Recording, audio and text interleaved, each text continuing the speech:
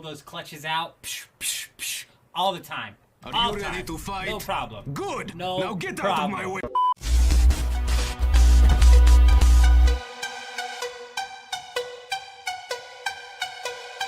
I'm insane, bro!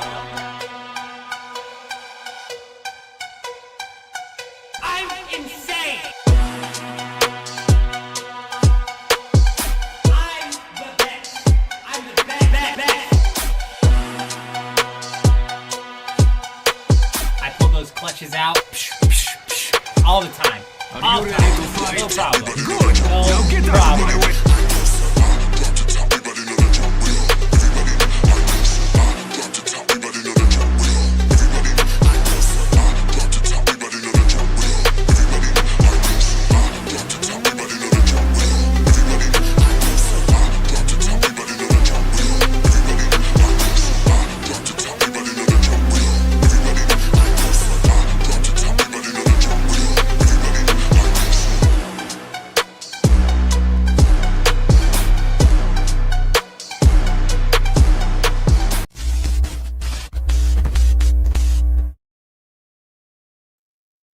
Hello, hello, hello. I believe we are running here.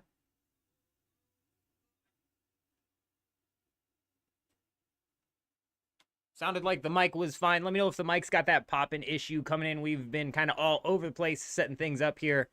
The chat bot seems to have only picked up on Twitch. Currently, Jen, how you doing? Gamer and Ray here before the stream was even technically running. You guys are insane. Ray coming in, bumping that membership up to the night category. You are an absolute legend. We appreciate everybody being here. Hope you're all doing well. Let's go ahead and start to kick things off here. Hopefully the bot Ricks will connect the YouTube chat. We finally got some crumbs on League, Jen says.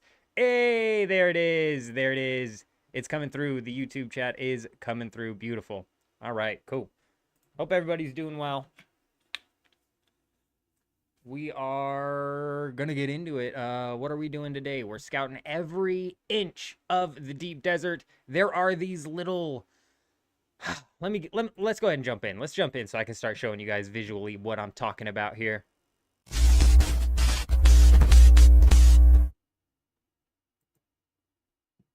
Surely, there it is. There it is. It always takes a second, but then it pops in.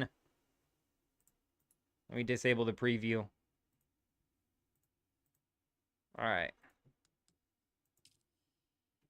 We had an absolutely insane day yesterday. We got into some crazy shenanigans. It was all off stream, unfortunately, but we did get a lot of it recorded. We'll eventually be popping a video out. We got somebody eaten by a sandworm. I feel so bad. I feel so bad we got this dude eaten by a sandworm. Oh gosh. Okay, hold up. Let's jump into it and I'll kind of explain what happened.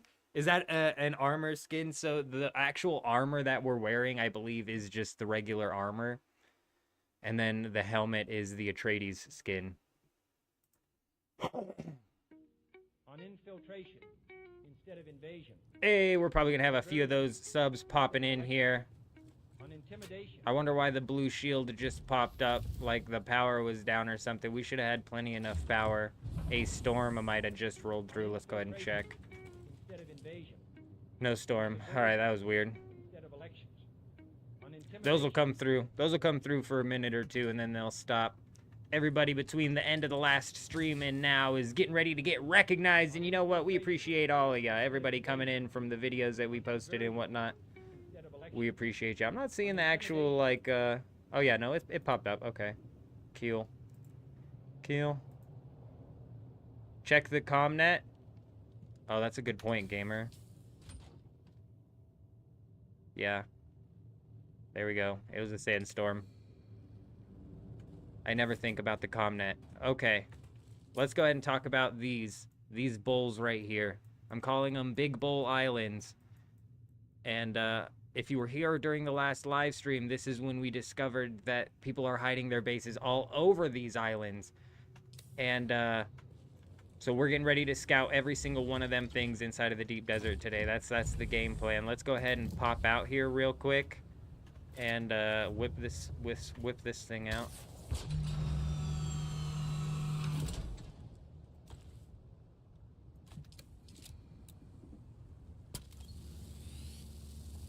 we got into some shenanigans. I've kind of been getting the hang of these rockets here.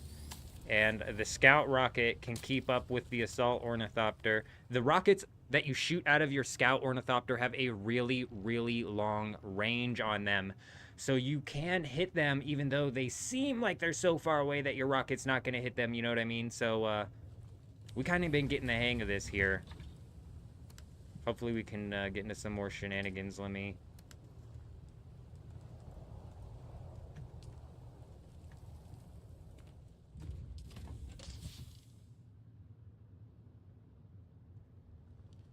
One day on the base. Yeah, we actually have to start clearing this base.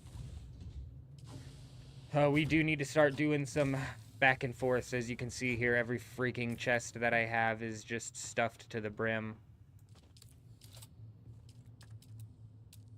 It's gotten out of hand. It's gotten way out of hand.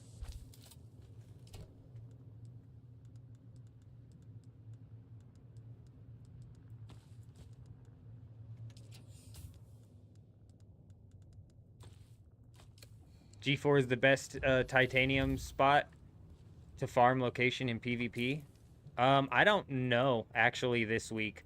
All I've been doing is hitting up this island right here has a boatload of titanium, and this one has a boatload of stravidium. But honestly, I just hit those islands up, and typically I end up getting into shenanigans sometime in between. You know what I'm saying? I end up getting into shenanigans sometime in between all of that.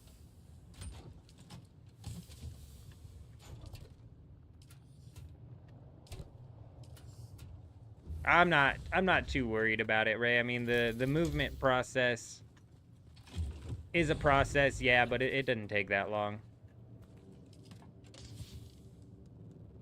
What am I looking for? I need rockets for my ornithopter. And we're running low, dude. As you can see, we've burnt through rockets.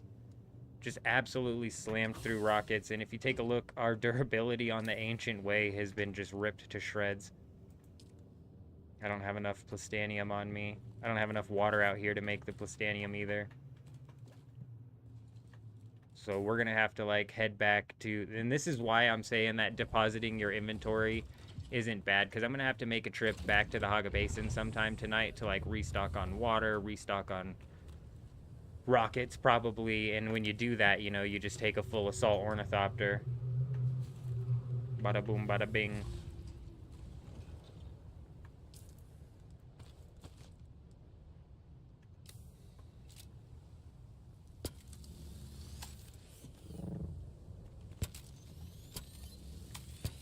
Alright, let's try and explain what happened when we got this poor guy eaten by a sandworm.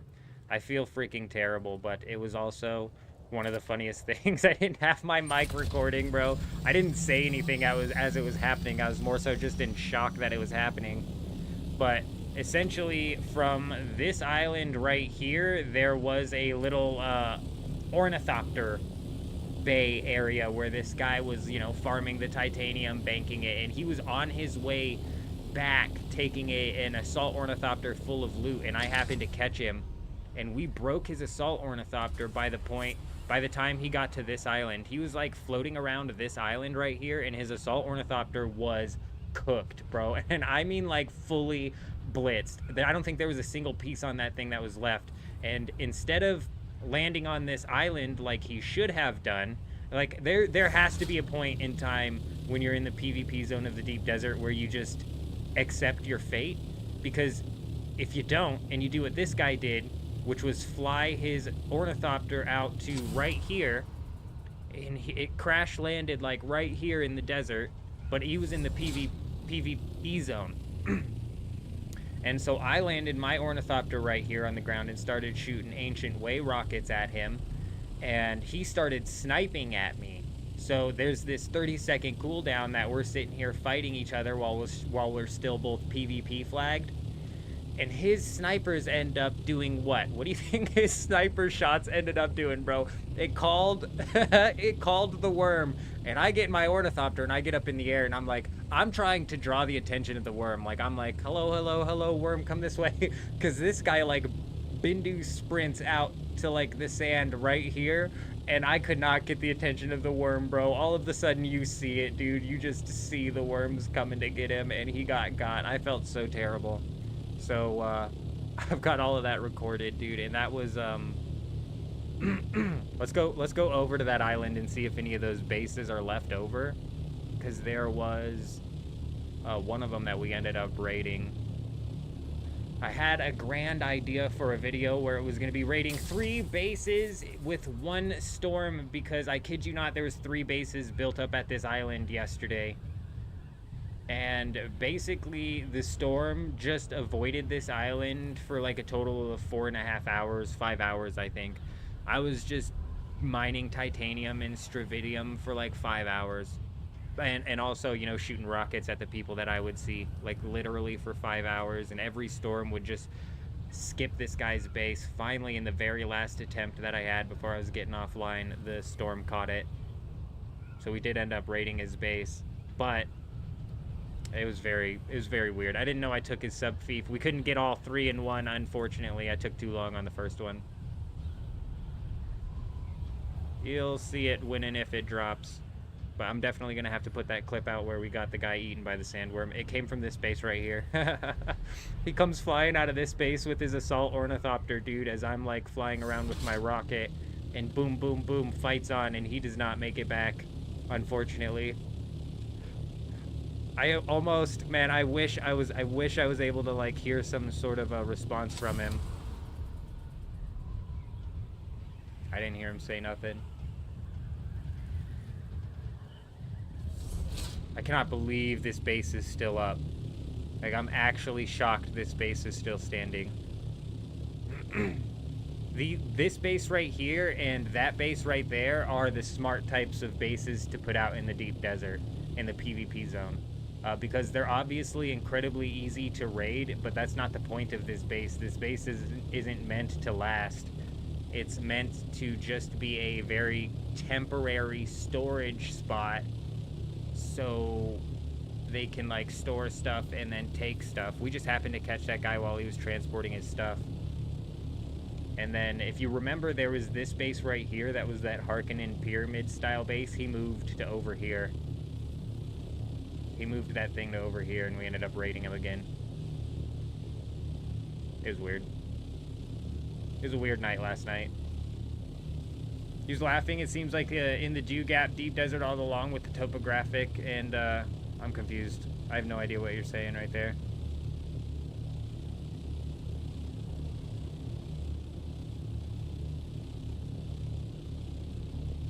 Oh, I was laughing. It seems like you're in the Dew Gap Deep Desert along with... Am I really? No way. I'm like, super dumb gamer when it comes to pop culture or like the streamer universe. I'm really slow, like, honestly.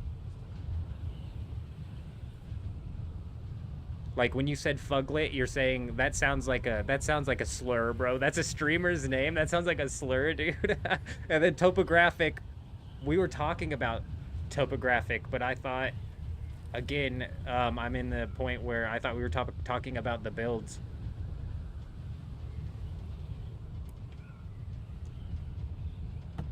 Jen, are you still there over on Twitch? Did the Twitch chat shut down? We've got some crumbs about leagues, you say. We finally got a crumb on leagues. Well, with a name like that.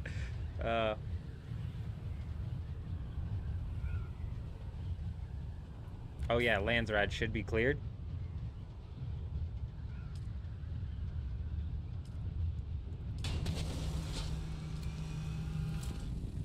I was not expecting to land on a rock right there. I thought we were way further in the air. Hold up.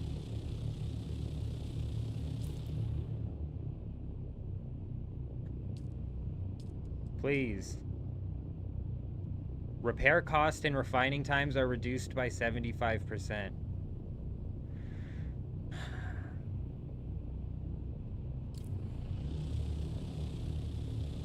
The Landsrad voting sessions are very strange because, let's take a look at this. It seems every week there's like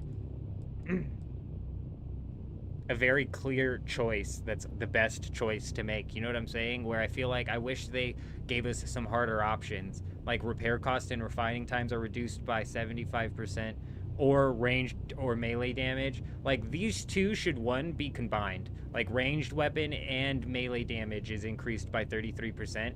That would make that more of something that people would possibly ever vote for, because just the 33% to one or the other isn't. I bet these have never gotten vote. One person placed a vote for that. One vote. One point. I bet these never get voted in.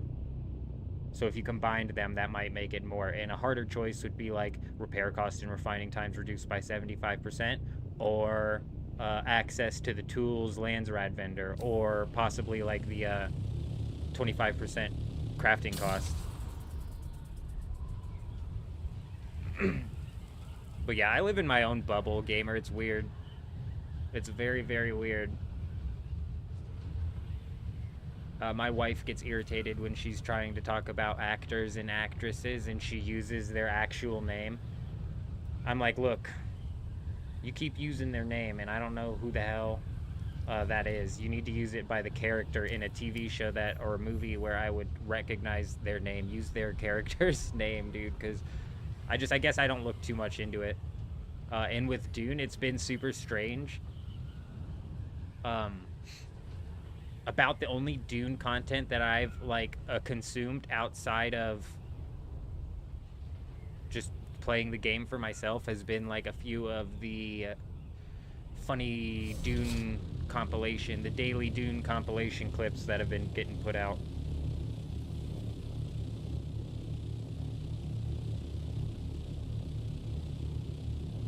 But if I'm on a deep desert server with other streamers, I haven't seen many people. They definitely ain't talking. Was one of them the one we took down? I don't think so, because if you look, is it still going to be in the Comnet? Dr. Gruesome Wind was one of their names. That was somebody we took down yesterday. Ill.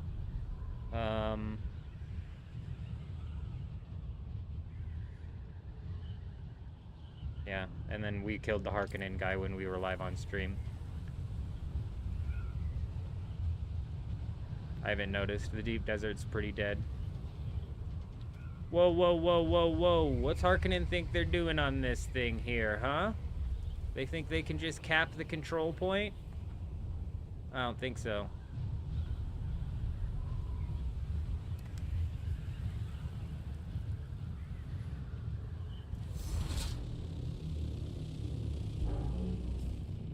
If you take a look at this one right here, I have contributed personal contribution of 6,720, and I have not delivered one single Vulcan to this thing. I've done all of that is from per minute while holding the control point. We spent a lot of time on that island with the 3 bases messing around with people.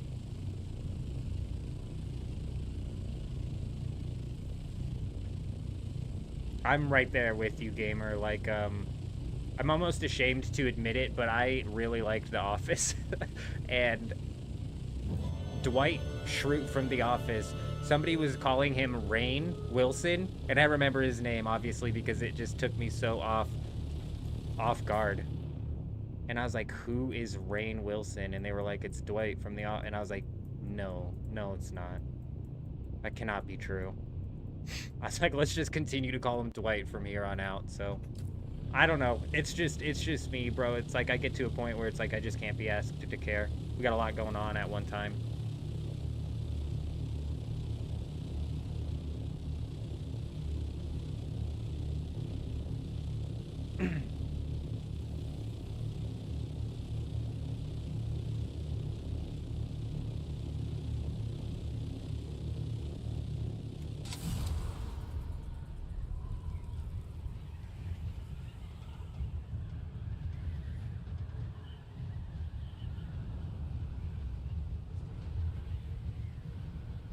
I'm not getting anything from Jen, so now I gotta do some digging here. Came from RuneScape, I'm assuming.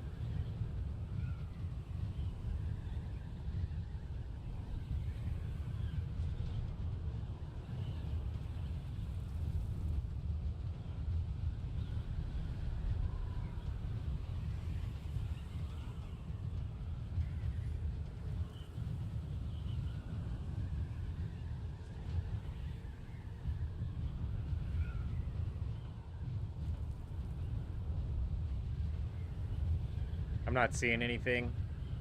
I'm not seeing anything. Oop, oop. Look at this here. Let's pop down here, because this doesn't look like it's a big bowl type island, but it also looks like there's plenty of spots for people to hide a base.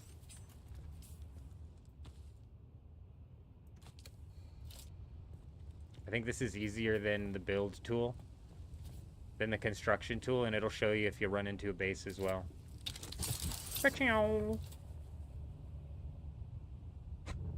Dude, no way, bro. Absolutely no way, dude. Oh my gosh. Cheesy as hell. See what the people are talking about. I had some comments in the video I posted talking about finding bases like this, and they're like, that's cheesy as hell. And I kind of see what they're talking about, because otherwise I'd have to... Where is it? Otherwise I'd have to come up in here. You know what I'm saying? Like, what are the chances I come up in here? Probably slim to none. Especially if I didn't know bases were already, like, being... put up around in this. Like, what is going on here? What is this, dude? What is this? Wow, okay. Here we go. It's working so much better than I thought. I just look, it's been few and far between out here in the deep desert, you guys. So the fact that we're stumbling upon bases, and this is the first island that we've checked and we've already got a raid, is insane, dude. Let's go ahead and slap one of these down somewhere. Obviously I got to take it out of his thing. But I'm just honestly mind blown right now.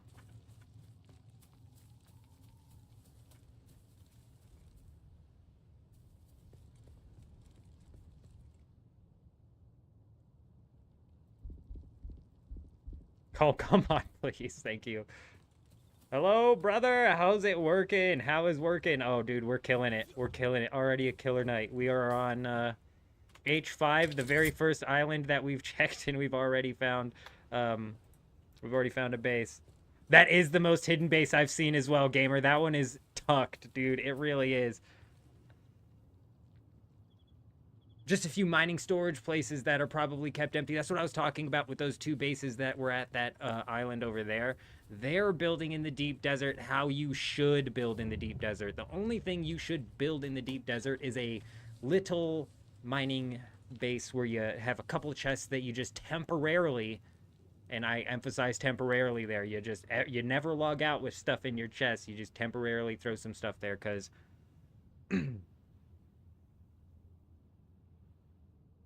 yeah, that one is way tucked in. And you know what? We found it immediately with that cheesy thing. Hold up, bro. I didn't use the restroom before I went live. Give me a minute.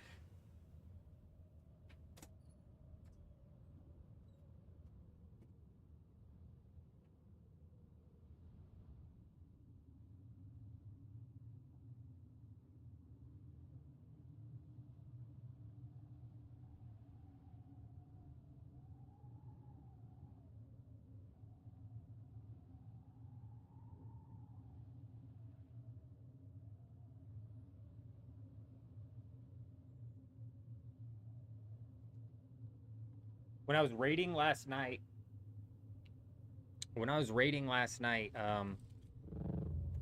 you'll see in the video that I put out, this rocket launcher was acting weird. It, like, wasn't hitting the right things. Like I said in the stream yesterday, like, its targeting is so weird on what building piece it attempts to break. And that's kind of what screwed us when it came to being able to break down all three of those bases in one raid. Granted, only two of the bases were just like Electros is saying it. They're the little mining bases that are really nothing.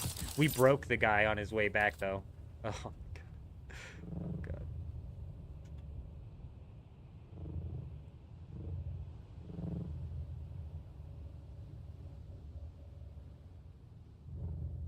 You can't even hide a base if people are using this strategy.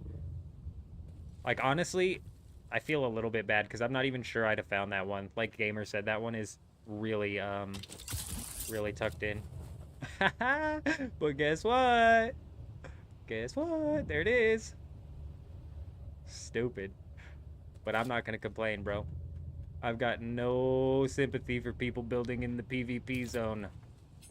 I don't even have sympathy if Funcom moves the PvP zone to you, okay? I was caught up in that mess. I could have lost my stuff. We've literally checked one island, and now we need to check this these half-moon islands as well.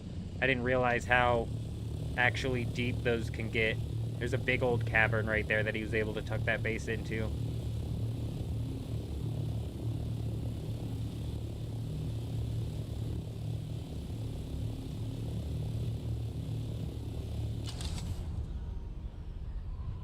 You really would. You'd have to walk through that little alleyway just looking up.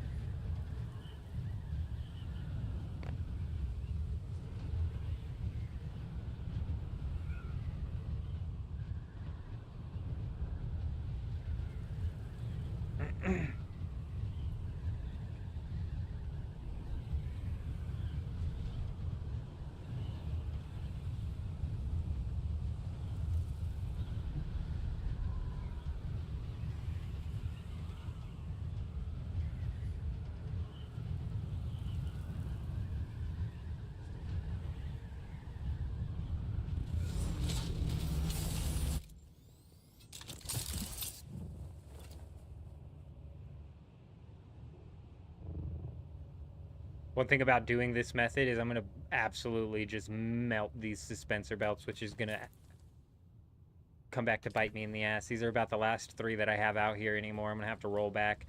And when we were in the Haga Basin last time, I'm pretty sure I used up like the rest of the materials that I had spare. I could be wrong. I'm not 100% certain.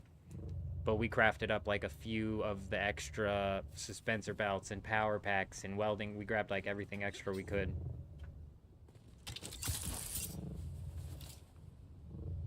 You just lost your gear eaten by a sandworm. You don't know if it was a bug or if the sandworm eats you if it passes on. We found another one. Honestly, Lulian, I'm going to call you Lou. Honestly, I don't know either. I've had the sandworm like nearly hit me while it's going under me and not take me down. So honestly, I don't know. I don't know. That's brutal, though. That is absolutely brutal. I'm definitely not gonna... I've always been careful and cautious when I see that thing even crawling under the ground, just in case it did take me out, but I've never had it happen. That's a weird way to slap down a base. That's 2, though. That's literally 2 for 2 islands that we've found a base in so far. I'm, like, actually dumbfounded right now. So, it's on... H5, G5. Let me get a notepad out.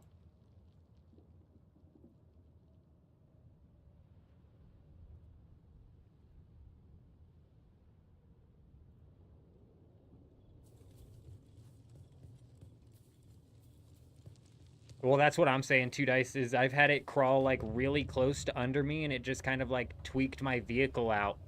I've never had it actually eat me, but I've never had it, like, directly hit me while it's going under me either. Oh, is that an I? Capital I coming in looking like an L?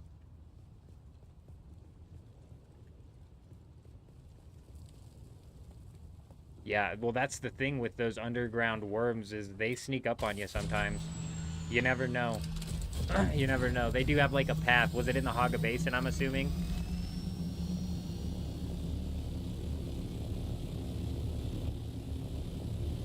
That would be actually wild if the amount of sandworm spawns had to do with the amount of people that they've eaten recently and that they're going to come out more until they end up getting somebody. That would be insane if something like that was programmed into the game.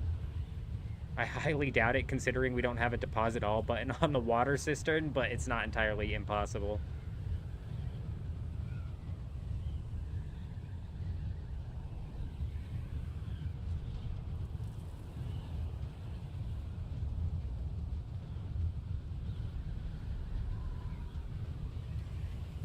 Literally 2 for 2 on the islands is something I would have never predicted walking into tonight.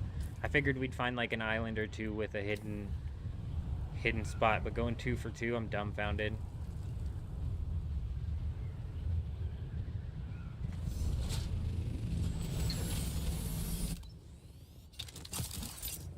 A 75% reduction. Oh. That looks like a broken base. Oh, what the hell's going on? This is the one island we raided, I believe. That's the broken base. This was the... Yep, that was the base we raided, and here's was the hidden base. This was when we first realized people were tucking these things inside of the cliff here. So it's not a 3 for 3 technically, but this island was what brought us to the realization how much people are tucking these bases in.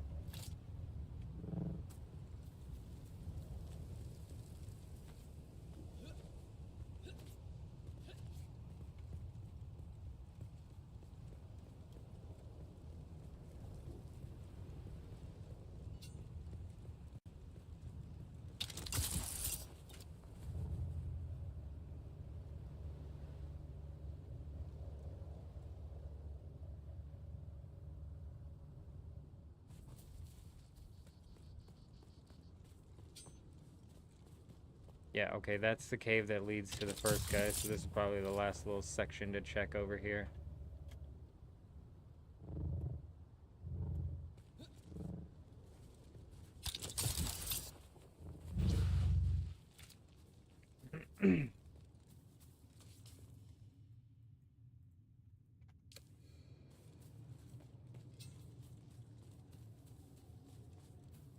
Dropping fuel cells on death is 100% intentional to make you lose your vehicles.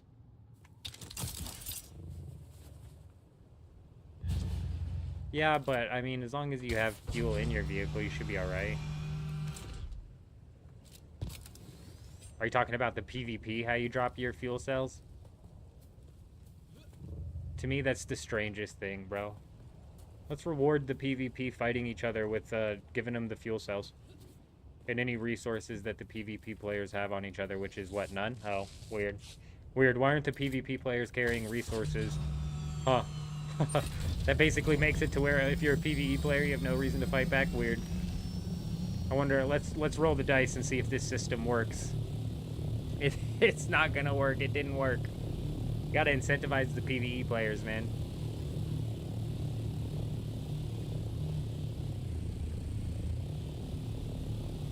I'm starting to realize that as a PvP player, I'm not even in it for the reward. Like, for real, I'm not even in it for the reward, so they really need to incentivize the PvP players by making it to where if you flag up, you lose your stuff, because I'm just, like, ruthlessly attacking people, blowing up their ornithopter storage, seeing that they've got, like, 150 titanium in there, and then leaving it and walking away, bro. Sometimes I'll even, like, repair the ornithopter so they can spawn on it, but we're out. We're done. I just wanted to break you down. See if I can make you cry a little bit.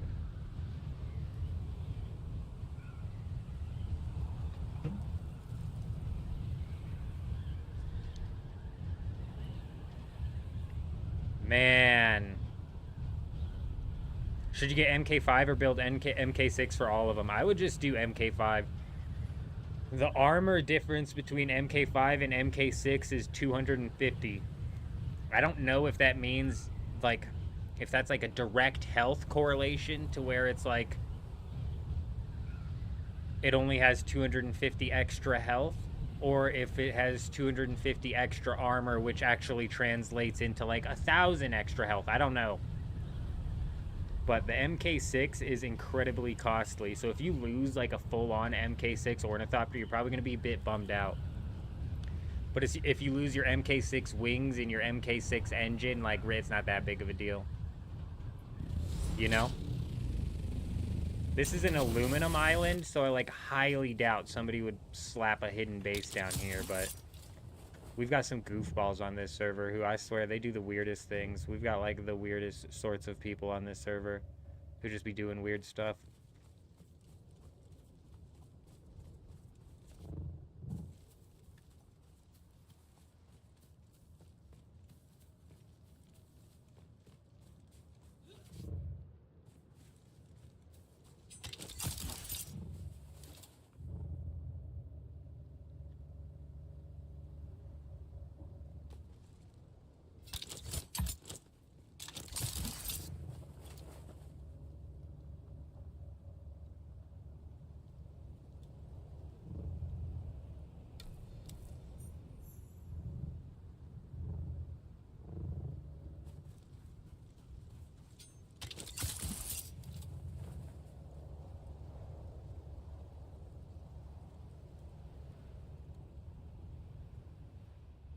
Yeah, I don't know why anybody would actually build on a island with a bunch of aluminum. But I actually need aluminum. So I'm gonna mine up an inventory of it. Hey, give me some of that aluminum, huh? Oh man, it's not even a full circle. It's been a while since I've mined something that's not a full circle. Give me that ore, huh? Right in the crack. Wait. Nailed it.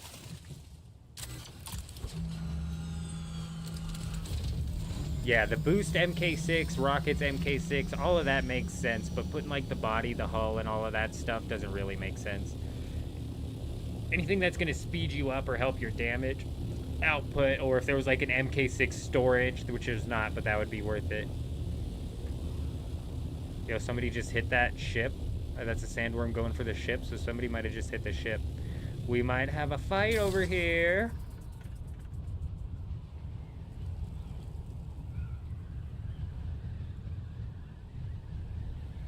Eyes peeled.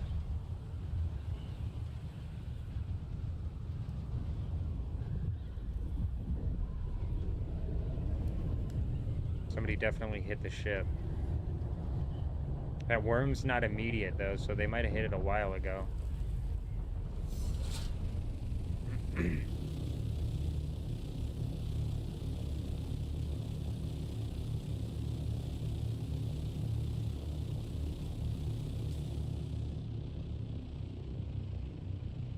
This kind of looks like one of those half moons, doesn't it?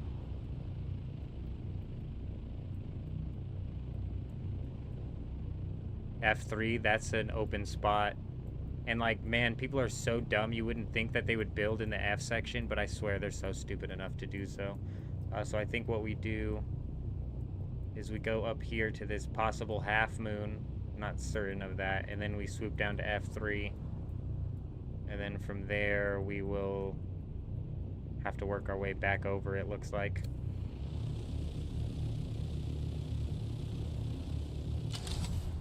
Yeah, no problem. I'll let you know if I end up finding out, like, if it's a one-to-one translation.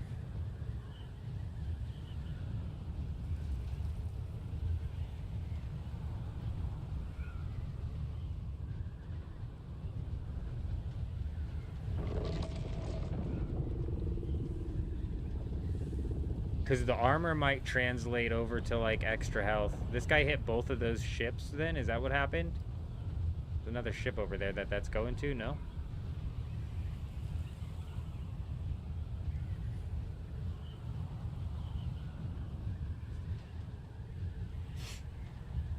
Seems a bit slow tonight. It was crazy busy last night. I almost was like, let's go live. One day, 4 hours and 47 minutes remaining. Oh, look, see, this is like... This doesn't even look like it would be a bowl, but it actually is, isn't it?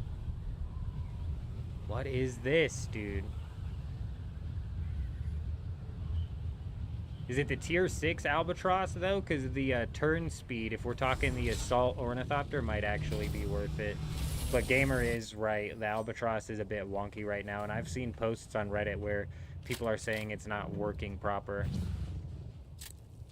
But there's been a few instances where people say something's not working proper, but it in fact is. So.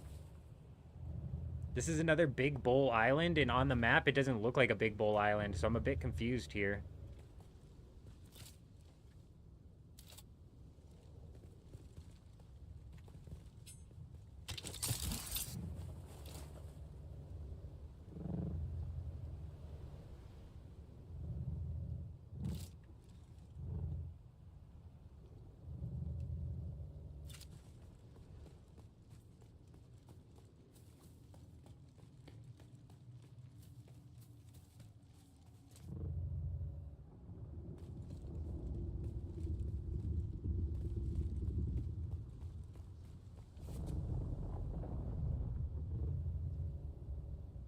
Man, there's a lot of caves on this thing.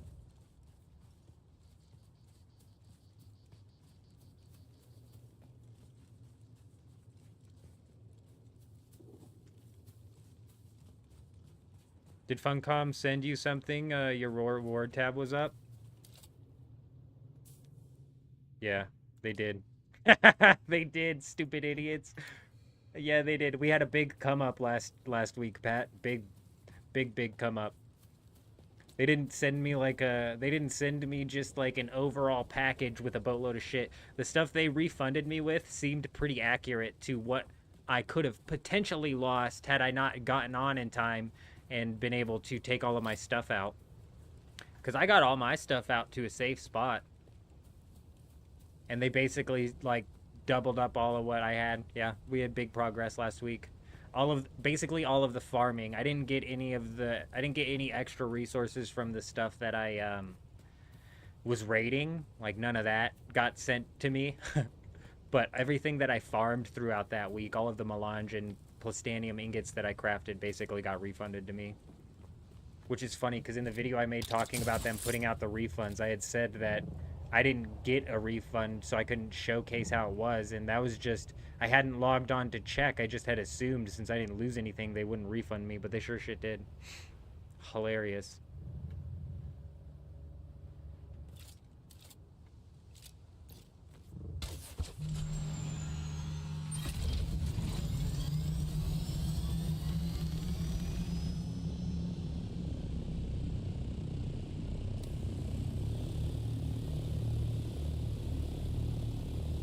Well, it would be a shame to come all the way out here to the I section and all the way out to this corner, this back corner, and not at least hit up that island over there and see. And it looks like this looks like a horseshoe on the map, but it's not. And this doesn't look like a bowl on the map at all, but it is.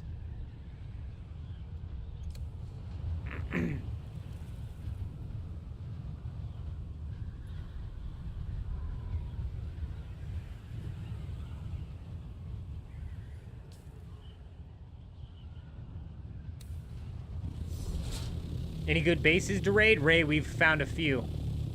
We're scouting every single base inside of the deep desert today. That's what we're doing. And the first 2 islands that we visited, we found 2 on. So there's a bit of a new strategy that we're implementing here. And it's because so many people are actually hiding their bases. There's a lot more spots to hide bases than I even realized. And we're finding bases left and right. I've got high hopes for tonight. We've got a respawn beacon set down at one of the bases, and it's one of the most hidden bases I've ever seen. The Tier 6 Albatross glide stats are worse than the plain Tier 6, even in the tooltips. Yeah, no, the glide stats are worse, but the turn radius, the turn stats are better. And that's why people are like trying to weigh the pros and cons. It depends on what you're doing with the Assault Ornithopter. You didn't have your base built in the zone. They made PvP, but you lost 5,000 spice to the inventory bug. Oh man, Pat, people are getting really pissed off about that inventory bug.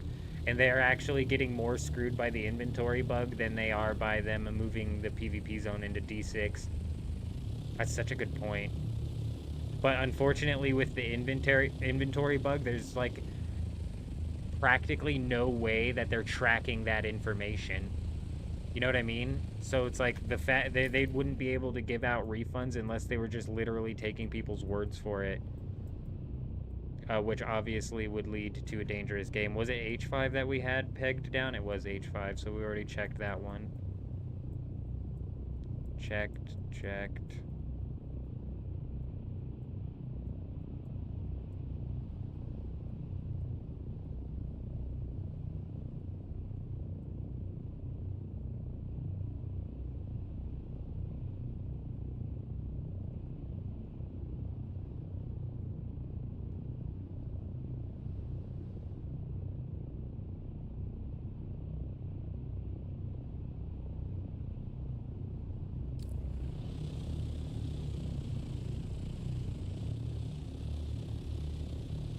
Yeah, there comes a certain point in time where it's like, I think you're right. It probably wouldn't be the hardest thing to implement some sort of like inventory check, but you'd have to be implementing. Honestly, the checks should be there anyways, like an inventory check as you're going in and out, and it should somewhat be stored. Just I don't know the technicalities of how all of that might end up working or needing to be worked in to have it function properly. But yeah, a lot of people are getting screwed over.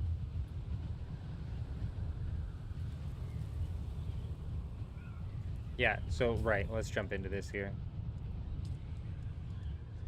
I don't know if I have the tier 6 Albatross wings. I do on the Scout. So we could talk about the Scout. The turn rating of 8 and the agility of 9.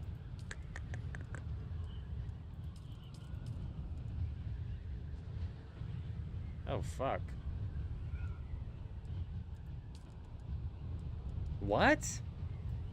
Has that always been the case? I swear that wasn't the case previously.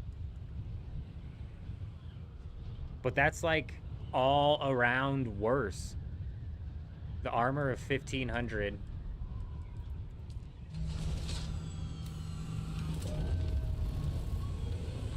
Hang on. Let's see if the armor makes if it's an armor difference. Because these tier 6 wings are weak as shit. They are like butterfly wings.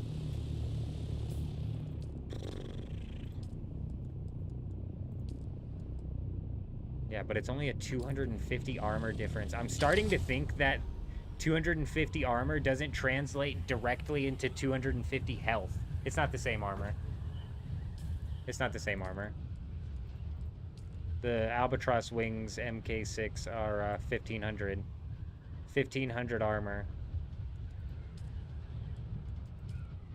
I hit the Assault Ornithopter. Oh, it is the same armor.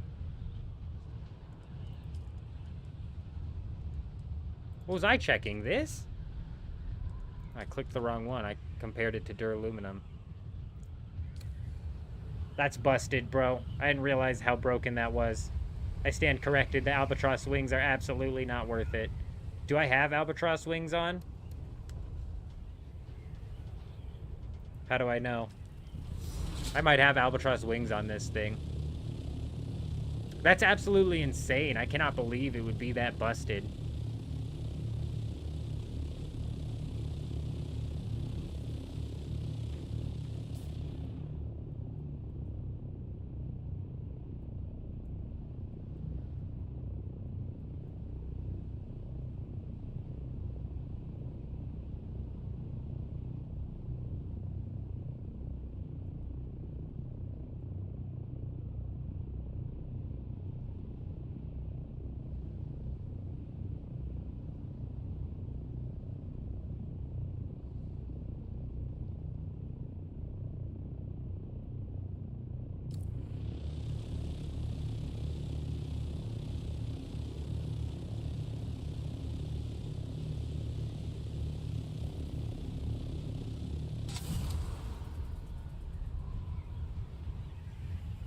I wouldn't think so. Not cheap enough to justify that. It's a big gap. It's not even just like it's a little gap. It's a big gap. A big, big gap.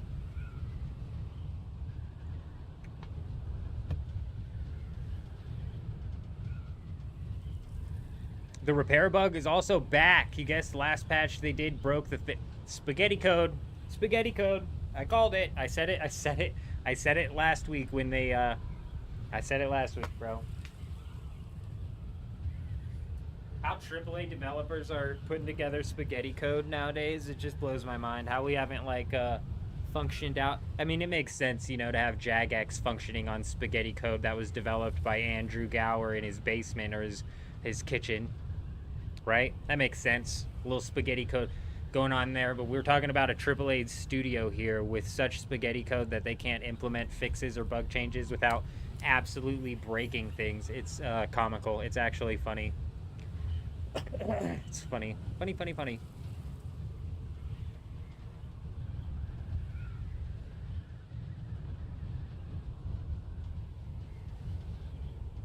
They adjusted Ornithopter bases. If it works, they'll come back with a rebalance. They that must have been what I was seeing in the Discord, gamer. Was people were complaining. They were like, are you gonna fix the Albatross wings? And it must have been because they adjusted. Yeah. I get what you're saying. Okay, this is the one we checked already. What are we on? G4. And where are the 2 raids that we have? We have G5 and H5 as 2 raids. I think I need fuel. Yeah, let's go get fuel.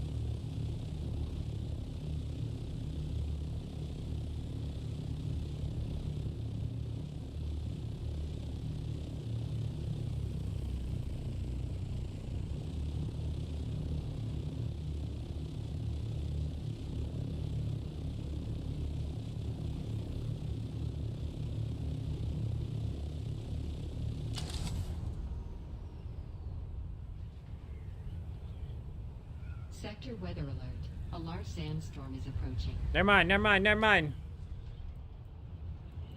We turn, we turn, we turn. What was the better one? What was the better one? It was G5, wasn't it? G5 had that one that was super tucked, bro. It's raid time, baby. We got a raid on. Raid's on.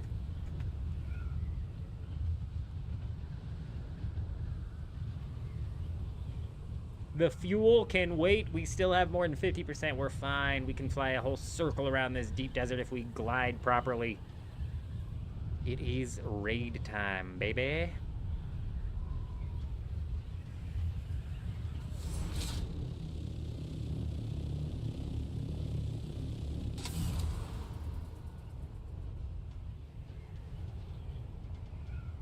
Sector weather alert. Ooh, yeah. Hopefully it hits it dead on, because we were having some problems yesterday with the sandstorm not hitting the bases directly, man. To wait longer than I should have had to wait.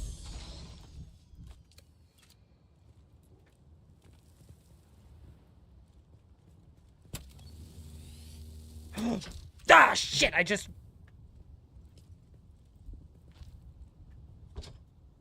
lost 250 rockets because I'm an idiot.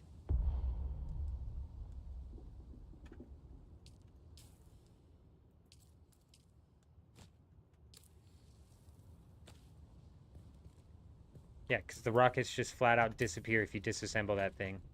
Fucking stupid.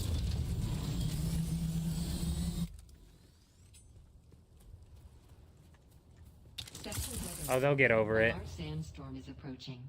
They'll get over it. I'm sure they do, though. I've become quite the menace. Quite the menace. A bit menacing, if you will. But you know what? I've got no sympathy for people who put a base down in the PvP zone of the deep desert. We gon' get it. Where is this fucking thing?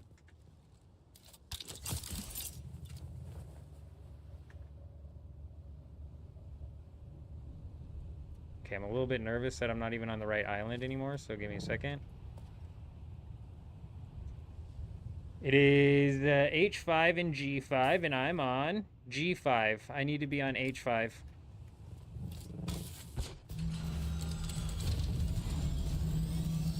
Go, go, go, go, go, go, go. A large sandstorm is approaching.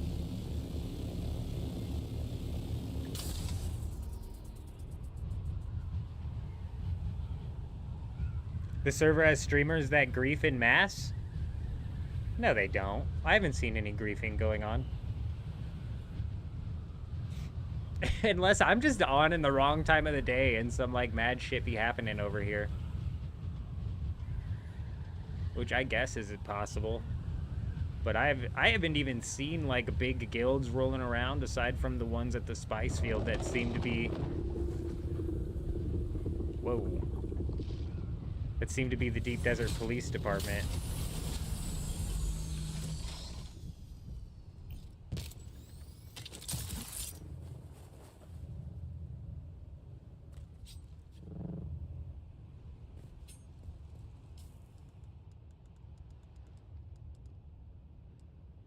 Where's my respawn beacon?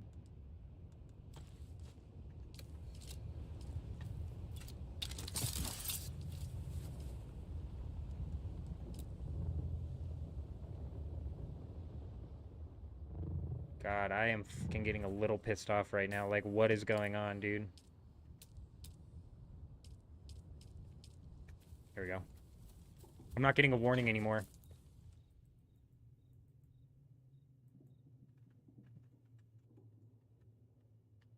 Sector weather alert. Okay, A there it large is. sandstorm is approaching. Okay, panic there a little bit. This is the one we want.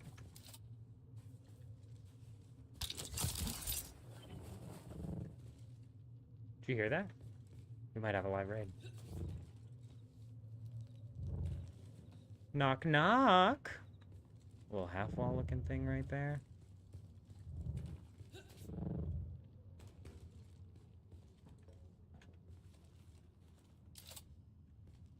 Man, what is this? Is this already raided? That's a foundation. That's a foundation. What is this? Is that a roof? I think this is already raided, you guys.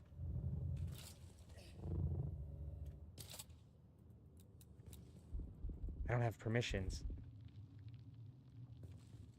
Fuck too, it's raided then. There's a sub-thief somewhere.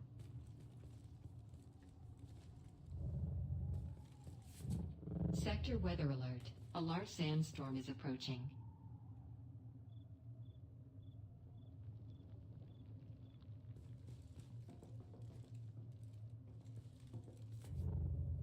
Grab the roof, you fool. Grab the roof! Oh, oh, oh.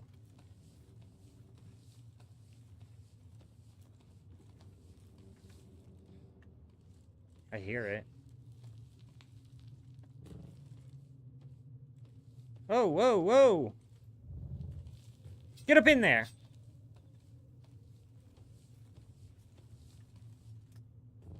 Get in there!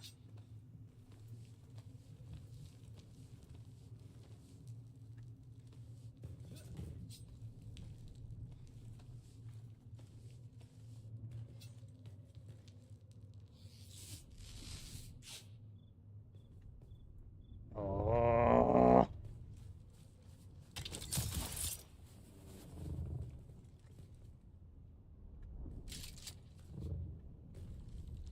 Sector weather alert.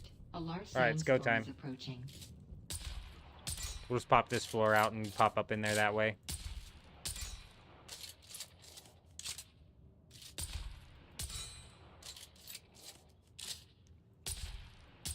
Bada boom. It is a sneaky base. Super sneaky base, honestly.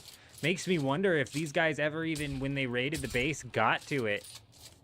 You know what I'm saying? It looks like that top floor might have stayed untouched.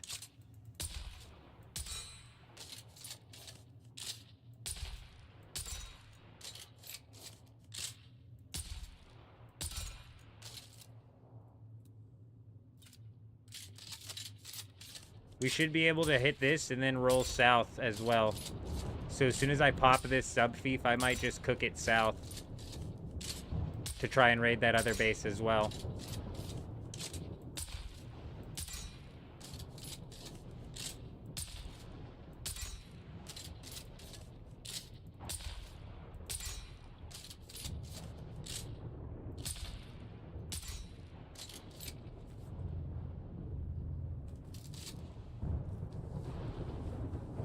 Oh my gosh. Oh, I'm getting fucking mad, dude. Thank you, bro. Unbelievable.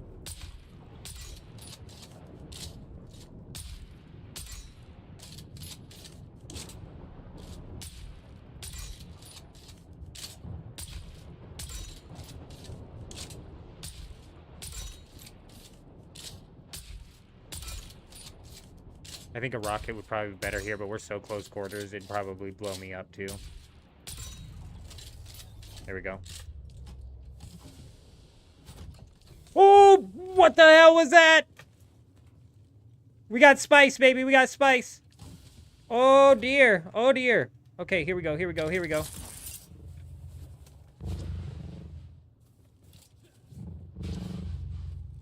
Place the vehicle, man. Place the vehicle, man.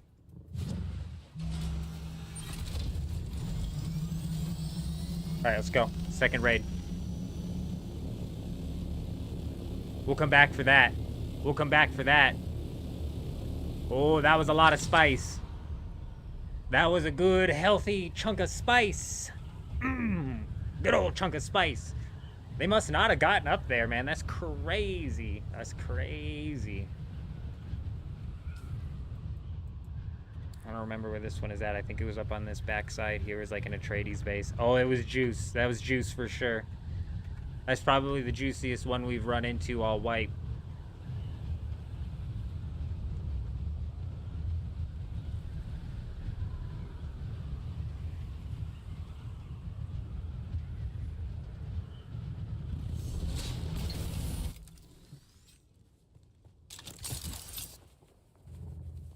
Tell me this was just where it was, man. Come on, shit.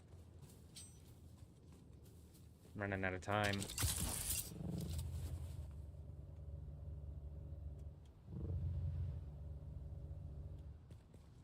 I just don't remember what side it was on.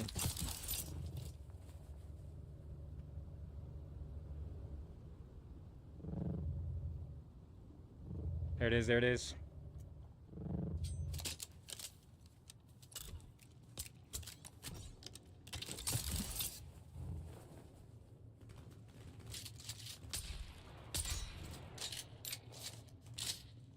Fucking believable. I would use my rocket, but this thing's been like I said, it's been weird, and I don't have like enough of a gap here to even mess with it. I'm just I want to break in.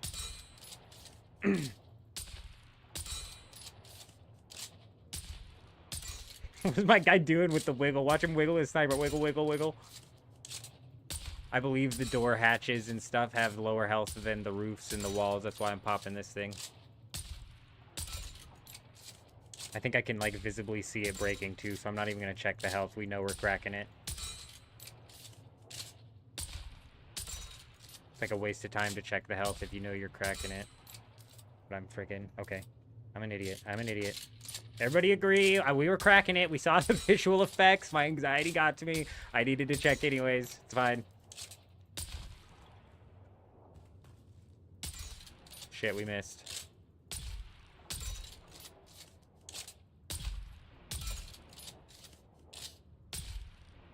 If we need to clear this one as well, we're going to clear this one first before we go clear the other one. The other one's so hidden, and even if you looked at it, you probably wouldn't see that top piece to go into. Wow, what is happening, bro? This guy thought he was cleared. Oh, baby. Oh, baby. We got a double juice. We got a double juice going on here. We got juice on juice. Not possible to place vehicle. Why don't you figure it out, sonny boy? Why don't you figure it on out there, shiny boy?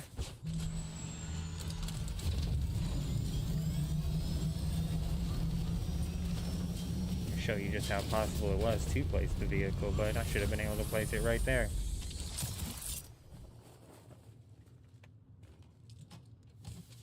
All of this.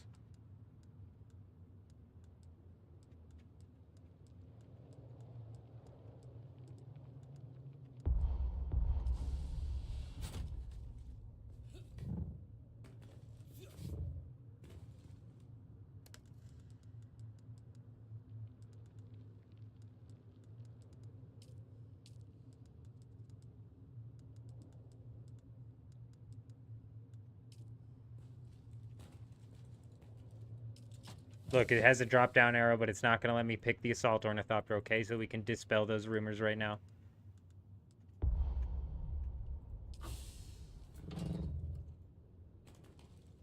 Yeah.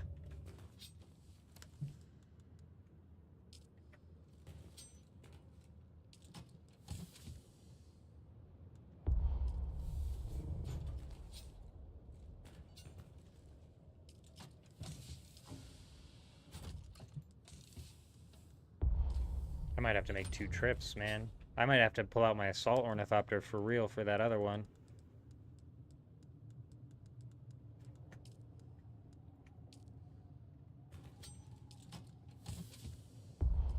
You know what I'm concerned with is it says that the base was raided. It tells the people that their base was raided.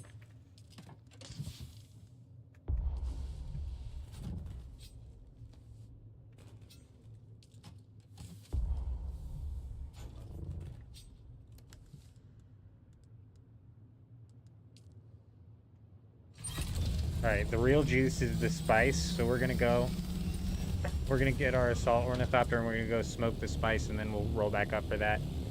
You start to move your base, 20 hours in the deep desert and is gone? Yeah, it is about that time. It's about that time, isn't it? Why not just place your own sub-fief down to loot faster? I mean, I've got all 3 sub-fiefs claimed. Unfortunately, I wish they would, I wish that they would come out with a system where they would allow you to have 3 sub-fiefs in the deep desert and 3 inside of the Haga Basin, because I've got 2 in the Haga Basin, which I'm just not willing to part with. Prime real estate that we're eventually going to be doing we've got a mega base going up on one of them, but then the second piece of prime real estate that I'm like, maybe I dump. Why do I got that trail falling off of me like I'm on fire or something like that? But the second one we're going to dump, I was thinking about dumping anyways, is just, it's too good of a spot, man. I've already got like a vision as to what I want to build with it in the future, and it's like, I can't dump it.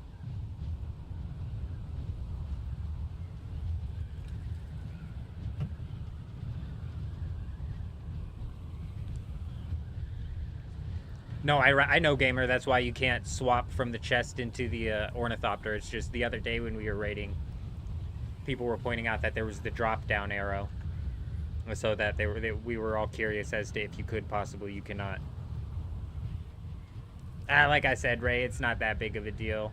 We're actually in a point where we need to head back to the Haga Basin anyways, and that's kind of how I do it. Those midweek, you transport as you transport in. You know what I mean? And how long do we have? We've got 1 day and 4 hours, so technically we've got all the time in the world, unless they move the PvP zone like they did last week.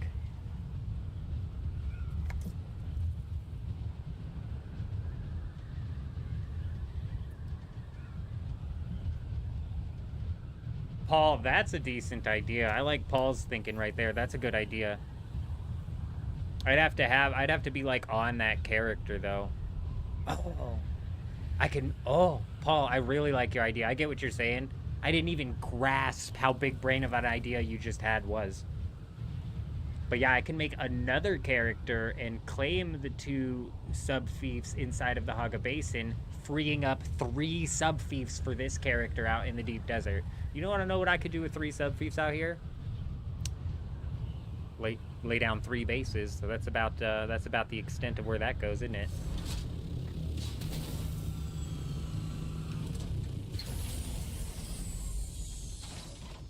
Okay, I need to dump my inventory.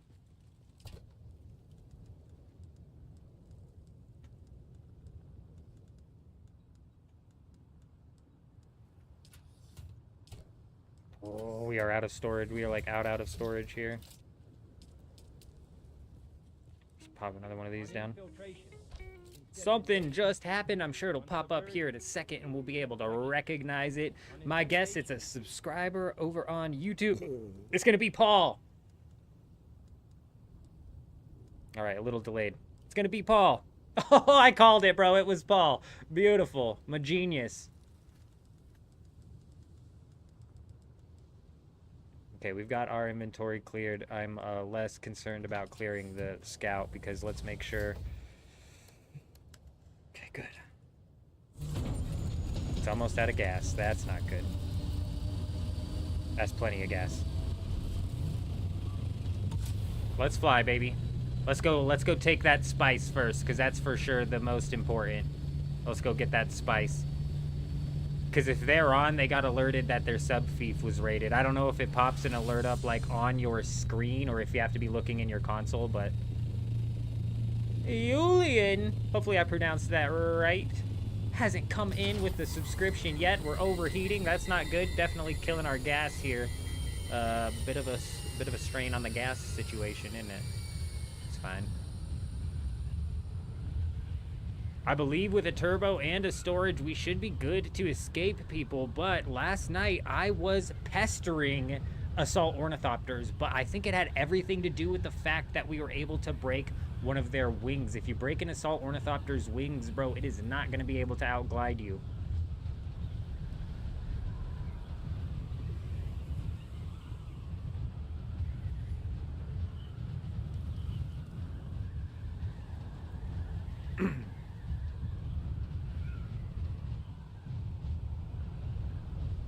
Maybe what we'll do is sometime tonight, because I didn't get a live reaction to that guy getting eaten by the sandworm, maybe I'll pull that video clip up and we'll watch it together, and I'll react to it live again, because it was freaking hilarious, bro. Absolutely hilarious. Do I feel bad? Yes. Was I trying to get him eaten by the sandworm? Absolutely not. He's the one who made the mistakes and got eaten by the sandworm, man. Gamer coming in, asking for the thumbs up again. Can always count on him. He's the man driving the likes.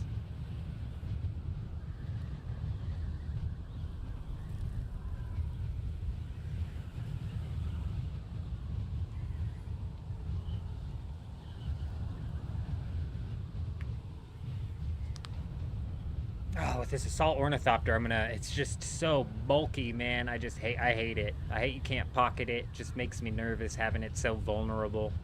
It feels vulnerable.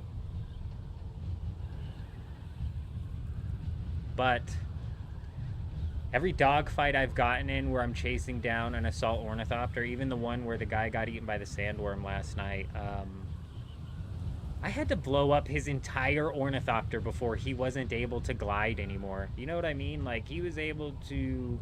I had to blow up his whole damn thing. And he still made it to the safe zone. He just didn't make it to an island in the safe zone. He made it to the sand in the middle of the safe zone. Like a maniac, he parked that thing, too.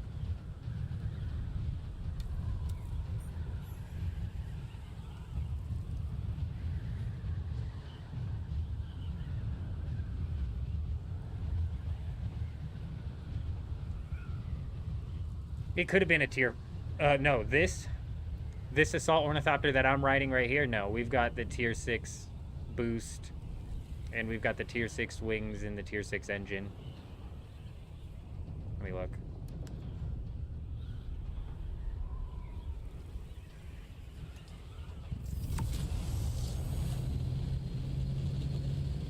Yeah, I think we'd be fine. I think we would dust any... scout ornithopter with rockets, but like I said, I was able to pester that guy really, really good last night, so I'm like not 100% certain on that anymore.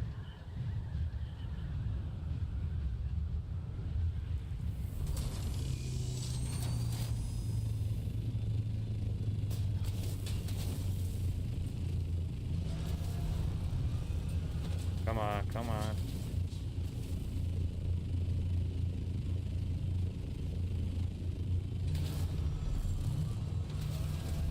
Okay, I'm not even certain I'm in the right hole.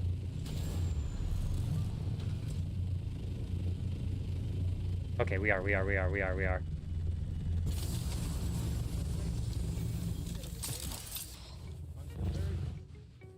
Hey, was that Julian coming in with the subscription? Catching up. Finally catching up.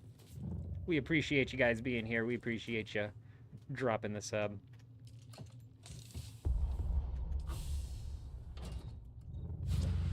Did they move some? I thought I seen more. I only glanced at it, dude, but I thought I seen more. Did they come and move some? These guys might have come and moved some. I told you, man. They might have got notified.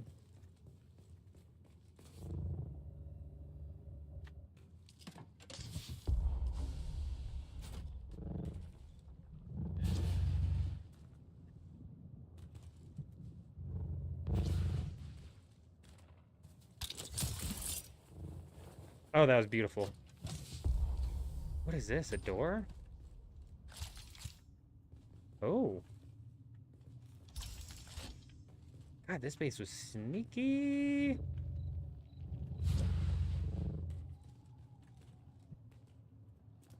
Like, I could probably park my ornithopter up there, but it's like super exposed up there. It's a lot more hidden down here.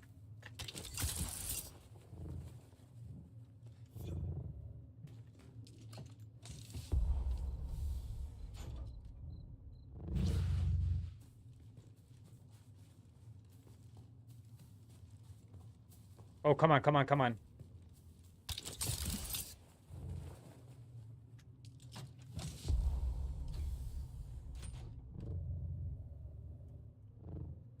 So the wings, they cannot figure out how to have people properly interact with the wings. So I wish what they would do is I wish that they would just Stop it. I wish they would just make them uninteract withable. Like, it's just like a... I just float right through them. Just stop it. Just stop trying because it's bugged out. Hold on, I see the chats coming through. Just give me a minute here. I'm not 100% certain if they, like, tried clearing this at all here, so I'm gonna try and fill this up and scoot the hell out of here as quickly as possible. I could have swore I saw, like, a couple more stacks of spice, but I could be tripping. Because I did only glance at it for, like, a fraction of a second. I saw there was a bunch of spice in there, and it was, like, a quick move on, because we had that second base to raid. Big. I need to smooth take that aluminum chest that he has down, because I am out of storage at my base.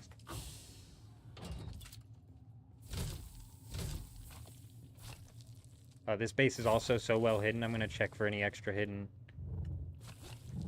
loot.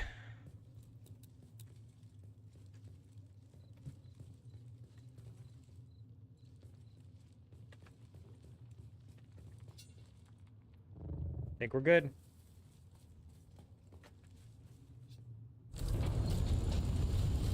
Hello, you just got up in EU, SpongeBob. Hey, hope you're doing well. Hope you're doing well, SpongeBob. Make the wings no clip. Right, Paul's got it. Paul's got what I'm trying to say. Jeff, hello. Jeff. There's no notification for when your base gets broken into or your fief gets destroyed. Only owner of the fief will see it in their logs. Ah, that's what I was asking. Is do they have to actually physically look into their logs to see it? I'm glad we got a bit of a confirmation on that. All right, this inventory is entirely full here, so we're gonna swoop this on back to the base, and probably just take the scout ornithopter to come clean this thing up. But we might come out with the assault ornithopter one more time just to make sure that we get the entirety of it.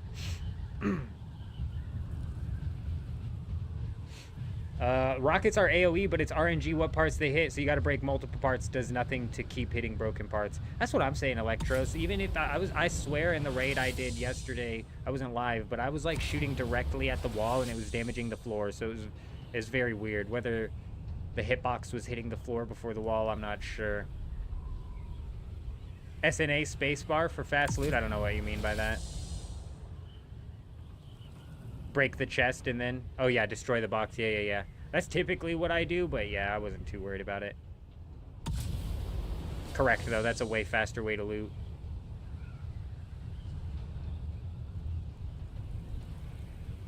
And you're right, Paul. There's a couple of objects that have that no-clip thing going on with it, honestly. The fact that the wings... And it's like the wings are such a big problem. It's such an obvious problem, and they can't figure it out. And it causes some of the weirdest interactions, too, and some of the most buggy interactions. So it's like, just figure it out. Just cut it out. No-clip that thing. I don't think anybody would complain.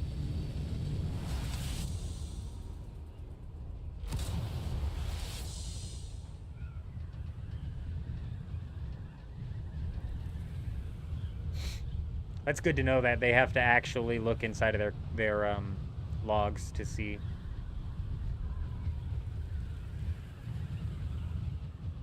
So there's practically no way that there was any extra spice. That must have just been what was in there. Which I'm not complaining, because if there was any more in there, I'd had to make another freaking trip. What is in the top left of the Assault Ornithopter module? That's the boost. So it goes, that's the thruster, and then the storage, if you're talking about the arrows.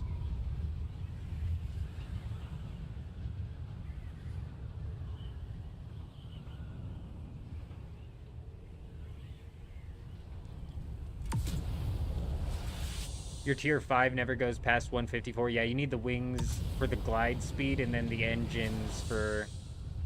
I believe just like the regular non-vulture speed. They haven't, so the glide still doesn't boost the max speed of the assault ornithopters, so I can't go any faster than 164 glide, but if I go into non-vulture mode, and I hold spacebar and W while I'm turboing, I can get this sucker cooking. And then if I let go of W and I just hold space, it'll go even faster. So I can get this thing up to like 180 before we hit the height limit and it slows me down. You're talking about the one which is empty in your assault ornithopter? Gotcha. This one right here. I think that would be where you can put a scanner. I could slap a scanner on this, I believe.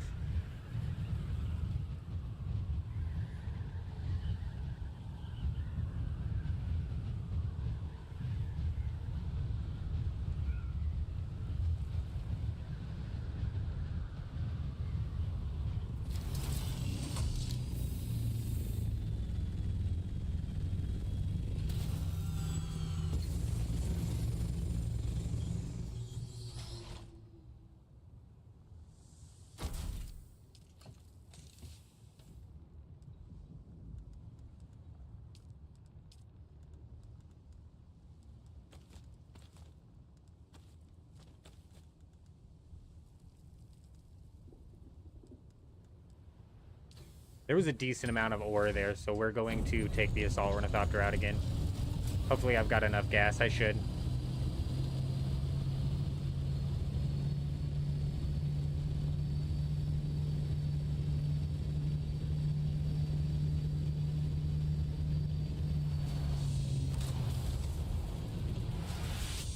Boost upgrades only affects the scouts, so the scouts were boosted and the assault's still vanilla, yeah. I think the assault should get a glide speed boost, but it's kind of like maybe that wouldn't work very well with the fact that you compare boost in rockets and boost in storage. That might be a little bit overpowered. So it does make a little bit of sense, but at the same time, I don't know. I don't think the assault ornithopters... I think the assault ornithopters get shafted a little bit when it comes to them trying to balance the difference, make up the difference, you know what I mean? Shit! Oh. I swear, one of those is going to smoke me in the air one of these times.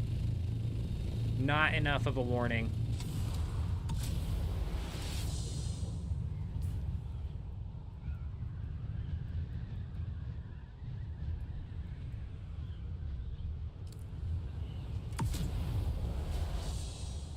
It can actually slow you down. I mean, it's dependent.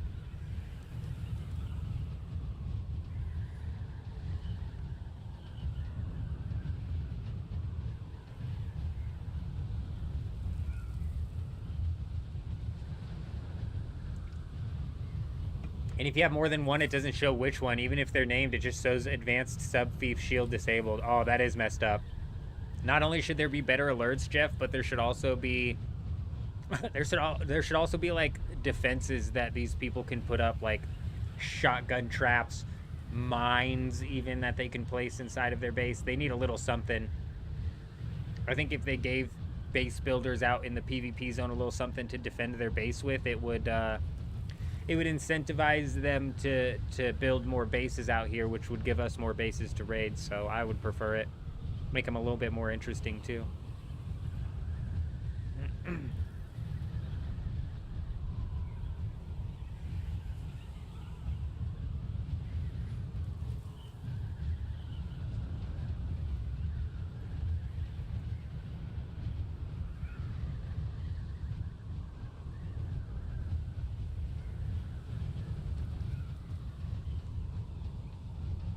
Alright, well, the two bases that we scouted right at the beginning of the stream have officially been raided.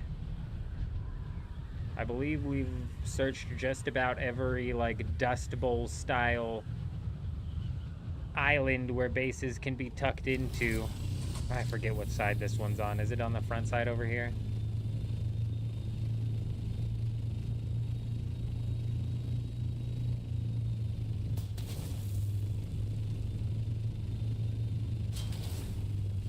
Oh, come on, squeeze in there, bud. You know you want to.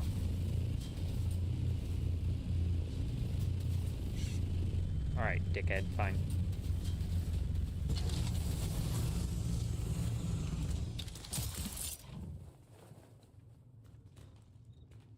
I should have brought the scout. We were able to slap the scout down, like, right on top of this thing. It's gonna be a pain in the ass to move this much ore.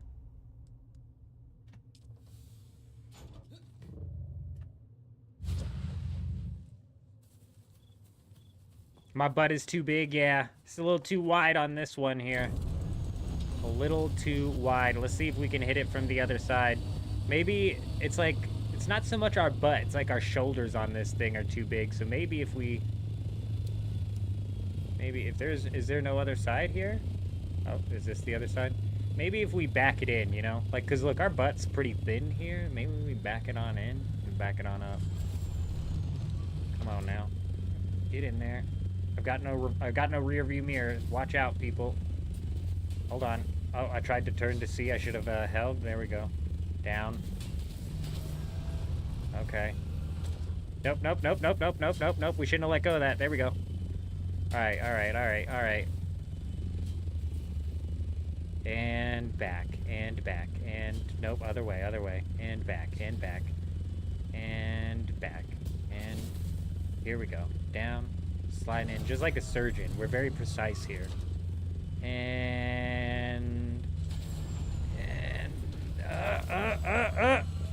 Okay, down, down, down. No, we're turning. Oh my gosh, we wedged it sideways. Fuck. All right, exactly how I meant to park that thing. Not sure if I even saved us any sort of distance here, but I think we're gonna implement the destroy strategy here. Otherwise, it's just gonna take all damn day.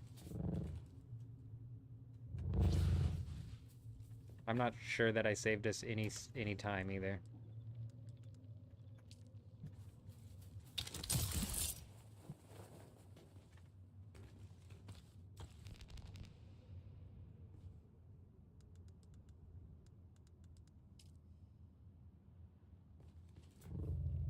Just go backwards, yeah, just back it on in.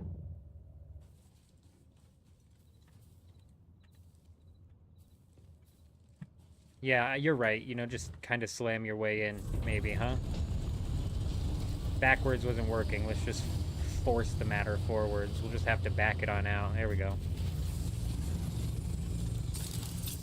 Oh, we just barely missed the wings there. If we got clipped by the wings, who knows what would have happened. Who knows what would have happened.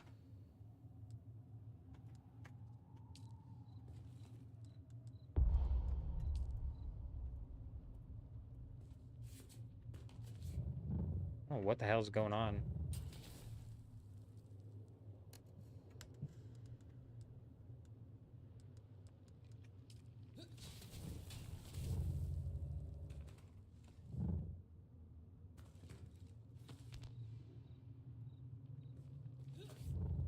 Actually, what am I doing here?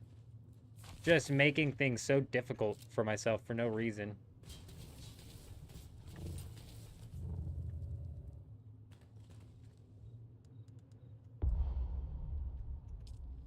What the fucking hell?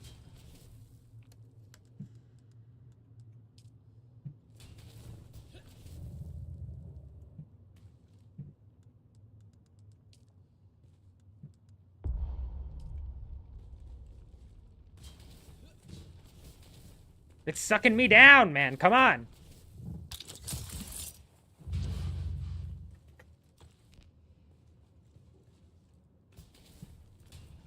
Oh, dear.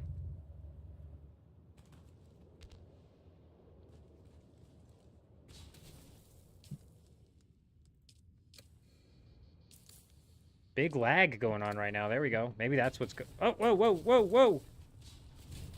Oh my gosh, game does not like where I've parked this ornithopter right now. Not a huge fan. Uh-oh.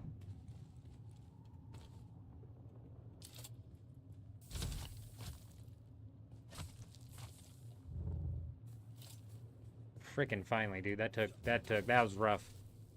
That was rough and tumble. Alright, let's back it on out. Back it on out. Back it on up. Alright, we can turn here. We got enough of a gap to turn. Big. Huge.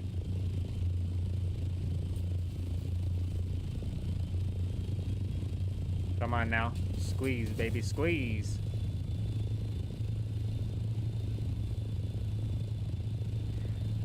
Yeah, I would love the live raids to happen. But I can't make these people get online. And what's unfortunate, even when every time I get an opportunity for a live raid, they just end up rage quitting. You just leave their base. It's like, look, man, come on. Stay and defend your base. And then they just leave. I'm like, ah.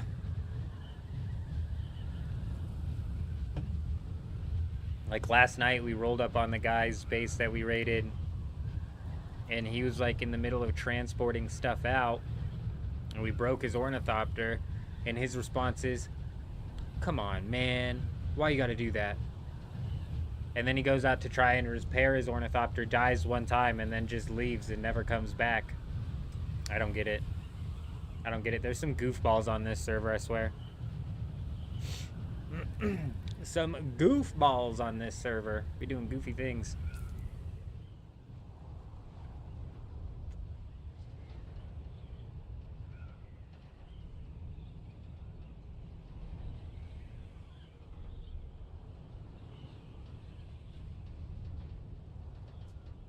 It's hard to tell. Some of the islands haven't looked like they are the big bowl type islands that are hiding bases on the map, but when you fly by them, it's obviously a big bowl that is all over the map. Is that about to blow right there?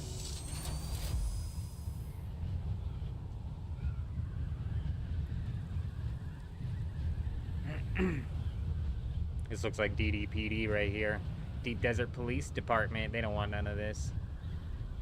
They don't want none of this. Oh, he wants some of this.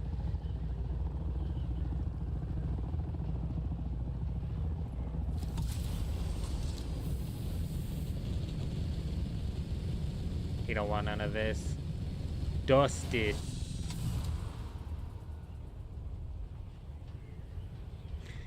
I don't know if I have more than 250 rockets for my ornithopter at the base, but we're going to go dump this assault ornithopter and then do a little bit more scouting for bases here.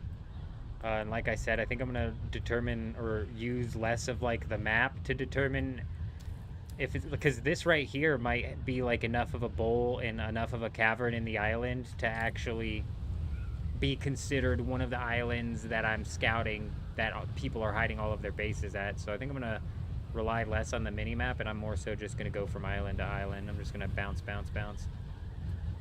Boom, boom, boom. Let's get old Rockety out, though.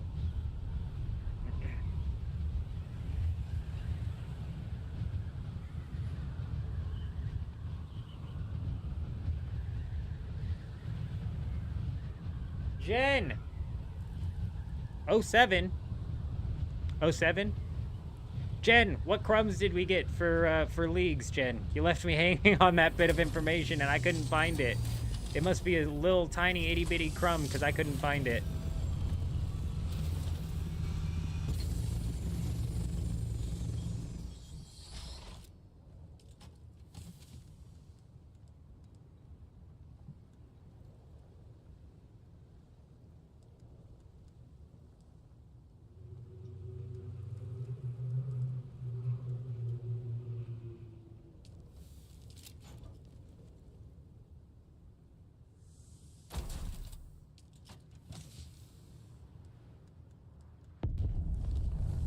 Alright.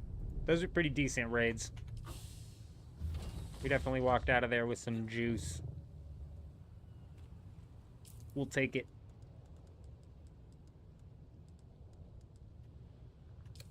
Enough aluminum to, I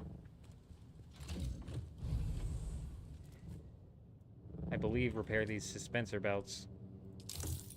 Big.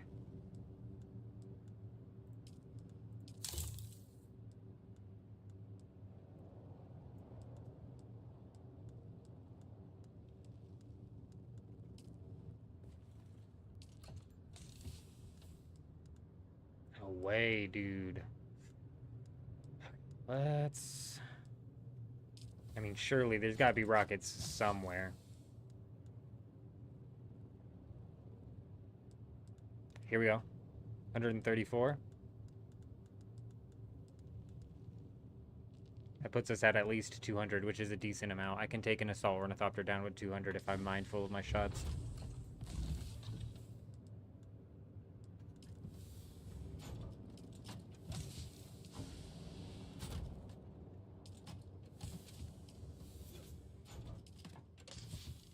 All right, we got our 2 suspensor belts. Boom, boom, boom. Let's grab some fiber in here somewhere, surely. There it is.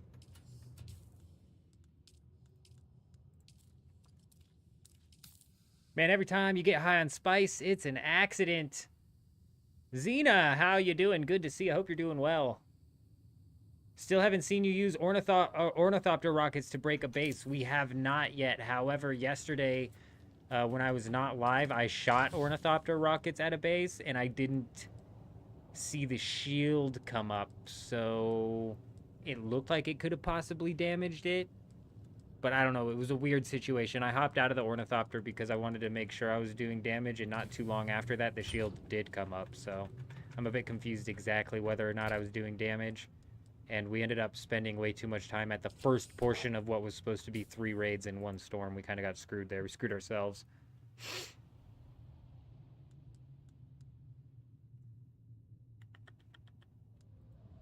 Okay, the Ancient Way is, like, absolutely brutalized. But I don't have enough water here to craft enough plastanium to fix the thing. So we're going to have to continue to use the sniper to break through walls, I think. And maybe try and save this for if we end up getting into air combat. We got the rockets I needed. Did I pull out the welding tool? I didn't even grab a welding tool. That's what I was searching for down here.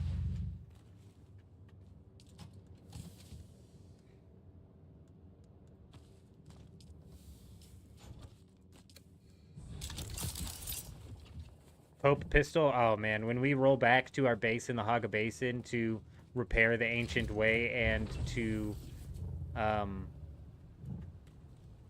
craft some more rockets and stuff, we are for sure gonna at least grab our triple shot sniper, because the triple shot sniper worked better than the cope pistol, if I'm being honest. So we're realistically probably gonna pull that back out, because that thing just absolutely blitzes walls. But I do like using the rocket launcher to break walls. It's fun. So we might actually also pull out that black market las gun and give that a shot, because I've got that just sitting at the base. There's no reason I'm not using it.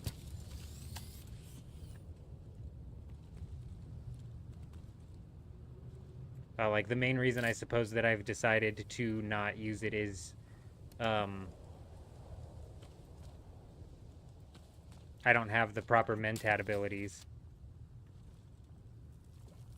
I don't even have Mentat unlocked. So I'd have to do a shitload of questing to get to Source of Power, and I don't feel like it. It is OP for breaking bases. It is an absolute base breaker. How do you get the Ancient Way? Paul, the only Ancient Way that I've seen came out of the Landsrad weapons vendor, but I think during week 1 it was actually in the weekly Deep Desert rotation, so every week there's a different rotation of unique schematics that are inside of the Deep Desert. So if we take a look here, the Coriolis storm is going to reach its apex in 1 day, 3 hours, and 47 minutes, which I believe... Let me check Discord.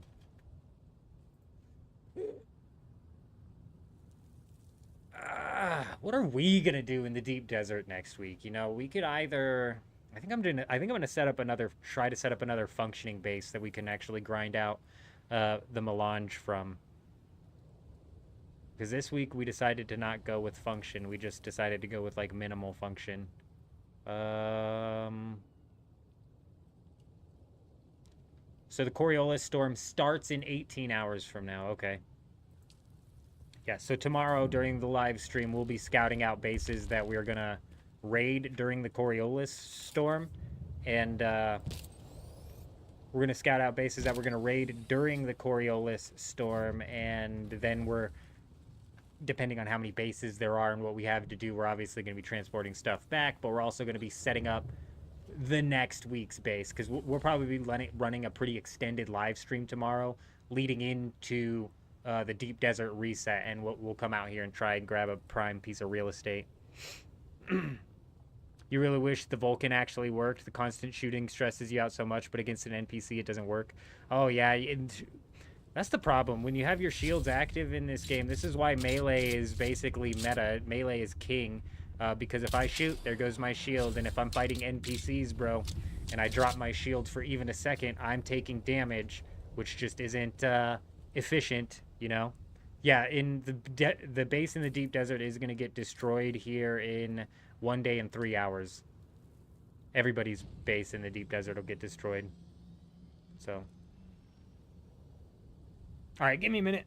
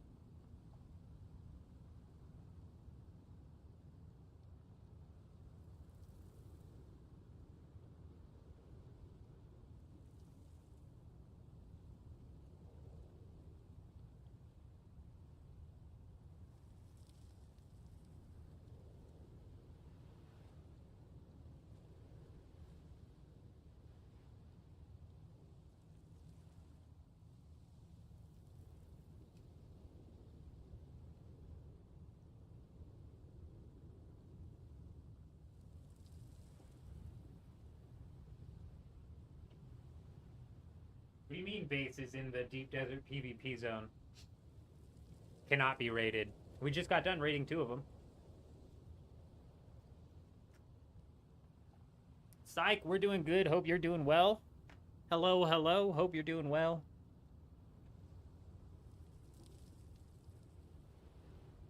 All right.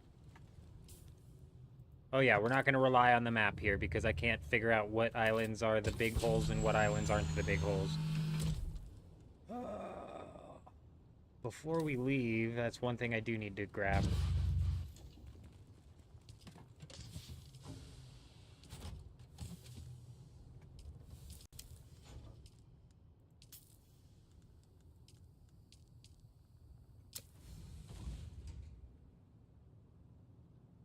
No. Gun builds are not viable endgame. Kind of pissed me off. Viable, I mean, like, that's... maybe. It depends. They're not completely, like, unviable. Oh, autocorrect. Yeah, the PvE only zones cannot be raided. All these bases are safe. Unfortunately, unless Funcom wants to bring the fun over to us again. You know, we spend all day raiding and fighting over here, but no, I don't think they're gonna make that mistake again. Ooh, I'm glad I thought about that. We need some gas. We need some gas.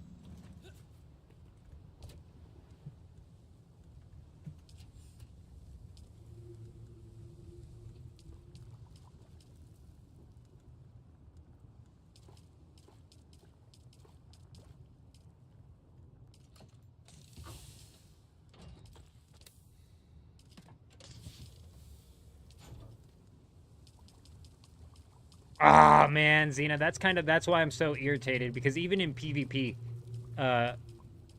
guns are just not meta in PvP either.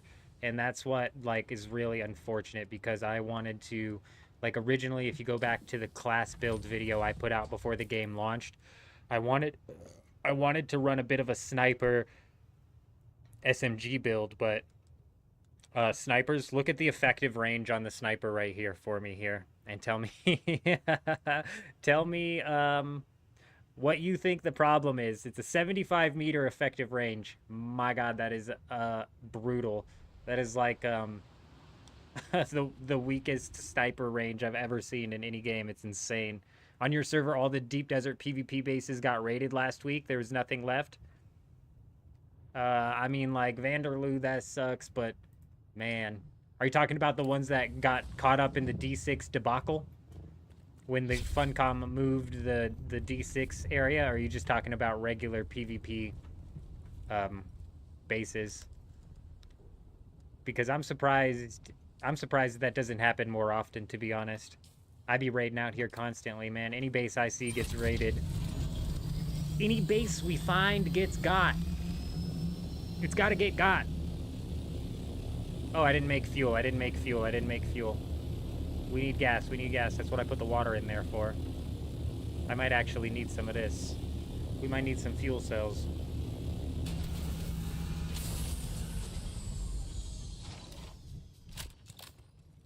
Sniper build is fun if you camp the ore island. You can 1-2 tap farmers when they mine the ore.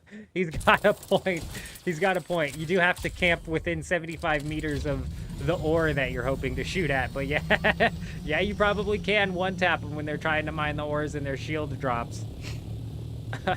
Even then, I prefer to fly up on them. I have more fun gliding across the map, flying up on them, and then using like the step bind ability to close the gap. And then at that point, you're just slapping them with melee. But yeah, you make a good point. That sniper will do a 1-tap or 2. And in the fight where the guy got eaten by the sandworm last night, he hit me with his sniper that he hit me with the sniper that ended up causing his downfall. And it did a good chunk of damage to us.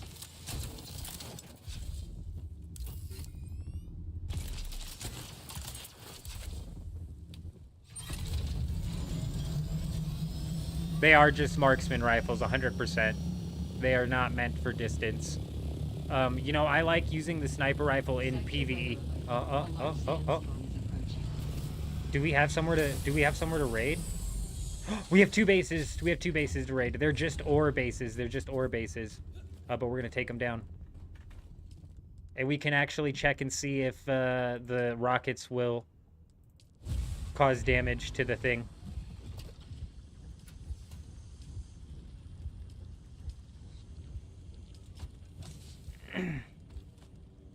All right, let's get at least 1 fuel cell, and we'll go see if rockets cause damage to bases. We gotta go quickly.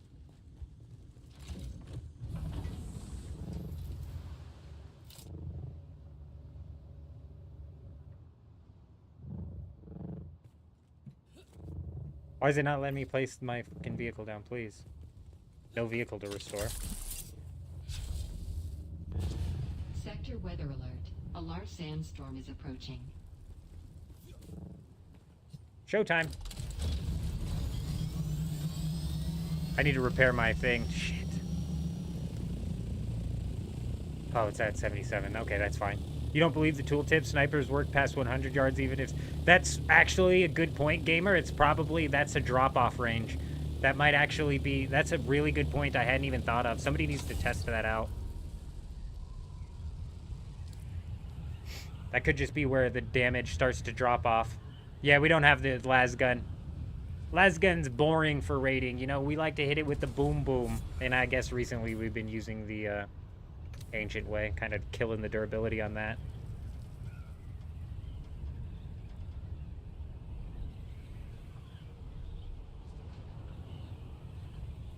Hey, that's it, T. Honestly, what they could do is they could make it like half the time of the Coriolis to make the whole deep desert PvP full raidable in bases like 5 hours. They do, T. As soon as the Coriolis hits, as soon as the Coriolis starts, the Coriolis runs for 10 hours. And as soon as it starts, all of the base's shields in the PvP zone go down. But you're right. I think you're talking about the PvE zone. Making it to where there was a couple hours left, even in the PvE zone, those bases could be raided, because you're right, a lot of them just get dumped. They just leave the duraluminum there. They're not worried about it. The big guilds and whatnot. Could be some big come-ups for solos.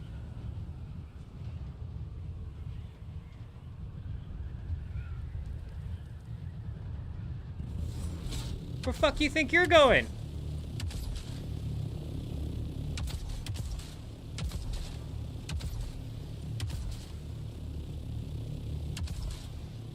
That was way too high. Boom!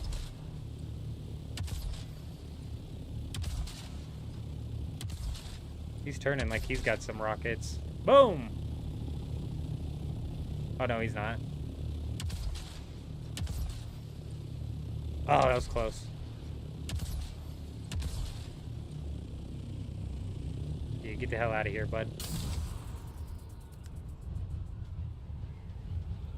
It's alright, it's not the mission right now. Looks like this storm's gonna miss this island. I don't know what it is with this island, bro. It, like, just barely misses the storms constantly, dude. God, I'm so irritated, man. This happened last night, and it was storm after storm after storm after storm was just not hitting this island. And even when it did, it, like, wasn't hitting it directly, so it wasn't dropping the base shields. Damn it, bro. We didn't have another base pegged out, did we? I'm trying to think.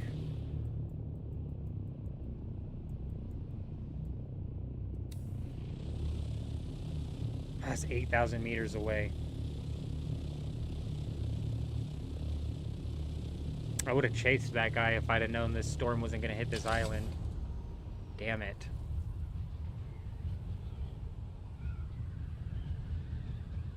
Besides a sniper weapon, I don't think you could damage anything beyond 70 or so yards. Sniper is the only one that works beyond the effective range. Honestly, I have no idea. I haven't tested it at all. It might be new tech, safe spot, follow the storm, rides behind the storm. I would ride behind the storm. It's not a terrible idea, actually, but you can see it's cutting into the safe zone. All of this is safe zone. So it's barely clearing anything. It hit this island right here. It hit this island right here and these over here. So I would roll into the storm, but it's going into the safe zone. That's fine. We were coming out on a scouting mission anyways.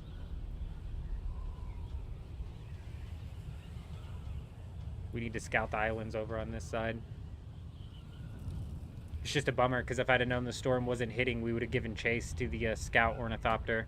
But scout ornithopters, A, can't have a whole lot of stuff in them. Like, if I took an assault ornithopter out that has 200 titanium, I'm just going to leave it, you know what I mean? But if they've got 5,000 spice, whoosh, it's gone. Storm says, nope, not today. Yeah, I was saying that yesterday, too. Storm's pissing me off with that island. And honestly, it might be a new tech, Xena, like a safe spot. And it's not so much a safe spot because it still does get hit by the storm, but it just seems to be so few and far between. And that might have everything to do with the fact that it's like dead center in the map. You know, the storm has to come dead center through the map and not veer off in either direction for it to hit. My HUD is missing. I see my HUD. I see my HUD on the live stream too. Sketchy, how's it going? Good to see you. Hope you're doing well. Talk. Hello. Hope everybody's having a good day. See, look, this is what I'm saying. We're not going to use the, that's a safe zone, isn't it? Let's swoop over, because if that's not safe zone, that should be, this should be breakable. So we can still test our rocket theory. This just got hit. Fucking turn. Why is my thing not turning? There we go. Oh my god, it is safe zone. Stupid, bro.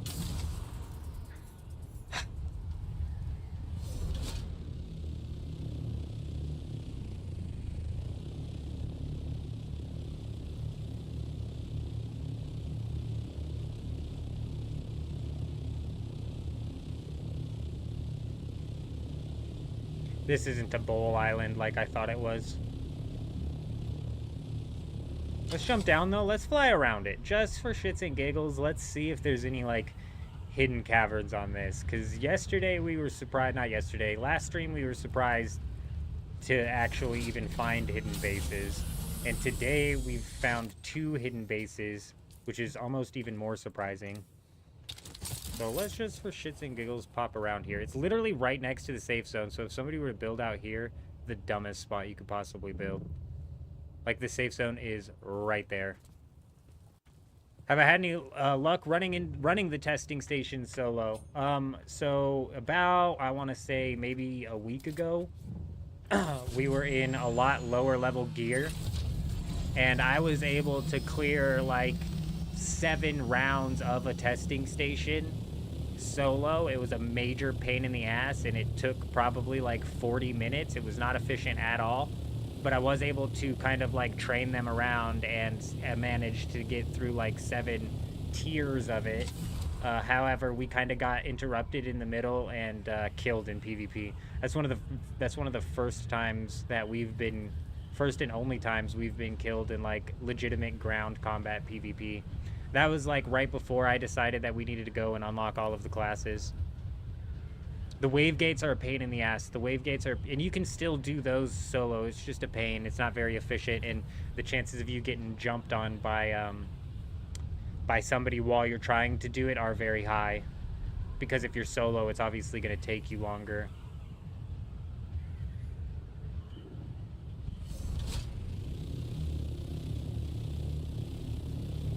Oh, 100% you can die in full unique Plastinium, for sure. Right, you can't finish before a group shows up, and that's the thing as well. That's the major problem. What was even in the schematics this week? I thought the schematics this week were lame. Yeah, the heavies are a pain in the ass. I think the way I was handling the heavies was with a sniper. I was just hiding behind walls until they shot and then hit them. Like I said, it was super inefficient, and we ended up getting jumped on. And I haven't tried since, but I've since upgraded my gear and whatnot. So I think if somebody rolled in, because it was a solo who rolled in and took us down, and I was pissed, bro. That's when I was like, all right, the next stream, I'm unlocking all the classes, bro. We got to level up here. It's 100% doable, Landshark, for sure. The shipwrecks are probably the easiest, gamer, for a solo to knock out. Oh, I like the pincushion gear. I forgot. There was a pincushion chest and helmet on this week, wasn't there? Yeah, we might have to check the market and see if we can roll on full pincushion. I wouldn't mind that. I do like Idaho's charge. But I would for sure pick up a pincushion.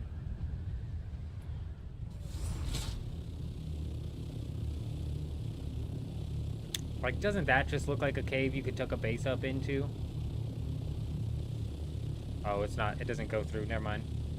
Again, we are in the F section here, so if anybody's dumb enough to build out here, they are, like, real dumb. Because safe zones are right there.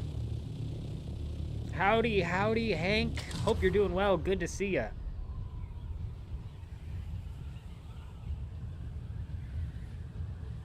You're a solo PvE player, Xena. I see.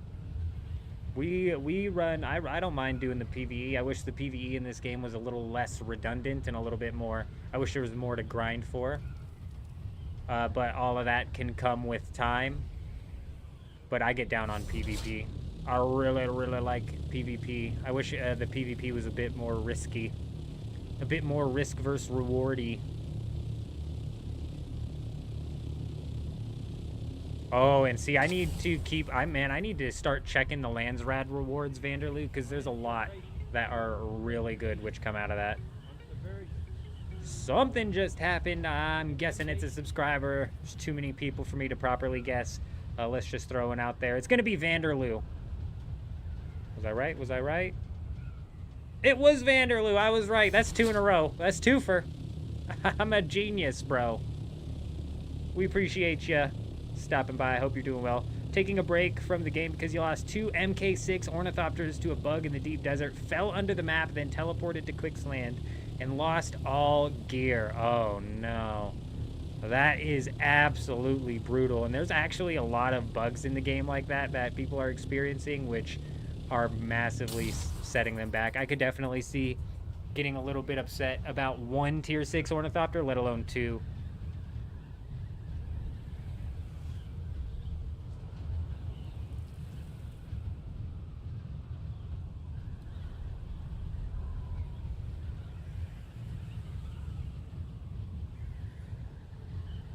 Power harness in the deep desert this week? I'll have to check the schematics. And then maybe swing by the auction house and see if anybody's selling any.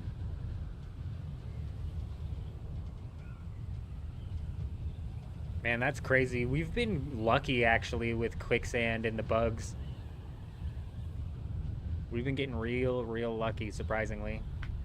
Here we go. This is an island right here. It's on G9, if I had to guess, yeah. We've searched this island before, but I don't know how well we searched this island.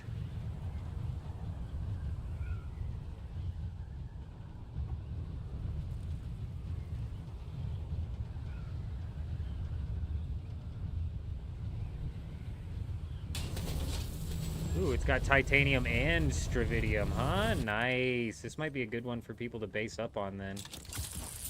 Let's see if we can spot anybody, huh? Anybody think they're safe hiding in these cracks? You're not. Not when I've got this respawn beacon whipped out. I'll find ya. Is there a... Oh, this is where we got into the sand bike combat. His sand bike is still here. This guy never repaired his sand bike, dude. We must have made him rage quit. Oh my gosh, dude. That was insane. I rolled out to this base because I felt the storm was getting ready to come out and I heard somebody on this place. And so I'm like looking for him on my feet. And all of a sudden this guy comes turning the corner on a sand bike, dude. I'm just like, took me for surprise. And then he spawns in his base after we kill him and pulls out his ornithopter and tries to take off. Ends up losing that. That was wild. Alright, well G9 looks cleared. There is another one right there. But I'm gonna kick it all the way up to Sector I-9, both to check and see if we can find anybody flying around who wants to get in a bit of a fight. But also to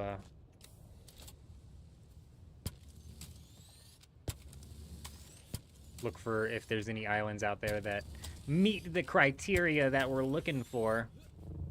If you hold out the sub-thief in your tool, pretty sure you can see other people's area with the red box. Yeah, land shark. I pointed that out in the video that I made. That was the whole reason that I made the video. But it works with the respawn beacon as well. And I think it works better with the respawn beacon because I don't have that bottom HUD popping up on the stream. But the respawn beacon runs under the same sort of like concept that the construction tool does. Because you can't put a respawn beacon inside somebody's land claim. So I think that actually ends up being a little bit better in my opinion. But yeah, I pointed that out in the video that I made and posted today, and a lot of people were pissed in the comments. Somebody called it, somebody said, cheater's gonna cheat. Oh my god, I laughed so hard. I was like, bro, you cannot be that dumb. Like, you just can't be that dumb. I refuse to believe you're that stupid, my friend. Cheater's gonna cheat. Look, but if you got a problem with game mechanics, somebody using game mechanics, and you're gonna call that cheating, bro, wait until you find out what sort of real cheating's happening inside of these games. Fucking weirdos.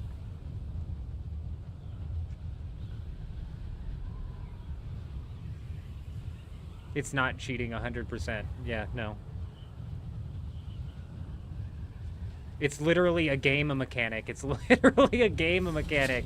Is it cheesy? Yeah, somebody else in the comment pointed out that it's a cheesy way to, you know, find a base. And hey, I can agree with that. It is a bit cheesy. I'll concede to that.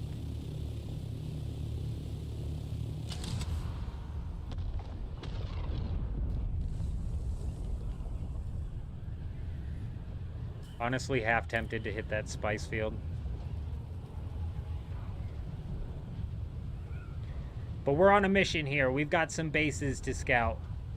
Maybe we'll circle back after the bloom and see if anybody else is hitting it. My ping's at 150. Whoa, ping, ping, ping, ping. Come back to me, ping. Whoa, ping, ping, ping. Oh, shit here. Oh, shit here. I don't know if you guys can see that, but my ping be tripping. I'm gonna park this bad boy for a second here before we end up losing our ornithopter.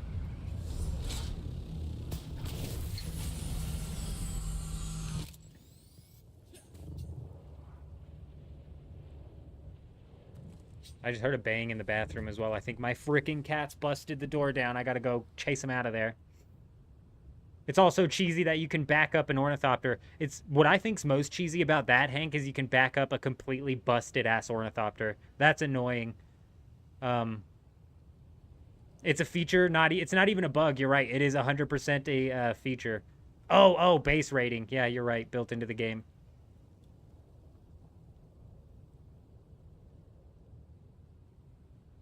That's why I have no sympathy for raiding people completely out here in the deep desert, because in my opinion, Vanderloo, if you're crazy enough to actually build out here, you're just asking to get raided. I've got no sympathy. I didn't even have sympathy when Funcom made the mistake and pushed people into the PvP zone. So like, yeah, Yeah. Barking up the wrong tree when it comes to like calling something like that cheesy and then me not using it because we gonna find them hidden bases. We found two right at the start of the stream using that method. So piece of cake. I'll be right back.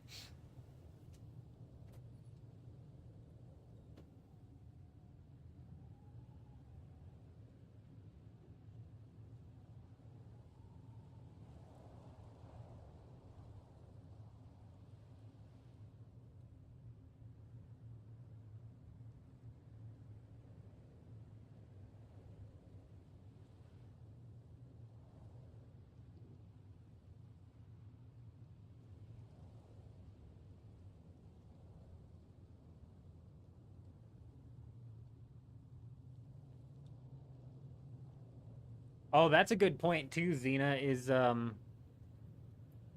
that's another mechanic that I would argue more so resembles cheating than finding a base is the fact that you can scan somebody with the scanner. But even scanning people with the scanner really equating that to wall hacks, in my opinion, is people just like exaggerating a little bit. You know what I mean? That's nothing like wall hacks. That's again a mechanic that if somebody is keen enough to take advantage of to actually gain a bit of a competitive advantage in a fight, if anything, is like it's good on them. Good on them.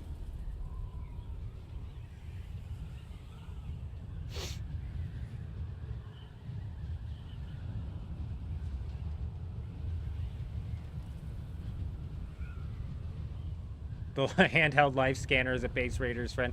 Honestly, I would freaking love to be starting to start running into some online base raids. I would love it. We do play at a bit of a weird time. It's kind of like the dead time of the server, unfortunately, what I've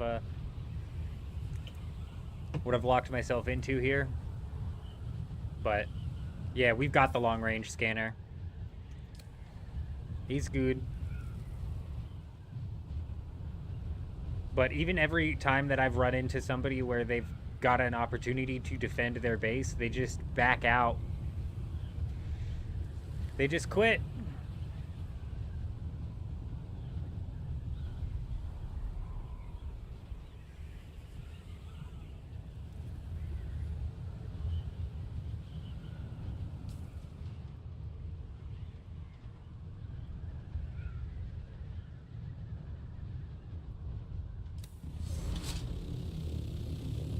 There's not as many big bowl islands as I thought there was. There's more on the other side of the map.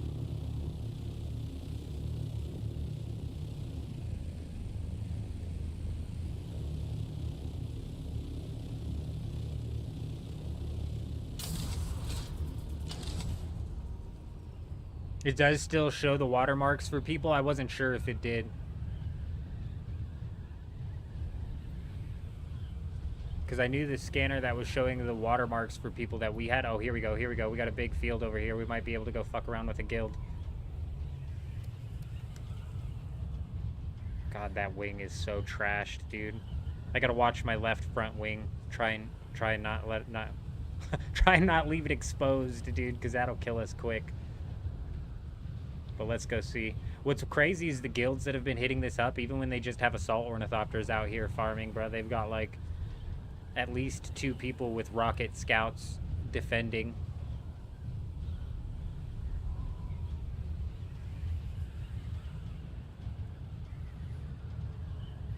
Yeah, that's kind of the problem, isn't it, Vanderloos? The PvE endgame just isn't there, so it's like they need to...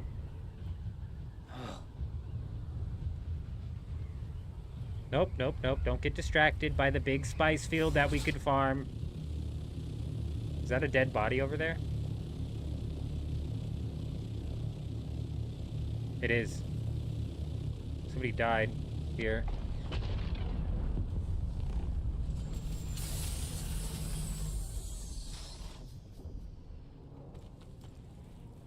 Okay, we can pick up that. I mean, no reason not to pick up that spice, you know?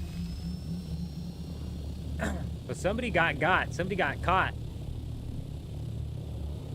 And it's been within 15 minutes. I think it's 15 minutes on those to despawn. I'm not 100%.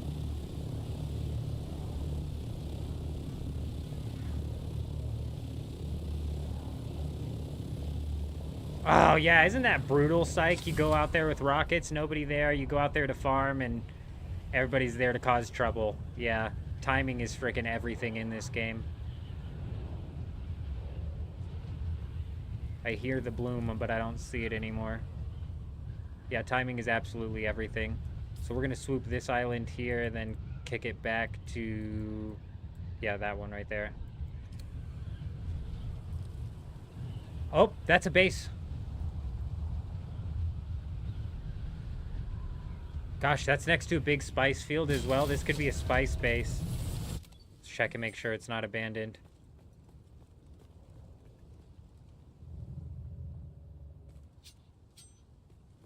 What is this idiot doing, bro? Oh my god, it's huge, dude. What is happening, bro? Where are we at? H7. Okay. It's huge. Let's pull out this.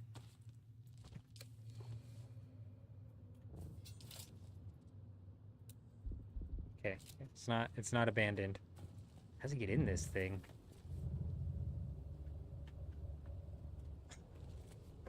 What is going on, dude? How's he even get in this thing? He must break a wall and make a wall every time he wants to get in. Oh, nope, there's his door. We found his door. My god, what? I told you there's goofballs on this server, dude. This is just goofy. He's got Atreides walls on the front side of the base, and the rest of it's made out of, it's just weird, man. Just weird. And it's massive. It's just, like, unreasonably big, dude. Okay. This one might be the juice here. Let's do this. I'm just dumbfounded. Some people blow my mind with how stupid they are. Goofy ass server.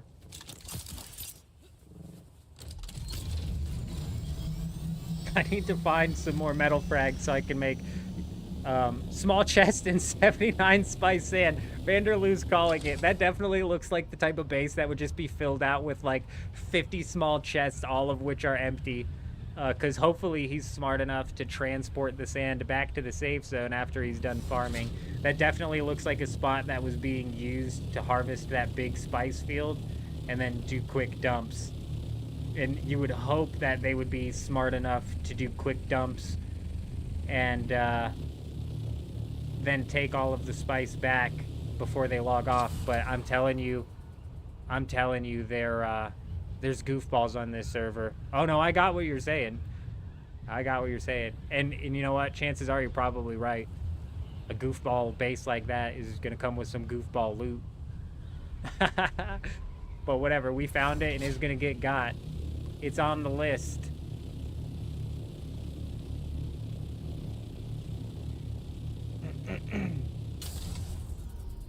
Granite is so much lower than the Plastone. It is, yeah. It's so weird. The Regis missile launcher is dumbfire, no lock-on. The Ancient Way locks onto targets. Yeah, the Ancient Way is huge. Oh, can I explain a bit the hand rocket launcher? I see you using it, but you don't know how you should make it.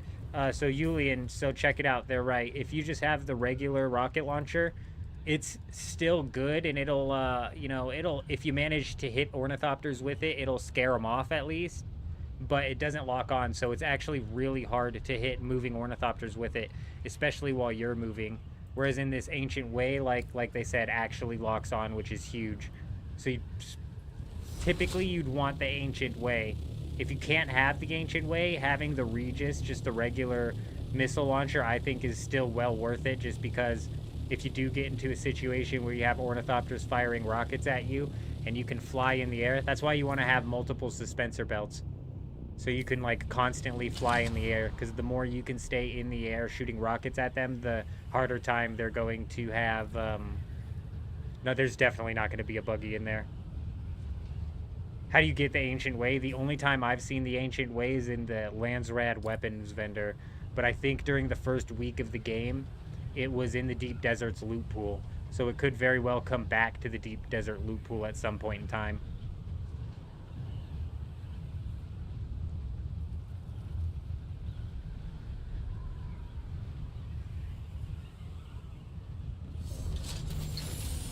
So it just kind of depends on where it's at the time. If you happen to have access to the the Lands Rad vendor, then you can get it from there. If not, you kind of have to wait. Which is why I'm saying it's definitely worth having the other rocket launcher if you can't get the Ancient Way. It's just that one's a bit more of a pain in the ass to use.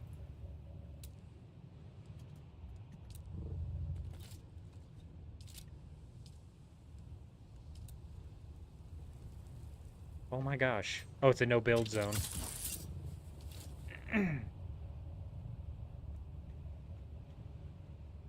That's a no-build zone. That's not a base.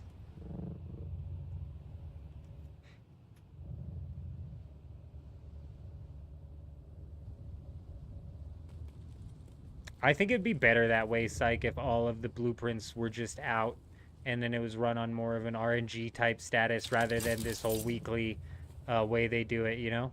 It is 100% of a game. It is the Ancient Way is 100% a game changer, but even the other one can definitely flip the script on you being attacked by ornithopters. Because it's really hard for an ornithopter to rocket a person in the air. So even with the one that doesn't track on, if you're good at staying in the air enough, you're going to be able to shoot more rockets at them and hopefully land more rockets at them than they can actually land on you. Oh, yeah.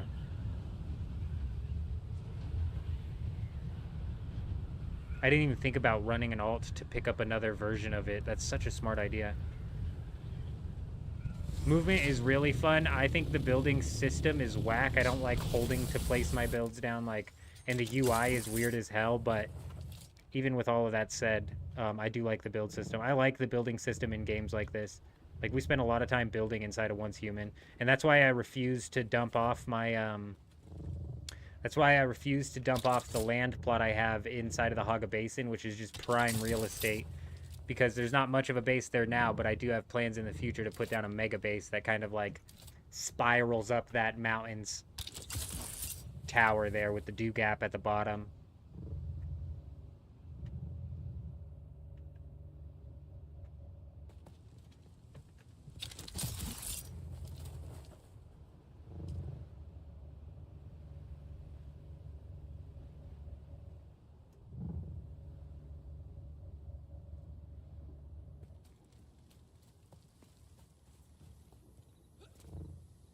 Honestly, Vanderloo, the fun of these raids isn't always what we get out of it.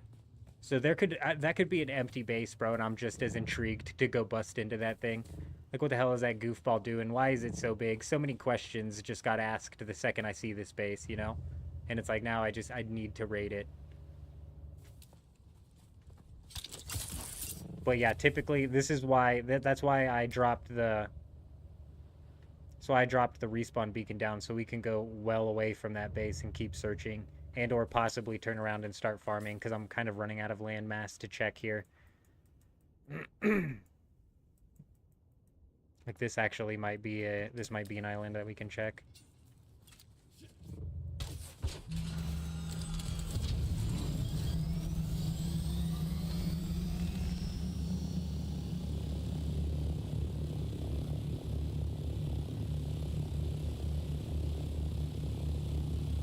Probably the best way to start off, Xena. That's a good way to start off to at least get you in the rhythm of staying in the air while you're fighting ornithopters. That's what I started off with, and definitely now with the Ancient Way, it's like ornithopters don't stand a chance. They better run. It's wild. It's actually wild. We didn't even point that out. It was, Seems Logical over on Twitch who pointed out that crazy massive field over there. And it is crazy that the best experience in the game literally comes from... There's another spot inside of the South Haga Basin where you could get really good experience just running around grabbing fiber and other stuff. So yeah, it's crazy that that's the that's the meta for experience.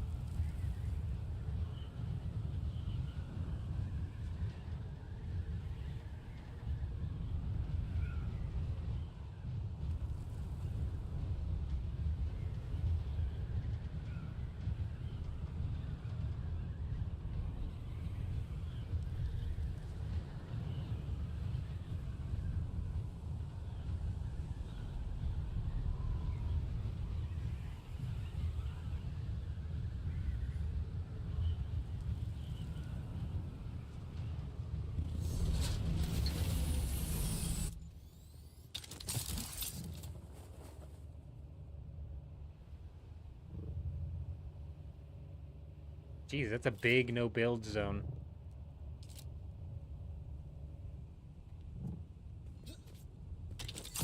Hard stuck at 176, yeah. People keep saying. So apparently it's like level 180 is halfway to 200 or some shit like that.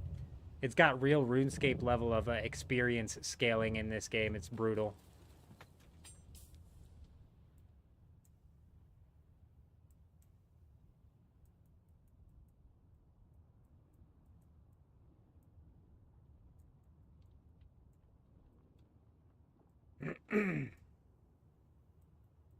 Yeah, we're back to G5 and H5, which were the original two that we raided.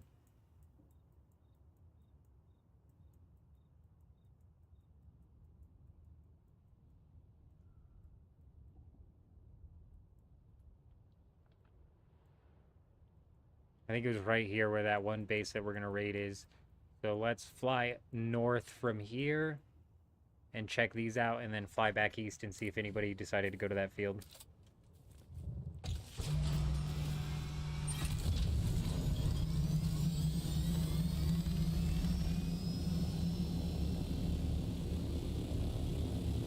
Ape, that's a really good point. That's definitely a good chunk of some experience.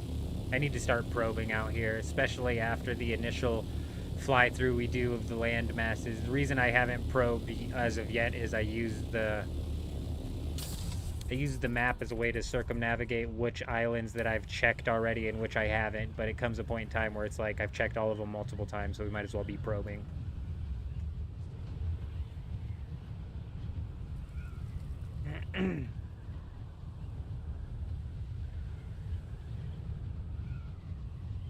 I mean, that looks like an island with a bit of a cave right there where a base could be tucked in.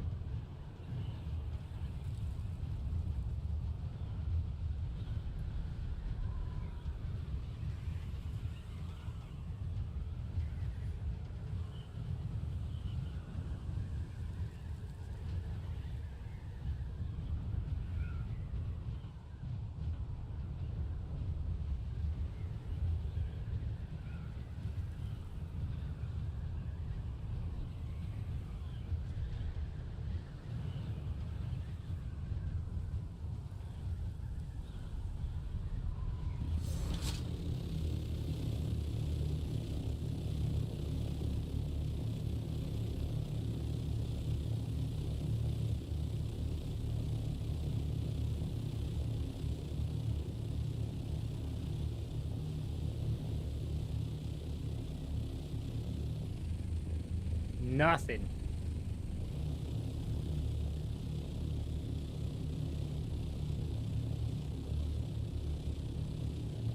Alright, let's go see if anybody decided to land on that field. See if we can pester them. I've never played Conan Exiles, so I don't know. Is there base rating in Conan Exiles? Kind of sounds like it. There is. If you're saying that scouting's easier or harder.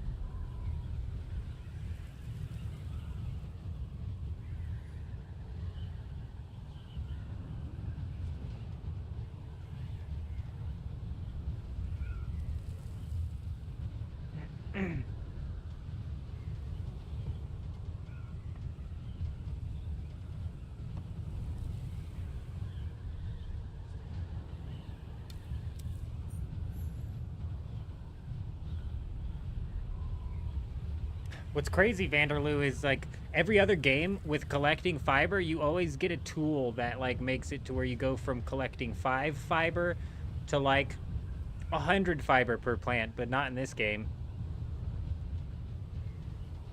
Yes, but with bombs or gas and grease orbs?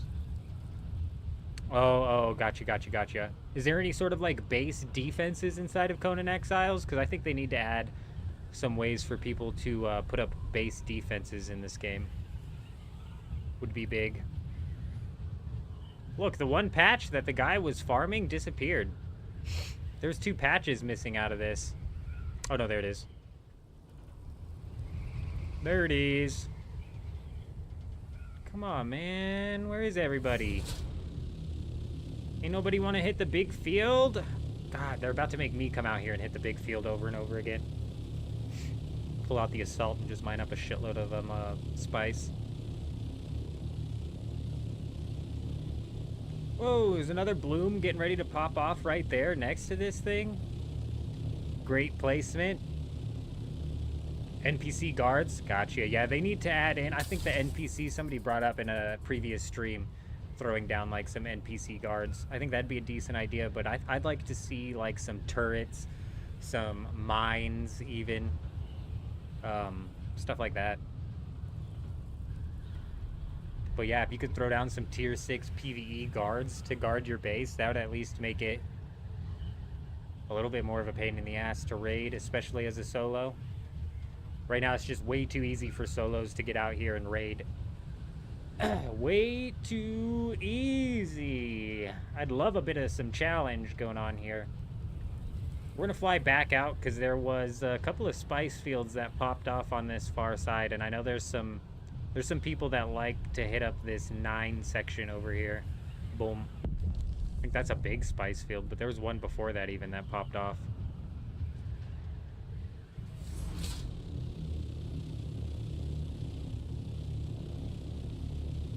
Yeah, I think that's the big one.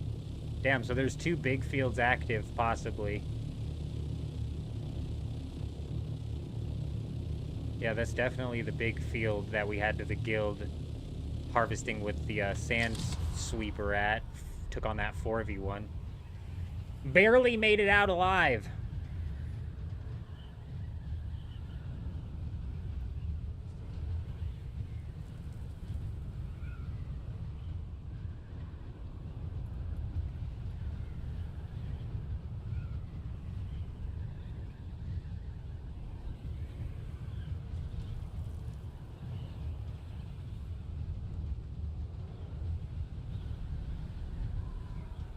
With that thing just now starting, I doubt there's anybody literally on top of it, and if they are, it's gonna be a pain in the ass to see them. So I'm more so curious about like the medium field that popped off over here a little while ago. Let's go see if anybody's at that. And then, I mean, if we don't find anybody there, we're probably gonna either slap a storage on this and start doing trips with the scout, or we're gonna swap to the assault. I think we're gonna stick with the scout just in case. Whoa, why the ping over here? The ping over here.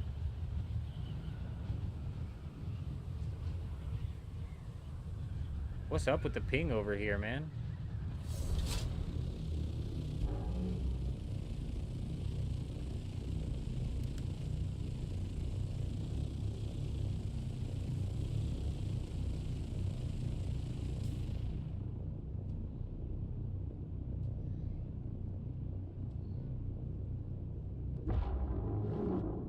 Where do you get these rewards from? Syndicate pants.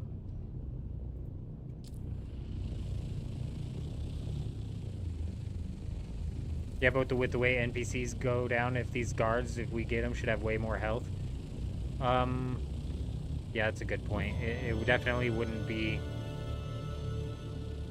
the hardest thing. Even as a solo, you'd be able to take them down. It would just add... Oh, here we go.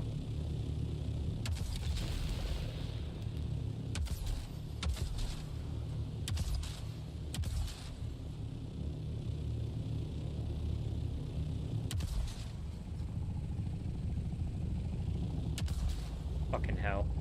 It's alright, just catch our angle here.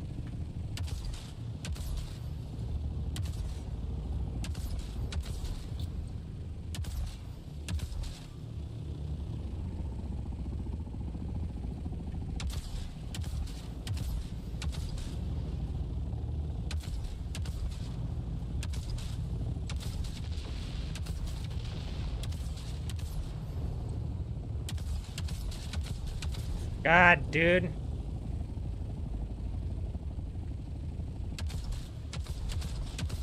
No, bro. It's just the weirdest angles when they're parked.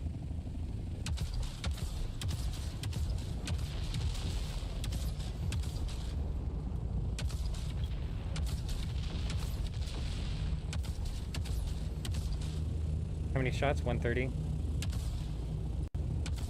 Oh my god.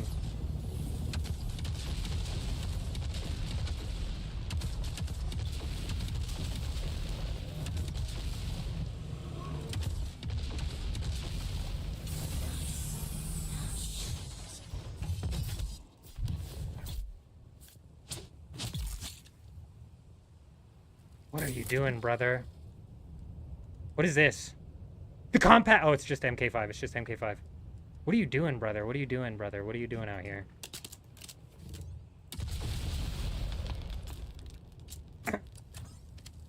This fuck goofballs on this server, man. Make it make even just the slightest bit of sense here. You know what I mean?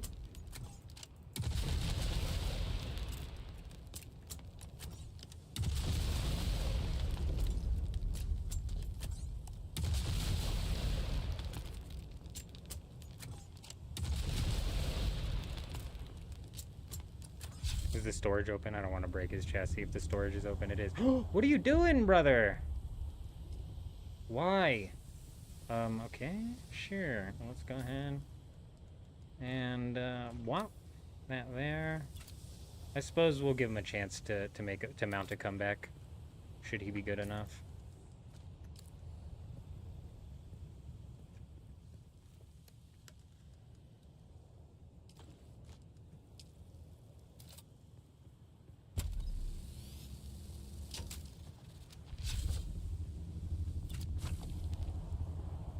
Oh, he respawned?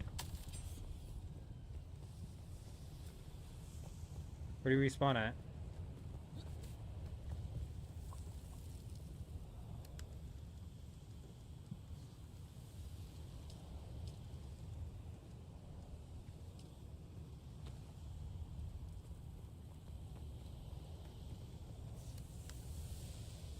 I don't know if his chassis is broken. If it is, we'll hit him with a bit of a repair on our way out.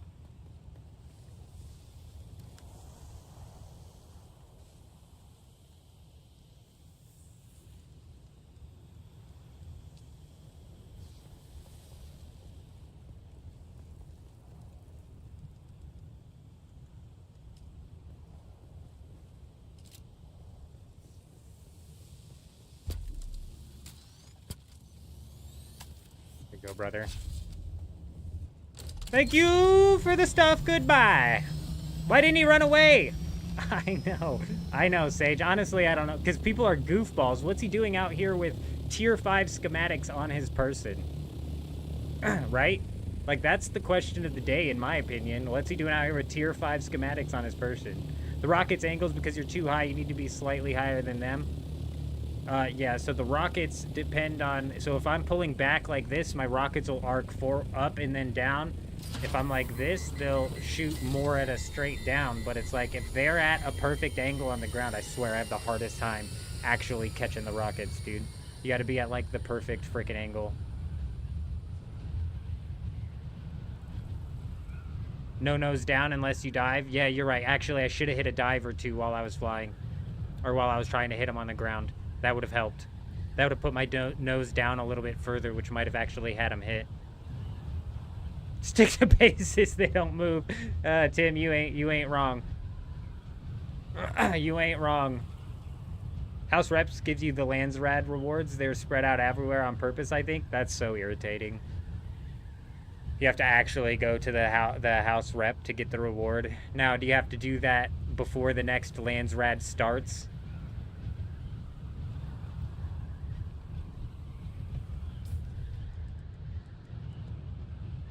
He's got an MK4 clapper, a compact compactor MK5, just like the weirdest people.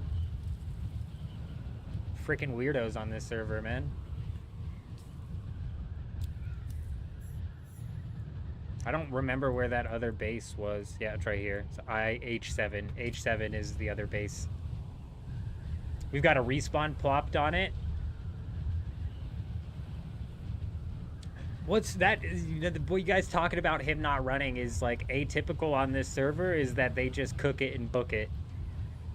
But the past couple of days we've been running into the goofiest people. I'm just telling you, there's some goofballs on this server, man.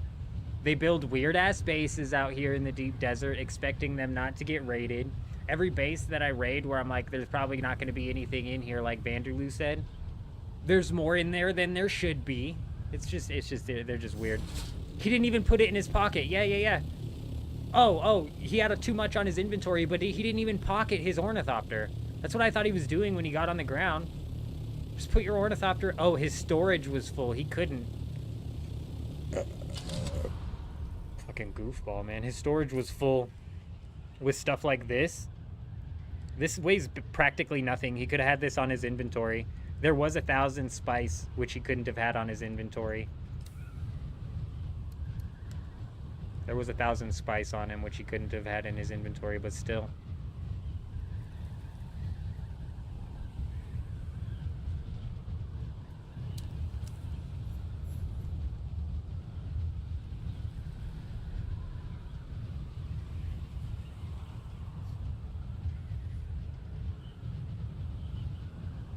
Yeah, I swear, as soon as people drop onto the ground or they put their ornithopter on the ground, I have the hardest time fucking getting my rockets to push down. And it's because I'm typically... They're like right here, and I'm above them like this, so my rockets go... over, over, over. He was faster, Vanderloo. I think we broke one of his wings. The second you pop a wing on somebody, it's game over. Because they can't glide faster anymore at that point in time. Not typically, anyways. But we'll have to watch that clip later where I was fighting that assault ornithopter and he got eaten by the sandworm because I had to break the entirety of his ornithopter before it forced him to the ground. He literally made it to the safe zone. He just didn't make it to an island in the safe zone. Poor guy got eaten by the worm.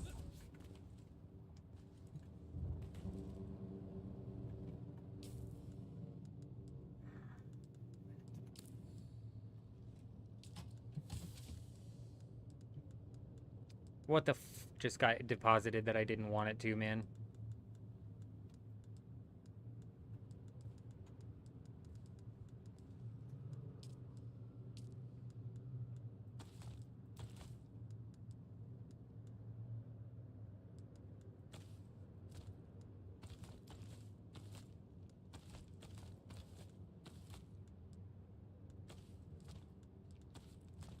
Okay, we got gas for days now.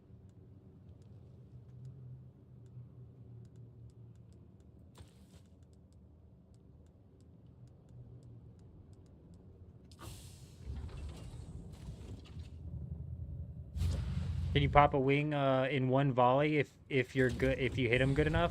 I believe so. I believe so. The wings in this game pop fairly easily. And also, typically, people aren't running around with their wings at 100%. Like, somebody would break my wings in one volley for sure. They probably would only have to hit it a good hit like 2 or 3 times.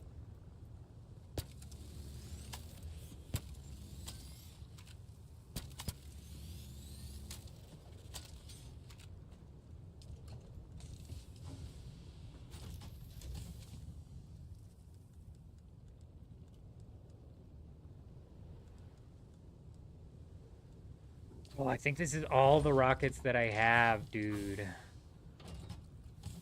And did I make... Oh, I did make a weapons fabricator here. Can I make some rockets? I can. Oh, baby. Nice, dude. We got duraluminum for days. All I need is these.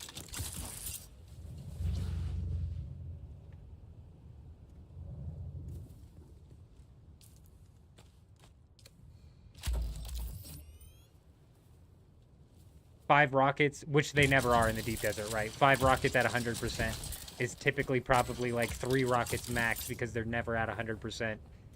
And even like now, I can't repair them to 100%. So even if they're fully repaired, they're not at 100%.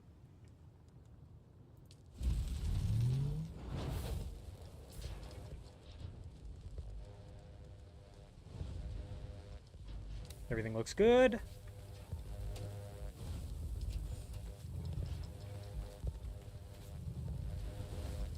Just make him no clip. Just make him no clip.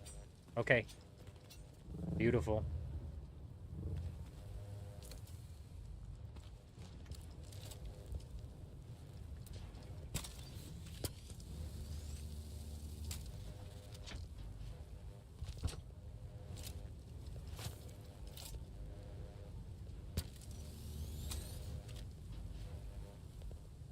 Why does it look like the Coriolis? This is what it looks like when the Coriolis... There's like constant sand. This server's been bugging like crazy. The other day, there was a constant sandworm popping off like 100 kilometers from our base here.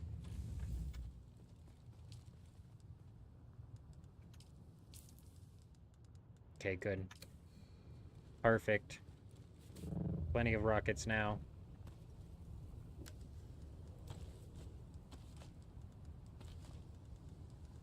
Feel like we're missing something.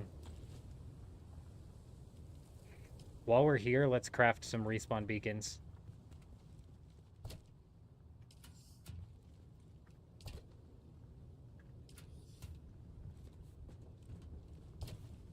Yeah, if I could manage to find some of the metal. Surely we got some somewhere.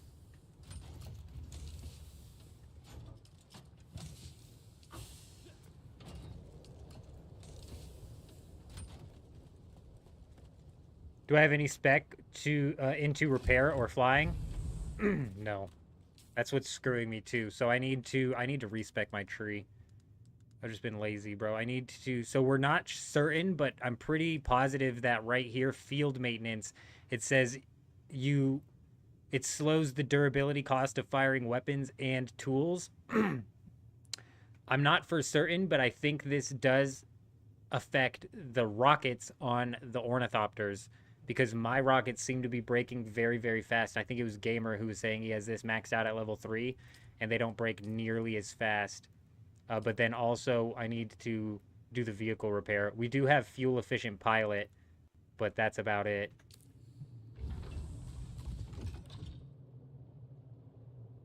Had a worm just doing cycles or circles inside of a big spice field so no one could farm it. Oh my gosh, that'd be brutal. Yeah, I couldn't sit at my base the other day without hearing a worm go up and down and up and down and up and down. It was like making constant noise when we were here. Okay, I think we're all set. Let me try and repair this compactor if we can. Because I think we're going to roll out to that big field.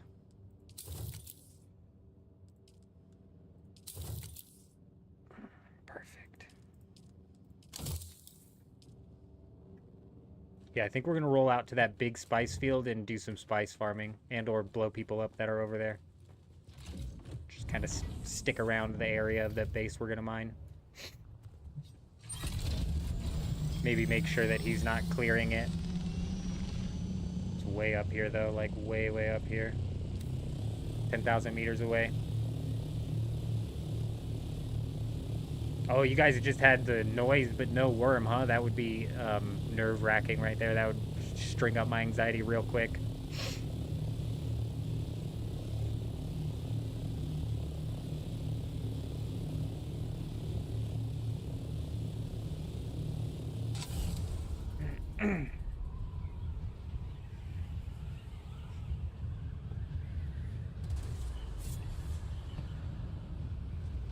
Back into the PvP zone we go.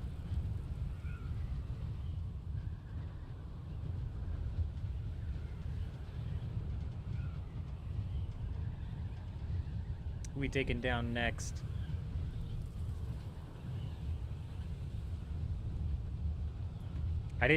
Man, I wish I was paying more attention when that last storm rolled through as to what time it was, but surely we're getting closer and closer to another storm hitting. Just whether or not it actually hits the sector we need it to is the problem. There's two bases here which are very much so just mining bases that they probably realistically clear out before they log off every single time, so they're probably empty. That one, and there's one back there, is probably empty. This one back here, I would also assume, if they're smart, is something that they clear out every single time. However,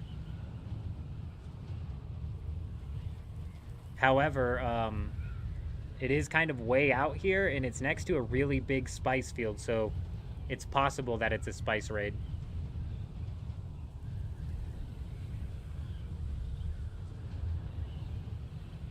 No one wanted to go risk it, huh? Yeah, I don't blame them. See, and the worm deaths are actually the worst in this game. It's really useful. You've maxed out the durability. All the reduced durability loss. In which one? In which one? I'm assuming in all of these, but which one do you think is actually affecting your vehicle's durability? Oh, it's this one right here. Yeah, we got to do that. We got to do that. Sector weather alert. A large sandstorm is approaching. It's okay. It's okay. We're actually on the way to the base. We're on the way to the base. I hit the panic button really hard right there. But we're on the way to the base that we're going to. The sector's hitting, the storm's hitting in 3 minutes, so it's probably coming from that direction. Unfortunately, we are freaking, you know, 1-2 tiles away. So whether or not it's going to hit this tile, we don't know. But what we're going to do for this raid is, it should be easy to break into this base, right? This should be a cake raid. It's made of freaking granite stone, so we can kind of mess around a little bit here. We're gonna pull out the Ornithopter with the rockets and slap some rockets down at the base to see if the Ornithopter rockets is a possible way to slap out a raid. Fuck, it kind of looks like it's tracking southwards, doesn't it? Oh no, that's straight. That's straight. That's straight. I think that's gonna hit it. Oh my god, it's just whether or not we get there in time. Faster, Ornithopter, fly faster. I think we're fine. Top middle HUD isn't showing? Man, Ray again. What do you mean the top middle HUD? You don't see that north, the north? Have I figured out what to do about the Pentashield box spaces yet? So my server is really dumb, Tim. They don't understand how to do the Pentashield boss spaces. So I haven't run into any situations where I can even experiment with how to take those down yet. Unfortunately. I'm a little concerned. It does look like it's just going to catch the edge of this here. Hopefully it hits it dead center. I've had some weird situations where it's not actually catching the base. It's got to hit the base pretty dead on. I typically run the thrusters as well, but we keep running. I've been running 2 scout ornithopters during this deep desert wipe, but I keep running into a situation where I've got to pull this thing out. And so it's like I'm never able to fight somebody. They always leave. So I've been recently just flying around with this.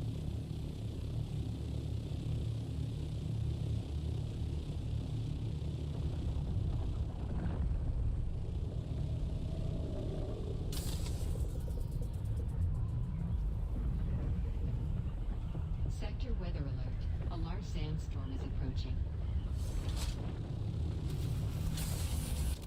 Where is this thing at? There it is, there it is, there it is. Okay, I freaked out there just a little bit. Okay, just to guarantee that we get this I don't have my heavy darts on me. Holy shit, we quick deposited our heavy darts. I said we got rid of something in our inventory I didn't want to, and it was the darts. It's okay, we can ancient way the rocket this thing. It's fine. Just for the sake of making sure that we get this raid here, we're going to rocket this wall. But like I said, it kind of looks like it caught this thing on the side. This thing might have been saved by the... Oh, did its shield go down? I can't tell. After the storm passes, before I break the sub-fief, we're going to come out and hit this with the Ornithopter.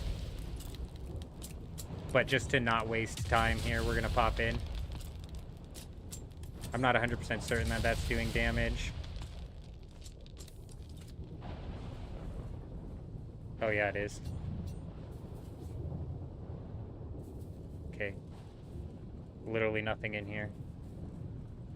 Vander! How could you be so correct on me, Vander? Couldn't you have just been wrong this one singular time? It's fine. We are going to be able to test if... This thing's power might have been down the whole time. The power on this base is out. We might have been able to raid this the whole time. That's fine. We're going to be able to test if the rockets on this Ornithopter cause damage. We're going to shoot at these Atreides walls as well. Let's check the health on those. They're at excellent condition. Okay. Can you not break Pentashield? I'll explain what's going on with the Pentashield bases here in a second. Because you can, but something happens that causes it to be real, that makes it really hard.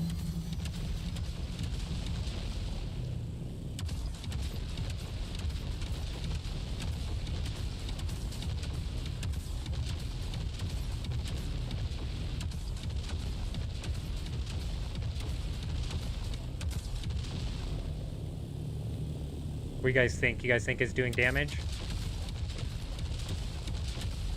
If it is, it's not damaging like one singular wall. It's hitting both of those walls.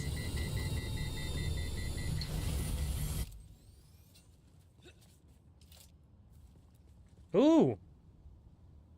Oh, yeah. Oh, yeah. It was doing damage all right. Actually, this one's still on excellent, so let's... yeah, I didn't check the other ones. Figured they'd all be the same. Let's keep shooting this thing.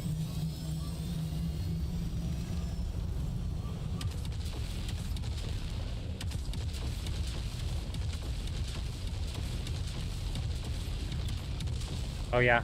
100%. Like, whether or not that's, like, a viable way to raid a base, I'm not certain. I would say probably not. Considering that you also have to manage the heat. But doable, yeah. Right, so like Tim's saying, a 1x1 pentashield wall is 3,500 health, but that stacks. So for every singular 1x1 tile that you add to that pentashield, it goes up by 3,500 health. So if you have a 10x10 pentashield, meaning that there are 100 singular tiles, that wall is going to have 350,000 health, which essentially makes it impossible for a solo to actually raid. Because 320,000 health is a shitload. And you have to shoot, in order to even do damage to the pentashield wall, you have to shoot the proper corner of the pentashield, which is a bit of a pain in the ass. It is weird. And so people are doing this thing where they sink their foundations into the ground. Because if I broke the foundation that the pentashield wall was on, I would break the pentashield wall. But they're sinking their foundation into the ground, and then they're using ghost walls, the walls that you put up but you don't fully build, in order to attach the pentashields, essentially making it, let's say, for example, a 10x10 cube, where each wall of this cube has 350,000 health, and is just incredibly hard to raid. Follow the storm and look for another. I would, but it's like we've hit that whole area. So since we're out here, I'm gonna double check, see if anybody decided to come pick at this again, and it looks like somebody did. And if they're not here,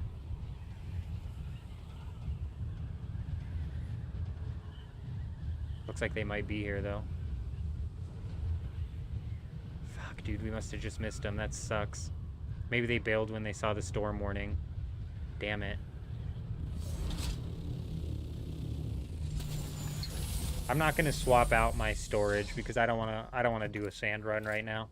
But since we're here, I might as well fill up an inventory of sand, you know what I'm saying? We'll keep the rockets on just in case we run into somebody, cause some trouble.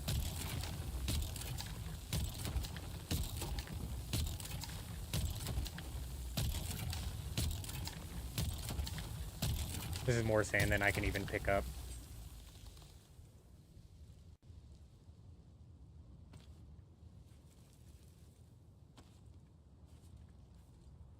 You can still do the pentashield boxes. You tried and it didn't work. I don't 100% know, Julian. I don't know if they've like patched in some sort of fix to be happening or what exactly, to be honest. I haven't paid enough attention. I just knew kind of how people were doing it and how it was happening a lot on other servers. But this DoGap server is filled with, like I said, some really goofy people, so that level of thinking hasn't made it over to this server yet, believe it or not. And yeah, even if we followed the storm, we wouldn't have found a base. We've pretty well searched every single freaking island out here. What is that?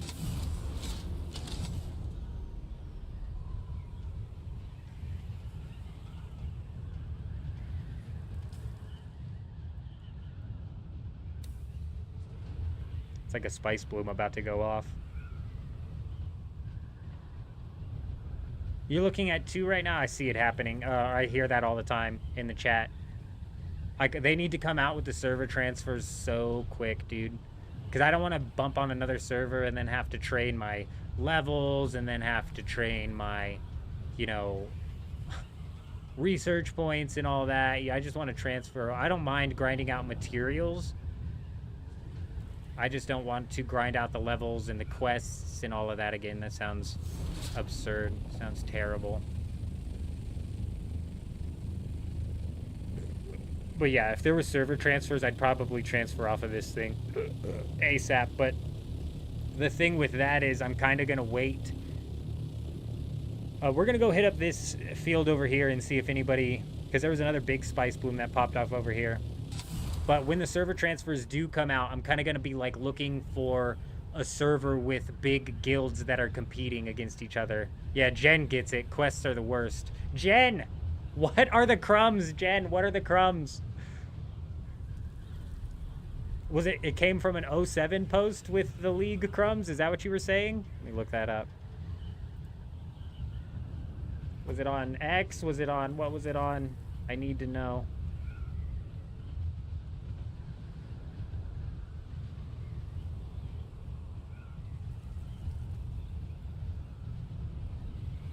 I'm not seeing anything. Very briefly mentioned that they've been playtesting things for leagues. Ah.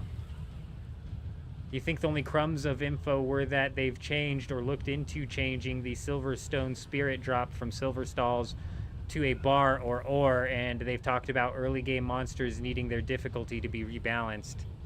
That makes sense, because if you start powering people up inside of the leagues, the early game monsters are going to be blitzed through. And by early game monsters, that's like Abyssal Demons and shit, which is something that the old school RuneScape players are going to be taken aback by. Made it sound like they made them too tanky. Oh, so they already did kind of rebalance the difficulty. Alright, we might be running into a multiple fight here. What do we got on this? Still 72 on the rocket launcher. That's not bad. That's cool though that they're starting to talk about it. They need to start talking about it more. My front left wing is the weakest. I've got to try and not leave that exposed.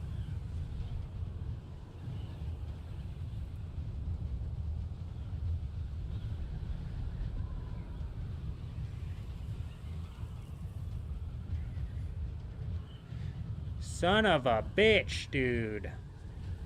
Oh.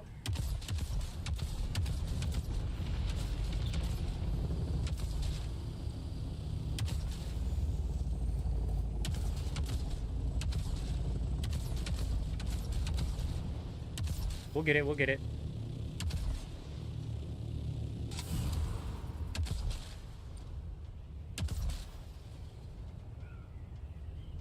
Yeah, you better go up, bud.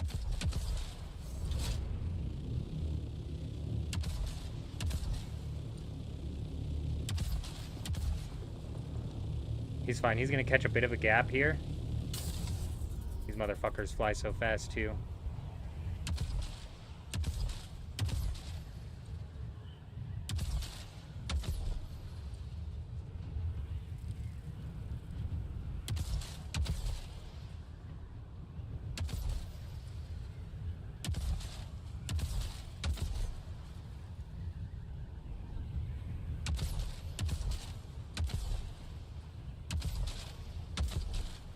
Come on, that one was there. Oh, there we go.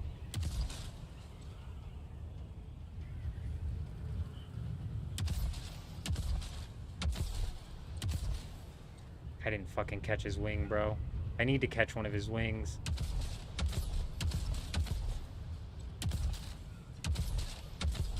I'm aiming too high. Bro. Yeah, we didn't catch his wings enough on the takeoff. If we'd have just broken one of his wings, it would have literally chokeholded him into flying at like 120.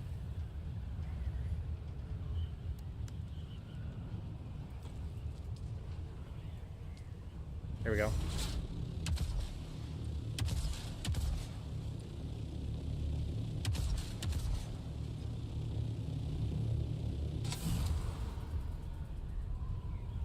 Oh, we shoot everyone on site. It's on site.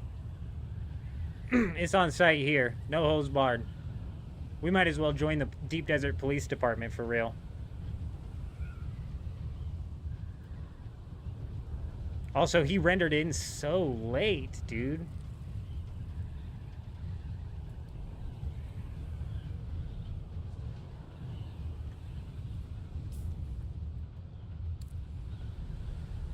Yeah, so the last guy we fought, basically from G to the E section, I was able to hit him fairly consistently the entire time. And it took still all of those hits to break it down. And he still made it into the safe zone. Stoner, how's it going? Good to see you. I hope you're doing well. We're doing all right. We're doing all right. We've run into a couple raids that were pretty decent so far tonight. Not certain we're going to find anybody else out here to raid.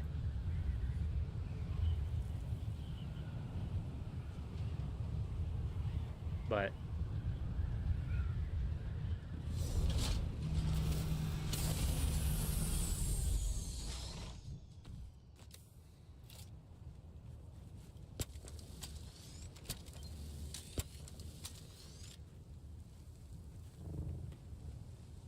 oh, come on, buddy. Get your ass up there. There you go. There you go.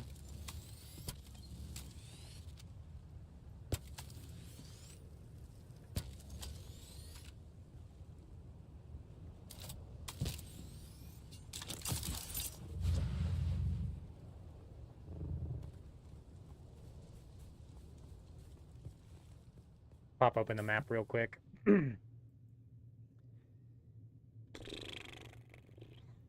So, like, these are safe. Man, the ping over here is brutal. This island right here, it's so close to the safe zone, it'd be dumb for somebody to post up there. Just gonna do a quick, like, scan for any islands that may possibly be the big bowl islands where people are hiding their base in. Like, this F4 one might be one. However, this whole F section would be really dumb for somebody to build in. F3 right there. Maybe we go check that. F1. And G3, we checked that earlier.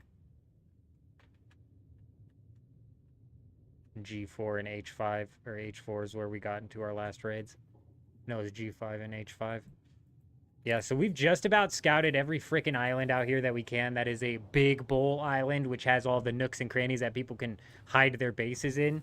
So we may very well have to transition into like a spice harvesting plus freaking, I don't know, maybe person chasing down thing. I don't know. We'll keep scouting. I'll be right back, though.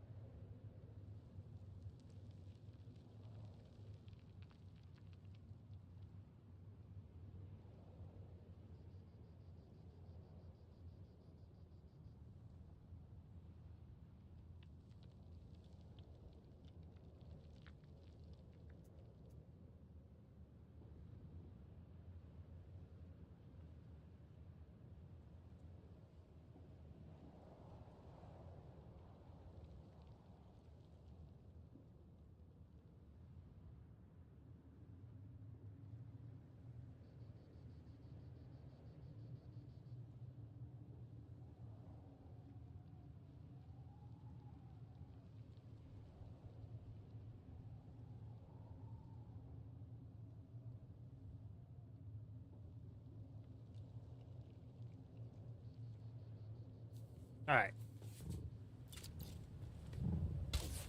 Did we hear any ornithopters fly over us? Because it's entirely possible.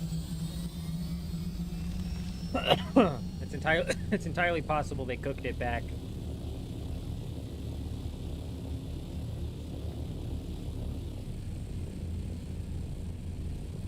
The ping over here, dude, I just keep getting slapped around with the ping. It's crazy.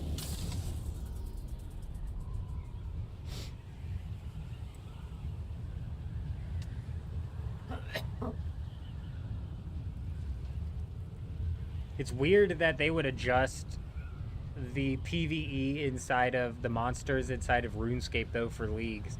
Because typically in old school, they leave the NPCs and the monsters you fight entirely untouched, because the whole point of leagues is to, like, have that, like, power complex, you know, where it's boosted experience rates and you're doing more damage and you're doing more than you can typically do in the main game. So it's kind of weird to hear that they would even adjust the monsters at all, to be honest.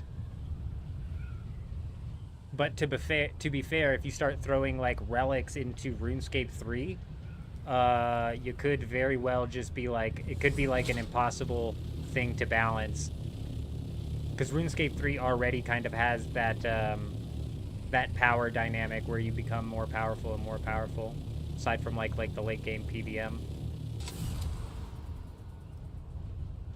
I'm excited for leagues, bro. I'm excited to jump back into RuneScape 3 and dick around in leagues. I just want to learn some more about it so we can start talking about it on the videos in more of an official format where we know for sure exactly what we're talking about. And since they're reworking the wiki, I'm probably realistically going to have to go back and, instead of making like a whole series of videos covering each and every single region, I'll probably just make one long-ass video covering every region, so it doesn't have to be like re-releasing all that content again, you know what I'm saying? Because the wiki as of now left me hanging for real. For real left me hanging.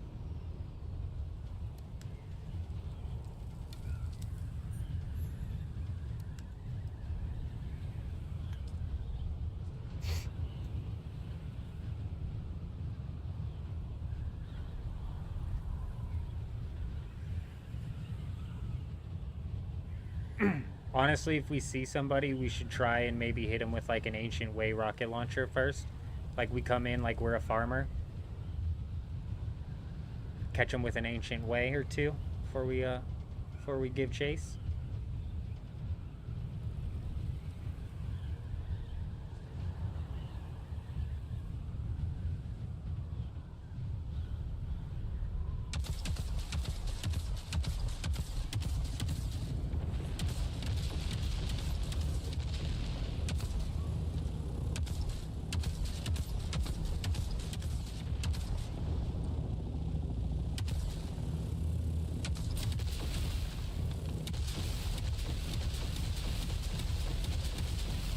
He's got rockets, don't he? Fuck.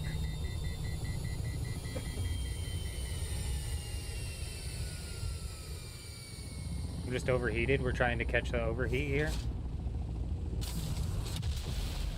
Just try and stay right under him.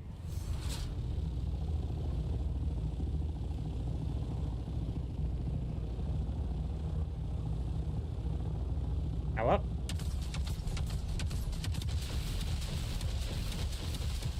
Fuck, dude. Alright, we gotta dump. We gotta dump. This turned into a ground combat fight here. Fucking damn it. I did not protect my left front wing literally at all.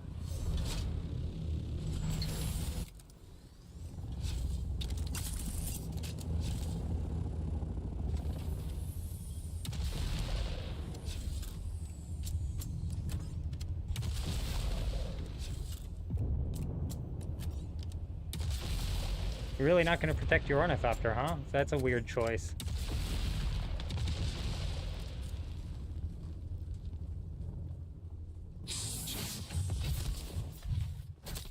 And you're spiced up, huh?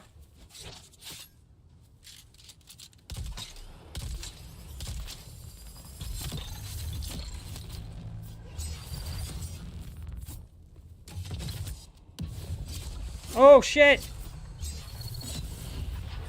Page down, page down.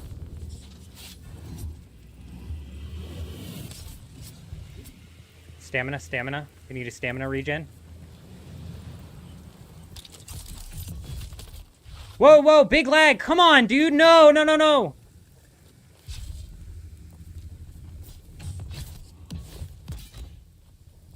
Nice try, bud.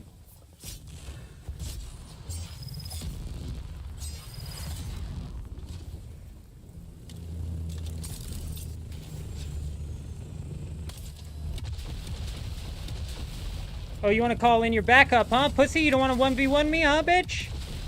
It's alright, it's alright. We can play. Fuck, he has the ancient way, too.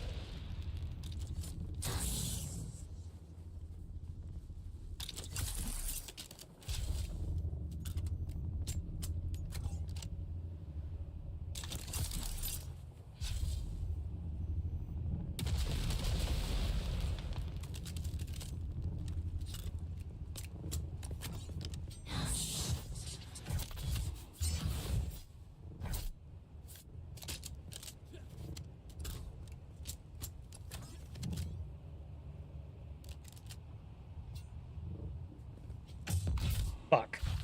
Okay, my stamina's almost drained. Where's my stamina regen? There we go, there we go, there we go.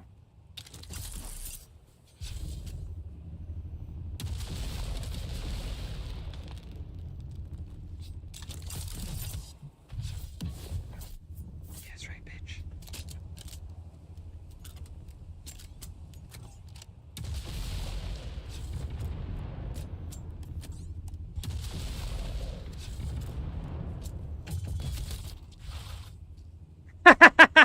You stupid bastard!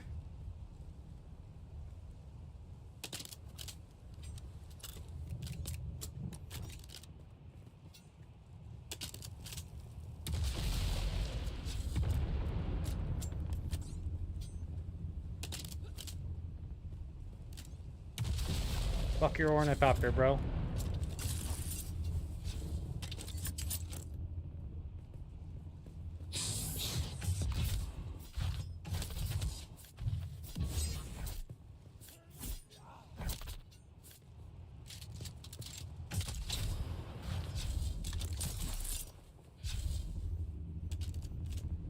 Why won't it?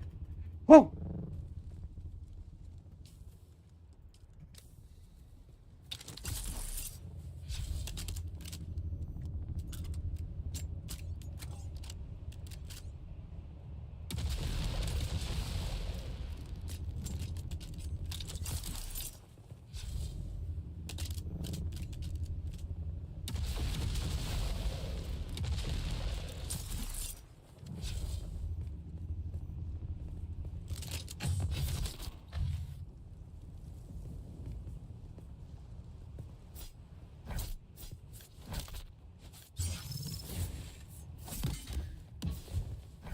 Try, bitch.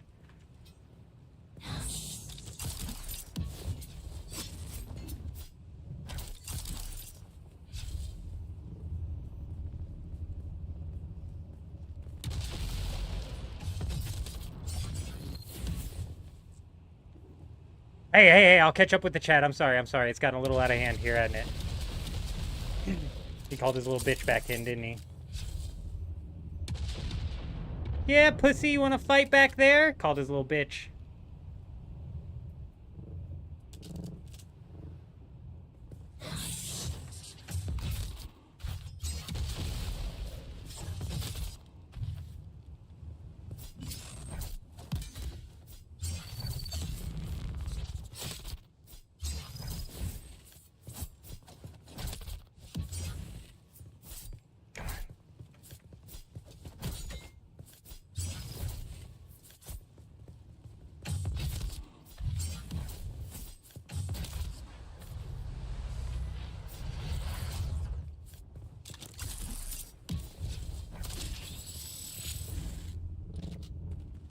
thought it'd be that easy, didn't he?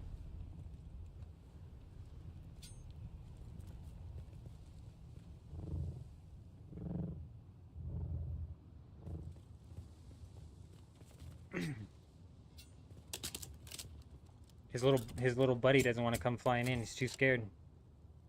Let's re-heal real quick. Yeah, give me a minute. I'm like way behind on the chat, but I can't, I just can't right now.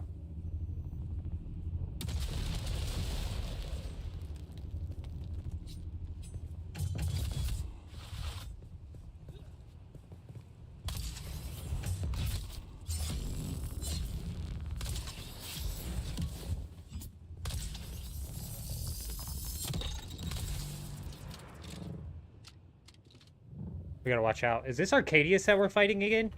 Arcadius, is this you, you son of a bitch? Perhaps.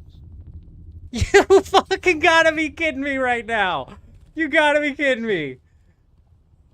No. Son of a bitch. Is you again, bro. This son of a bitch again. You remember me as Old Man Jenkins. Oh, dude. I do remember you, motherfucker. Yeah, it's Jenkins, bro. I knew it. I'm like, this guy's fighting exactly like Arcadius was. Exactly. Well, Come on. Why didn't let's your boy want to continue come in? 1v1. Why didn't your boy want to come in? I'm out of heavy darts. Drop me some heavy darts then, maybe, huh? Give me like 20 heavy darts or something. I got nothing. I got you, brother.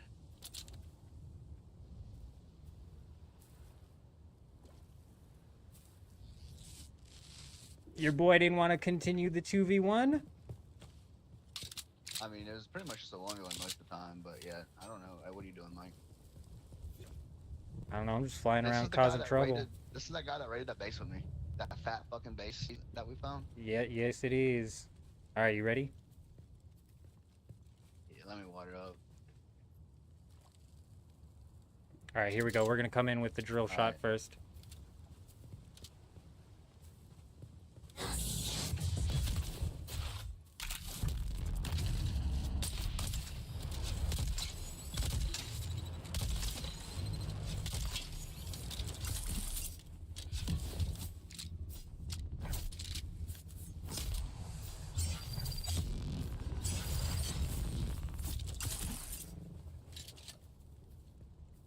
He shouldn't have given me heavy. He shouldn't have given me heavy. He should not have given me heavy. Damn it, I hit him with the grapple, so I can't catch him with the grapple. Shit. Oh, yeah, where'd my grapple?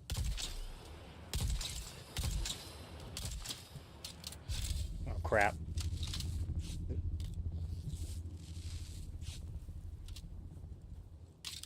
Oh!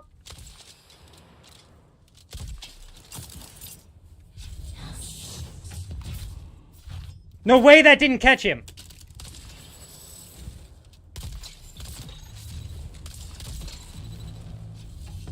Shit.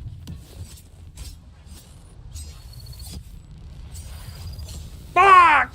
No! Damn it, you son of a bitch! We fucking... How come, dude? How come, bro? That was good. That was GG's.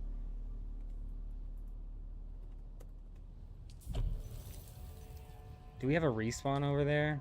I don't think we do. Damn, bro. We were doing fine, dude. We were doing fine. He caught me at the end there with one nice combo. And I thought we had him, dude. We had him when we whipped out the sniper. Wham! We caught him with the sniper. It caught him with the poison. You saw he was poisoned. And we must have overstunned. I think we overstunned him. And if you overstun, their stamina resets. You know what I'm saying? Their stamina resets. Psych, you're so right. 1v1 ground combat is fun. It really is fun. Nah, it's not full loot. I wish it was full loot, Tim. We'd have to be playing a little bit more different if it was full loot. Stuff would actually be on the line. All we were looking to get out of that was fuel cell. He walked out of there with 500 spice because we had 500 spice on us, but... literally, that's it, bro. He took my fuel cell and my spice. Other than that, we lost some durability. It's so wild that I called out that was Arcadius. If you guys were here when we were fighting that guy, it just seemed very similar, bro. The way we were doing this constant fucking back and forth, dude. Son of a bitch.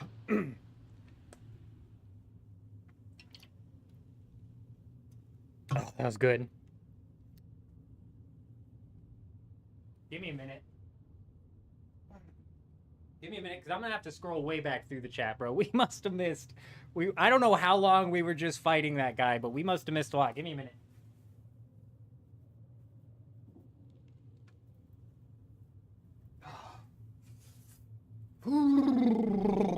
The type of adrenaline you love, you know what I'm saying? All right. If you wear heavy armor, you take more fall damage than light, for real. The stamina back from parries is so strong. Is the sword, does it really give you stamina back? Heavy armor drains a lot more stamina. That's why I don't typically wear heavy armor. Because, first off, nobody's usually firing heavy darts or light darts at you. And heavy armor cuts out your blade mitigation. Most combat is blade on blade.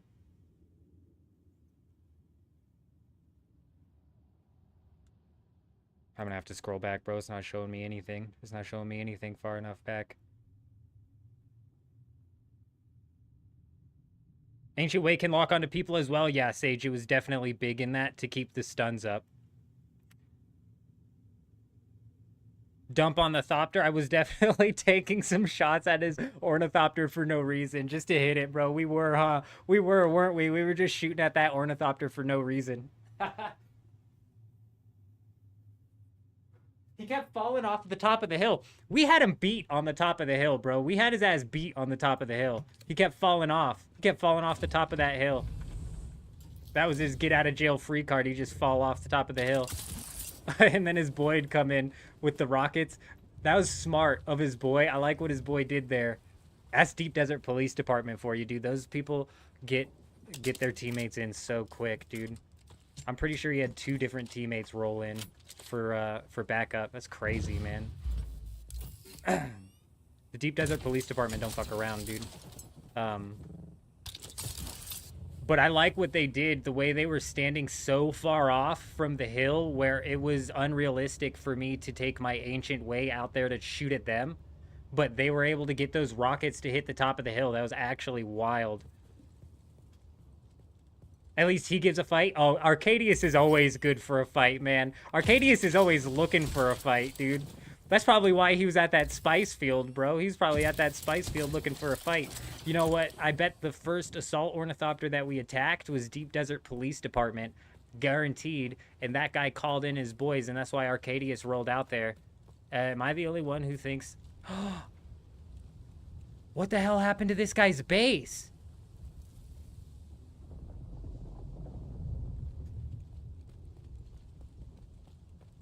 Do you think he did this? He must have done this to his own base.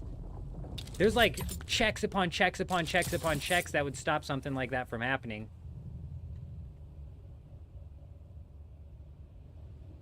This base seems big for no reason. But I shouldn't be talking. I always make my bases big for no reason. He must have dumped it himself. We are getting close to the end here.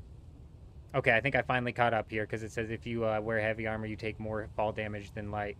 Is that true? I didn't know that. I don't typically wear heavy because, like I said, it's blade on blade here. You need that light armor for the blade mitigation. The sword is just slow, in my opinion. You know, that's why I haven't swapped sword. The only reason I swapped over to rapier is because it's the same speed as the dagger. The Jolt Sword gives back stamina on parries. Oh. You can counter slow attacks. You can by, I noticed that. The slow attacks, you can parry them. I don't know if that's meant to be that way. But if you, I don't know if it's got to be, like, timed proper.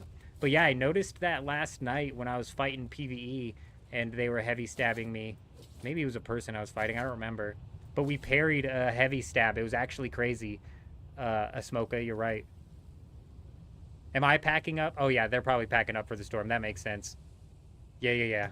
For sure. Yeah, we've got 1 day and 2 hours, and there's, like, 12 hours until the Coriolis starts. So these guys are probably, like...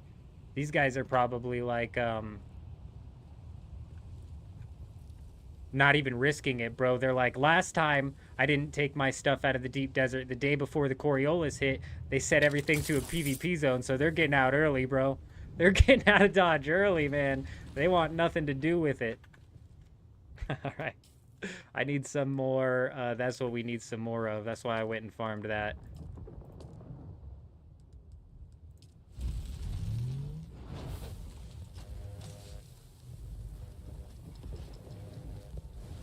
All right, we got some heavy darts too. He gave me some heavy darts. Arcadius is cool, bro. He's cool. He's chill. Yeah, here, I'll give you some heavy darts, man. That's funny. That's funny, bro.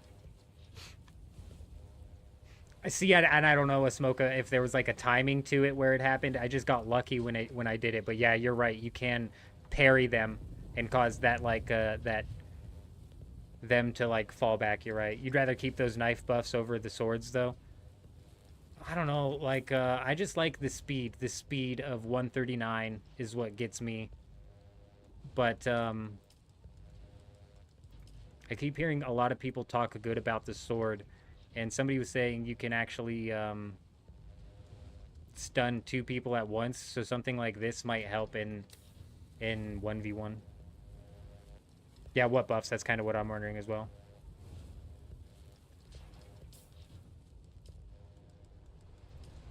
What buff does the short blade give you, though?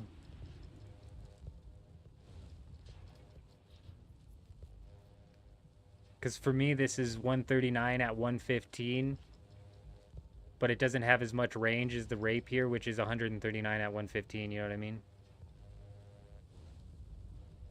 Oh, AoE parry. Oh, okay. AoE parry.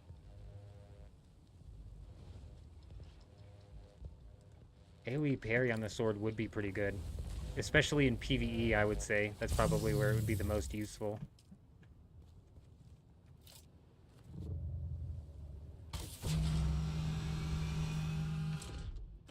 Freaking Arcadius. It's always him, bro. I just felt it. After so long in that fight, it just felt like an Arcadius thing. And that guy has a lot of experience with air combat, and he fucking just absolutely blitzed us out of the air. You know what I'm saying? He just cooked us out of the air. And he's got a lot of experience with air combat. He says his guild and shit just, like, will spar each other in the air because there's nobody out here to fight.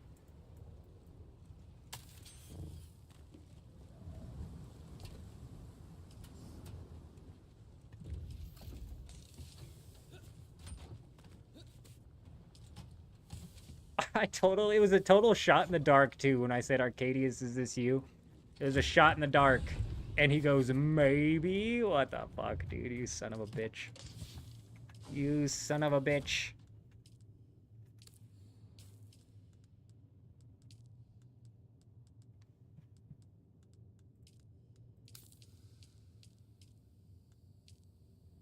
$152 damage per hit on the replica jolt, huh? Damn. At your point of view, choice of your melee weapon is based on what tree you've invested in. Oh, that's a good point. That is a good point. And speaking of which, we're still not even fully classed out here. Like, if I was fully respec'd into Swordmaster and I was, I guess my long blade damage is fully spec'd out. Where's my just regular blade damage? Oh, that's fully spec'd out as well. Never mind then. Statement withdrawn. Does the damage per hit really count when the light attacks basically do 0 damage? That's a really good question. And then are you getting like extra crit damage if you hit him with the heavy blade attack? Honestly, I have no freaking clue.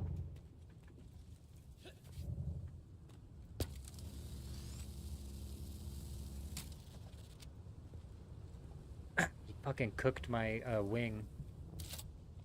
This asshole cooked my wing.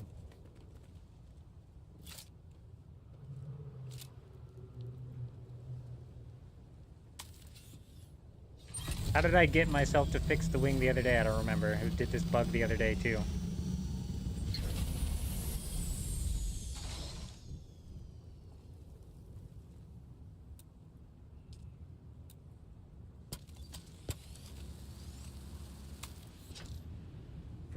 I did not mean to take off the rockets, you stupid idiot.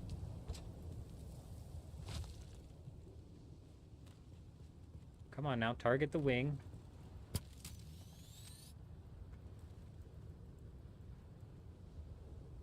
My wing was fully broken like this the other day, and we were eventually able to repair it. I don't remember what we did.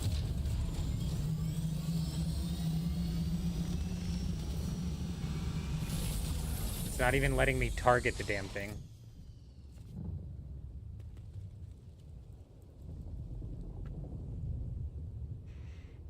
It's not even letting me target it. Like, I'm getting pissed off. Target the damn wing. Could you imagine being out in the PvP zone and you're trying to get this done? Oh yeah, we went to customize.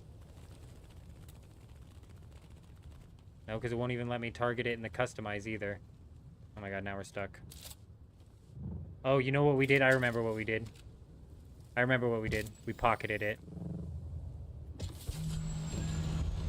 It just needed a reset. I remember now. I remember now.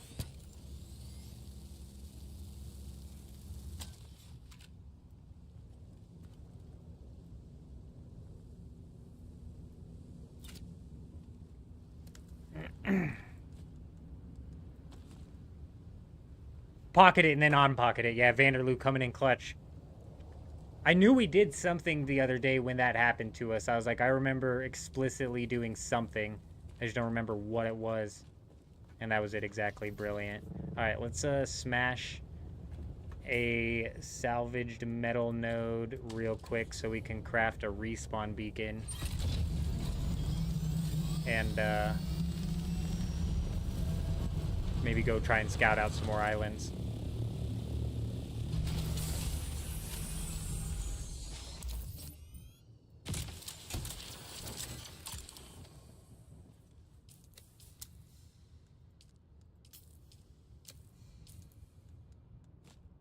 Game needs more precise data as it's PvP oriented.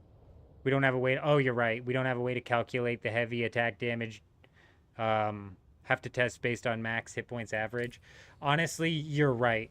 Since it is meant to be a PvP oriented game, like some actual clarity and some actual numbers like that would definitely be handy.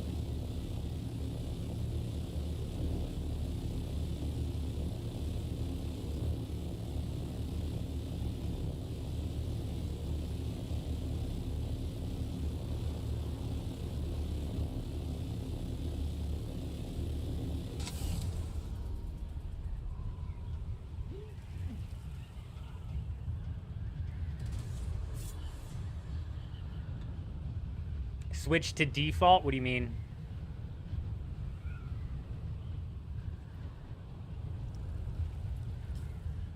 We're gonna head back out to the I section. Right up here, there's a big spice field. We'll leave them alone. They can harvest their spice in peace. I don't need to be causing trouble with a giant-ass guild. The biggest guild in the deep desert out here. I wish they would build in the PvP zone. That'd be fun. I'd love to try and raid them, but I don't blame them.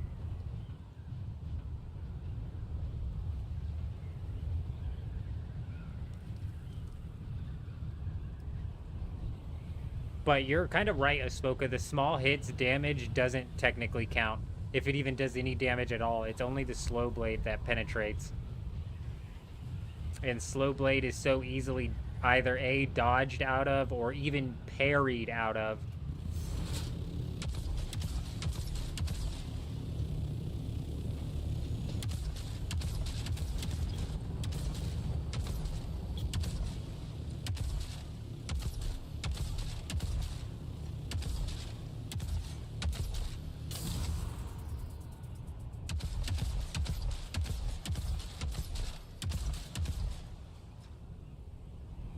I just need one wing to break.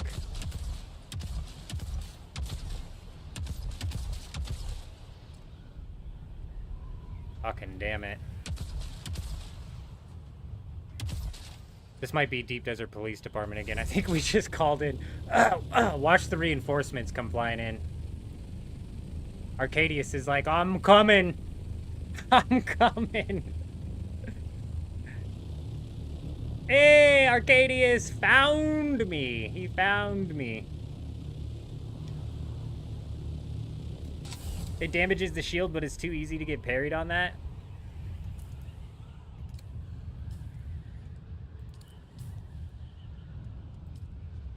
Rad.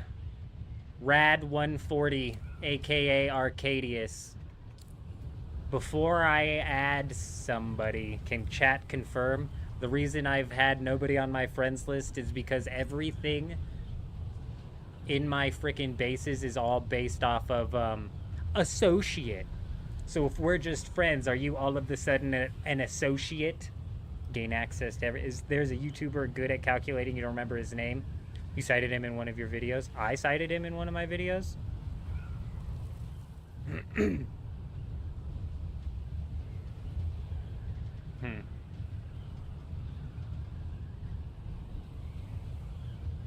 I don't remember citing anybody in my video, but I remember talking about on live stream the other day that one guy who was going in depth into all of the I forget what he was doing. He was doing some in-depth testing on one of the charge packs or whatever, because a lot of the people in the community were saying that the charge pack wasn't working proper, but it actually turned out that it was giving the 10% boost that it said it would be giving.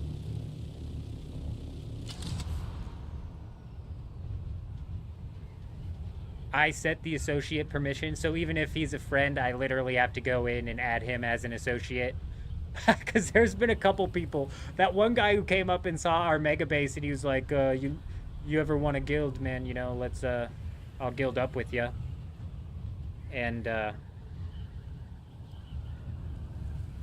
there's a black ant crawling on the styrofoam that I have over here. There's no food up there, buddy. You're in the wrong spot. Now it's all I can focus on. What was I talking about? Oh, okay, yeah. We'll have to give Arcadius an ad then. I have to add them to the permission. Okay, that makes sense. But I told that guy, I was like, sure, I'll add you. And I never added him because I was like, he's trying to just gain access to my mega base. Nice try, buddy. I wasn't born yesterday, pal.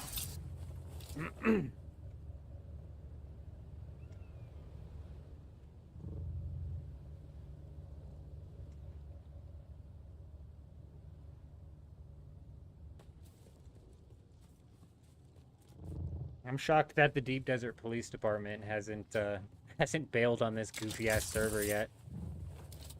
They have to have no competition out here.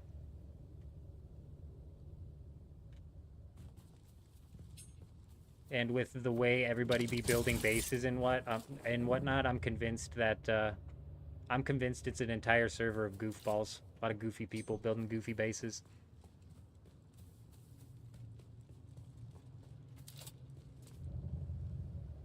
Yeah, no, anxiety definitely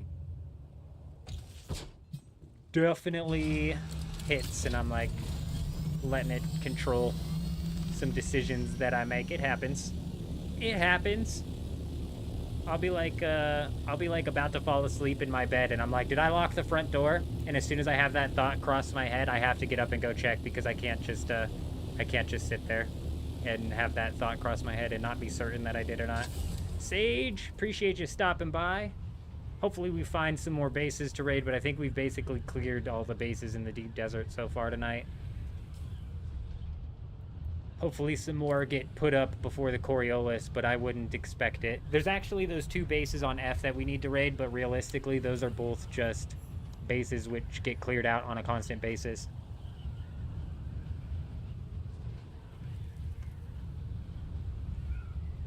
It's better to be paranoid in the Deep Desert. You're right. You're right.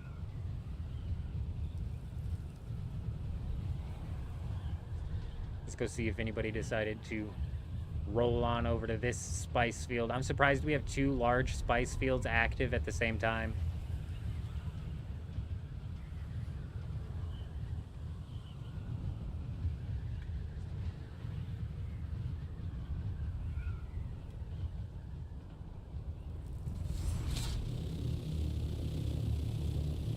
Hey, we got a smoker coming in. sounding a lot like Gamer pushing that like button just as hard as the bot Ricks. You guys are incredible. This definitely looks like it's getting hit. Here we go. How many missiles do we miss this time? Place your bets. If we can pop a wing, it's basically a guarantee. Other than that, God only knows. They're probably going to end up making it back to the safe zone all the way from the I zone. They'll probably end up gapping me if I'm being honest.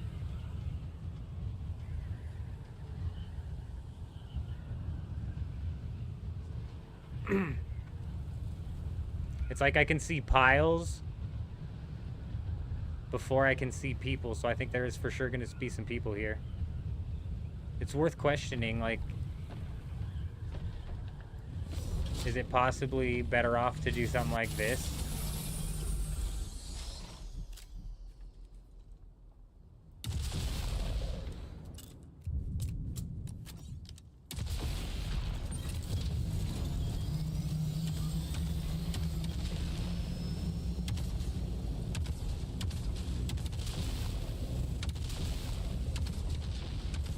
We got a wing, we got a wing.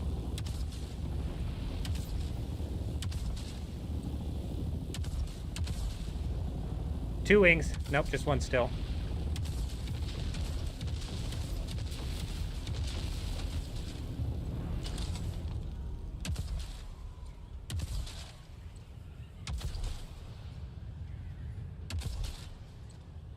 We've cooked his left side here.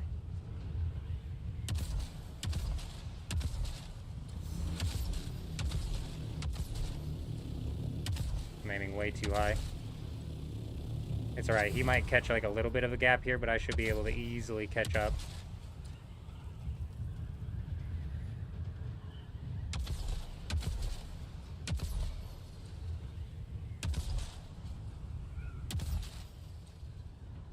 God, what timing on that dive there.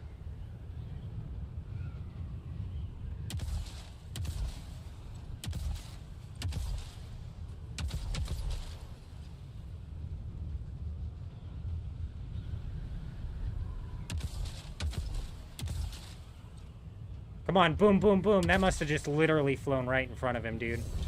Alright, let's gain some fucking height here, damn it.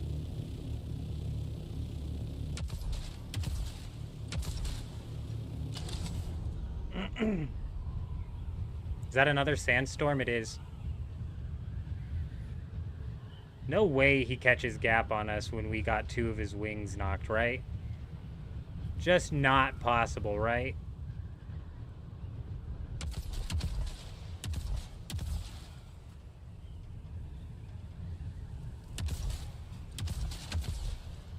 What the fuck, dude?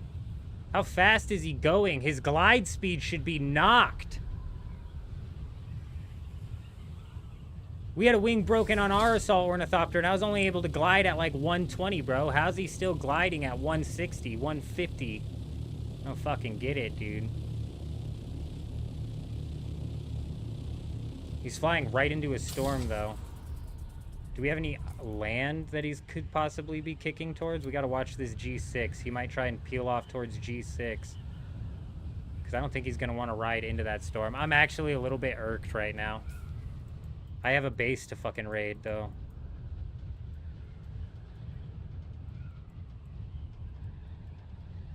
Yeah, my base is right here.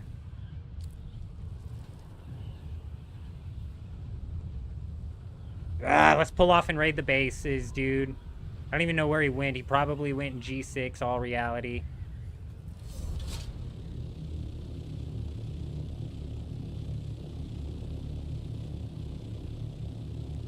The unique wings on the Albatross wings are actually cooked. I'm not even going to be able to make it to that before the storm gets us. He very well might have come over here. Even I've got MK6 wings on my assault ornithopter, dude, and when I have one wing knocked, I'm literally gliding at 120. Drops my glide from 160 down to 120. So I just do not understand. He did catch a pretty healthy gap on us, but even then, Even then, we should have been able to catch it. That's fine. I think the play is Sector to... weather alert. I think A the large play is sandstorm to approaching. do what we did with the... I think the play is to do what we did with the Ancient Way, in the fact of we shoot at that once or twice before we get up, you know what I mean? You got an Albatross MK6 gliding up to 182, even with a broken wing, and that is... the Assault?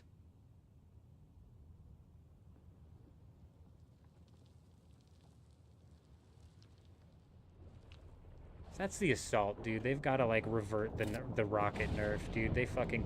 They absolutely trashed the Ornithopters.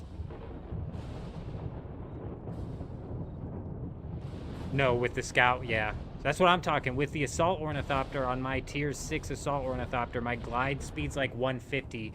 But if I have a broken wing, my glide speed's like 130, 120. Which is why we should have easily been able to keep up with that guy gliding at 140. Because it almost looked like we had 2 of his wings knocked as well. It's whatever, it doesn't matter. You're right, proper booster. Pat's bringing up a really good point. Proper booster usage. Because the Assault Ornithopters don't rely on gliding for speed. You're right. Pat's entirely correct.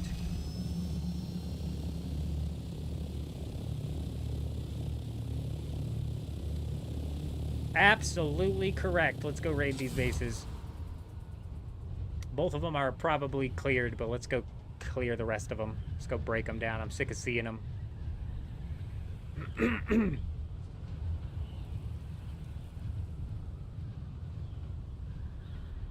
Smoke on a peaceful server, huh?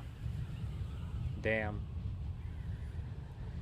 This server, for the most part, is peaceful as well, except for the Deep Desert Police Department and your few scattered people like me out here, like, solo base raiding and causing trouble.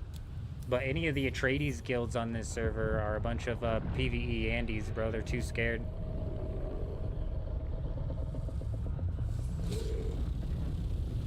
Hey now, settle down.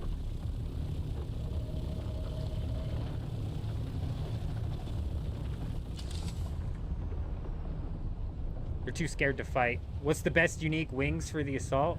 We went through the unique wings. They're busted. There's an Assault above me. There's another Ornithopter. You guys see that shadow? What the fuck was that? I can't focus on that right now because I'm raiding.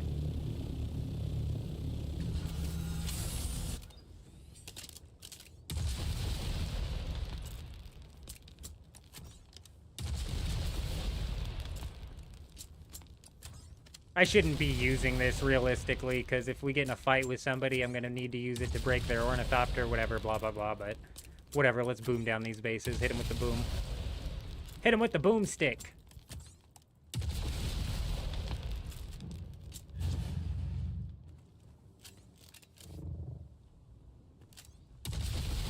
I don't know where the sub-thief is. This one generator should kill it, though, and then we'll be able to come back to it.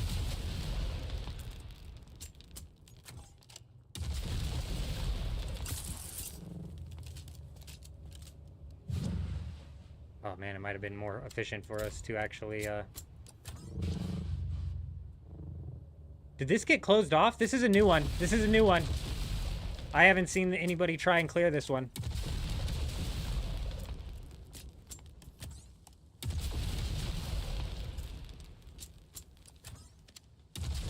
This is probably just another one of those little mining outpost things, just like the other one that we were going to clear. But I guess let's try and do 3 in 1. We came to this island a little bit late, so I bet the shields come up before we manage to get all 3 of them, but I haven't seen this one yet, so we're busting in.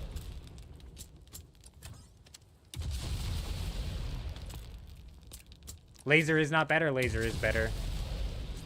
It's not as fun, and I don't have the mentat ability to make it to where I can shoot it constantly. But the laser is better.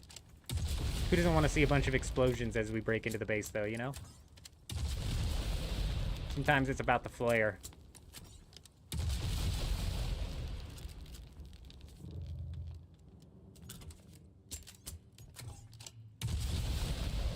Oh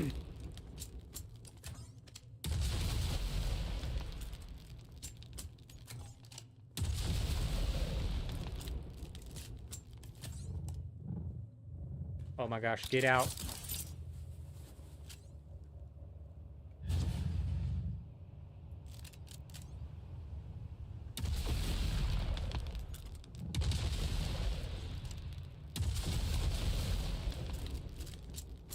Whatever, fuck it. Shooting the rocket at the floors does weird shit, bro. Like, does weird shit to the splash damage. It works better on the walls. We're surely gonna run out of time here, you know what I'm saying? These are just relays, 100%. Yep, they've been on our list, though, and since the storm hit it, we might as well hit them. These are about the only 3 bases left inside of the deep desert where I know where are at currently. I think we've just about scouted and raided everything else here. These have been sitting here for a couple days now. I should go. We should maybe break down the clip of what happened with this guy in this base yesterday, because it was freaking hilarious. We did manage to get all 3 bases, though. I'm a bit surprised.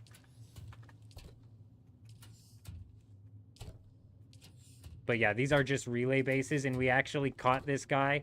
Look, there's something. We actually caught this guy trying to take his stuff out of this base, and we broke his assault ornithopter before he got to the safe zone, and he got eaten by the sandworm. Oh man, we should watch that clip after this. I wasn't live. I didn't have my live mic reaction, so maybe I can like react to it and give it like a pseudo live mic reaction, so we can upload it as a clip. That shit was hilarious, dude.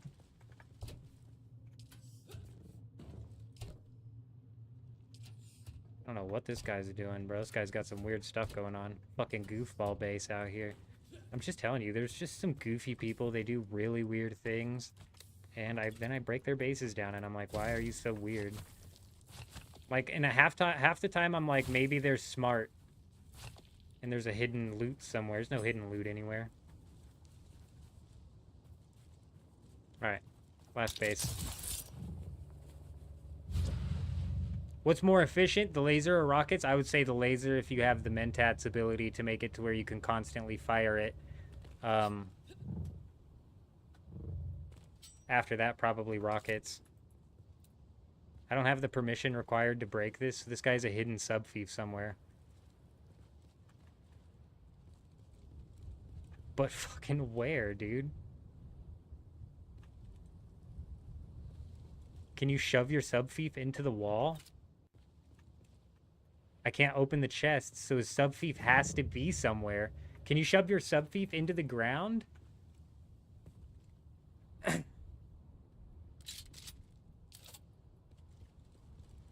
That's a foundation, that's a foundation, foundation, foundation. So there's not like a sub-thief tucked somewhere on the ground.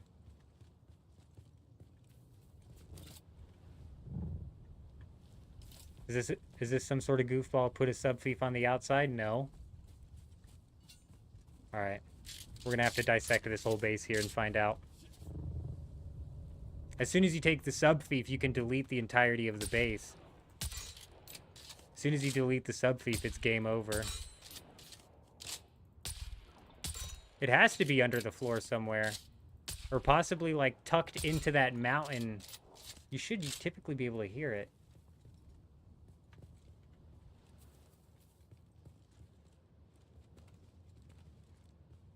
I don't hear it anywhere.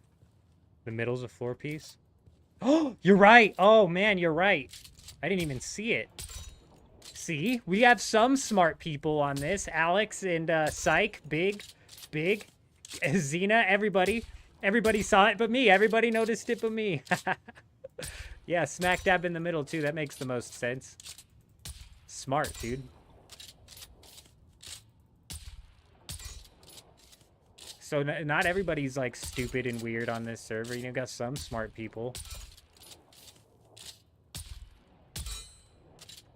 That's pretty clever.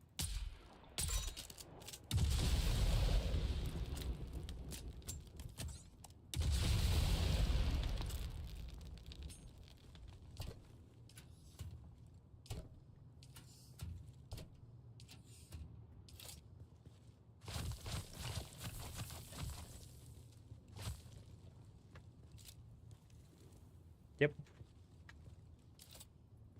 These are very much so just relay bases that get cleared out every day because that's the smart thing. That's like the best way to build a base out here in the deep desert.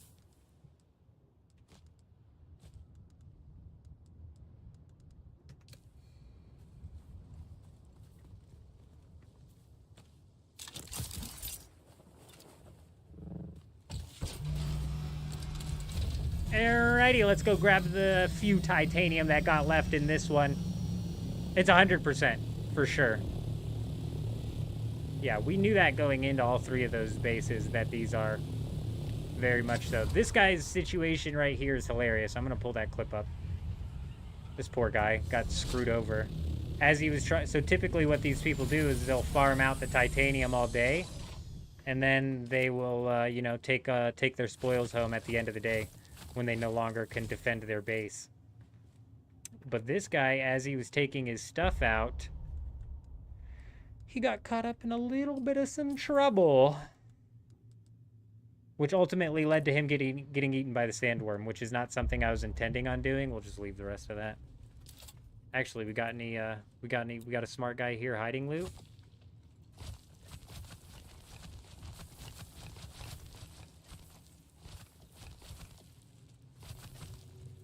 Doesn't look like it. No hidden loot. No hidden loots, but that's an emptied base. Get the hell out of here.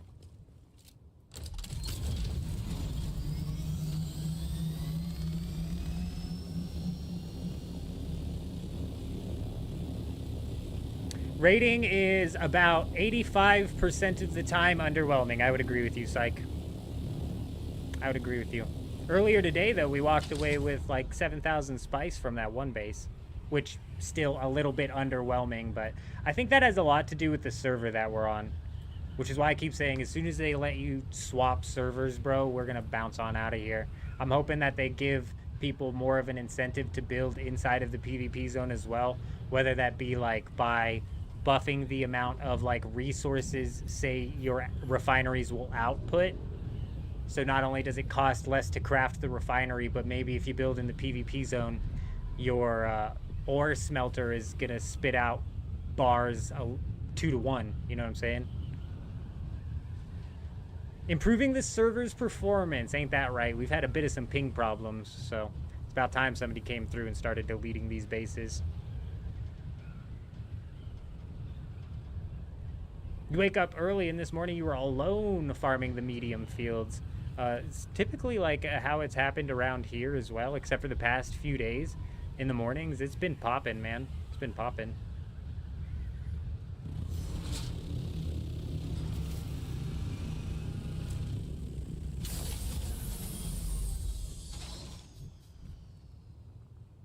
Oh, right. That's what I was going to do.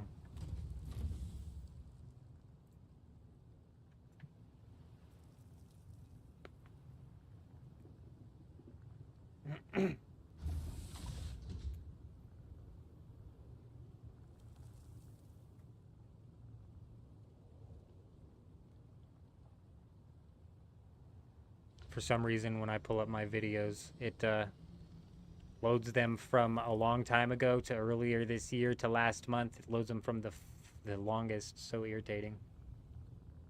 Oh, here we go.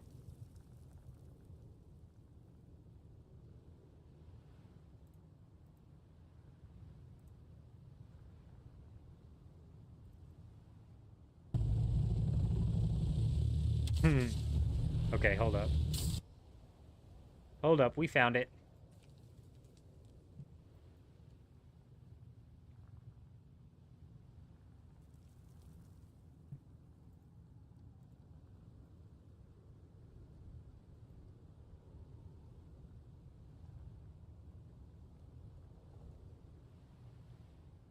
Well, that ain't it.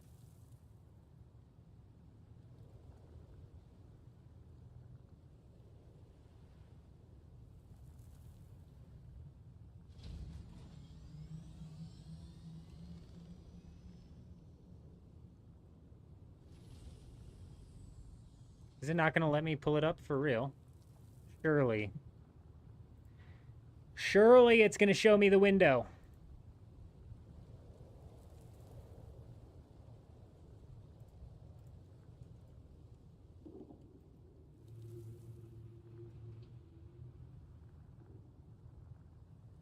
It's genuinely not. Bear with me 1 minute here. Hold up.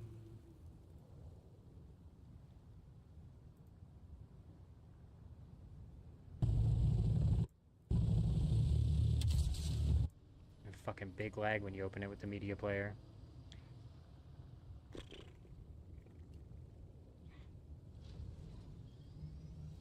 I could just right-click, open up that in my editing software, huh? Hold on, we'll get this rolling here. None of the video players will let me pull it back up, but I know for a fact my my editing software will let me pull the video up on the live stream. For some reason, it's not letting me pick up the window.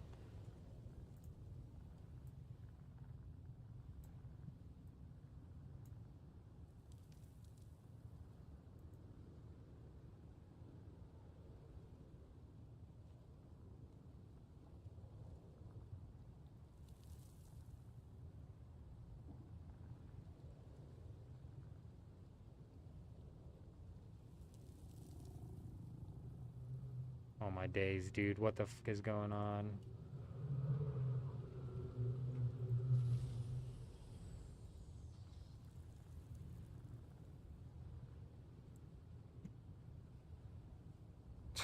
Dude, we are having a rough time, a rough go at this, aren't we?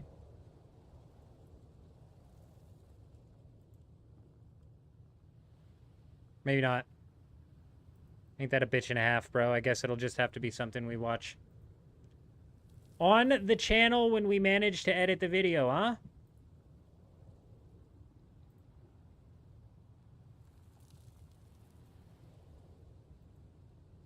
Oh my god. Oh wait, that might be it. Maybe we can get it to run off of that. Hey, bear with me, huh? We'll get it, we'll get it.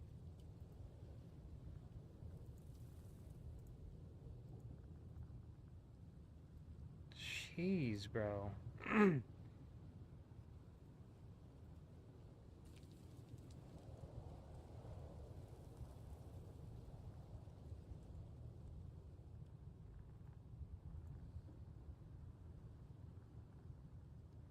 Oh, you know what? I'm so dumb. I'm so dumb, you guys. We're just being stupid. You know? It's like sometimes I'm so dumb.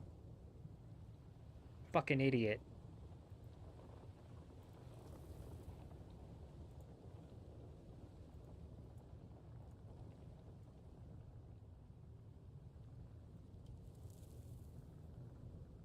Why is that not fucking capturing properly, bro?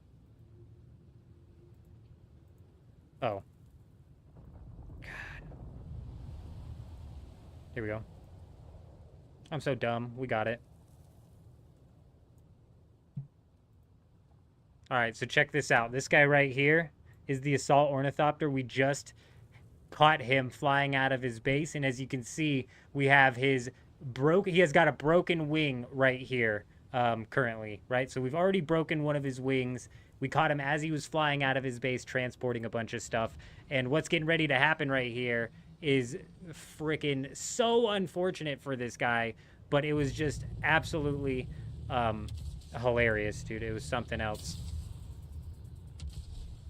So we're only, mind you, like a tile and a half away from the safe zone here, but he has a broken wing, and he does a few panic moves here, and you can see we're still missing our shots pretty decent, but we're also catching them. And this is what I'm talking about with the glide speed of 150 and his broken wing. That other assault ornithopter should have been having a hard time even catching a gap on us. So maybe we just damaged his wing and we didn't quite break it yet, you know, because you can see this one's full broken here.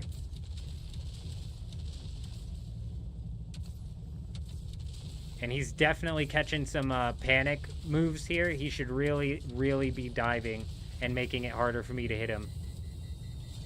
And like he turns around like, what is this guy doing for real? And it gets even worse. The choices this guy makes are absolutely insane. If you look on that top bar there, you can see my home base icon. That is only like, this is the last island before we enter the safe zone. And he should have been getting up as high as he can to try and glide to an island in the safe zone. But instead, he like almost hovers over this island like he's going to get out, which hindsight being 2020 is what he should have done.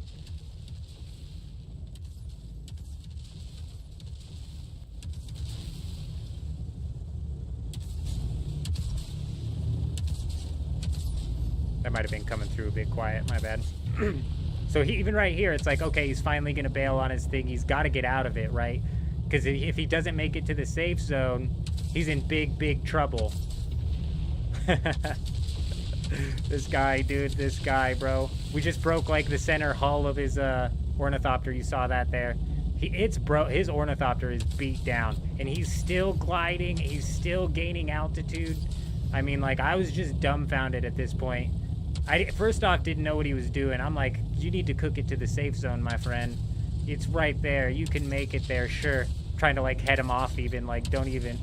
You're not going to make it. Don't even. And this is where things go from bad to freaking worse for this guy. So he pulls off and does probably the dumbest thing. That island in the background is the safe zone island he needs to make it to. That's where my base is at. Honestly, I don't know why he's not gliding into that island. The more I'm watching this, the less bad that I'm feeling that this guy had happened to him, what's getting ready to happen to him. So you can see he's finally pulling over. Why he decided to pull over here in the middle of the island, I have no idea. Kind of looked like it had a one last final explosion there that it couldn't handle anymore. So now here's my idea to jump out and continue to rocket him, but though you can see we're hitting a zone change here in 15 seconds. Now watch what he does. This is where he makes a big mistake. He is, boom. He's shooting a sniper, so he's drawing worm attention. Now, I don't think he was drawing that much worm attention, so let's see here quickly. I pull out my sniper, and I'm curious as to see if he turns his shield on. Because if he puts his shield on, let's watch. That's what drew the worm to him.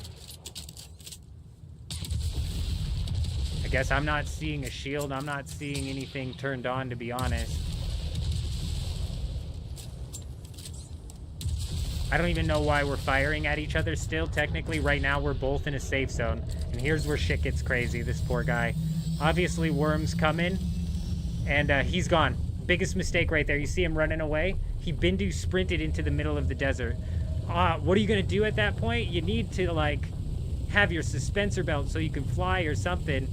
And I'm trying to hang out over here, maybe drawing attention to the worm, you know what I mean? But, oh, this is where you just know there's nothing you could do. Oh, no, dude, there goes his stuff. Oh, it was brutal, man. I felt so bad. I just was... So many mistakes were made by this guy. He should have been able to easily make it to the safe zone island. But so many mistakes were made. Here's my greedy ass still trying to get into the storage if I could. Hey, this guy just lost all of his stuff to the worm, and I would have busted into this storage if I could. But I couldn't because it's in the safe zone. Oh my gosh, dude. What a day. What a freaking day.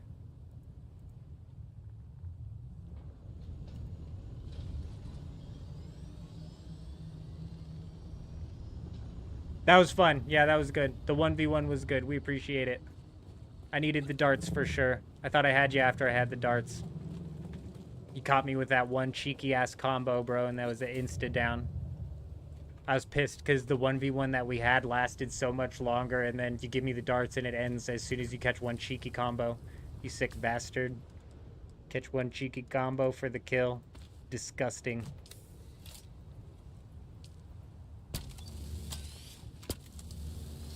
Oh, what do we got going on here? That's probably Deep Desert Police Department.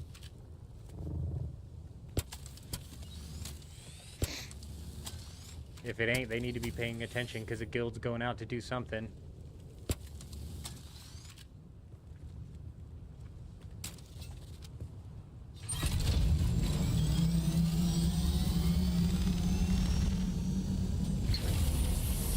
I think I need to grab a fuel. Yeah, we're out of fuel.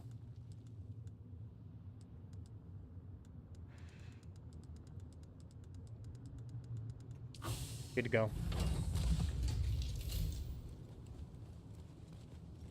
He must have had a haul in the Thopter. He 100% did. That's why I'm bummed out. It was probably filled up with titanium and stravidium from his mining operation he had going on there. He's probably so fuming pissed off that if he did have a haul in the Ornithopter, that means he was getting ready to transport his day's worth of mining or a couple hours worth of mining back to the safe base. And he gets caught out, and not only does he get caught out and not get his shit back to the safe base, but he gets eaten by the worm and loses everything on his person. That's what's nasty about it. I felt really bad. Our ancient way is about cooked here. We're going to have to go back to the Haga Basin.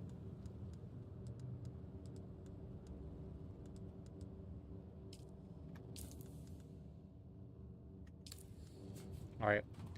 That guild was just going out. Let's go see if we can shove our nose into something stupid again. This ornithopter that we have right here is busted as hell. That front left wing is just not it, bro. 63%. 63% on a front left wing here. An ancient way that's absolutely cooked, and we're about to go shove our nose into whatever guild decided to leave this area. If I had to guess, it's Deep Desert Police Department. Those are the only people that I see out here actually trying to organize something. But maybe Arcadius was onto something, and maybe there's actually some Atreides guilds out here trying to put in some work. That, I doubt it, though. That I doubt it. When you are locked on by the worm, if you Bindu, you can move direction and avoid it. But on your testing, it's failing 50% of the time. What I'm wondering as well is, if I have a Bindu sprint paired with a suspensor belt and I catch a hill just right, I'm going to be so far in the air that there should be nothing that can catch me. You know what I mean? I'm like miles above the worm. So I've wondered that as well. If you catch a proper Bindu sprint paired with suspensor belt at the right time, are you going to be able to... If you've ever harvested in a spice field and you have the worms start to come after you, and then you get in your ornithopter and fly up in the air, the worm doesn't like plow through where you were. Instead, it like turns direction, right? It changes direction, and that to me, so I'm thinking maybe if I'm in a situation where I'm on foot, if I can get high enough in the air, maybe it'll change direction and not even be chasing me anymore. If I had to guess, that guild's coming out here to either this spice field, which I don't think is there, but more realistically, probably the one that's out here. So that's what we're going to check. Leroy coming in with the follow over on Twitch. We appreciate you. Hope you're doing well. Welcome. Welcome. Hope you're doing well.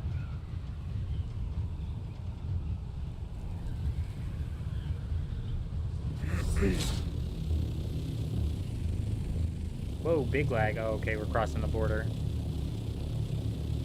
I didn't grab fuel.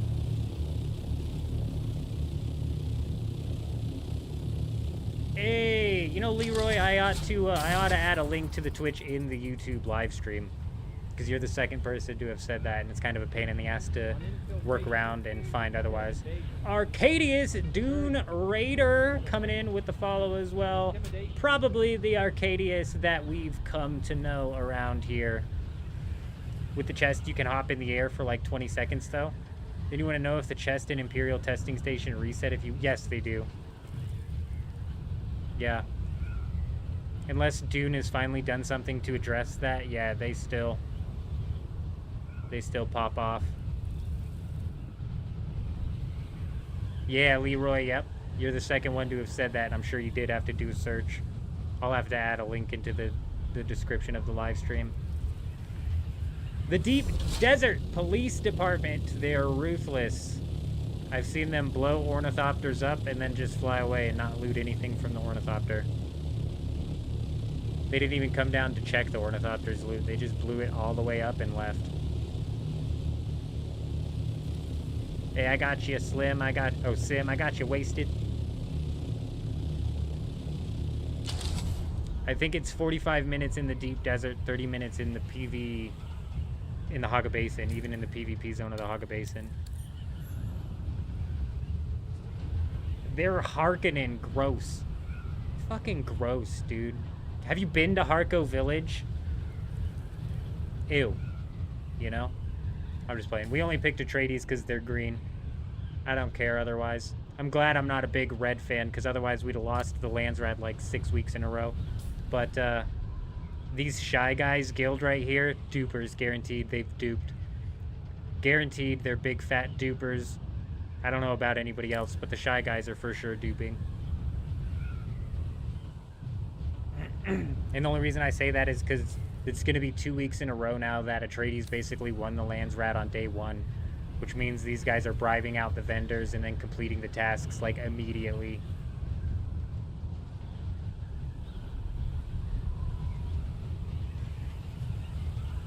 Honestly, I don't know, Leroy. To be honest, I have no idea. I haven't camped on the chest to wait for a respawn. It might be 45 and 90.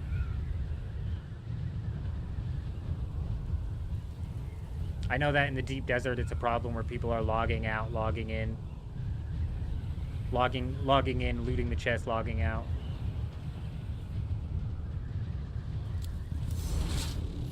Which is another reason that I don't really try to clear the PvE labs.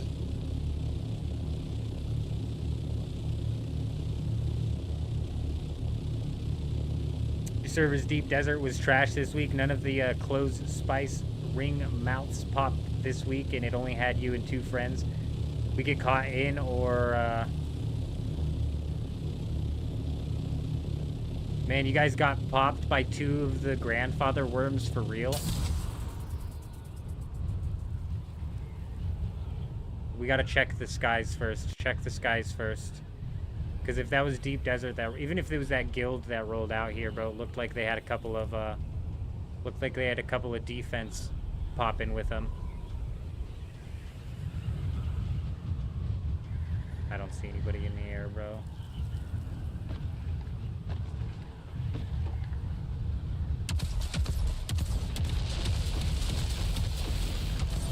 Fucking wasted the shots, bro. It's a Rocket Man. It's Arcadius!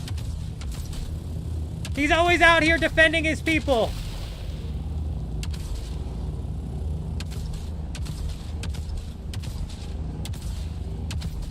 Fucking aim. I'm okay. Here we go. We gotta get up. I'm aiming too high. That's why my rockets are arcing all fucked up.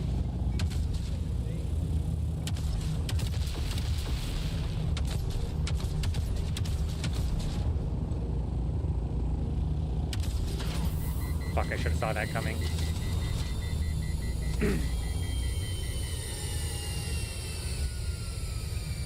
You saw it, huh? You saw it. You thought I was just bailing, bro? Do I look like the type to just bail?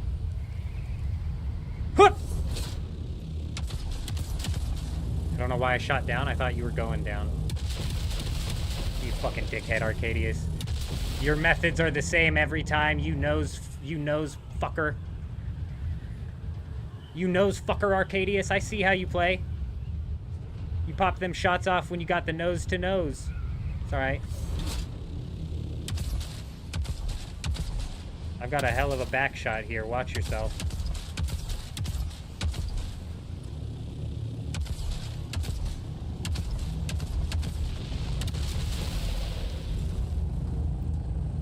My utility module is broken. My rockets are busted. Motherfucker broke my rockets. Yeah, he broke my rockets, you sick bastard. Yeah, you better give chase, you son of a bitch. This ends on the ground. It always ends on the ground. You know where it ends.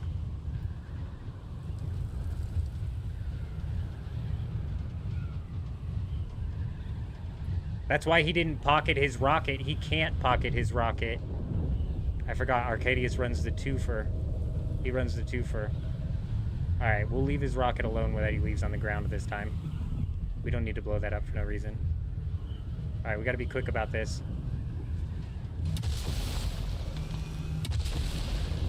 Was not fucking fast enough. I hit all of the wrong buttons.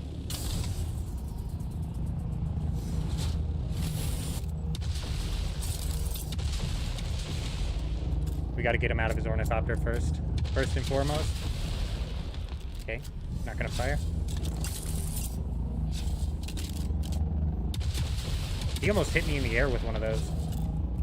Yeah, you better get out of that thing, bud. You know how it goes. Oh shit, here comes his bud, here comes his bud. It's a twofer. Hey, I'll 2v1 all day, bud. I'll 2v1 all day. One of you's confident in PvP and it's Arcadius, and the other one doesn't want anything to do with it.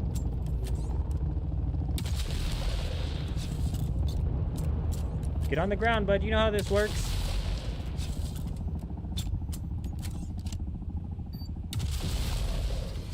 Did he leave an assault ornithopter out there just to whip this out? That's surely not what happened there, is it? That'd be insane if it was. That's not you? This is somebody else? This isn't Arcadius? We got somebody else. It's not Deep Desert Police. Well, they better get their ass out here then. We got guilds to take down, huh? Boom! These guys really want to fight, huh? Yeah, that's an Atreides get up, isn't it? This is Atreides trying out here. Trying and failing. I hear ya. I hear ya, bud.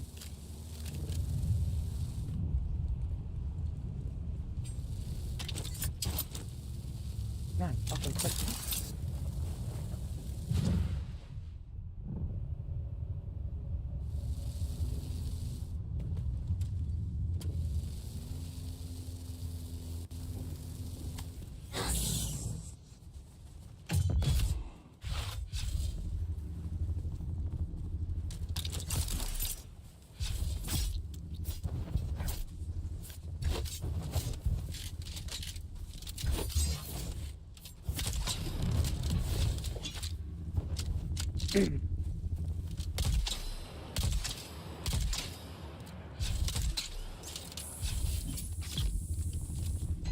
Ah!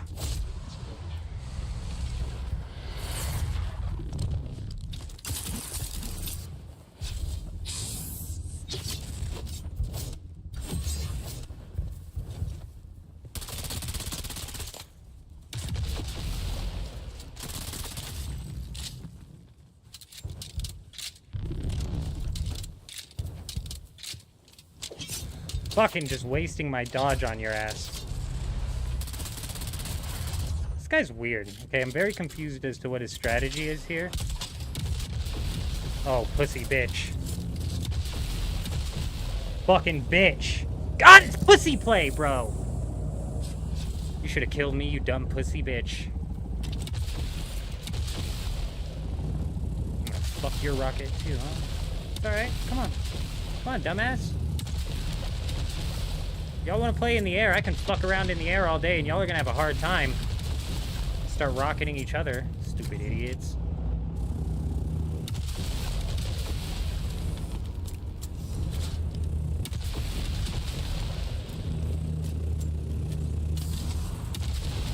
I just fucking killed myself.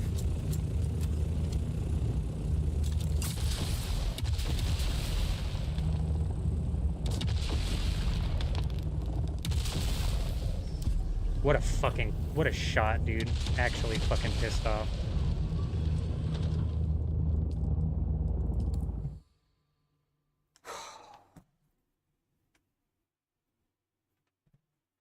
All right, motherfuckers, we're coming back.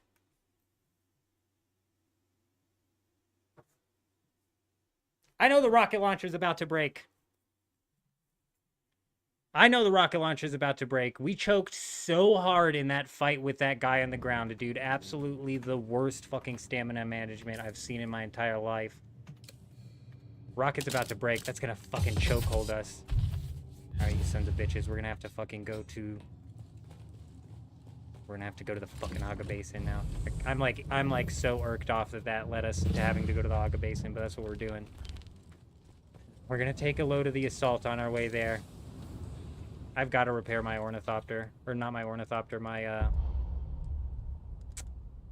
fucking rocket launcher.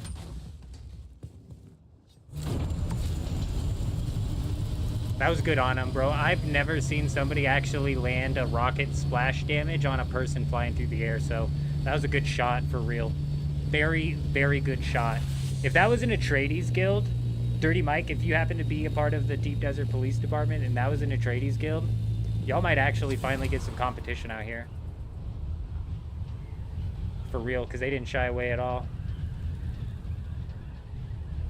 Oh, you're not Deep Desert Police Department? Got you. Gotcha! Gotcha, gotcha, gotcha.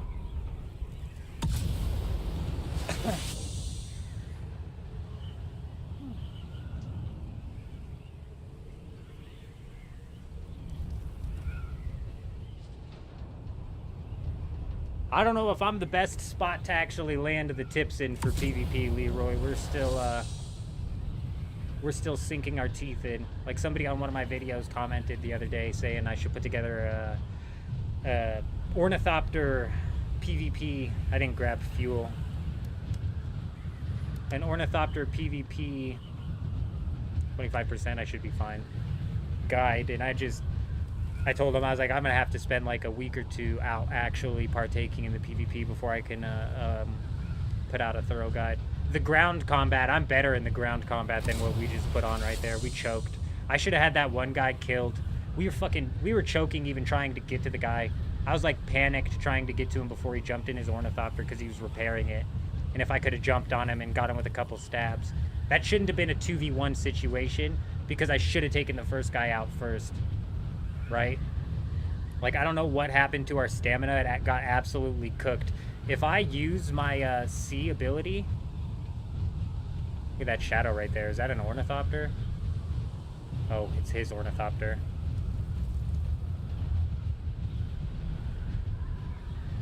I mean, it makes sense. That is kind of where the shadow would be being casted, but it's not moving, and it kind of seems like... Excuse you! Hey, buddy, you home? Because I don't appreciate your base right here, pal. You realize your base is sticking up so high in the air, it blocked my glide path, alright, bud? So I'm gonna have to ask you to take it down a layer. Okay, pal? I'm sure he heard me.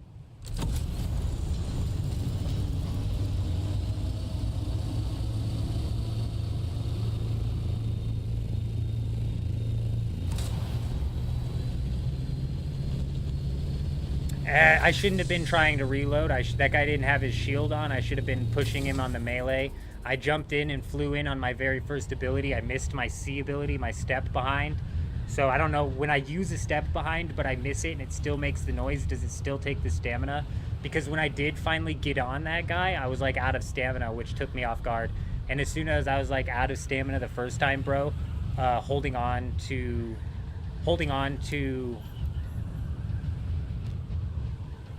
managing the stamina from that point on was just completely botched. Okay, hello, hi there, how you doing? Hope you're doing well. What suspensor belt am I using? We're using full suspensor belt.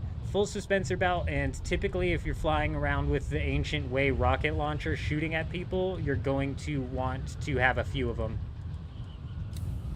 I've had one power pack, MK6, that's lasted me the entire week. I did bring out an MK5 just in case.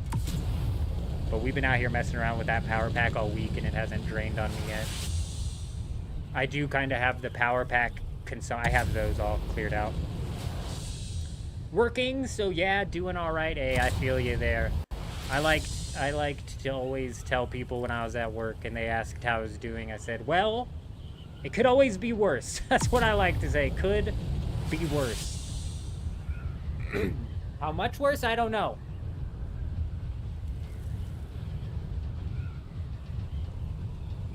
Uh-oh, we got a wall coming up. Oh, barely cleared it. I'm surprised it didn't do that thing where it, taps it. I like what those guys did with that little awning on that base there. I don't know why, it never fails. Every single week, there's a base that gets slapped right here. Why? Why are you putting a base right here in the deep desert? It's weird. These are the type of PvE players who refuse to take even one step into the PvP zone.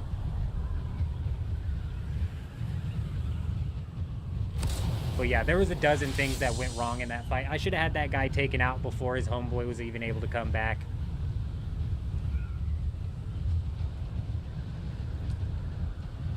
And the main thing that went wrong in that fight was stamina management. Because we had him dead to rights. We had the guy dead on the ground. We just hit the reload and then failed to even kill the guy. That was a big ass choke on that thing too. So we had a full inventory of spice on the assault ornithopter storage. What do you think the chances are any of it got yeeted, huh? How much of it got deleted? Place your bets. I'm gonna say none, but I'm hopeful.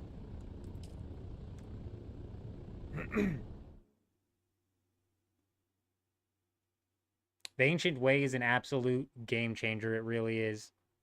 None, nada? Meaning we lost it all or we lost none of it? I'm going to assume we lost none of it. I've been fairly lucky on this. But I hear people complaining about it constantly.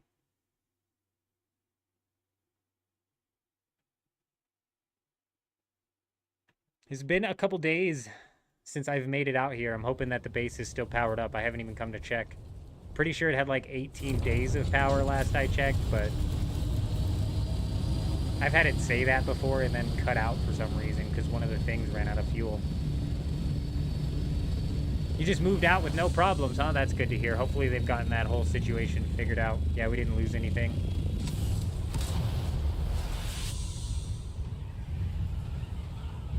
It should be fixed. It seems like it's fixed. Hopefully it's fixed, because a lot of people have been having a really hard time with that.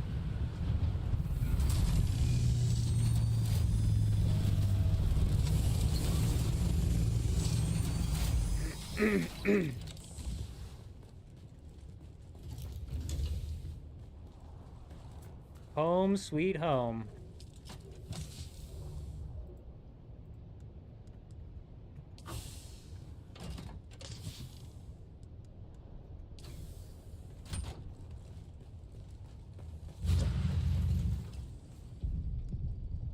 Fucking melange. How'd I knew it was gonna be the melange? That's why I brought Spice back, because I was like, I cooked up all my melange making that tier 6 assault ornithopter. Shit. Alright, so we got 18 hours on there. How much?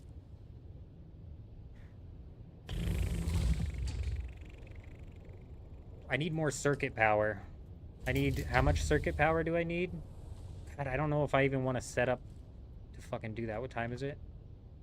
Yeah, we just missed the dew harvesting time. We just got dicked on, like, all ends here. Swoop around here. What sucks is I have, like, 50 melange at the base in the deep desert. I could have fucking brought out.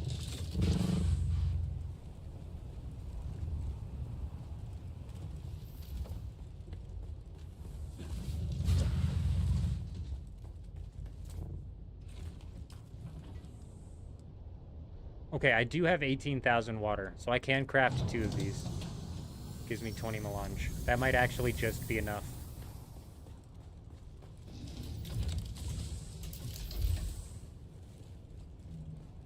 We transported 140,000 spice sand from the deep desert back to the Haga and lost nothing. Nice. On your server, they voted for the 30%. No way, Talk. I was literally bringing up today that I said, these are the dumbest things ever. Who's ever going to vote for this? Well, I stand corrected. Because, yeah, either of these are ridiculous. I think in order to make this a good vote, is they'd have to combine them. It'd have to be 33% for both.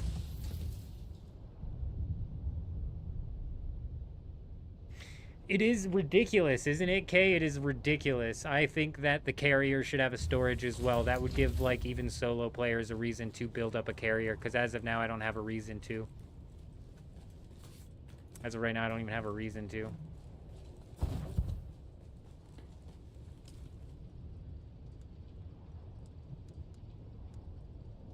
Oh my gosh. So I have 20 spice melange cooking, which is going to put me at just enough to fix this ancient way.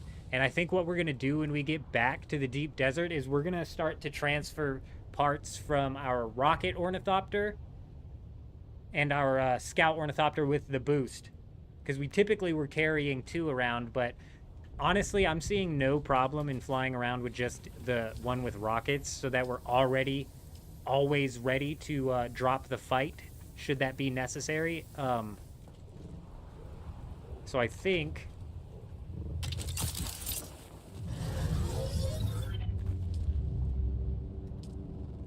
okay, all of these are freaking cooked on. Let's go just do a quick buggy run. Walk out and at least carry some rockets back as well. So I think we're just going to fly around with that one singular ornithopter. That kind of at least gives us the ability to pocket it as well, which is saving us some heartache. As a solo or a small guild player in the PvE zone of the deep desert, worth it even? Not ready to PvP yet? You thought about it? You thought about testing stations, etc.? So inside of the A sector of the deep desert, 100%, super easy to solo that PvE. Inside of the deeper but still safe zone of the deep desert, like up to the E sector, that PvE turns into like a massive bullet sponge, which just sucks. It's not fun. It just turns into a big bullet sponge. It's doable solo, but if you jump into the wave one, chances are a group is going to roll up on you before you finish that thing and then just end up taking it from you. And it's just not fun anyways. The PvE is very redundant. Inside of the A sector, it's easy. Inside of the rest of the sectors, inside of the PvP zone, to me, it kind of seems worthless. For me, as PvE ends inside of the A zone of the deep desert, the PvE grind anyways. Because grinding up to Plastanium for armor and shit, for what? There is no, like, endgame PvE. There's no raids for you to grind towards, like, so what exactly are you doing? You know what I mean? I thought for certain I was going to find a fuel cell before I freaking made it all the way down here. We only found one. I'd like to hit up like 3 or 4 even. That's all it does. They just turn into bullet sponges. There's nothing special about the PvE out in the deep desert that changes from the rest of the game. It's all the same. Very redundant. It's like so obvious that the PvE was designed as an afterthought, and that their initial goal for the game was to push people into the PvP endgame loop, which I don't mind, but it's like there's a lot of people who just refuse to step into PvP at all.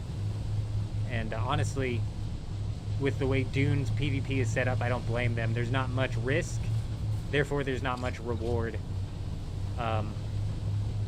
I've talked about a dozen times about how easy it would be for them to balance it, and basically it all stems and revolves around them incentivizing PvE players to fight back. If PvE players have an incentive to fight back, that already is leaps and bounds above the PvP system that we have to deal with right now. The Deep Desert, if you'd have told me before the game launched that there was going to be 4 sectors of the Deep Desert connected to each other that were nothing but sand without any land inside of them at all, I would have laughed and I would have said, I think that you're crazy to think that the Deep Desert's going to be that empty. But it is. Like every single week there's been multiple tiles connected to each other with nothing but sand, which to me is just absurd, bro. It's ridiculous. Even if you're not going to put like... Is this a person?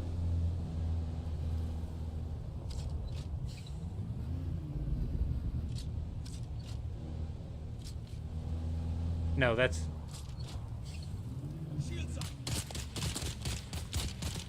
Oh, hey, fucking chill, bro. Chill. Those guys chased somebody down. I'm just curious, is that a PvP base? It's not. If that was a PvP base, we might go see if they rolled up in there and try and take them down, but it's not. Hey!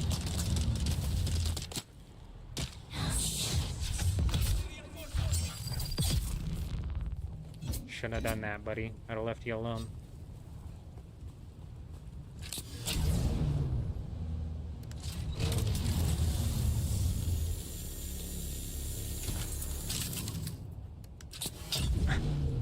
A ship dropping from the sky to me does not make a sand tile less empty, but they might be. But no, there are some of them that are just empty. Just empty, and nothing happens on them.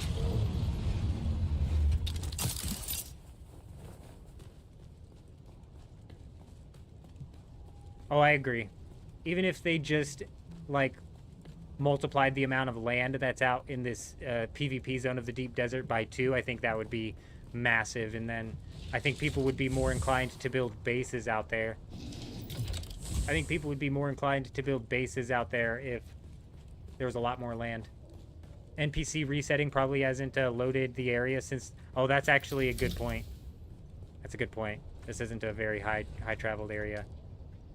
I just figured they might have been chasing somebody down, and if that was a PvP zone, they would be up in that zone. Go try and take them out. Oh my days, the melange takes forever, doesn't it? Come on now. Refine already, you freak.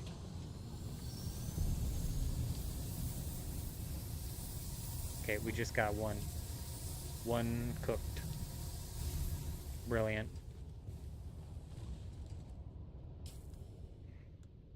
Yep, rockets.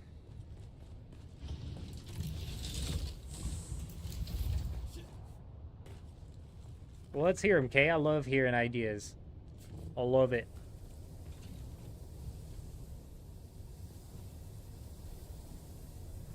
Because we've got this PvP zone right over here. That ain't it.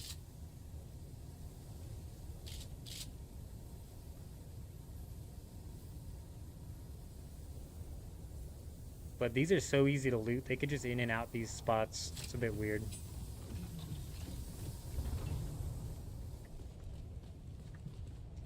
Okay, we're out here to repair the ancient way, and I also... no, I think we have enough missiles at the base. I don't think we need to craft more missiles. I need more rockets.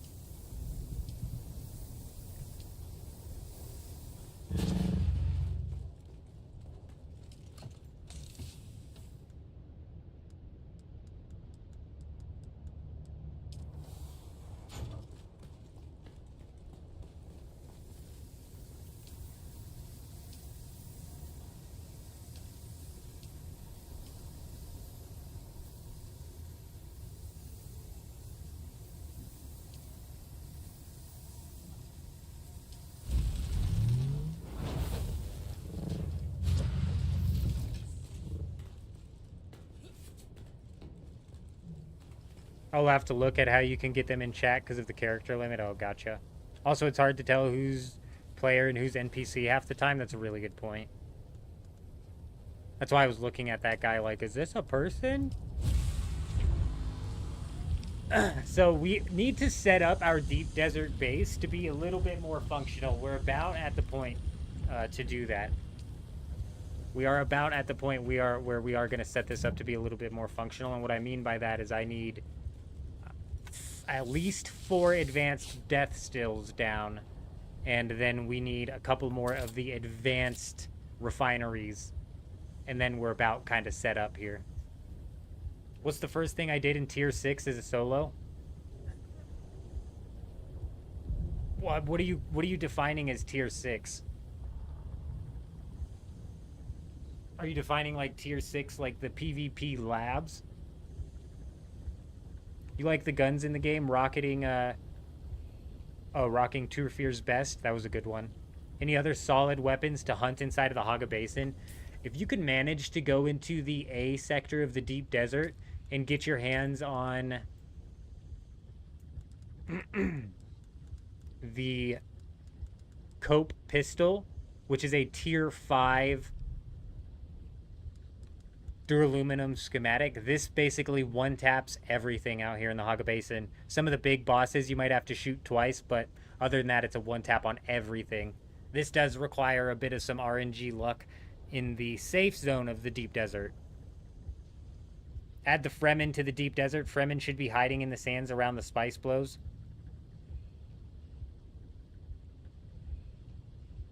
You think that would actually be good? I think guilds would get irritated by that extra PvE getting added into what's already a super risky PvP situation. But I think they should have some of the spice blows possibly not land directly on sand to maybe facilitate some more actual ground combat. You know what I mean? But that's not a bad idea. I'm wondering how much they're actually going to do when they add Fremen into the game, or like the faction of Fremen into the game, or what exactly they have planned moving forward. Let's craft ourselves a couple of suspensor belts before we get out of here. And I actually do want to grab that sniper that I was using to raid with.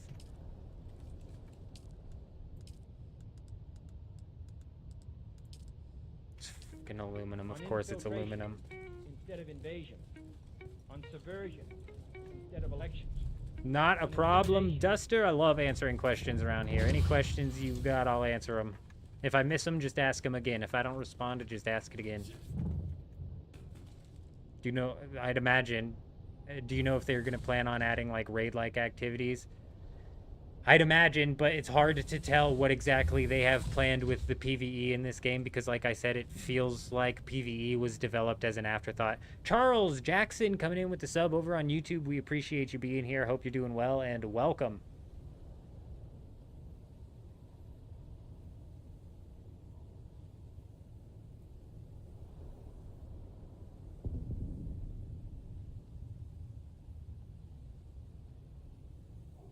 I think there's a lot they could even do that doesn't revolve around the deep desert with the Sardaukar. Those are the guys who roll around with those security ships out here, isn't it? They should add a bit of like some event tied to those as well, where you can take that down, some sort of PvE thing.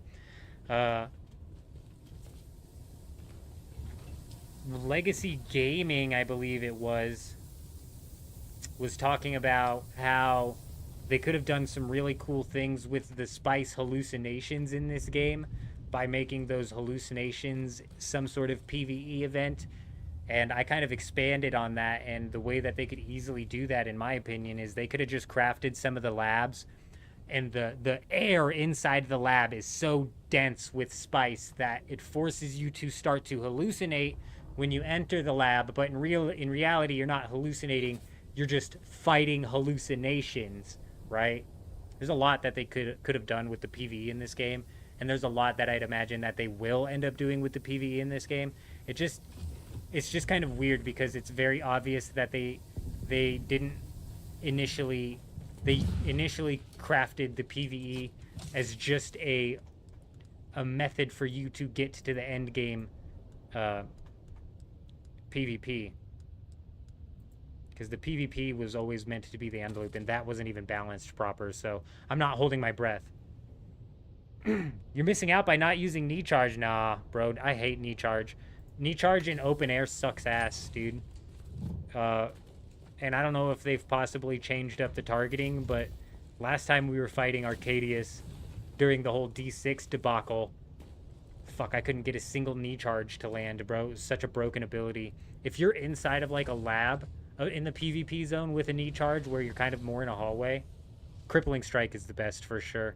And I like this ability to get behind him to land a crippling strike, and or popping them with a grapple to stun them for a second just to guarantee that I land the crippling strike.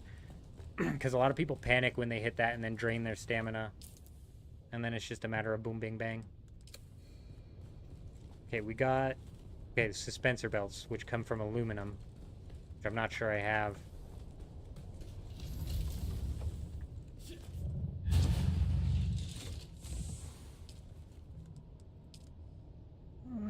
We've got a lot of aluminum ore, but not a lot of aluminum, and I don't even have a whole lot of leader Johns that I could go and do harvest with to stack our shit with. I really don't feel like setting all this up, but we fucking might as well here.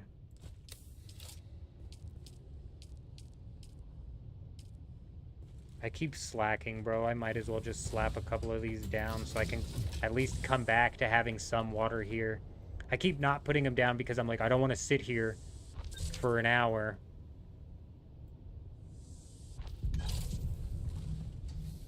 Using 2 of these is not as efficient as using the small ones, but the second I get to 4 of these is more efficient than using 7 of the small ones. So we're just gonna continue with the big ones for now. And realistically, I could probably get enough power running in the base to put down 4 of them, but I don't feel like it. We're not gonna be here for long enough to even see the water come out of these corpses. So let's see. Because I do need some aluminum here.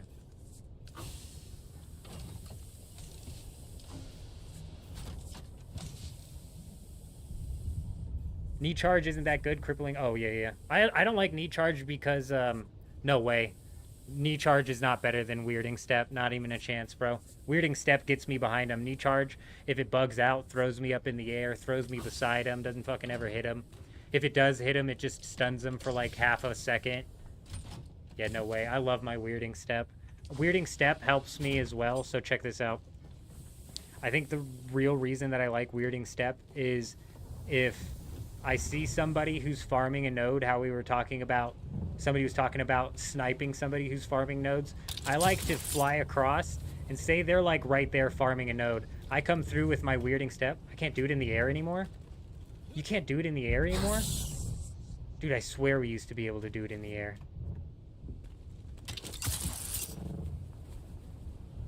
That kind of cuts out my thing then. Man, it was like a week or 2 weeks ago, I swear. A guy was mining ore and we flew up on him. It was during a live stream. We flew up on him and weirding stepped from the air onto him. Wondering if they nerfed that. Because that kind of like, that nullifies the argument that I was making in liking weirding step, because it allows me to fly up on these people. Fly up and then insta-gap close.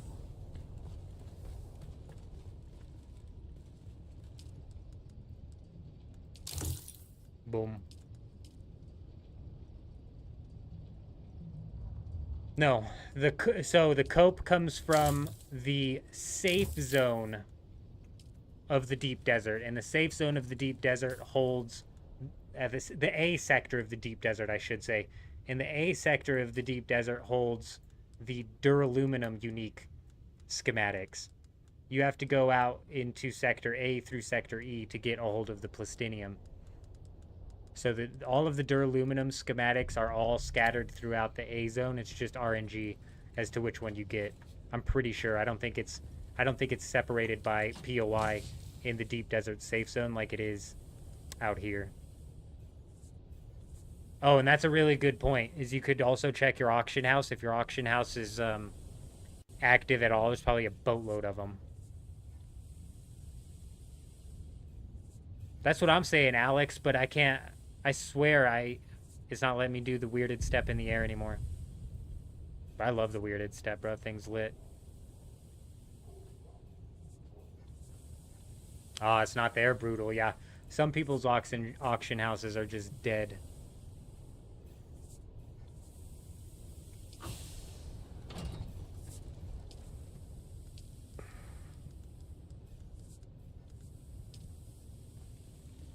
Damn it, dude.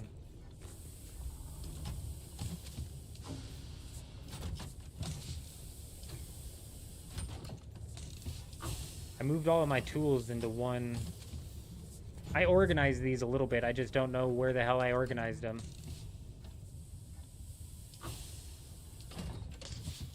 Damn it, where's my dew scythe? That's all I want. I just need to craft a little bit of aluminum so I can craft some full suspensor belts and get the shit out of here.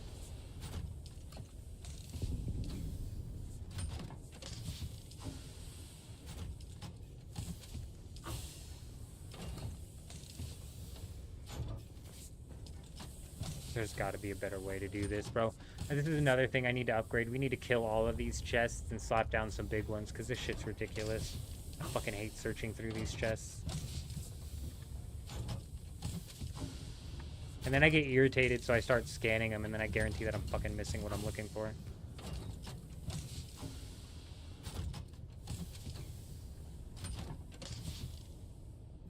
Oh, actually, I needed this. I'm glad I came through and found that.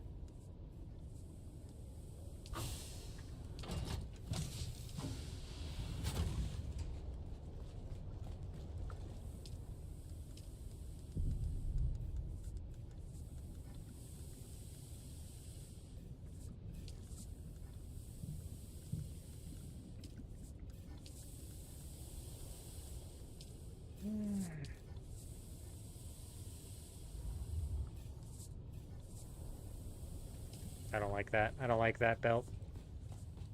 I just like the full suspensor belt. It gets me a lot of air. Gets me a lot of height. I must have deleted my, my dew scythe. It's not in here. I know I took the majority of my, leader Johns over to the other base. Oh, here we go, here we go, here we go. We found it. Cool.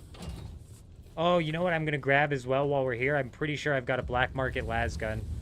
We'll start dicking around with the las gun. I'm not sure we're going to run into another raid, but just in case we do. Oh my god, we're gonna miss the time, bro. I don't have time to harvest from my dew gap. Took us so long to find this scythe.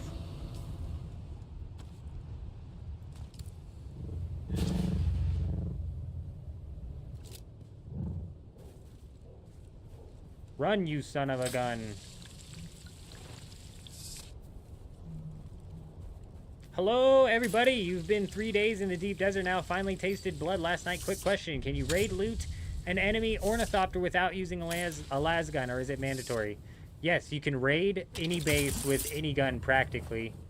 And ornithopters especially. Las gun is most definitely not necessary. For example, I just whipped out this triple shot rifle here. I really like breaking walls with that triple shot rifle.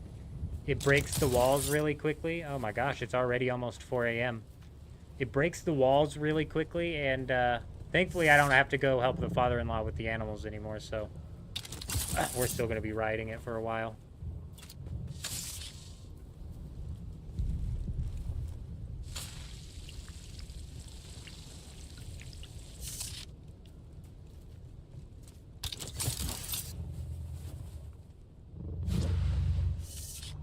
Oh man, that was nice. That was beautiful.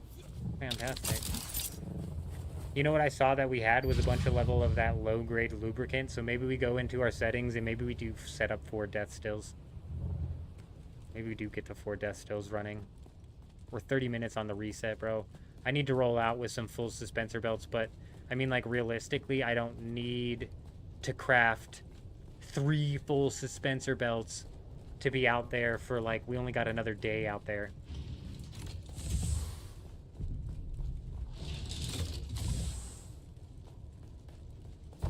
So I think we're going to skip that, actually. We're going to skip the death stills.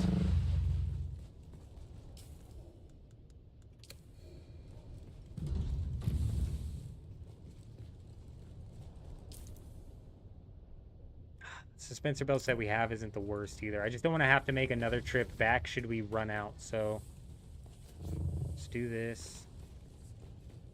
God, it's turned into a maze.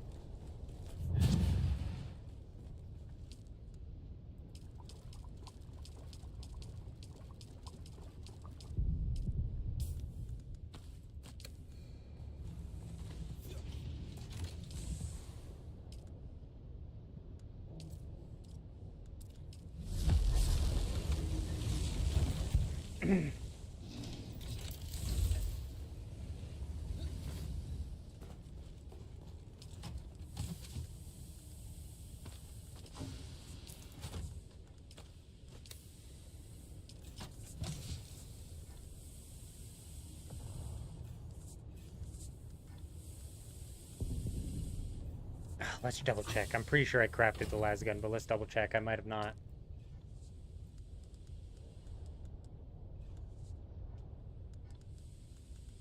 No, I did, so it's somewhere. Alright, let the search begin. Maybe let's check the gear slot. First things first.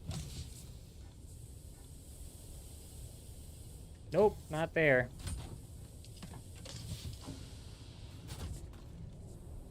Do the other sietches under the same main server have different markets, or are they all compiled together? So no, they're all compiled together. So each server has its markets combined. So thankfully it's not siege dependent. Otherwise, there'd be a lot more dead markets. There we go. There's the las gun.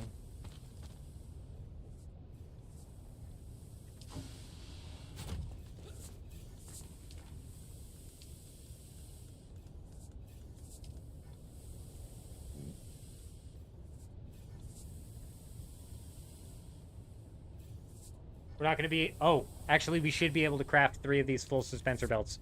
Freaking huge. So we'll have 3 full suspensor belts. Rockets for days. All right, that's a good reset in the ancient way. Most importantly, the ancient way has been fixed. that being low was definitely going to be a problem.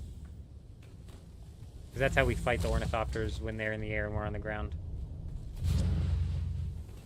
That's mainly how we force them to come down to the ground to actually partake into the 2v1 and not just fire at me from the air like a bunch of chicken shit.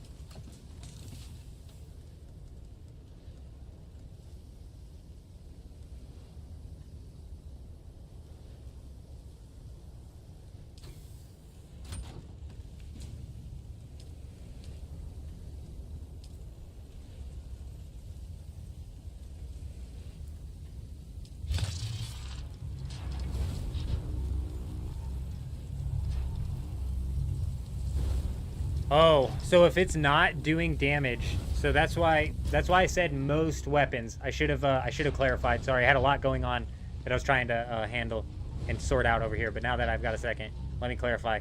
Well, that's why I said most weapons. The Vulcan seems to be something that acts really weird, and then the Disruptor SMGs as well don't seem to output like a 1-to-1 damage onto the walls. So check it out. I've got this Disruptor SMG here, which does 46 damage per shot at 460 rounds per minute. And you would think that this would be able to break a wall faster than 271 damage per shot and 120 per minute. Actually, that doesn't math out. Is that even the right one?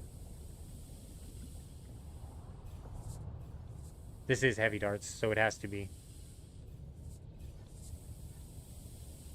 You would think that this would math out to end up breaking a wall faster, but it in fact does not break a wall faster.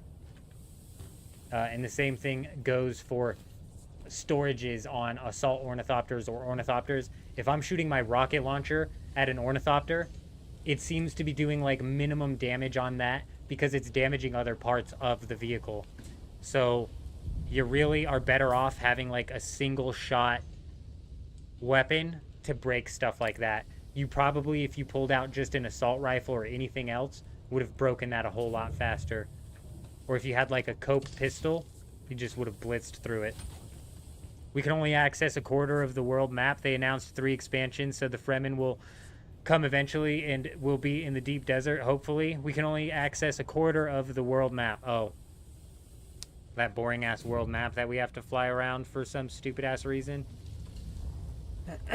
We can only access a quarter of the world map, so they're going to expand it by 4 times, and they're going to make you fly all the way over here just to access the next instanced area. That's exactly what's going to happen. So next time on the world map, it'll just be the next big expansion that we have coming out is the War for Water or whatever they called it, and I'd imagine that's going to be some sort of like planet expansion. It's going to open up another quarter of the world map, but there's nothing on the world map. I literally hate the world map. It's nothing but a nuisance. There's no random events that happen on the world map. If you go back to the live stream where we unlocked all of the classes, I guarantee you 40% of that live stream was spent on the world map or on a loading screen because we had to go in and out of the world map. Absolutely ridiculous. I get what their end game goal with the world map is, having like random events you can end up finding and joining into and this, that, and the other. But it's not ready, so don't put it out yet. Just fucking make me fly to the edge and then launch right into the deep desert, you know what I'm saying? And yeah, so the Vulcan, I bet, is doing something different as well. The Vulcan, I've had a really hard time getting any sort of Vulcan to break a wall. And that's just because the damage per shot is just so low that the rate of fire doesn't actually like impact the damage per shot. And I'm not certain if that's because it's not being translated in a 1-to-1 fashion, but I've noticed that the higher damage per shot on a weapon, the better off it is. But then you have this 84 damage and 600 rate of fire, which is why I'm not convinced I'm going to be able to use the lasgun efficiently, because you need to have the source of power unlocked, which I don't. The Cope is really good against vehicles. The Cope is really good against walls. Cope was my #1 go-to until I unlocked this triple shot rifle.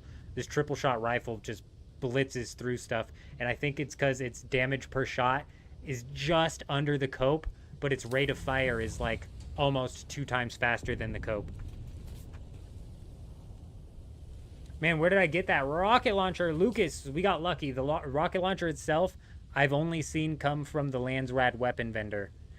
I think that during week 1 of the Deep Desert, it was there in the weekly loot table, if you will. But obviously that resets every week, so. A row 6 testing station, they drop MK5. A row has 6 testing stations, they drop MK5. The PvE testing station in row E drops MK6. And then everything in PvP, yes. Knifework is 100% correct on that.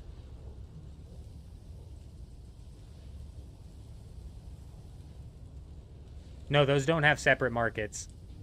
The different sietches under the main server do not have separate markets. The main server with 20 sietches under it connect all those markets together. I think even the Harko village and Arakeen are connected.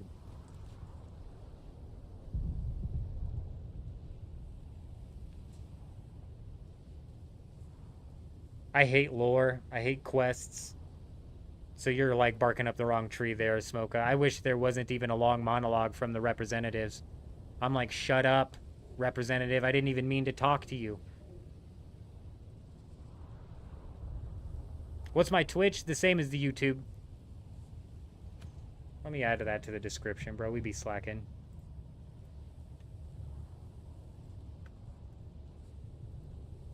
/ Fringe-Patriot-Gaming. Give me a second here. I'll slap down the...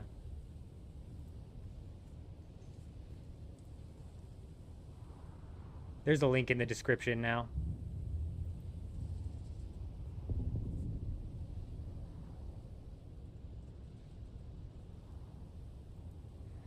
So on your server is mainly Harkonnen. You're Harkonnen with the plan of going Atreides. If you switch while Harkonnen Landsrad, will it also switch?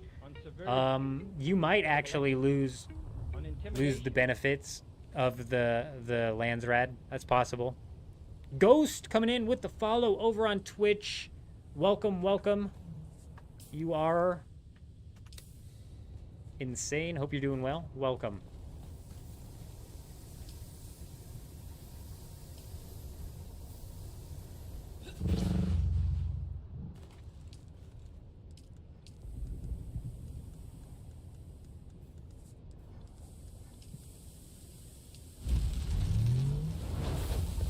I'm not going to worry. We should have enough aluminum coming through to craft the 3rd suspensor belt, but I'm not going to worry about that.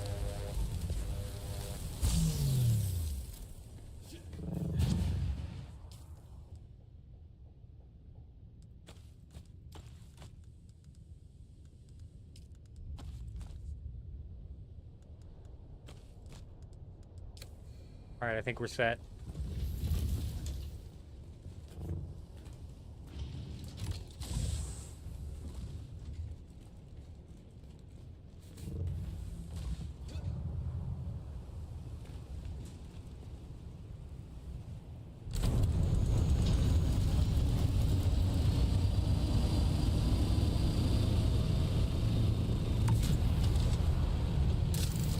How often are we streaming, Duster? You got to go to bed, but you would like to come to a future one?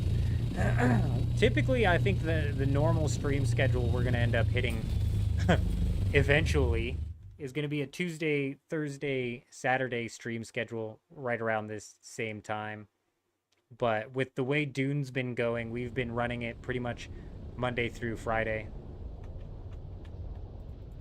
Which is technically like Sunday through Thursday, but... Actually, Sunday through Friday. But that's just like my start time. It depends on where you're at in the world, depending on when this stream starts. You know what I'm saying? If you're on the Eastern, if you're in Europe or some shit, I started this stream on Monday.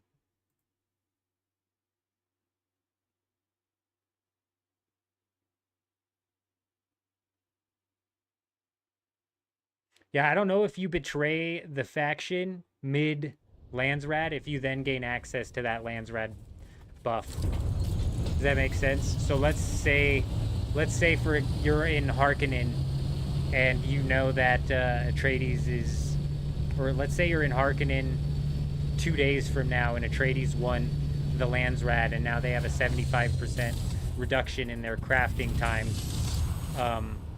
If you betray Harkonnen and become Atreides, does that mean you're going to have a 75%? I don't know.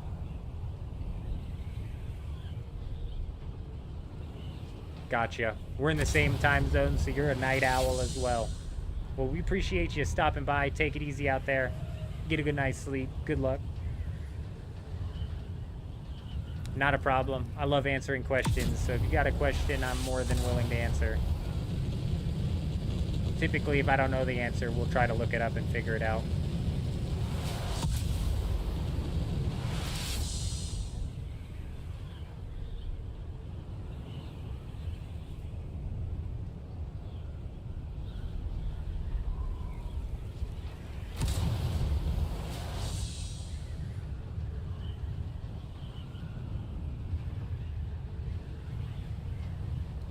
Alright, let's go see if these assholes are still around. I might have taken us a little bit longer to come back than I wanted to, but I want some revenge against these dickheads. I don't even know who it was. Let's get a name here. Let's get a fucking name here. I was killed by myself. Excuse me? Was not. Was not. I had some asshole blow me up. That's what's irritating. It never tells me.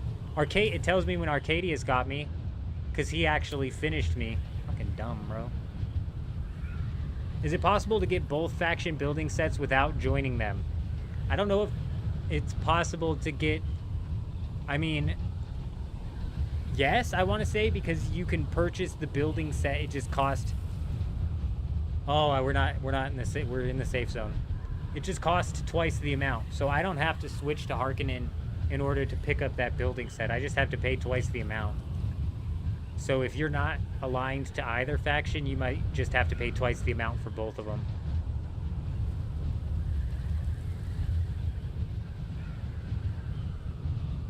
I'm not certain on that, though. Oh, you're right. That is what happened. You're right. I did get knocked in the air and killed by fall damage. I wasn't able to get back up. Damn. That guy had a big hole in the front of his base.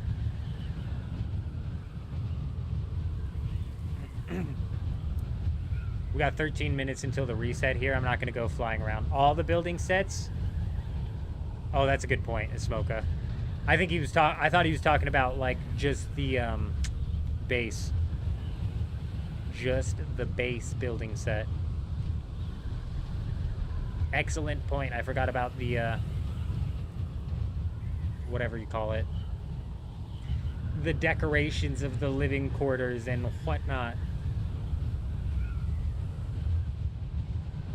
We got 12 minutes until the reset. I'm not going to bounce out and go search for these guys until the reset. So realistically, they got away unless they come back out post-reset. I'm gonna swap some of the wings that are on my good ornithopter over to my rocket ornithopter so we can fix those wings up a little bit. They get damaged and knocked a little bit too quickly.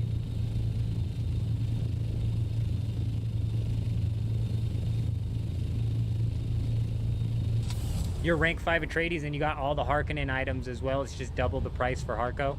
Okay, that's interesting. So I'm wondering if you needed to be rank 5 Atreides to get the Harkonnen living room items. Because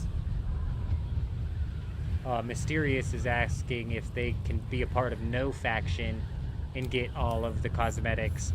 But when I was a part of the Atreides faction, I couldn't get, like, the living quarters until I was level rank 5 or whatever.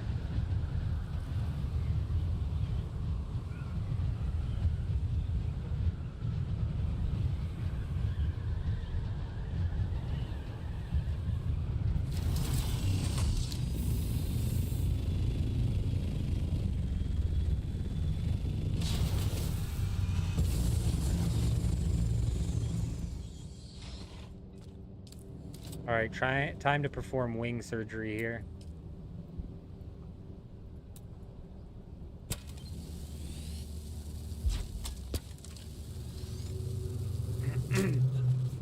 Like, these ones aren't much better, but they are a little bit better.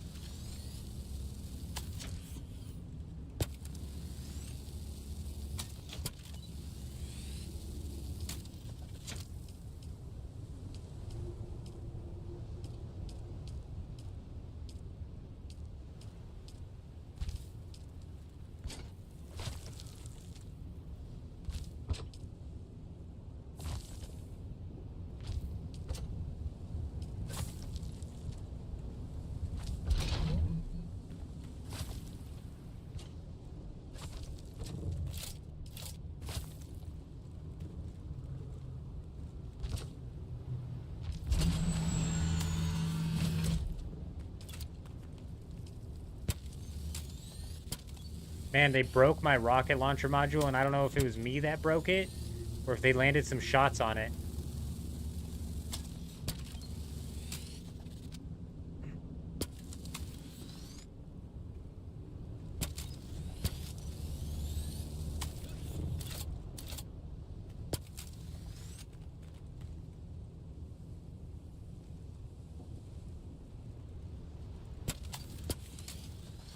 Game is freaking out right now.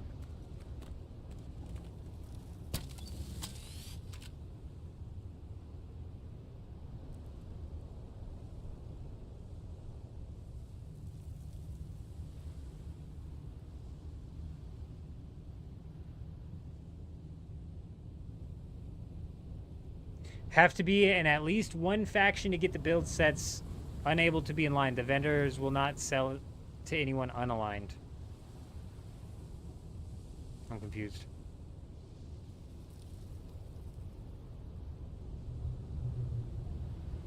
I'm confused. I haven't spent too much time trying to pick up those items, though. I actually haven't even looked to see if I can pick up the Harkonnen items. But I do remember, I'm kind of like siding with the Smoker here, because I remember I tried talking to some Harkonnen people once, and they were like, we don't even talk to you, Atreides scum.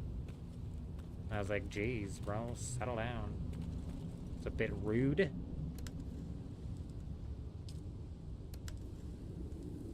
Alright, we still have 194 rockets in there, big.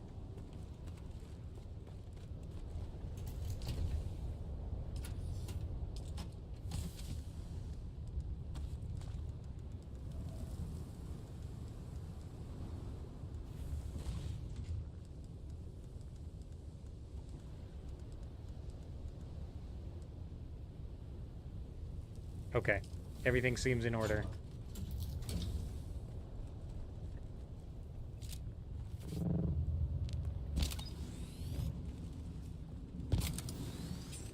Actually, you know what I should do here?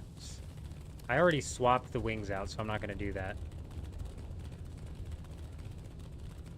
I don't think it makes that much of a difference. Like, that whole ornithopter we're flying around is getting beat to shit. So it might have been better just to maybe swap the rockets onto this thing, but it's too late. It's too late. Give me a minute here, ladies and gentlemen. I'm going to go grab a quick snack while we wait for this server to reset. And then, after the reset, what we're going to do is we're going to pop out.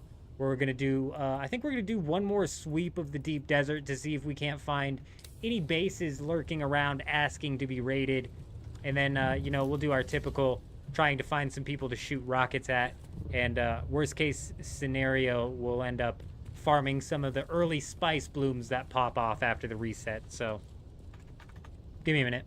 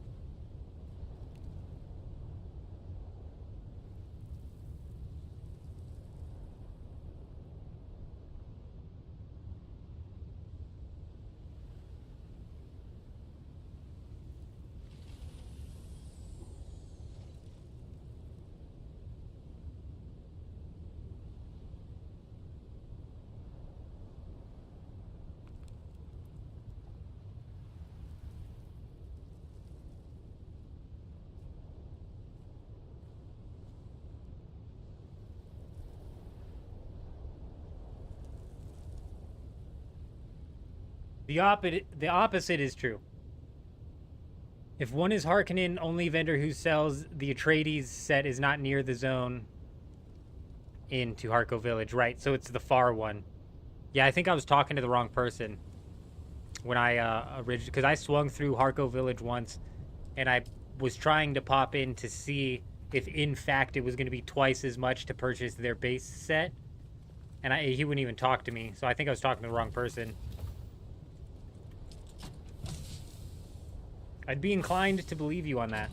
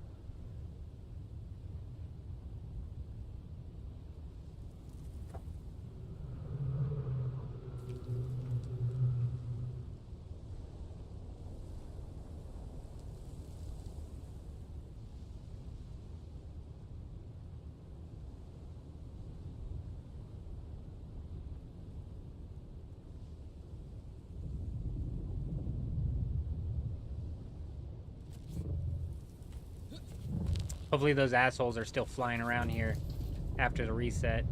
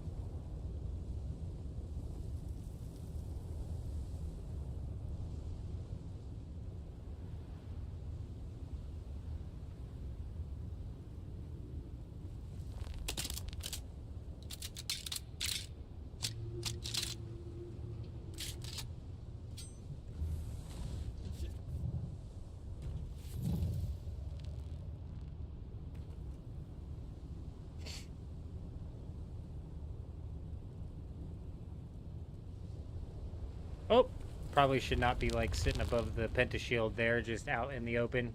We're about 60 seconds off of the reset here.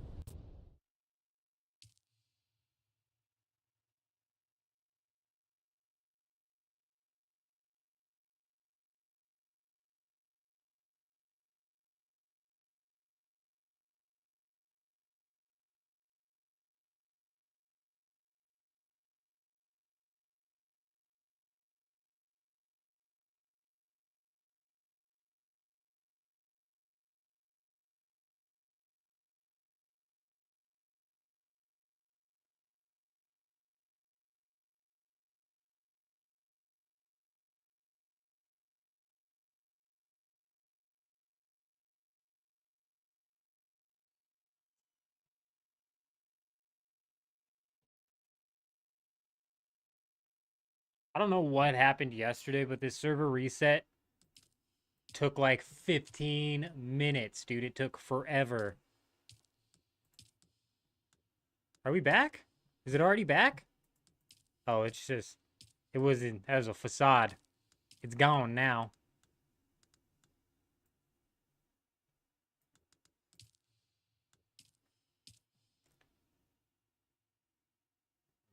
Ray was unable to stop the server reset tonight.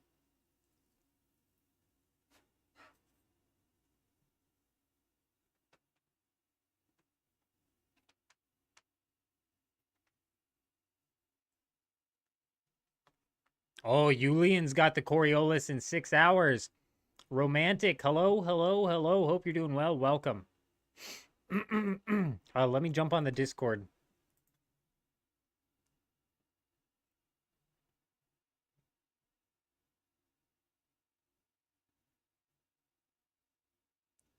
Yep. It starts. The Coriolis starts in 7 hours, Julian.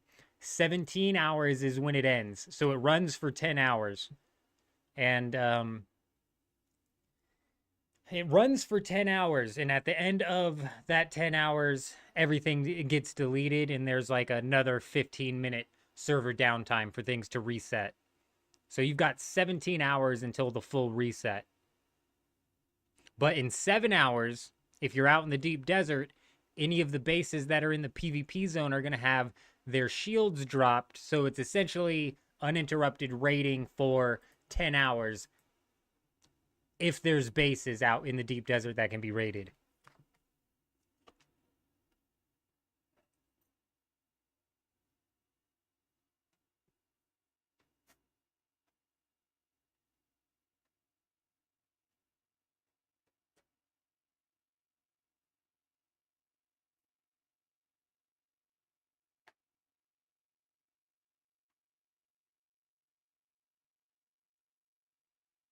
Do you get lost item? What do you mean?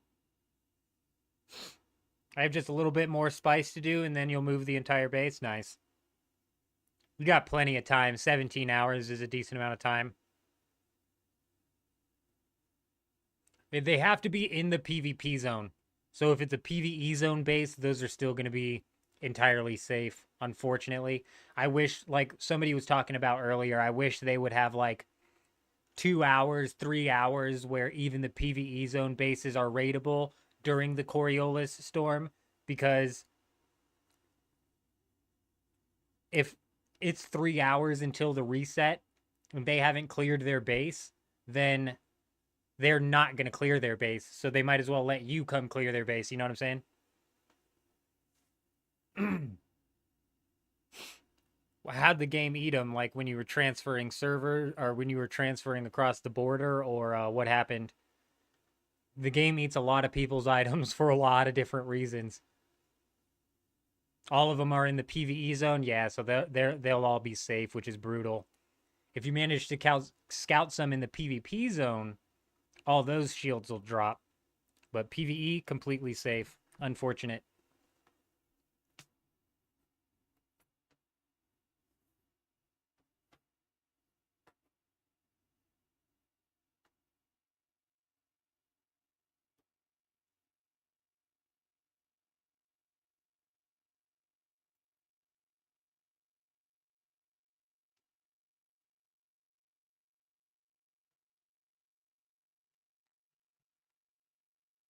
You lost them in your base, huh?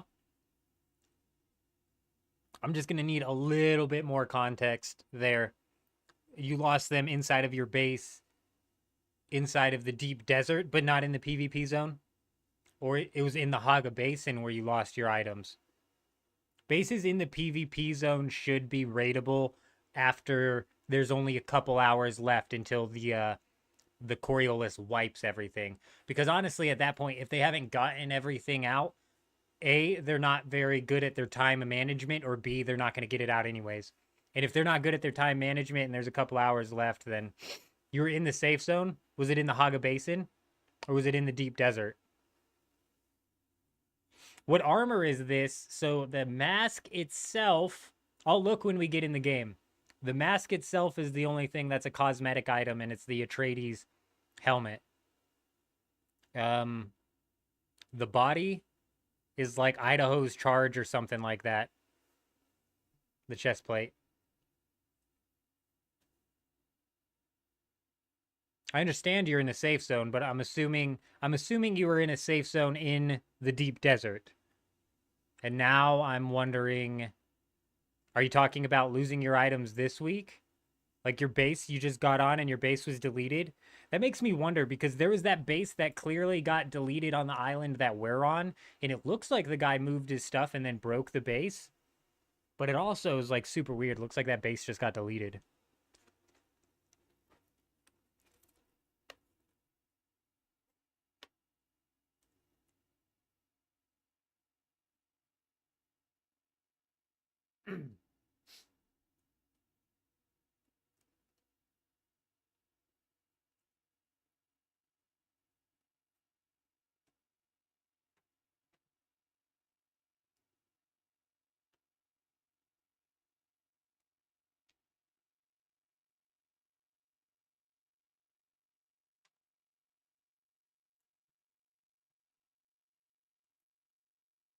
I got you. So your power dropped. Were you in the deep desert? Because the storms in the deep desert seem to cause more damage to the bases than the storms in the Haga Basin. But yeah, when your base shuts down, the storms will damage and eventually delete your base, which is unfortunate. But I don't think anybody else is actually able to loot the items that are being deleted. I'm not certain if like once the chest breaks, if the items are dropped on the ground or not. But I know the sub fief is like the last thing to break.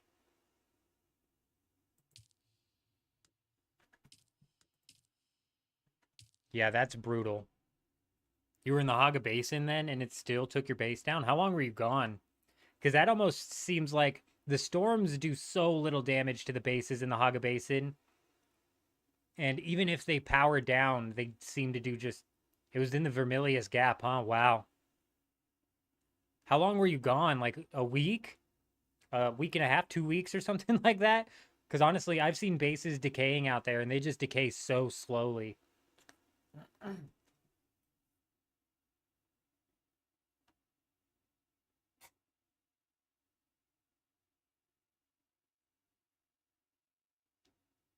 $2 days? Did you pay your taxes? Because I know if you don't pay your taxes, and I think it's for like 2 weeks, if you don't pay your taxes, you become overdue, and then the Sardukar teams will roll in and they'll shoot your base. Like the Sardukar will come in and actually raid your base. Man, it's been 10 minutes. Some of these server shutdowns are taking longer and longer.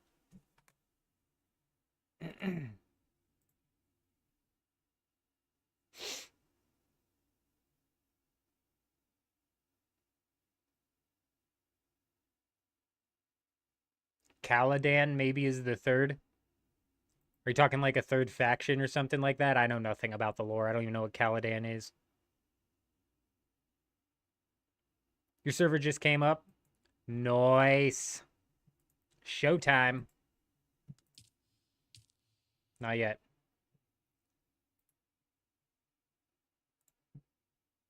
Hey, where's my chat?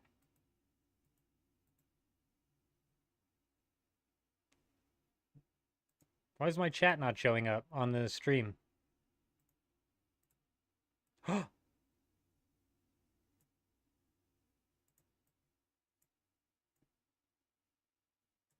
What?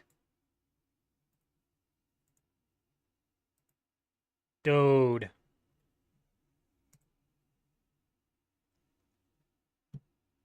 My bad, everybody. My bad.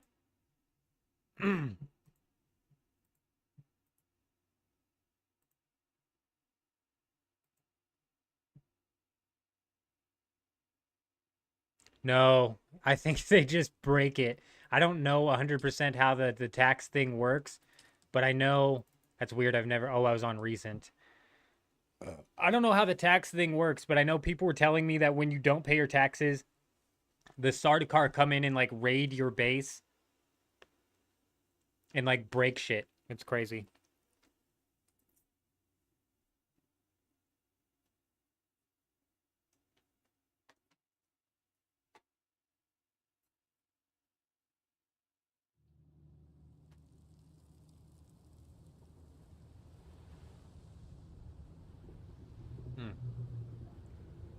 So talk with taxes. Taxes, you can go 2 weeks, I believe. If you don't pay your taxes for 1 week, you become, let's say, unpaid. And then if you don't pay it for 2 weeks, you become overdue. And when you're overdue, that's when they can come and raid your base. However, when it comes to powering your base, technically you can have your base powered for months. Just realistically, so like 2 weeks, because you have to pay taxes. Is about how long you can go offline or taking like a hard break. About 2 weeks. So if you're going to be out of town for like longer than 2 weeks, you're going to be a bit screwed. And I don't know how immediate the Sardaukars start to come and raid your base. I don't know if they just drop down one time and they just immediately raid your base, no problem. I don't know exactly. Could be interesting to see if it's a real event in game or your base just gets destroyed. From what I understand of Smoka, it's literally a real event. Like the Sardaukar roll in and they start actually firing on the base, like it happens live. I've never seen it. I don't remember who I was talking to in the chat that was talking about it, but I'm pretty sure the way they explained it made it sound like it was happening live. So like super weird. Oh, give me a minute.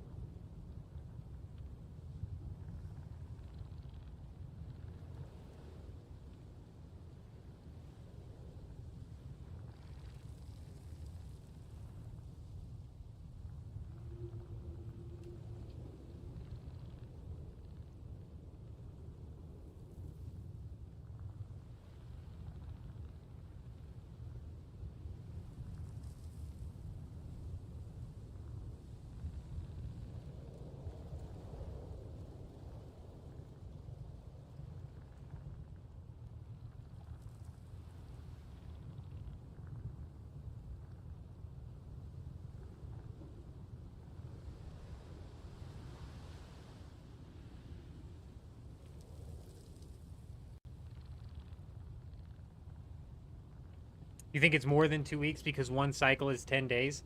No, I don't think a cycle is 10 days. I think it's like, I don't know, the taxes might be cycling in 10 days. Maybe that's why when I went to pay my taxes, I didn't know taxes. I don't know. Maybe the cycle is 10 days. Because that would mean you'd be gone almost 3 weeks.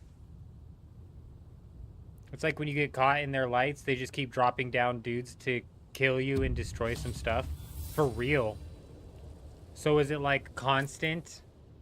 And just as soon as they drop down, they're going to, they're gonna win? Damn. I suppose, I don't know if you can take him down. A smoke, I would assume that you can't kill him either. If it's happening to your base, you're probably in like, oh shit, panic mode, dude. That would suck. It's happening to your base, like, oh my god, that would be insane. I don't know what do you fight or do you go try and pay your taxes real quick? I don't even know.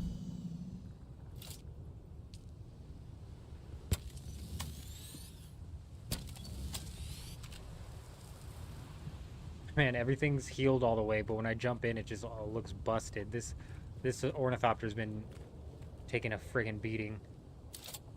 All right, we're gonna go scan for some bases.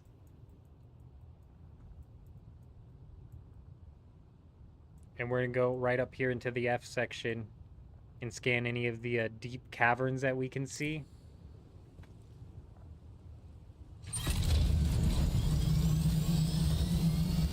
How do I not have a fuel cell on me, dude? I even crafted some at my base in the Haga Basin, damn it.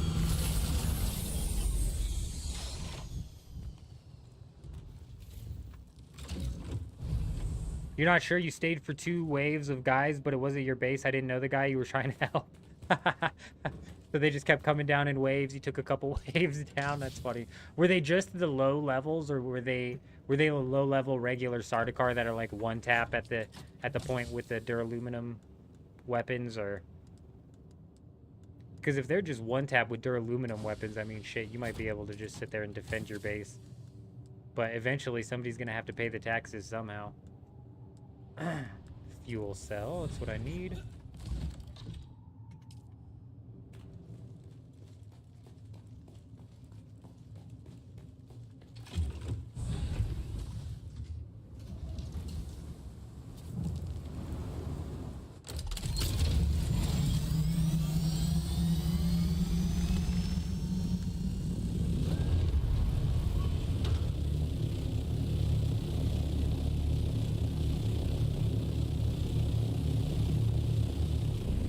Yeah, I wonder if they came and broke the sub-fief, if you would then be able to raid the base.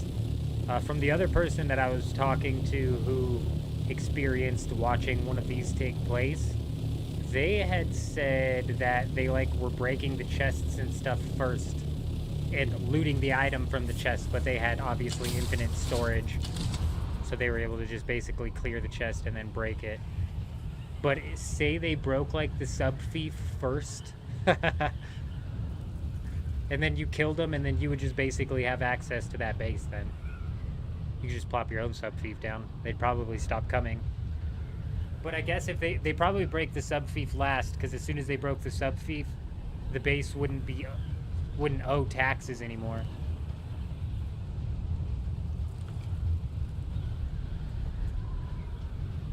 I don't know, there's so many checks in the PvE zones to avoid people from getting into chests and whatnot. I wouldn't be surprised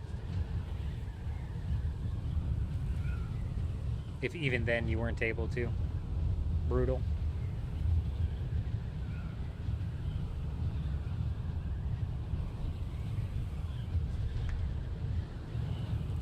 Who is coming to break the base? The Sardaukar. I don't know. I don't even know if I'm saying that right. The people with the ponytails. Ponytail man. I wonder if the sand that was there all the way north is still there, even post-reset.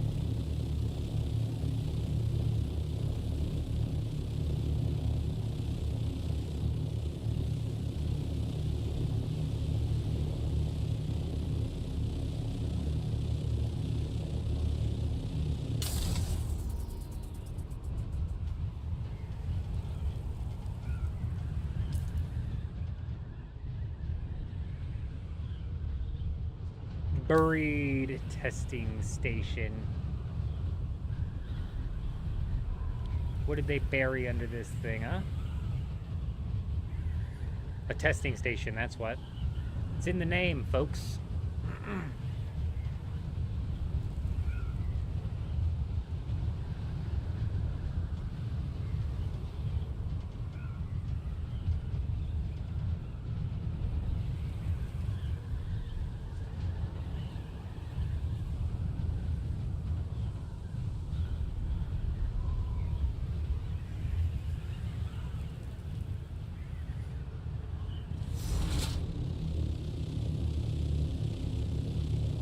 This is a nice island for some Stravidium, but with the fact that it's a control point and a lab, there's probably not a whole lot of spots that you could even place a base.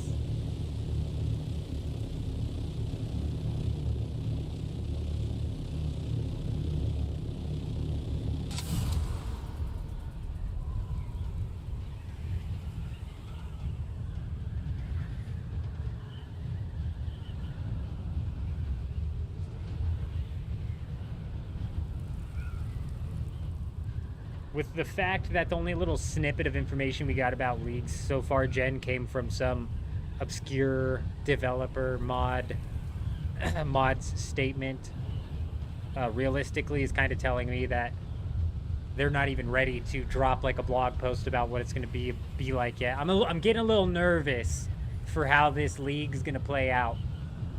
It kind of seems like they just announced it without even having it prepared to be implemented proper, you know what I mean? Which is a bit strange to me. It seems like you would at least have to have attempted to transport over or implement leagues in some way, shape, or form before you announce it.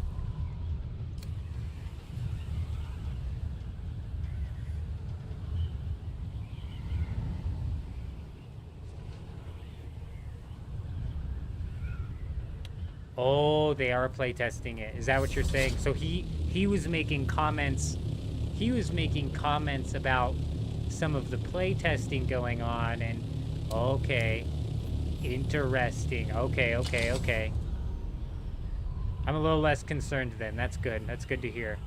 Man, he couldn't give us a little hint as to like what one of the relics is gonna look like at least, huh? You cannot even imagine in a couple hours you'll need to run the entire deep desert to scan and do the entire map to see where the drop the resources. Julian, there's actually a few websites online that probably already have that information out.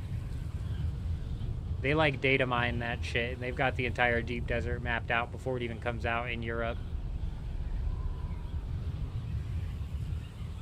It's kind of wild. You can't really quit the game for a longer time. Maybe to wait for another huge patch. You can take some items into the deposit box in one of the villages, but the one I use is Dune Gaming Tools. But Dune Gaming Tools apparently uses, God, what was it? Planetologist. Planetologist.app or some shit like that.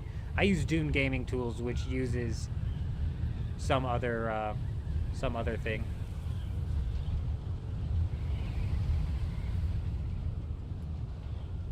If you just Google like Dune Awakening Deep Desert Map Planetologist or something like that, it'll probably come up.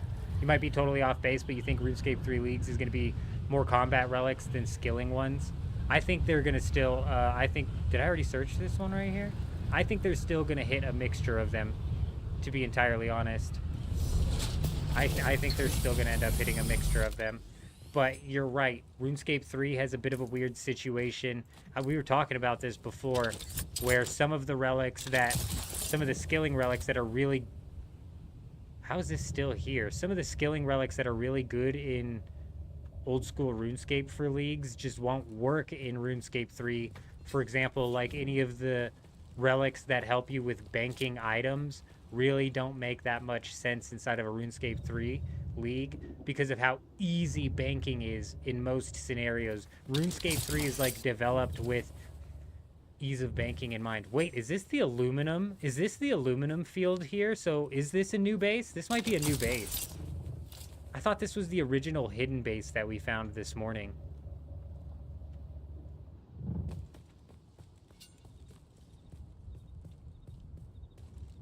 I'm so confused. There are nothing but goofy people on this server.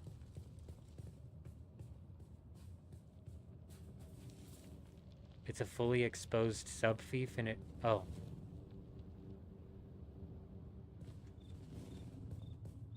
Okay. So this looks like it might have been raided, but whoever raided it decided to not break the one item that gives you access to the full base. Instead, they decided just to break the full base. Which is a method that you can use, but it's weird. This also could be a situation where... Nope, it's powered. It has power. Very weird.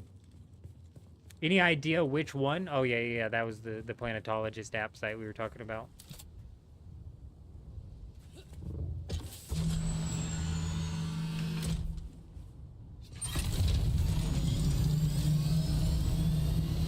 Well, RuneScape 3 has the combat. That's a good point. RuneScape 3, or old school RuneScape has the combat relics and the skilling relics, so I'd imagine that RuneScape 3 is going to attempt to go down the same route, but as to how they even managed to go down, I have no idea. And you kind of have a point in saying that combat in RuneScape 3 kind of is already relics in a way because of all the abilities that you have and whatnot. So, or it was a placeholder that didn't get used or seen, which is also strange.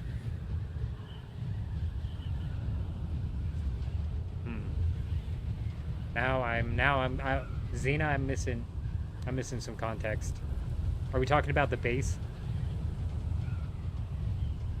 Oh. Like just a little base to hold their place. A little tiny spot holder. we checked that island earlier. I'm pretty sure that was the aluminum island we came down and checked. And I was like, somebody wouldn't be compelled to build here because it's just a bunch of aluminum. So they must have come after I had checked it in the first place.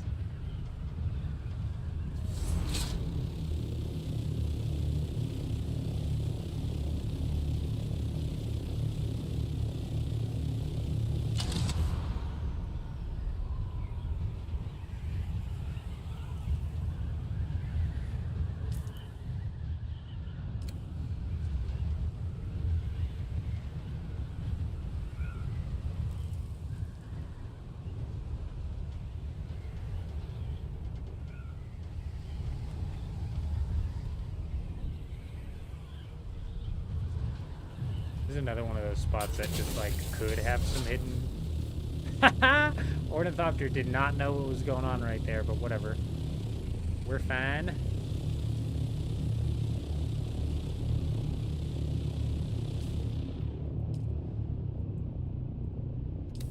I always say it'd be so stupid for somebody to build right here in the F zone, just literally a stone throw away from the safe zone, but we find bases out here every single week in the F zone. It doesn't make sense. So let's give this a quick scan. We'll fly up north.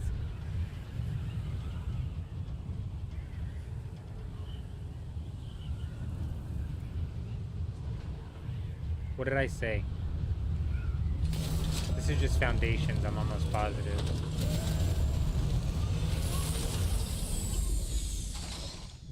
It's not.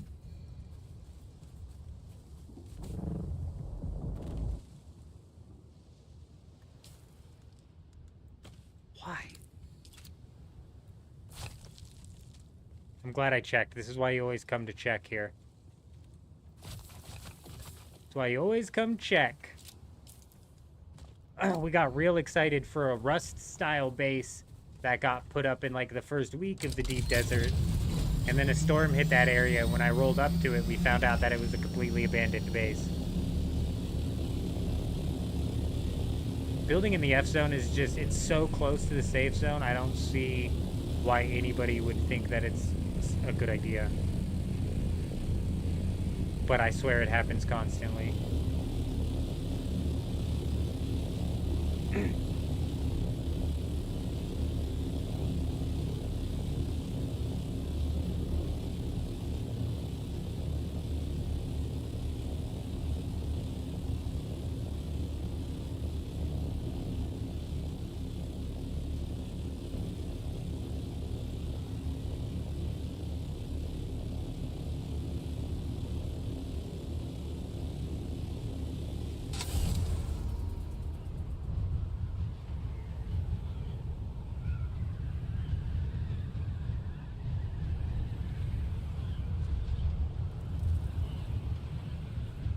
It'll be interesting to see, Jen, how much of the relics affect combat abilities compared to just affecting combat.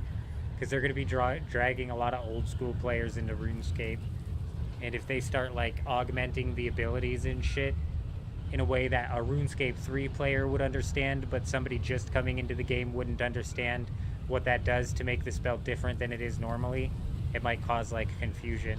So I'd imagine, like, a lot of the combat relics are going to be simple. Like, you like don't really use runes in RuneScape 3 either. What are they gonna do? You don't use runes or arrows. I don't know, man. It'll be interesting. I'm excited to start getting some information so we can start putting down some videos, breaking down some official news. That'll be fun. And are they coming out with a Dead Man mode this year, or is that next year? It better be this year, man, because I've watched Dead Man Mode All-Stars this year, and typically I'm like, I don't get into stuff like that. But man, I had so much fun watching Odablock and Mika do Dead Man All-Stars, bro. I had so much fun watching them run that. It was good. It was good. Got me excited for Dead Man Mode. We're gonna do things differently this Dead Man Mode than we typically do. So typically in old school RuneScape, when they run the Dead Man Mode, I play very conservative trying to, you know, level up, get good gear, because I'm playing solo, not with a guild. So I try to level up, get good gear, all like while not risking a whole lot. And I think that's kind of been like a drawback, especially in the very beginning of the game. I'm always like super concerned with getting the fastest head start in the beginning of the game to set myself up to train Slayer like ahead of everybody else for a while. But I think realistically, what we're going to do this time around is we're going to actually plot out and plan out speed runs to get into running PvP as quickly as possible. And maybe trying to hit up some of the hot spots where people are farming PvE stuff and knock out some PvP. Bada boom, bada bing. Get real aggressive this dead man mode, you know? Take some keys, baby, take some banks. Should be fun.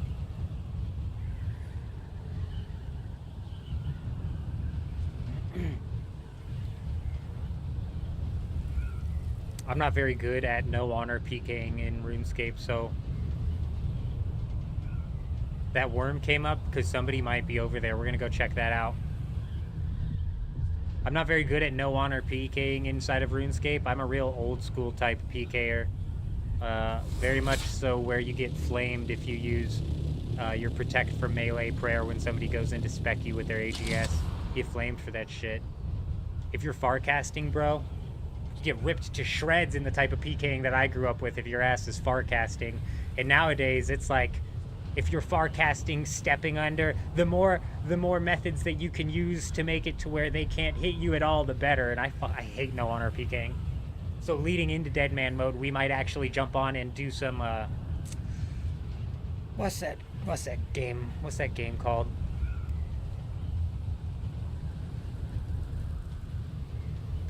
I forget what it's called. Do something. That one fucking mode where you're PvPing in the no honor PvP.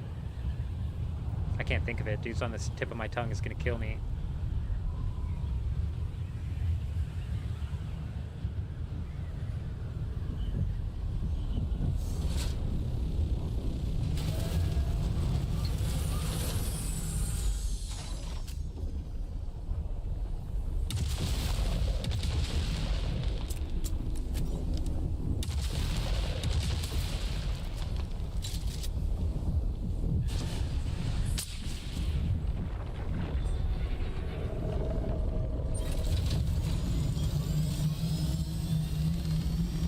What's this guy's game plan?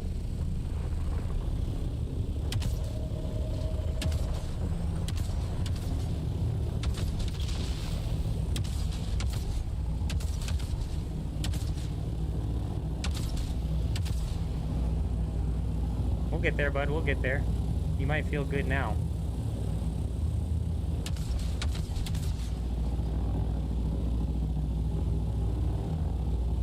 Stop it!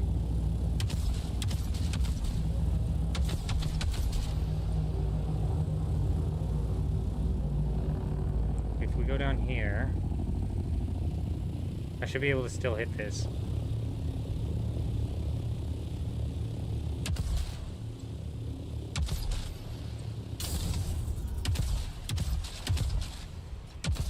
Fuck, dude, when I'm off, I am off, bro.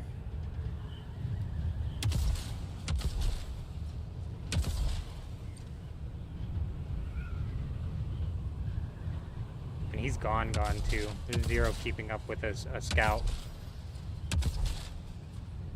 Especially because I didn't get any shots on the wings. Was this guy, do you think he had his shield on before we even came?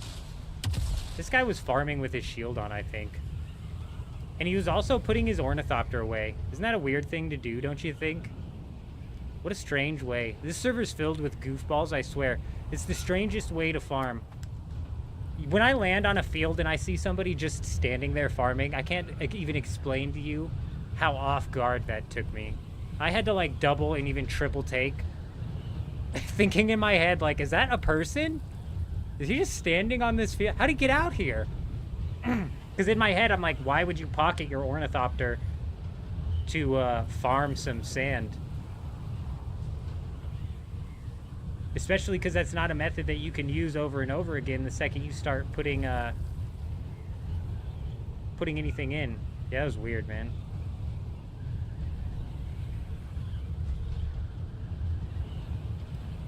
Could be what he used. Could be what he uses to avoid having his ornithopter completely broken. If I was better at fucking hitting people with my ornithopter's rockets when I'm in the air and they're on the ground. All right, let's pretend that that shadow is a person. I fucking missed.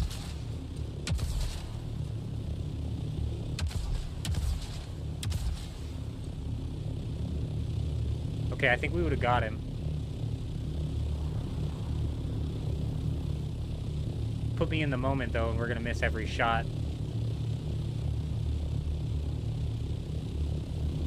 We'll get the hang of it, though. It's the stupid angle at which you shoot these things and how it changes.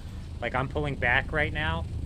If I'm pulling back and I shoot down, you see how it shoots up and then down? But if I'm putting forward and shoot down, it goes straight down. It's like a weird angle that gets caught on with your aim, too. It's awkward to balance, but we'll get the hang of it. We'll get there.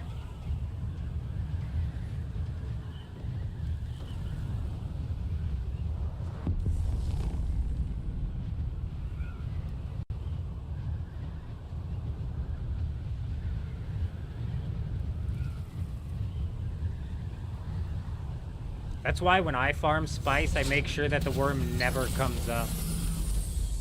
Never, ever, ever comes up. Because I wouldn't have even checked over there if I didn't see that worm come up. I wouldn't have anticipated somebody was there immediately after the reset. This guy thought he was going to get some early morning farming in, huh? Not when I'm poking around looking for bases, buddy, because we fire on sight. Do we hit on sight? Nobody said we hit on sight. We fire on sight.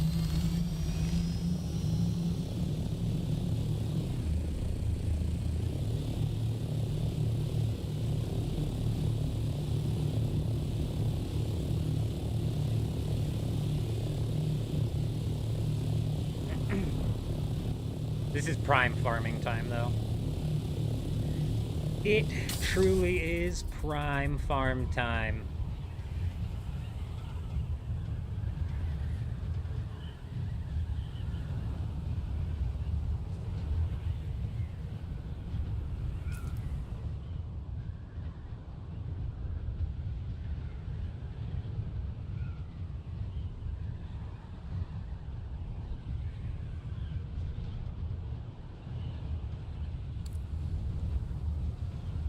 Medium field explosions everywhere. Yep, right after the server reset for like 15 minutes, there's explosions everywhere.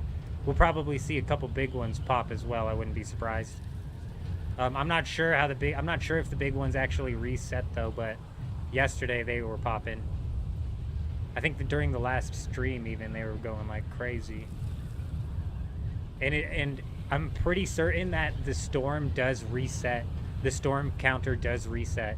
And it's like somewhere between 45 minutes and an hour and a half for each storm, and I'm almost positive that after the reset, it resets, like the timer resets, because yesterday it was like an hour. Oh no, yesterday actually when I was trying to raid that base, the storm rolled through right after the server reset, or right before the server reset. Never mind, still so many questions as to what goes on with the server reset and the storm.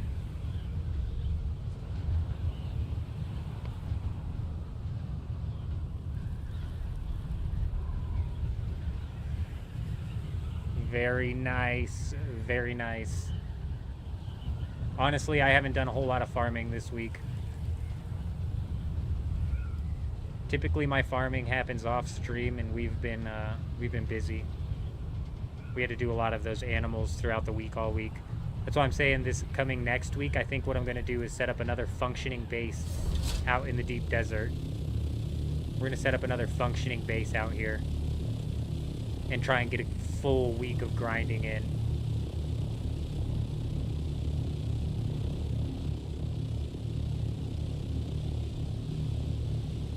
Yeah, the loot pool was shit this week, you're right. Wasn't great. I haven't looked into it, honestly, but people keep saying it's shit, so I'm just inclined to believe them. I haven't looked into it.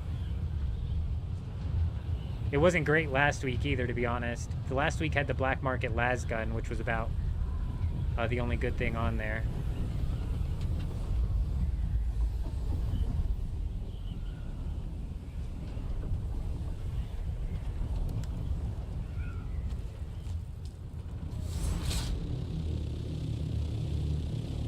We're gonna peep these I section islands real quick, just to make sure nobody's actually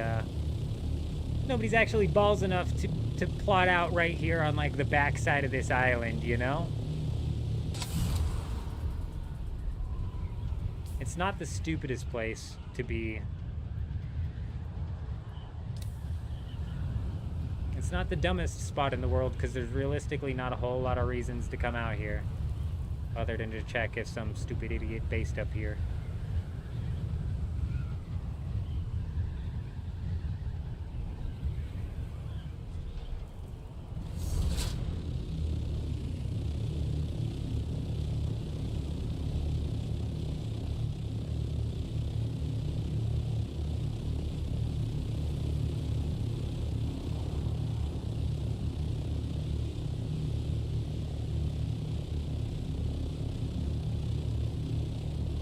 I think that guy that we just ran up on had a plan. Damn, 14 of the MK6 wings, huh? That's for this scout, isn't it? Didn't we determine that the Albatross wings are shit, though? Like, completely broken? Because they didn't rebalance the wings proper? Yeah. Just the regular versions of the wings is better than Albatross right now.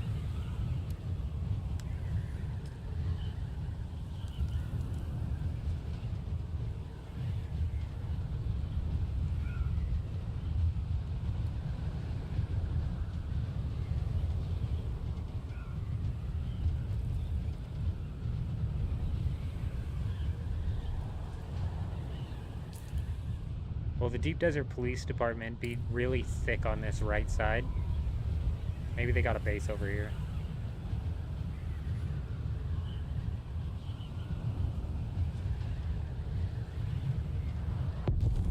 Perhaps.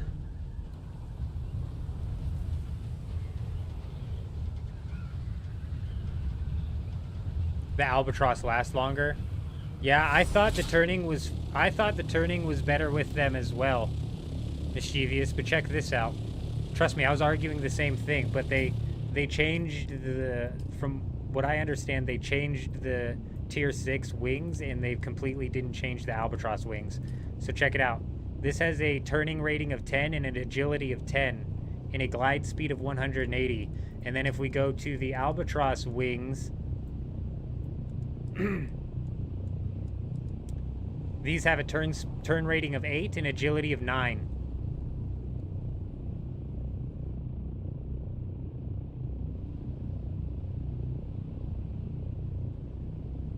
Yeah, so when they hot fixed it, they changed the way the regular tier 6 wings work. It makes me wonder, do I have Albatross wings on there? Would it say? It would say Albatross wings, wouldn't it? Or would it just say Scout? I'm pretty sure when we put these back on, they were just blue. They weren't purple. No. Surely not. That's a good point that you bring up, though. Let me look. Yeah, no, because these have a turn rating 8 and an agility of 6. So the Scout Ornithopter Wings MK4 have the same turn rating as the Albatross Wings Module MK6. That's wild.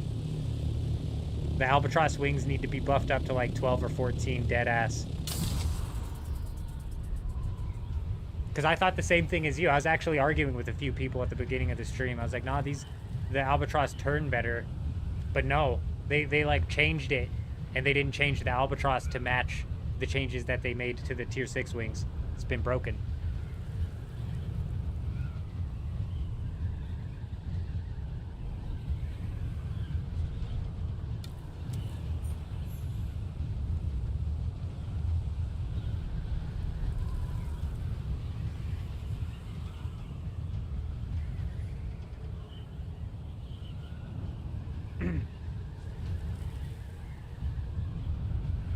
a sandworm over there, but that looks like it's just doing its regular routes. Are we even in the eye section anymore? We are. Okay, these were the ones I wanted to check. Yeah, they definitely need to rebuff up the albatross wings. Is that a body? No, it's just the glowing Stravidium mass.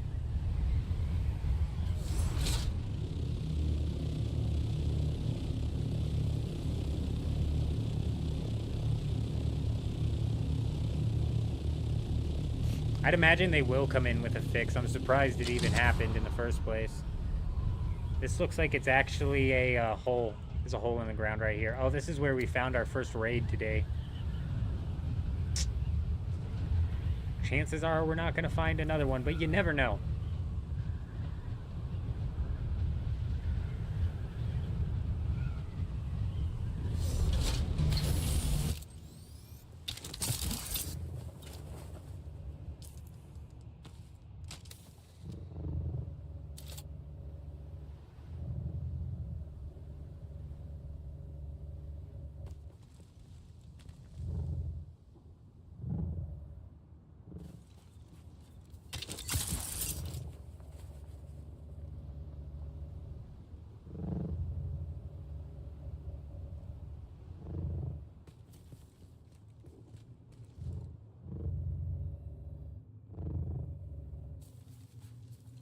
It's a big nope.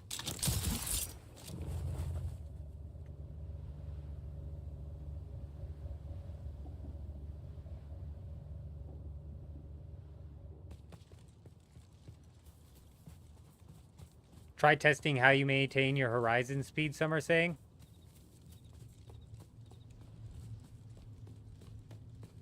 With the albatross wings.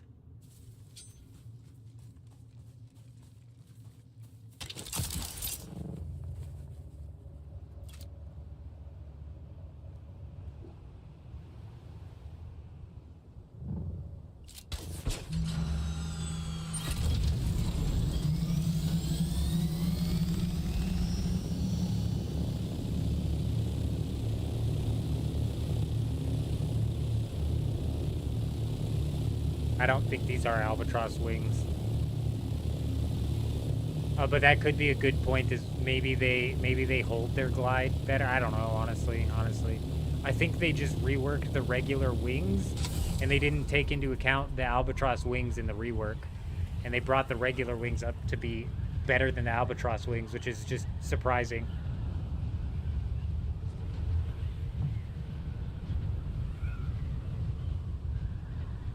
And that's what's weird. I don't remember who was talking about it earlier. It might have been a Smoka saying that because it's a PvP-focused game, stuff like that needs to be a lot more...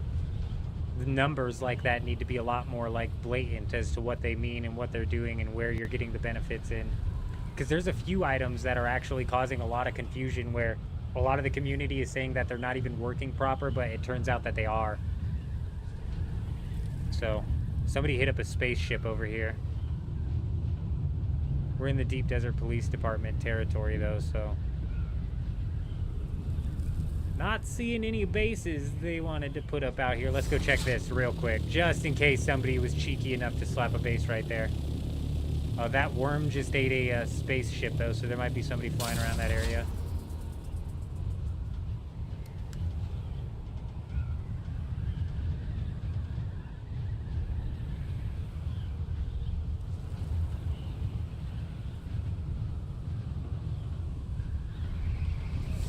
Cheeky, but not cheeky enough.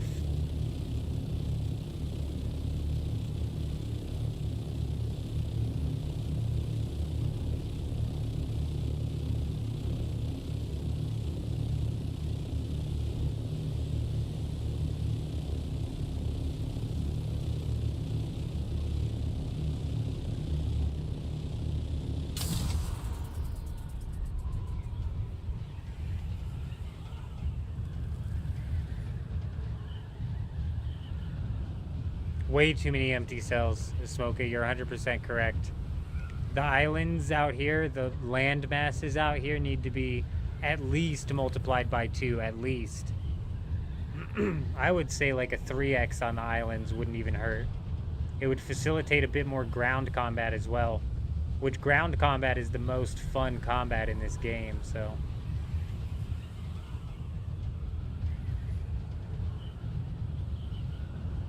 It's 100% way too many just empty cells.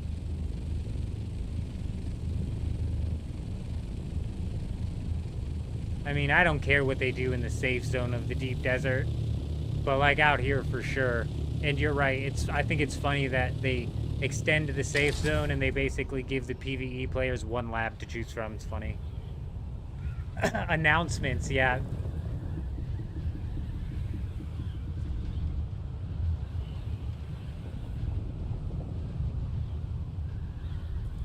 Confused. The announcements, I agree. If you're talking about the fact that there seems to be not one singular place where they're posting like game news and game information and developer Q&As, because right now it's seemingly scattered all over the place. And if you want to know all of what's planned to come in the game, you have to watch like 10 different dev Q&As with 10 different content creators, and some of the devs are like literally directly contradicting what the other ones are saying.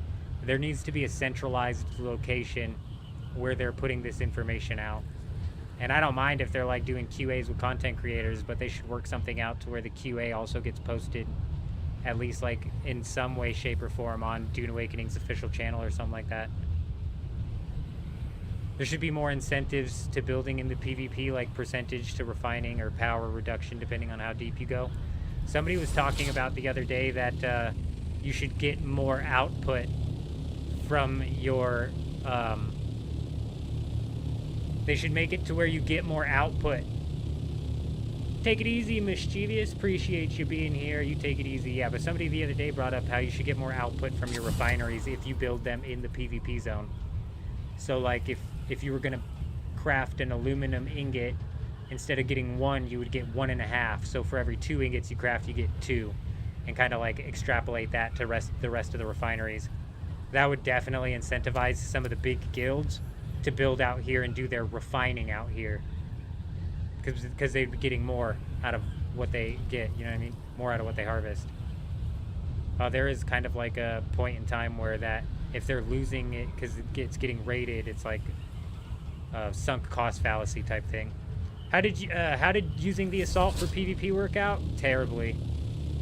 The 10% reduction in speed that came from the rockets, even paired with the boost, it couldn't keep up with anything. I'd have to end the boost that you can use on the assault makes it to where managing the heat is a pain in the ass as well.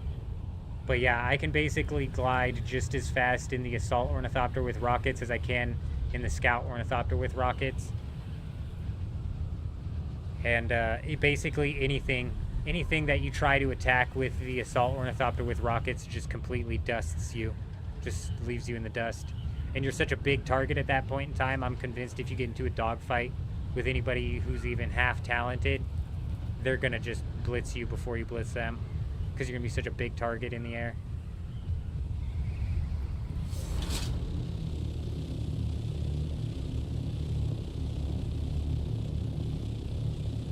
It was a bit sad. I was a bit bummed out. I didn't even realize until we were flying around for the first time either that it was not going to work. So I was all I either saw a rock moving or I saw a person moving. What the hell was that? I was all pumped up to go out day 1 and then we just got screwed.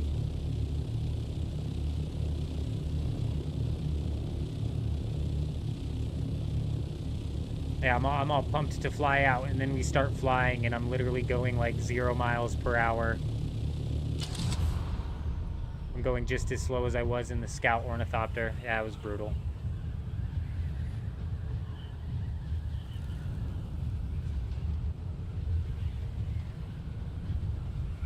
They do want to tie that to the land's rad rewards, and that's fine, but like a little bit of some incentive out here in the deep desert would be nice to have these guilds wanting to come base up.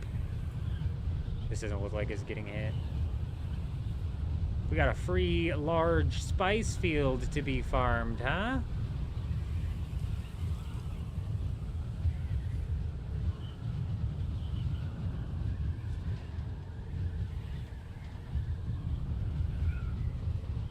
Damn.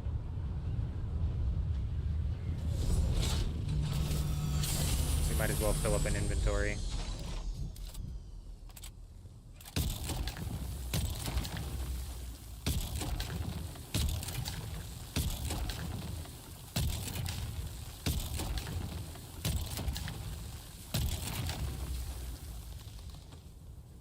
We might as well pop an inventory right quick. That way, if somebody does get into PvP with us, they at least walk out of here with 500 spice, huh? They get something. We gotta incentivize the PvEers ourselves if the game's not gonna do it, huh? The new tactic is a Fremen tactic. You pack your Thopter and wait at a big spice field behind a dune, and then ambush them. That's just disgusting. You just watch them farm before you strike.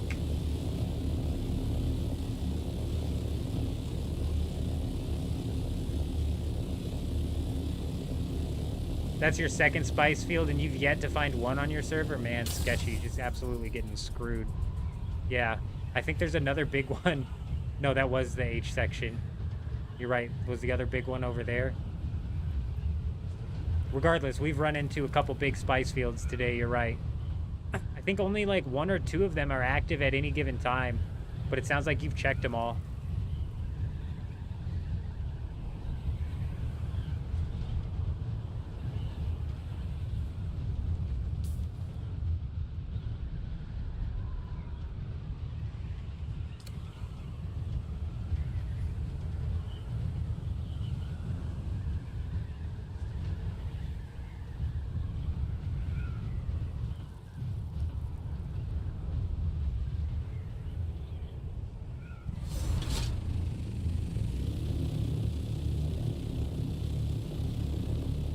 There's another one getting ready to go off. Sketchy, I'm sorry.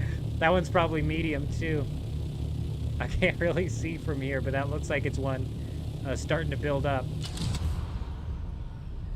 Did your server just reset or are you on EU?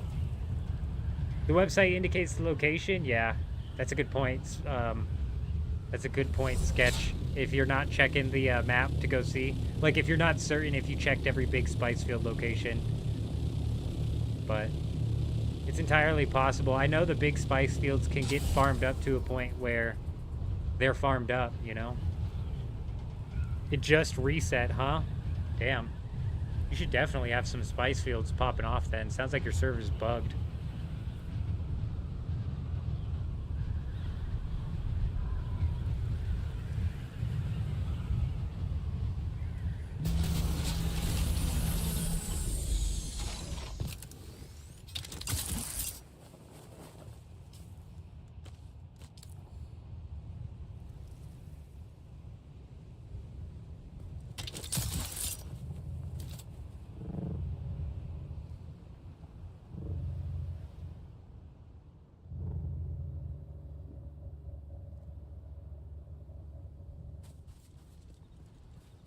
Bro, how much spice melange for a what? If you got a few guild with crawlers, they can be harvested real fast. Yeah, that's what I was saying. Even one guild with a crawler can knock out a good chunk of that pretty quickly.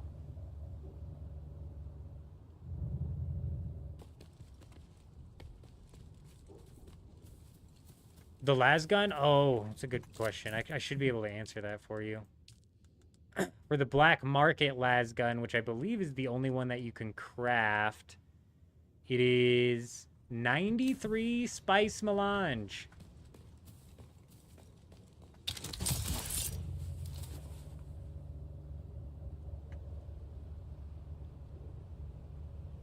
Yeah, pretty chunky amount of melange.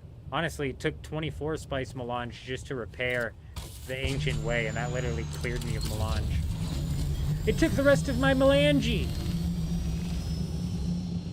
It took all my melange.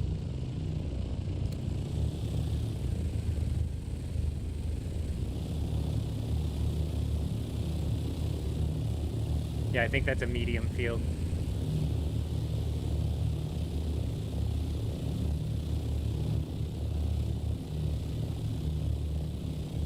Yeah, pretty steep. Pretty steep.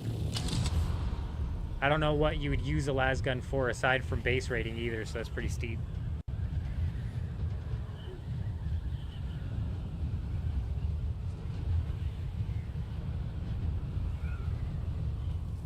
Did we manage to hit 5 chatters on Twitch tonight? I don't know. We'll find out. It says 5 chatters at one time. It got up there. Boom. Boom.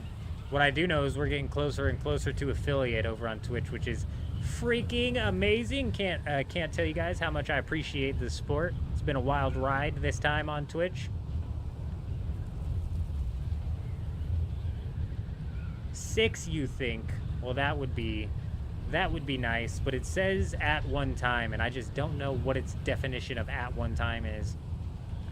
But that's just for the VIP badges. We'll get there. We'll get there eventually.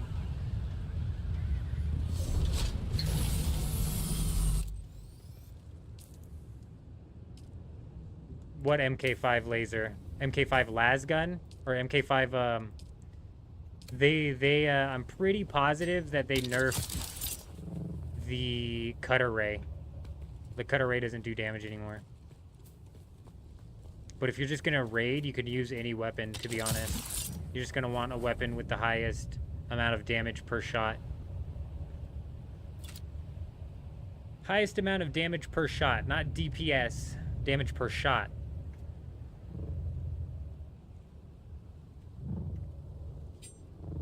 Is there a tier 5? Oh, the tier 5 las gun that you get from the quest? Yeah, that works for raiding as well. Yes, that is a good alternative, especially if you have that mentat ability. The mentat ability is like, from what I understand, the mentat ability is required in order to efficiently raid with the las gun, which is why I've avoided it. But we did bring the las gun out, so with our next raid, we might try and shoot at it a bit, or maybe if we take down an ornithopter, we'll shoot that. You know what I mean? Oh, he's offering you 125 melange for the las gun. I mean, that's a decent deal. You'd be on the come up for 25 melange, which is not nothing. You know what I mean? But if you're planning on using the las gun for any sort of raiding or something, you know what I mean? It just depends on how much you're planning on using it, or if you're planning on using it.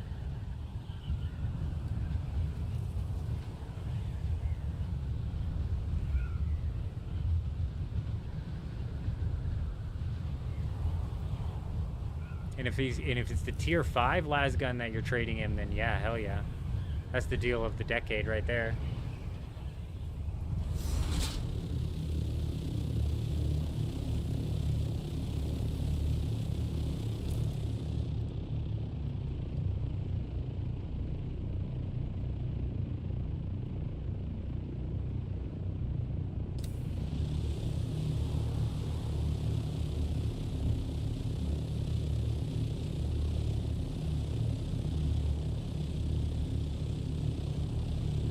That's not the island I came from, is it?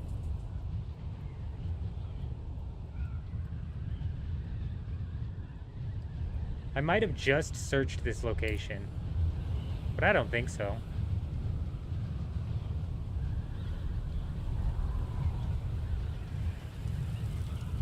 We'll get there, Sketchy, I believe as well. We'll get there off of the sheer fact that I'm not going anywhere, so we'll be streaming until Twitch inevitably shuts itself down because they can't figure out how to run a proper moderation team. But that's another topic of discussion. That's another thing entirely.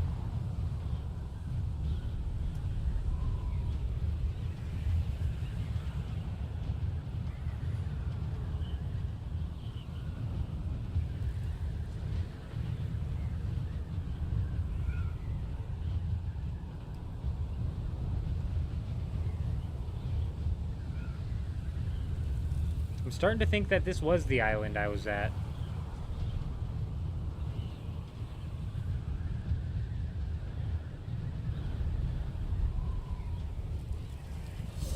Yeah, it must have been.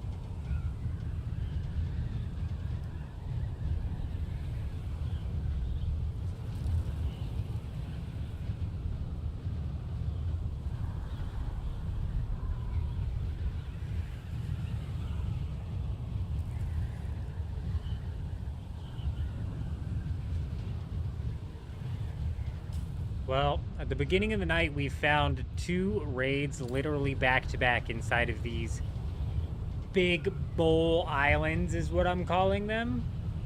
Oh, we might have a fight. We might have a fight. Let's try and just act like we're a farmer. Hit him with a couple of our rockets before we,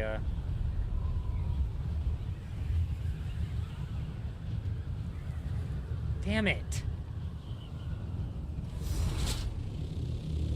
We're too late.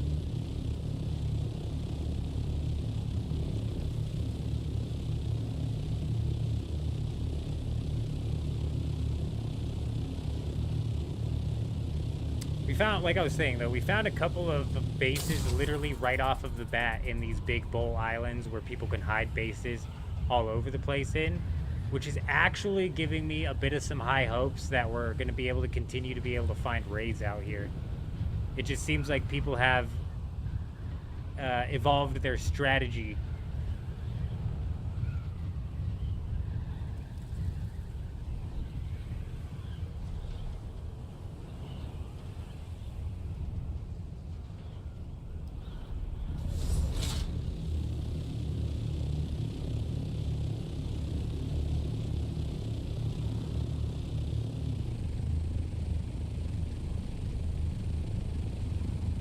You know what's funny about the free look, John, is I have this thing bug out all the time to where sometimes if I go in free look, like I'm not moving my ship right now, and then if I go into my inventory and then I come out of my inventory, I'm still in free look.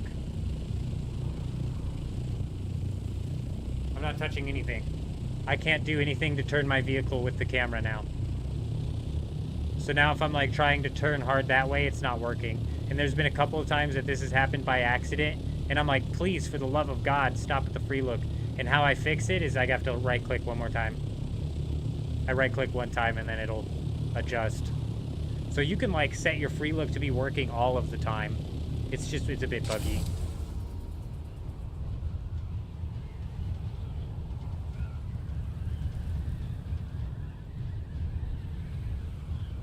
But you're right, if you, man, it's like weird because if you make even the slightest movement before you click the button, it will like lock your position into that. The whole thing is a bit weird.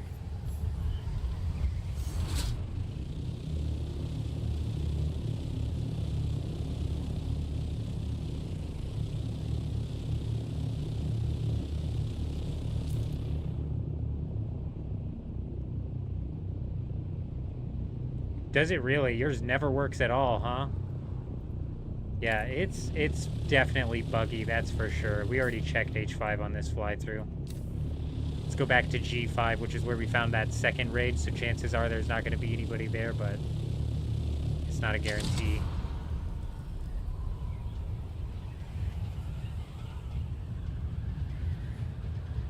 But that's what I'm saying, the whole thing is buggy.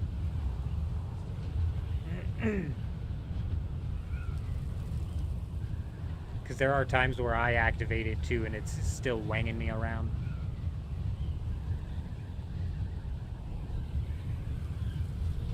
I wish there was a button as well. So like if I go like this in free look and say I had myself set up in a perfect glide, now I have to go all the way back to where I was in free look still before I let go. Otherwise it's going to completely reorient the glide. Wish there was like a reset button. There might be. Is there a recenter button? I'm not seeing one. A recenter button would be nice. But that would probably break the glide as well if it like set you up at hard center.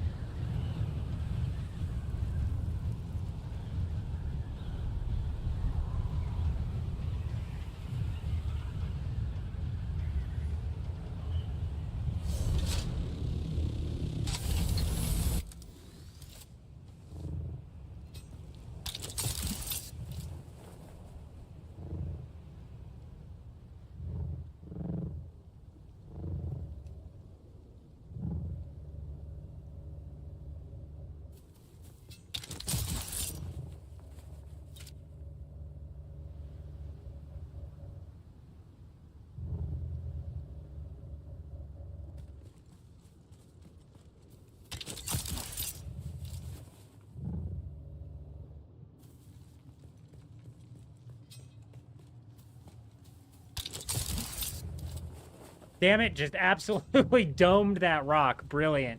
Good job, fella. Did you not see the rock? Idiot.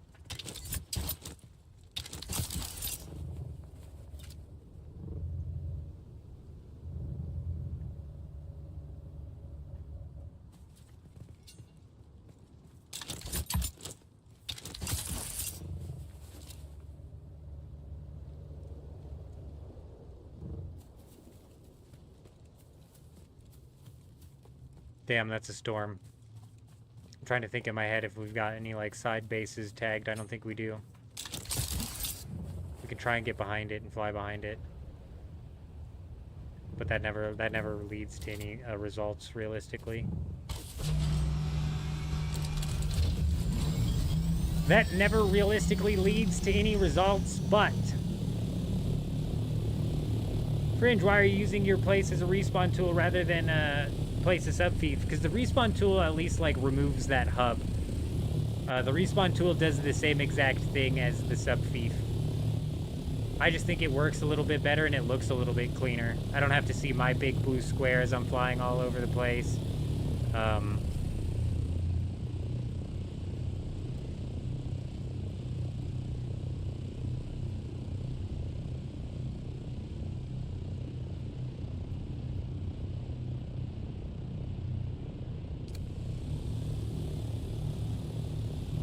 We already checked G4.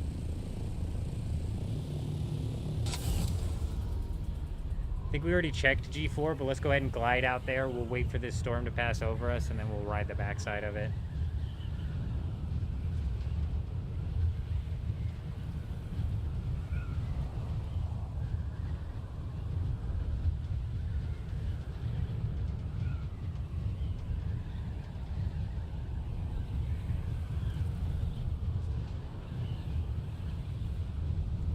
Trying to place a sub-thief works just the same, though.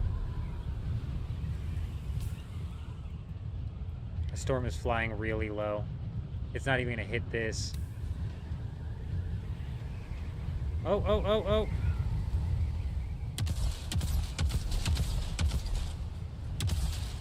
Fucking missed every single shot. It's alright, we can't miss this shot. Not even sure what I'm looking at here. Is even anybody on that?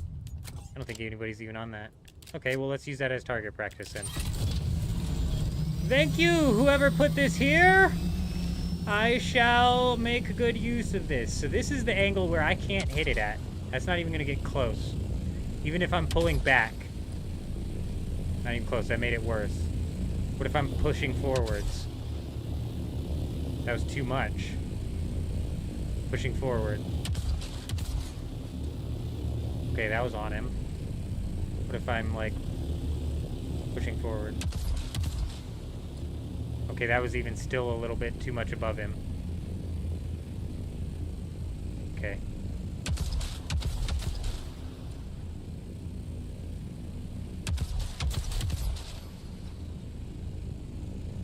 Yeah, if you're pulling back, you have to be a generous way behind them. But if you're pushing forwards, it actually very much so goes more so where you are aiming.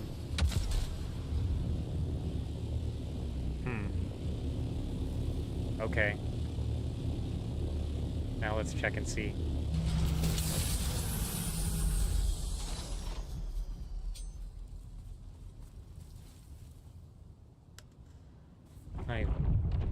What the hell's going on?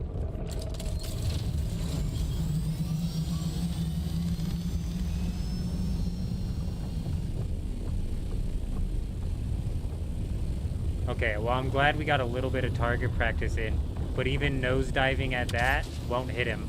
So that's still too steep of an angle. That got really close, though. So if that's too steep of an angle, if I aim further past below him, is that going to count it? Is that going to hit him? Oh, that was really close. So we back up a little bit.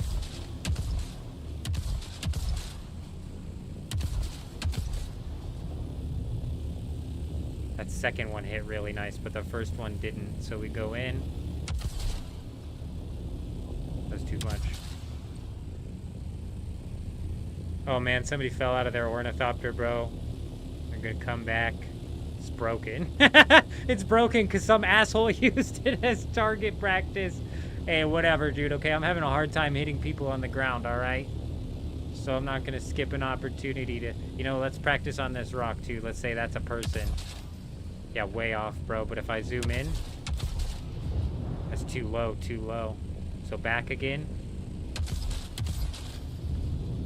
Yeah, okay. It's a bit wonky.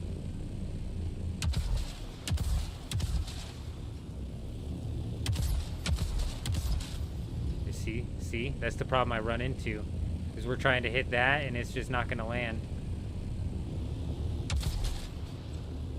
That was a good land. Now we're too close. Okay, let's try dive bombing in and see if I can just do like a quick dive bomb. And then up. Oh god, we might have to start flicking the dive bomb, you know what I'm saying? Oh no! No, Sketchy, you gotta avoid the storms. Oh my gosh. No, dude. Hopefully you're able to tuck your ornithopter away, because the only time I've tried to fly through a storm out in the deep desert with my ornithopter, there's like big ass boulders flying around that were taking me down. It was ruthless, bro. You cannot survive. Your ornithopter breaks in the storms out here. It's not like a Haga Basin storm.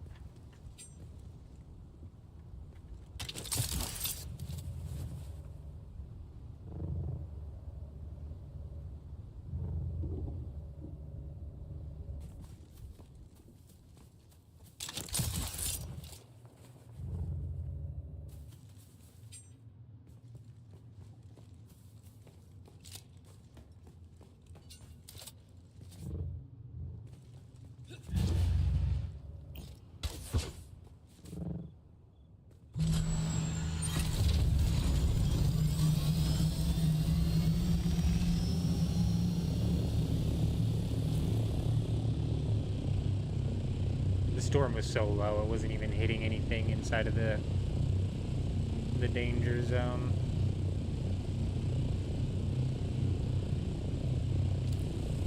I think we got into a fight with that. Yeah, this is over there is where we got into a fight with that one guy on the ground. He was harvesting spice in maybe the weirdest way I've seen anybody harvest spice in my life.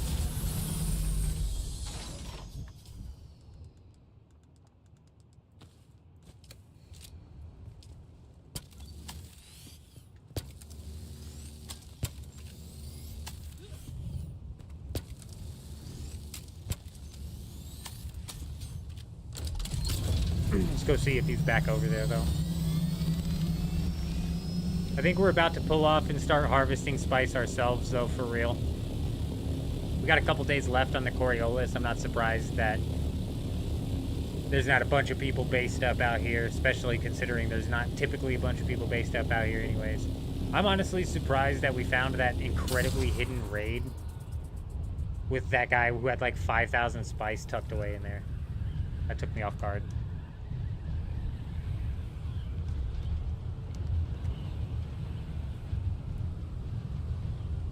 But we got a 75% reduction speed, or a 75% reduced time to our refining speed coming up for the next week. So I want to try to take full advantage of that. And in order to do that, we're going to need to set up in the Haga Basin with at least 4 of the advanced Fremen death stills.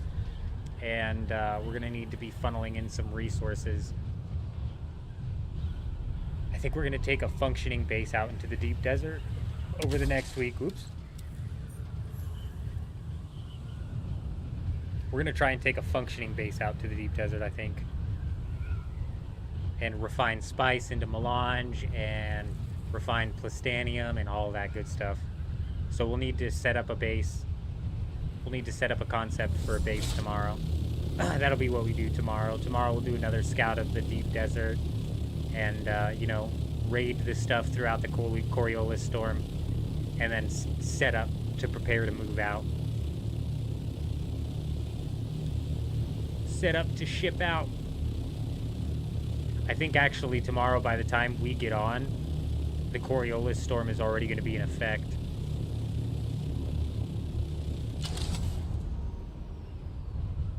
Which, if that's the case, will kind of be like weighing the pros and cons of coming out here to look for bases to raid, because it'll just depend on how long the Coriolis has been in effect for.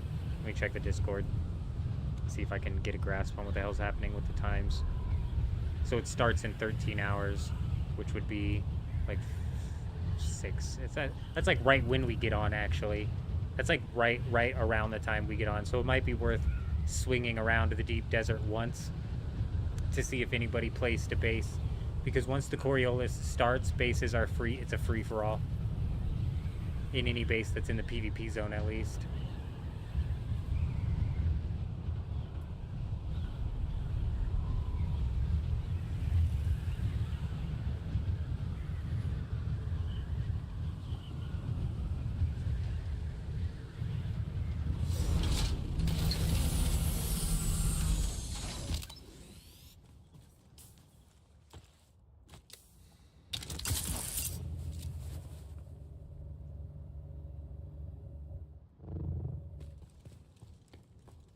We've probably just about cooked up this entire suspensor belt. I'm gonna swap it out before we make that final hike over to that spice field where that guy was. You found a ring mouth. Let's hope it's not sucked up already. Nice.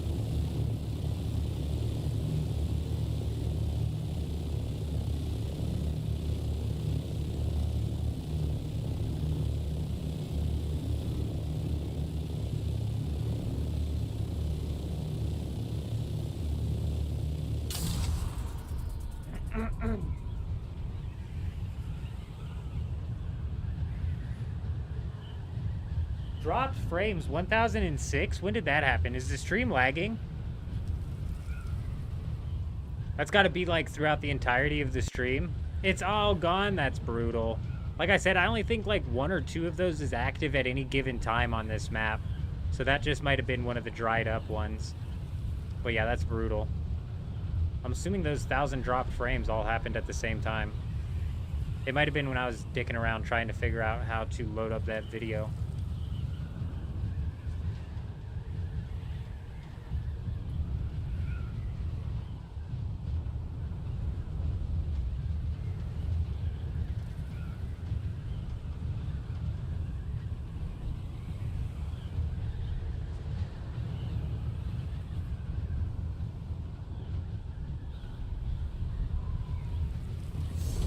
I think that a base at the very north side of the deep desert, away from one of the ring mouths, would probably be the best spot. Because how many people do you think realistically are coming all the way out to this peak right here to look like... Oh, there's a ringmouth right there. That would screw you. It would have to be on a small island and hopefully not next to, you know, a big spice field. But how many people you think realistically make their way out here to look for a base? And then if they find one, do they decide that they're going to come back and raid it? You know? Because it's a pretty far hike. Whoa, whoa, whoa, whoa, whoa. We had a worm pop over here? How was a worm popping?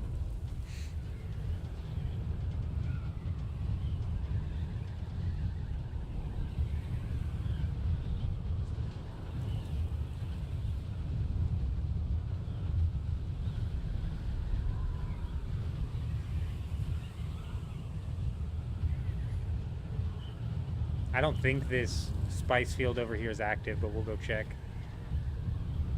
I don't know if it's only one that's active. It might be two. But I know it's not all of them, because I run past dried up ones all the time. Like, this would be purple as hell right now. That would be super purple. Could be a shipwreck he's eating? Yeah, correct. That's kind of what makes me think that. Well, that's why I wanted to check anyways, because if it was a shipwreck, then somebody just was over here and hit it. But that's definitely an empty field.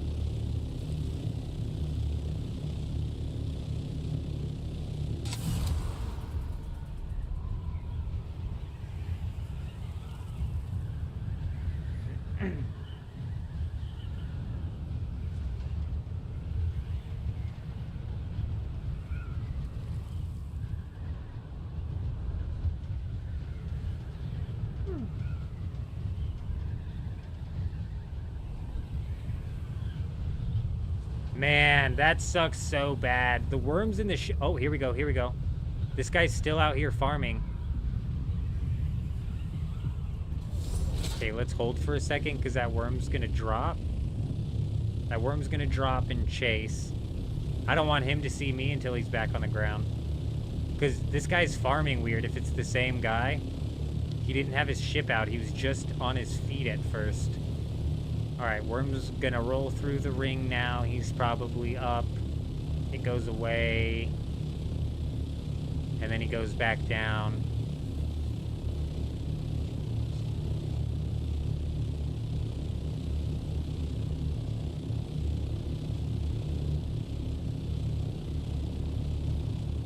Oh, but the shipwrecks, I swear, they can be... If somebody hits the shipwreck and then 5 minutes later you go to it, you might have gone to it right as a worm was getting ready to swallow it. So it'll seem like there was no warning, but it's just like the worst timing in the world.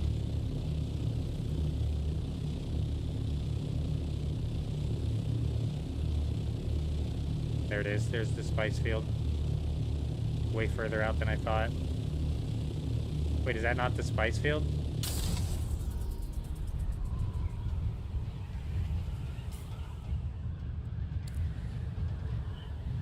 That's not the spice field. Have I lost my fucking mind?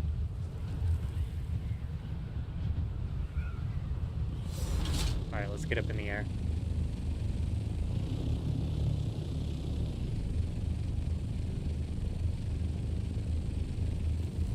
I've actually lost my mind.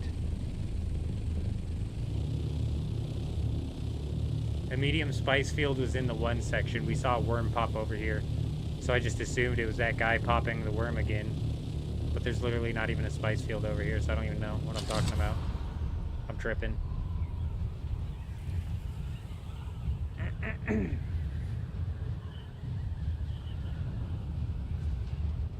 Nice, nice. I like mediums. As a solo, I can work with mediums all day long.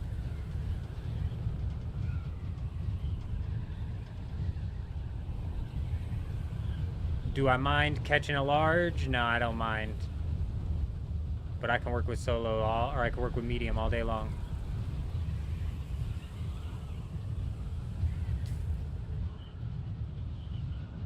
Must have been right here. I'm like, I know it was in the one section.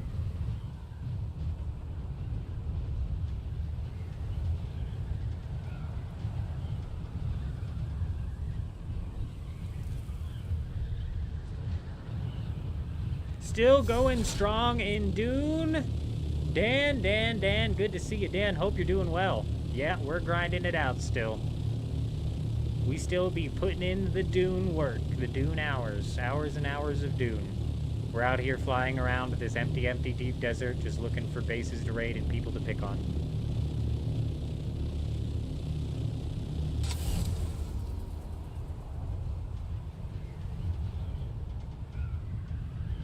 But yeah, I've thoroughly been enjoying Dune, even with all of the problems that I have with it. So I highly anticipate this is something that we're playing like long into the future here. I obviously still bounce around from game to game. Like I talked to Jen about jumping into RuneScape 3 leagues all the time. We got Borderlands 4 we're gonna dive into for a little while. We've got Dead Man mode coming up. We've got all sorts of stuff coming up. But I've been thoroughly enjoying Dune.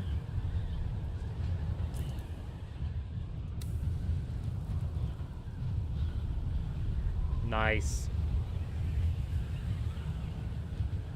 Looks like this field cleared up entirely. Maybe the big worm came and hit this? That means there's going to be 5 hours before there's no worm, I think. 5 or 6.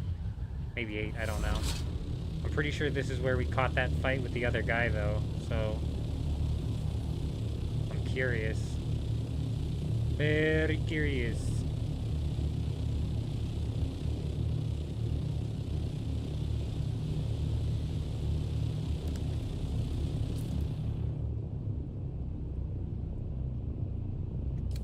Alright, let's see if we can find anybody while we kick it back east. The east way. Damn, this was right on the safe zone, this big pool here.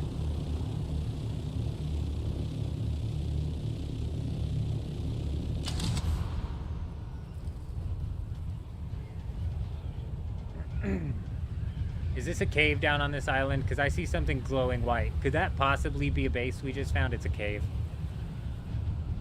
What is that, though? Oh, it's just a nice little patch. Nice little patch of, stairs.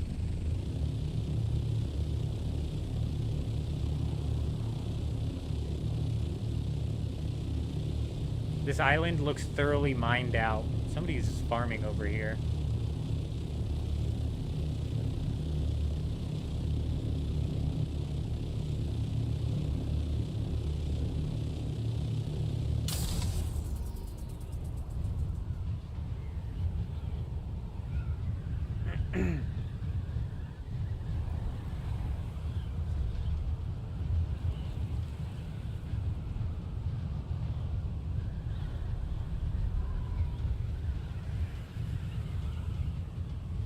Copper Island. Man, it blows my mind that they throw full islands of copper out in the PvP zone of the deep desert. Like, who the hell is mining copper out here? No one.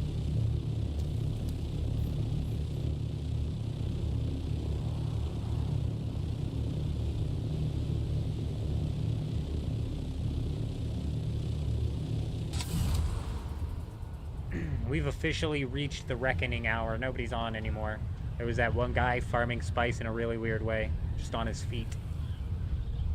I've never seen a foot farmer before, but he was.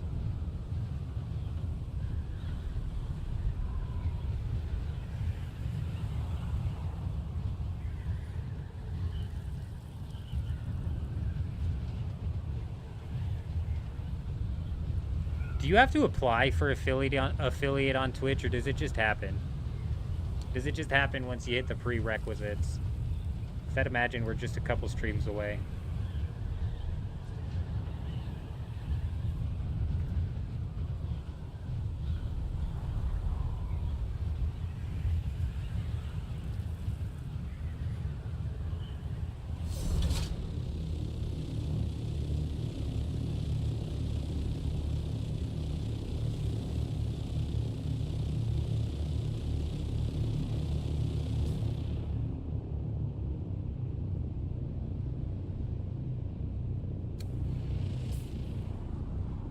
We're in the Sector E. Hear me out here. We're in Sector E, but we're still in the danger zone, which is weird.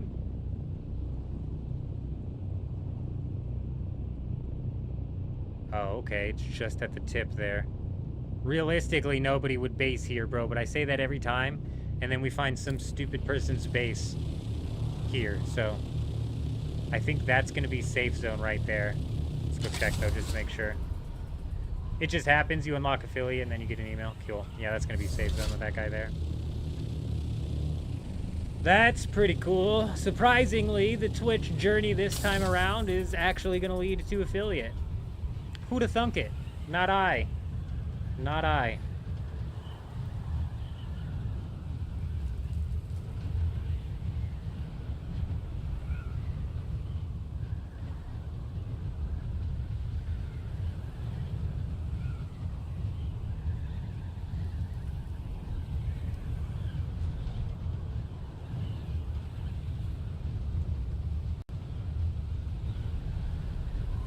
What sucks about checking these very close to safe zone islands for some stupid person's base is the chances of me running into some random ornithopter out here that I can fight is practically 0. Whereas, and if I just cook it just north just a little bit, somebody might be farming. There's a bunch of titanium on this island, though, and stravidium. That's a nice island, literally right next to the safe zone. Crazy. My God.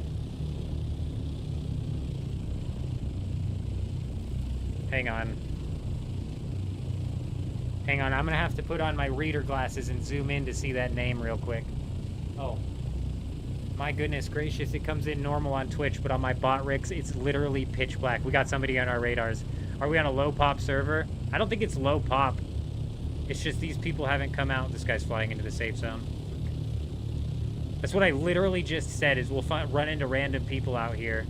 It's not low pop. I've been wrangled into a sleep schedule where I'm playing at the dead hours of the night, and even during the dead hours we still manage to get into some shenanigans. So I wouldn't say it's low pop.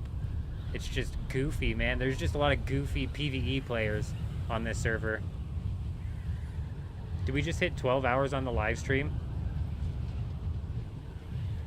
Why'd my YouTube live stream just end? Oh, it didn't. Are we still live? I'm not, you know, worried about either affiliate or partner, to be honest. But I would be lying if I said I wasn't surprised that we've managed to work into a position to even land affiliate. You know what I mean? Though I thought affiliate was 50 followers. When did they drop it down to 25? I remember getting excited when we hit 50 on this run through of Twitch. I was like, oh shit. The followers isn't the problem.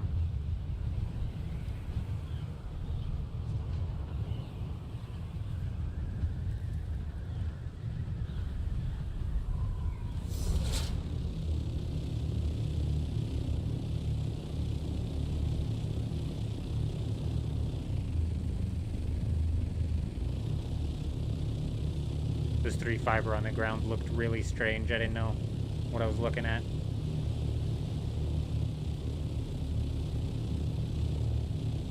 I'm on Twitch. I'm on Twitch. There should be a link to the description, link in the description of the YouTube where we're on Twitch as well.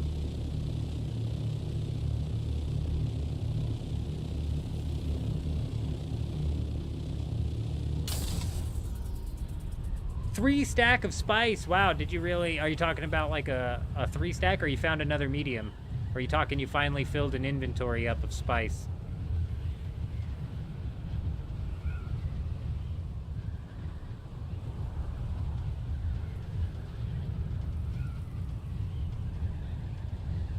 Oh, inventory filled. Nice.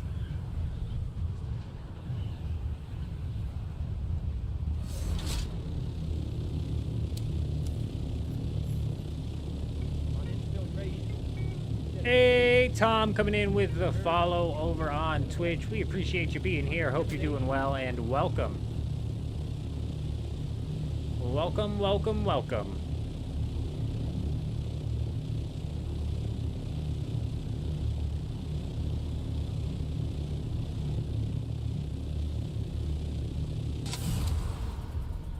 Here's what we're gonna do. We're gonna fly out to the big ring circle and see if anybody's out there. See if we can pester them a little bit.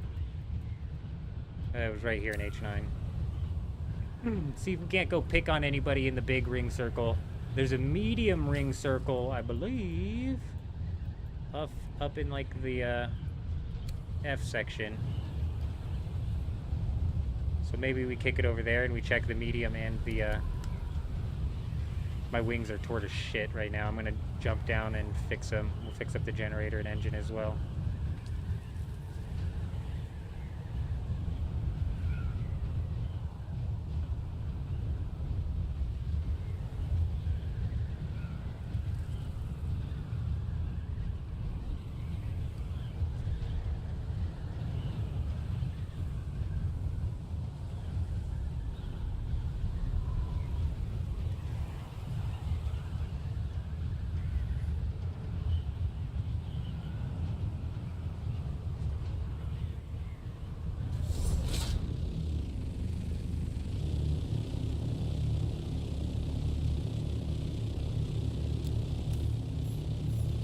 Question is, did the person who was farming the giant spice field way over in the 1 section decide to come over here in the 9 section? Oh, that looks like the medium spice field right there. The shadows trick me a lot of times, though. That might just be another shadow. Having some melange hallucinations or something.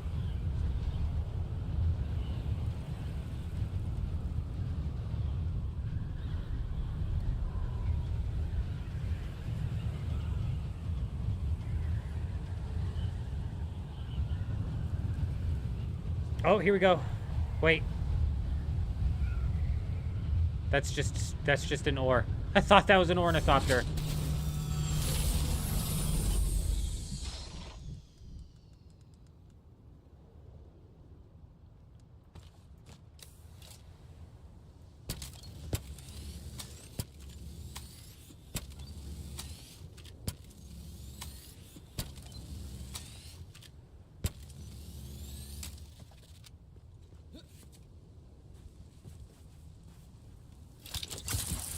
What the f...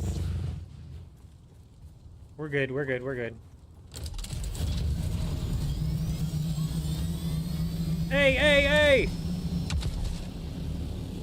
That ass, bro, that ass!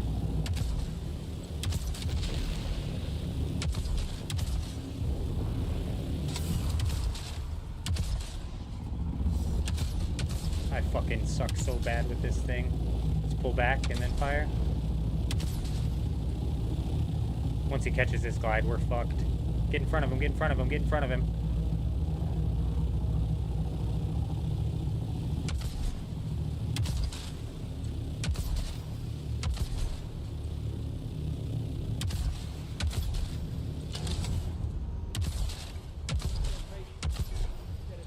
He panicked. I don't know why he's panicking. If he would just glide straight, he'd have me beat.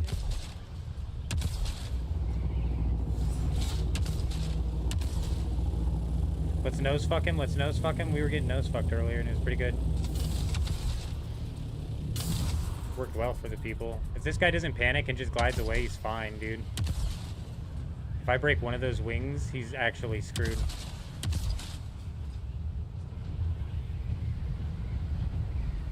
What's this guy doing, bro? He's like big mad panic right now. He's like trying to defensive fly, but the best defensive flying right now is practically a straight glide. You just gap the shit out of me. Aimed way too high on that one.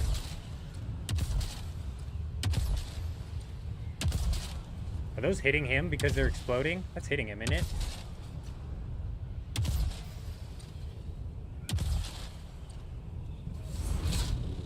How many rockets? 140.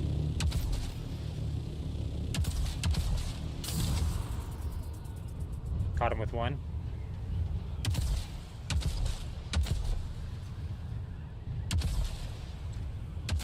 This guy's got an inventory of spice. We're not gonna catch him though. He finally figured out that he can gap me.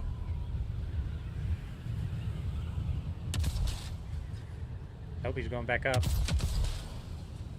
Fuck, didn't even aim high enough.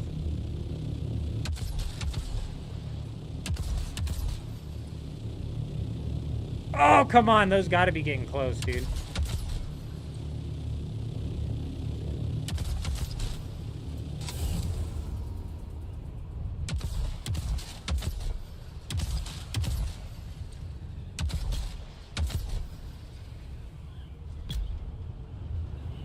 Here we go. Did we break something?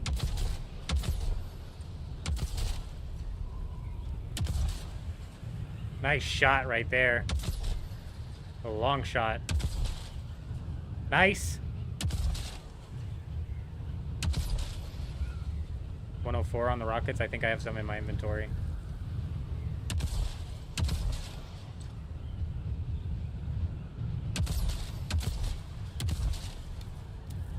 That was a perfectly timed dive on his part. He finally figured out the secret sauce, bro. It's literally just glide away. Oh, what a shot. That was a long shot, bro. That was about as long as the long shots get.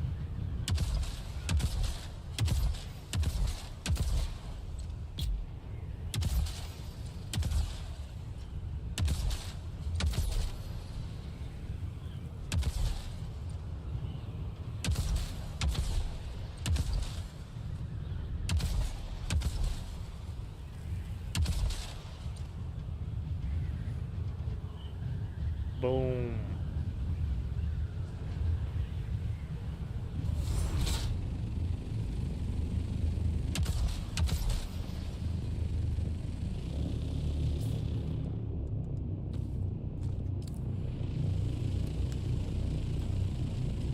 Let's go repair this rocket. I want to go back out to that big field and see if anybody else is out there. Hey, you found it. Good. Hey, welcome. Welcome with the follow. We appreciate ya. Hope you're doing well. Hello, hello.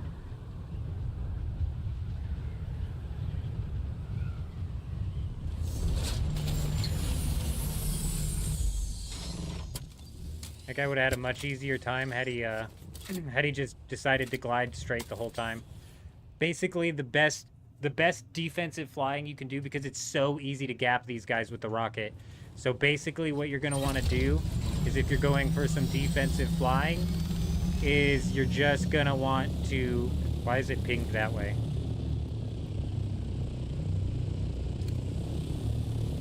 Hold on, let me show you. Let me show you, because it's fairly simple. If you just do something like this, you're probably realistically going to make it away from 9 out of 10 engagements. Is if you just catch that glide at full speed, and if you're in without rockets, you're probably looking at gliding at 180. You have to hit them a lot. It's a lot. It's ridiculous a lot. And if, say, they're firing behind you, you don't want to just sit flat like this.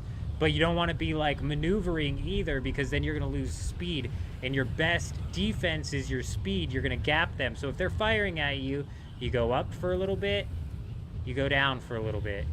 You go up for a little bit, you go down for a little bit. If they start to read your pattern and they're hitting you, when you go up, if they're hitting you, when you go down, if they're hitting you, pause, go up and pause, and they're going to hit you, and then pause, and then it's going to fly below you and then go down, and then they're going to have to readjust their aims pattern. So realistically, that's your best defense, is just up, down, up, down. You just finished unlocking the Fremen Death Still. Any idea why it let me build just one? No, you should be able to build multiple of them. It could... Did it kill your base's power? I would check how many resources you have, and I would also check your base's power. We are talking about the Death Still, right? And not... Oh, where's that dumb thing? We're talking about the Death Still, right? And not the Still Tent? Because the Still Tent is just something... I don't know why you would ever use the Still Tent when you can just hide in mountain cracks. You just hide in the crack of a mountain and become sheltered. So I don't know why you would use a Still Tent. But that's what those are for, to protect you from the storm. I've never seen somebody use a Still Tent.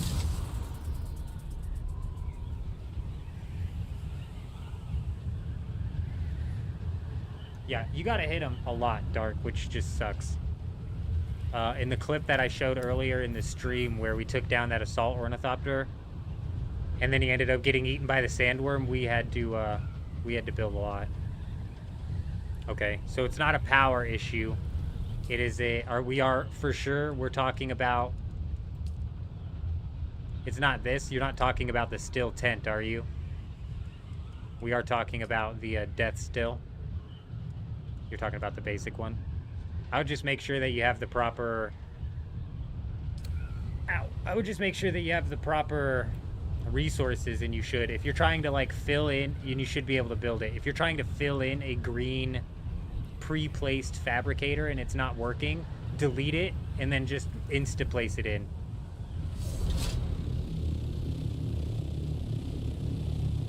Yeah, it's unfortunate. Your best bet when you're trying to down somebody is to break one of their wings. If you break one of their wings, it lowers their glide speed, which, again, their speed is their best defense. So dropping their glide speed is one of the best things that you can do. I missed a lot of shots there. Like, as many as I managed to hit, we also missed a lot of shots. JC, good morning. Hope you're doing well. It is saying that you've reached the limit. Interesting. I'm not 100% sure, Julian. I didn't ever craft any of the low-level death stills. I've never crafted any of the low-level death stills. I only did the advanced ones. So I'm not certain. But I know people are using multiple of the regular ones, so that shouldn't be a problem. But I'm not 100% for sure. Too much oh! Maybe you have too many benches in total. Cheese is a really good point. You've reached your production limit. So you might have to remove, like, some blood purifiers or something if you have those going. Yeah, that's a really good point. Cheese coming in with the clutch tip right there. That's probably exactly what's happening. And right, if you can't afford to break any of your production facilities, then drop down like a sub-thief expansion module. You don't even have to necessarily build, but it'll expand how many production facilities that you can use. I'm sure death still does count towards the production. I bet it does 100%. 15 steel and 15,000 gold. Yeah, that'll get you an expansion.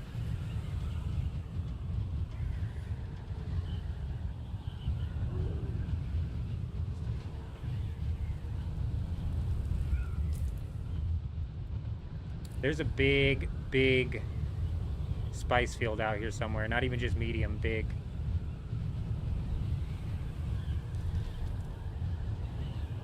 It does count 100%. I wouldn't be surprised. 100%. Nice. Huge. I'm glad Cheese thought of that, because I didn't even think about that. I forgot about the production limit. I've never even come close to the production limit, so I'm almost questioning in my head how many things you could possibly have up right now, Julian, to have reached that limit. But I have my base expanded to the max, so my limit's really high. I think it's at like 30 production pieces or something like that. And there's no realistic reason I should ever even hit anywhere near 30. I'm a bit confused. There should be a medium spice field out here somewhere. There's that big one up on H9 that we're going to go hit, but I thought there was a medium one as well. 74 melange. Nice. Hey, we appreciate you stopping by, JC. Hope you're doing well. Enjoy your day at work.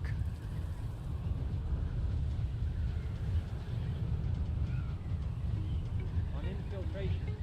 Dark coming in with the follow over on X. You are insane. Welcome.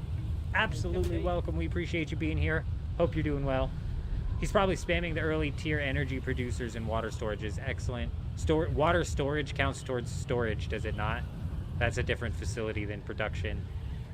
But you're right. If you do the early tier generators, I believe that counts towards production. No, that counts towards generators. That's another thing in its own as well, isn't it?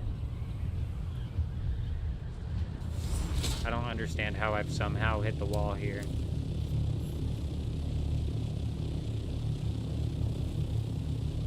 Where the hell is this? There it is. There's the field. Okay, here's what we're going to do. We're going to fly in. look like we're a farmer, okay? So everybody put your farming caps on. We're just farmers. We're here for some melange. Hey, we need melange just like everybody else, all right?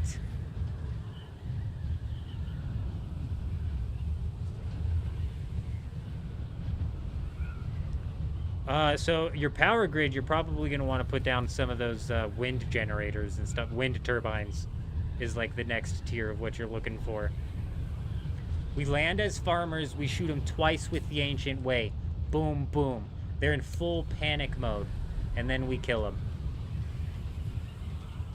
It doesn't look like anybody's hit this up aside from when I came here and pulled 500 spice off of it. The same 500 spice that's in my inventory. We got to give the PvEers something to fight for, right? If they kill me, they get 500 spice. It's a decent reward.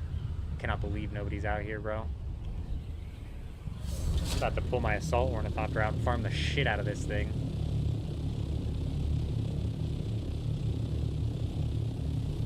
We're about to farm the living piss out of this thing, like no joke.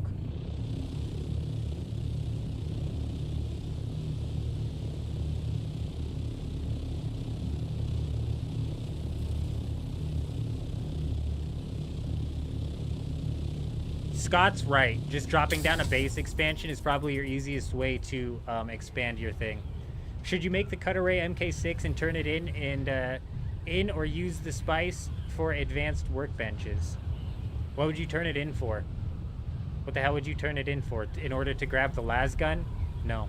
I don't think the las gun's that good. I think people are like fawning over the las gun, but I don't think it's that good. I've yet to use the las gun, and I've still been able to solo raid every base. If you got some like mega bases built out in the PvP zone of the deep desert, maybe the las gun would be required. But even that low tier las gun requires like the proper mentat setup and everything to be working. And realistically, that's about all you would use the las gun for, isn't it? Some Harkonnen asshole keeps taking that. Actually, you know what? We took that, and then I think that's when we got in the fight with the Deep Desert Police Department. And we fought Arcadius again. I cannot believe we ran into Arcadius again, and we're fighting him. We're fighting him in a 1v1 on top of a hill for like, had to have been like 10 minutes that we're going back and forth in this 1v1. Before finally I pipe up and I'm like, Arcadius, is that you? And sure as shit it was. Unbelievable. He's the only son of a bitch out here partaking in PvP, bro. I'm probably the only one out here giving him a real challenge in the live game. Honestly, I don't know why Deep Desert Police Department is still on this server, aside from they'd have to basically abandon the server and all of their progress, which would be a bitch. They're probably waiting for character transfers the same way I am. You've just started processing spice from the small refinery. It takes ages. People are selling melange for 1,000 on your server. John, that's a price that you can't beat. That's a duplicated price. That is a price. That means your server, John, unfortunately, I hate to be the one to bust this to you. That means your server had some people on it who massively duplicated their melange. It should be way more than 1,000 apiece. I don't give a shit how many big ass guilds you have on your server. Melange should be way more than 1,000 apiece. If it's 1,000 apiece, then some nefarious rats duplicated melange all over your server. I was actually thinking in my head that we should roll out to the auction house to see what melange is selling for on this server, because realistically at 1,000 per melange, John, you're probably gonna get better rates of spice melange by harvesting and farming up duraluminum and crafting tier 6 suits, turning that into 15,000 gold, which is 15,000. Yes, absolutely you should. If you've got the money, I would. Hell yeah. If you need the melange and you have the money, hell yeah, I would. You've got me wanting to go check my auction house, bro. But that spice field is just so juicy. I'm really tempted to go try and pull an inventory of the assault in that thing.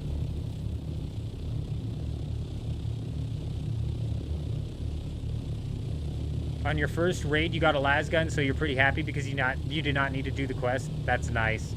We actually picked up a las gun from the raid we did with Arcadius. That's why I'm saying it's hilarious that we ran into this guy, because Arcadius and I were the ones who were 1v1ing each other during the D6 debacle, if you were here when D6 turned PvP and we were live all day, blowing up ornithopters with rockets and fighting Arcadius, and then we ended up raiding a base with him. Yeah, that was the guy. We fought him earlier today in this same stream. Just sell Plastanium on your server. You could sell a 500 stack for 4.5 million. How much is that a piece? Because on my server, Plastanium's going, the ingots are going for 5,000 a piece. I don't know what the math, what that maths out to. That's 2.5 million. Shit, bro. Shit, bro. That's a lot of money, dude. Oh my god. And then you could just buy all of the melange.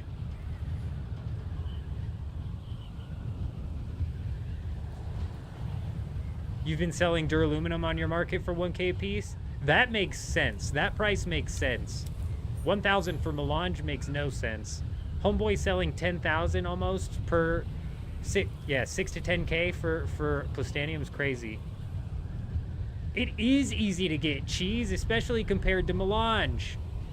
I wish I could check my auction house without having to go all the way to the auction house. Because all I want to do is see what the prices are, dude. But I don't want to skip out on this primetime spice farming. Because, like, dead ass, it's not every day you've just got an unattended, giant, large spice field. I'm taking my assault ornithopter out there. We're gonna do some farming. I typically save the farming for off stream, but I'm live for at least another hour, bro. So I think we're gonna go kick it.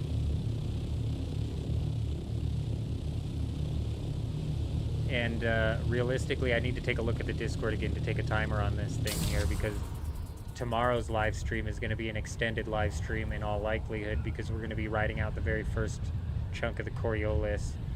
So in 12 hours, the Coriolis starts. So in 22 hours, the Coriolis finishes. So at 4 a.m., the Coriolis finishes. Oh. That's like right in line with our typical stream time.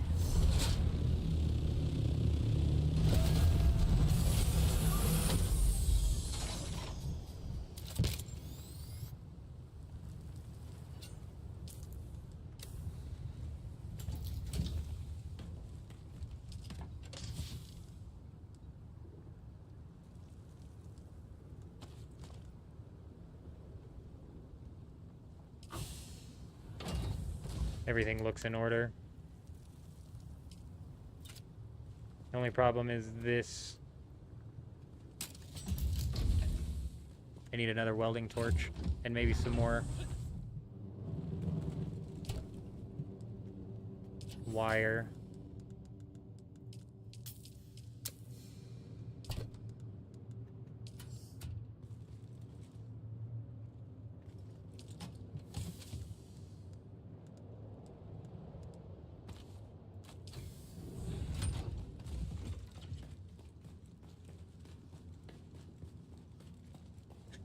That is a good point. It is heavy on water, and cheese makes a good point as well. People are very lazy. And I think getting water for death stills is so easy. Granted, I'm coming at it from a solo. So, like, if I was trying to feed a guild, we'd be like, it'd be a different conversation. Oh my gosh, it is such a pain in the ass, dude.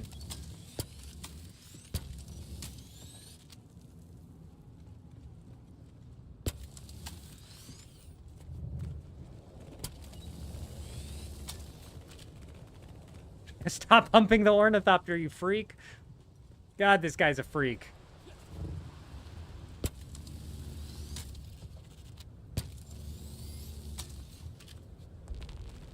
Stop it! Oh my gosh, he's a freak! He's an ornithopter freak.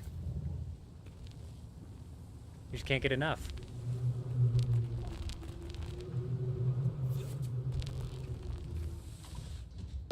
Oh, please just target the stupid wing. Thank you. Freaking working up a sweat, dude, trying to repair this thing. Oh my gosh. Based in the Eastern Shield Wall, get 13 bodies, like 15 minutes or less. Nah, man, it's so easy. It's so much easier than that. You just take your assault ornithopter out with your storage, and you should be able to fill up, no problem. You just go wherever. You just go whichever POI you need to go to. Whatever's closest. It doesn't matter. Fuel. I need fuel. Running on fumes here. Yeah, you just roll through whatever POI, to be honest. Any of them work. It's kind of a pain in the ass because you have to pick up one body, deposit one body, pick up one body, deposit one. It's a pain in the ass. That is true. But it doesn't take that much time. And then once you have that many bodies, it lasts so long. Honestly, if I was a guild, I'd be like, all right, everybody, we're all going out here to do this together. Get your friggin' assault ornithopters and go hit up a different POI. Because if I go and fill up one assault ornithopter with bodies, it covers me.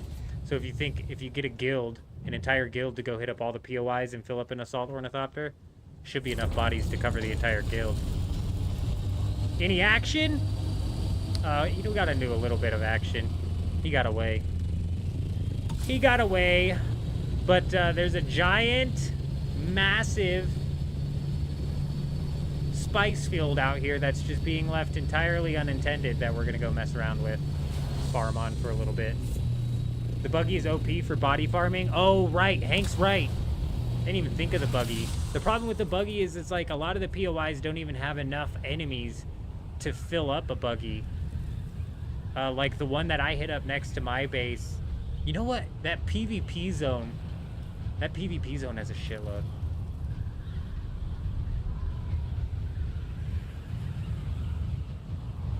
Yeah, once you break the 4 advanced death still count, you're basically outputting more water than... So at 4 advanced death stills, it's going to cost you 1,200 power, and you output like 185,000 water, and then you need 7 regular death stills, or it's 6 or 7 regular death stills for 1,200 power, and like 175,000 water. So it's at 4 advanced death stills when you like break that barrier where the advanced ones are finally syncing up and actually doing better than the small ones, if that makes sense for the power cost.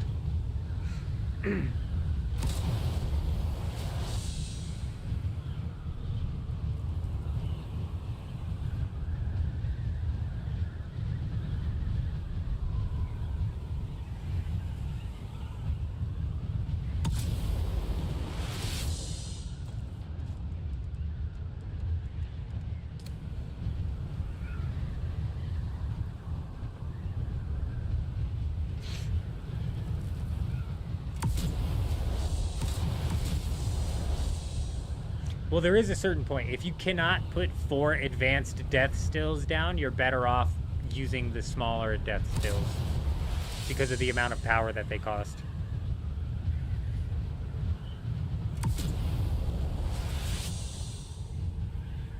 Oh, right, and I never take into consideration mixing the advanced and the normal death stills. I never take that into consideration. I've only mathed out when it's better to have advanced over normal. And it's at 4. 4 advanced beats out 6 or 7 normal, whatever it is. Let me look up the number.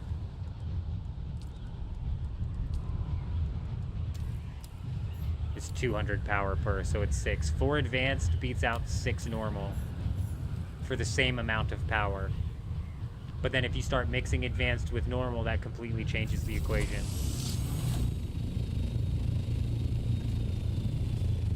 No, it's 300 power, I think.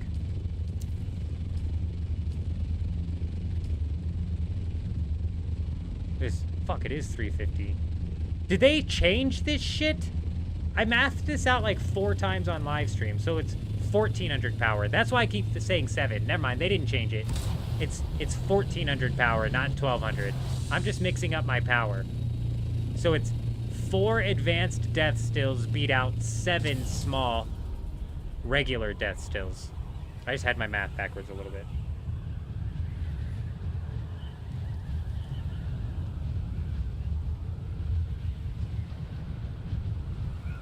Yeah, but the thing that I'm getting at is with 7 normal death stills, it's going to cost you 1,400 power.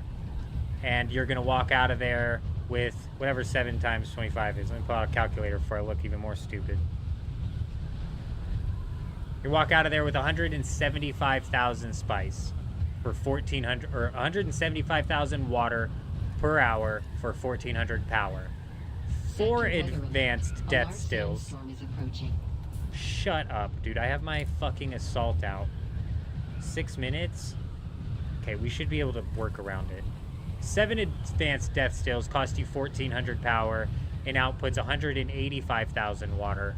And that's not even taking into account the fact that it's 185,000 water per 50 minutes. Yep, there you go. Smoka's got it. Smoka's 1 step ahead of me. I ignored that fact in my math because I'm not fin to do the amount. You'd have to do 6 hours worth of water, bro, and that just complicates things for no reason. So I was mathing it out with the advanced death stills even taking a full hour. But you're right, technically after 6 hours you would get 1 free hour worth of water put in compared to the regular death stills. I wouldn't say twice is better, but it eventually gets better.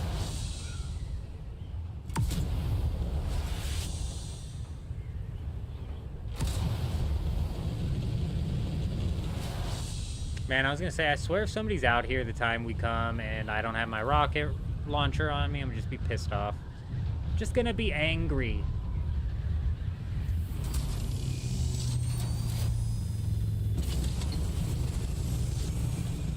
We're gonna do this a bit the risky way here, huh?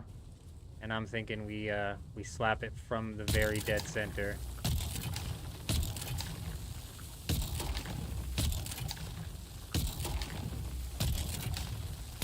I'm a little less worried about attracting the worm because we have an assault ornithopter which takes way more sand than my scout.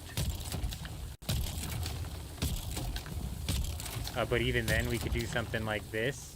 Damn, that left a line down the middle. They're too far out. Too spread out! We could even do something like this where we go up and we reset the timer.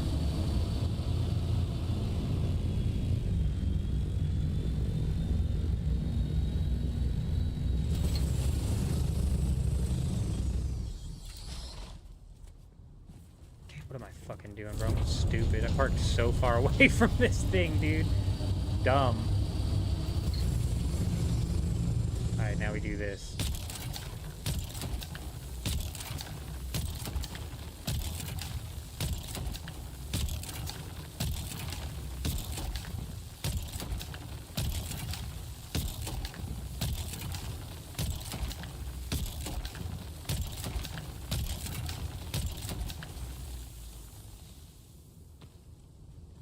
Oh yeah, big spice in the bag.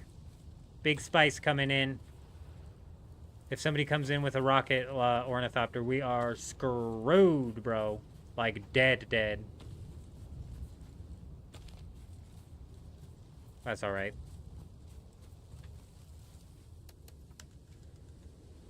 That's alright. Maybe going a little too thick here.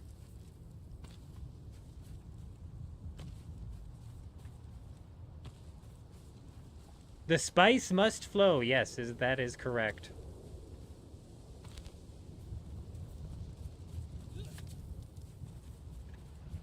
I do like to avoid the worm coming and giving away the position like so blatantly, though. You know what I'm saying? So we're still going to do resets.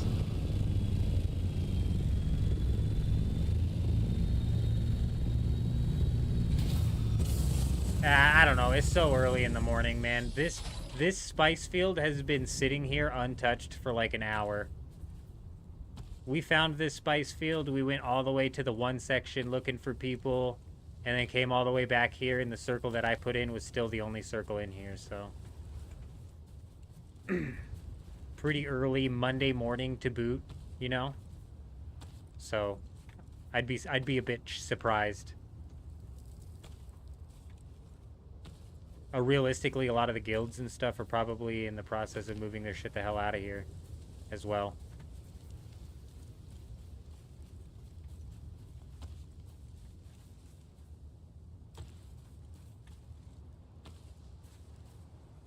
The worm aggro is what helped us find that other guy. I wouldn't have even checked that spice field because it literally just popped. That spice field just popped, and I was like, no way is somebody over there. And then he aggroed the worm, and for sure, he found a base with a sub-thief, only 4 chests, 2 of which were full of spice melange. No way. Man, kind of sounds like you found a, kind of sounds like you found somebody's base who's duping, bro. 30,000 spice melange is a bit unrealistic. But still, bro, that's a huge come up. That's what I was telling Vander earlier as well, when we were breaking into those bases that were just seemingly gonna have nothing, and did have nothing. Is there's always that chance, you know? There's always that chance. Like that one hidden base we found at the very beginning of the stream had like 7,000 spice in it. Yeah, if it was melange and not just spice, that is a massive jackpot. That's a big come up right there. How's the spice farming going, Ray? Good to see you. I hope you're doing well. We've got a whole entire large spice field to ourselves. Do we try and farm this entire thing?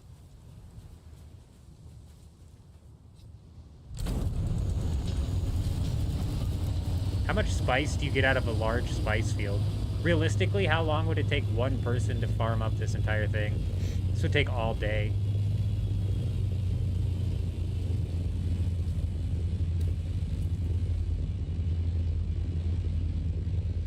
Okay, the storm does look like it's gonna miss us. I'm like, I can't believe it stopped warning me about that storm. What the hell? It's right there, bro. It does look like it is gonna miss us, though.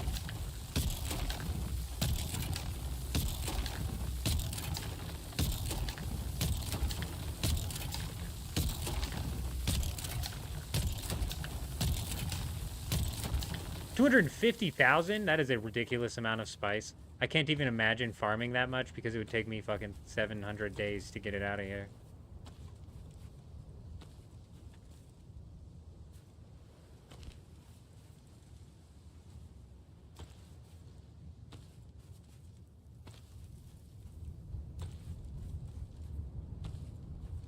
That is insane. That's a ridiculous amount.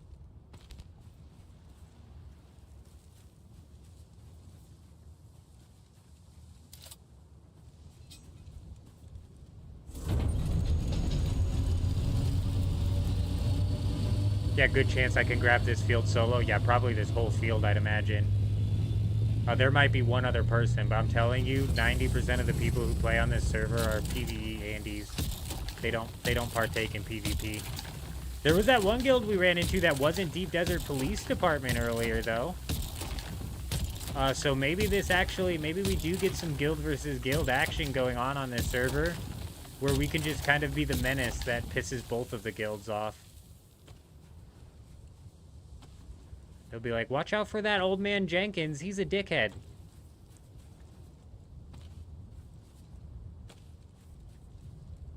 End up making the guilds band together to take me down. Let's not have that happen. There's not PvP on this server, man, and the PvE players are, like I said, they're PvE Andes, so they either A, are just not even stepping toe out here into the deep desert PvP zone at all, or B, if they are like so timid, it's crazy. They're timid or they're really, really goofy. We're doing some really goofy things.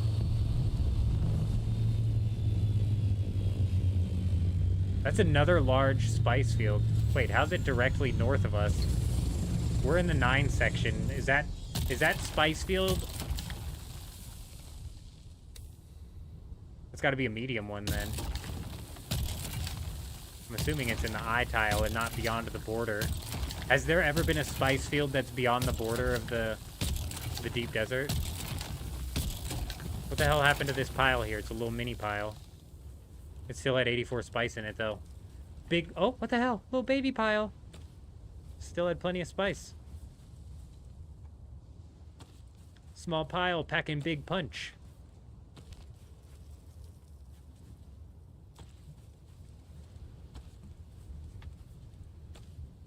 Without a crawler, 3 hours should do, he says. Oh, God. I will not be farming this thing for 3 hours.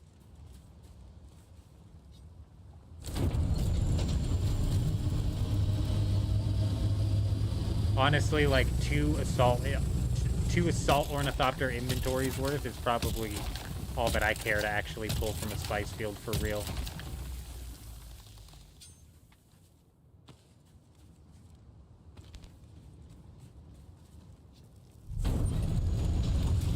And honestly, typically when I do farming, I roll out with the scout ornithopter. This is the first week that I've been farming with the assault ornithopter, so hopefully the bigger inventories make a big difference, you know what I'm saying? The speed feels like it just is so slow.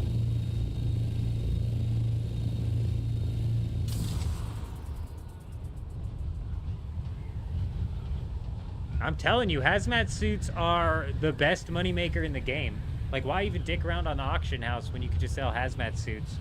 Somebody brought up the plastaniums are really good, because if you've got some extra plastanium, even 100 plastanium on my server will get you 500,000 gold.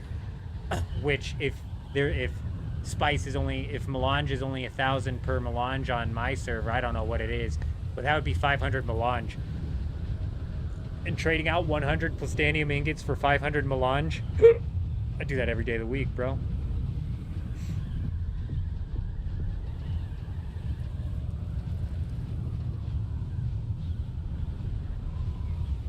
You don't know what happened, but when you started playing Dune, your videos invaded your front page. Hey, that's the first time I've seen Google's whole phone microphone tracking system do something good, huh? Hey, what server are you on? We're riding solo currently, Head Candy, but when they come out with character transfers, what I'm gonna do is I'm gonna look for a server that has multiple guilds on it. And I think what we're gonna end up doing is trying to rally any sort of troops that we can get from the live stream into a small group / guild, so we can go and try and be the guild that takes over the server where all the guilds are fighting on, you know what I'm saying? So as soon as they introduce character transfers, I'm all game, 100% game. But we're on the Dugap server. Boost up while you're vulturing, stop boost, about to overheat, name down. Oh yeah, so the boost, I typically boost when I'm in vulture mode. That's how I do it. But you get less speed. This is how I do it. I call it the Intercontinental Ballistic Missile. Hit it 850, flatten out, and then you fly out. Thing is, with the Assault Ornithopter, the boost doesn't increase your max speed. So you can see here, that slowed me down. I should be able to glide at like 160, but I was actually only gliding at like 130 there. Okay, we should be able to glide at like 160. Oh, they're going to introduce the character transfer. And if they don't, then I'm just going to have to start up a fresh character on some guild server, because the guild combat's not here on this server. It's basically just one.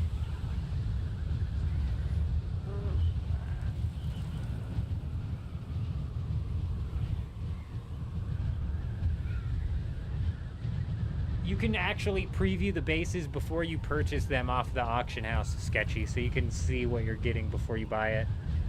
Your server's popping with PvP? Nice. This one pops off at the right time of day. Like, it's Monday morning.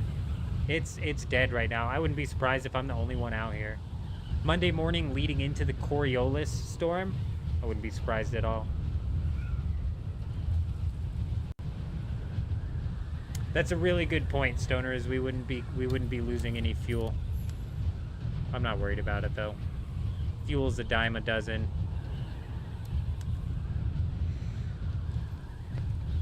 How much spice goes into one inventory of the Scout Ornithopter? Does anybody know? Because I'm getting 7,000 spice with a full inventory of the Assault.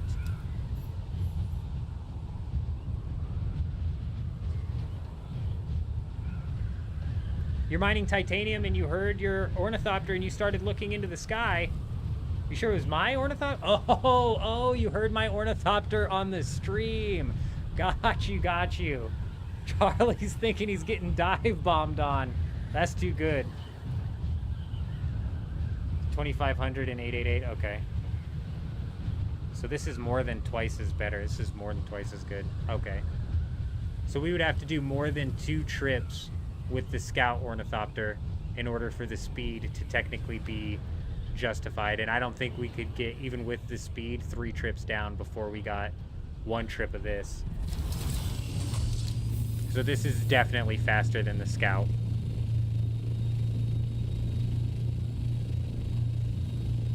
If you get a full inventory. If you don't get a full inventory, I'm sure there comes a point in time where you're wasting time in losing speed, but that's fine.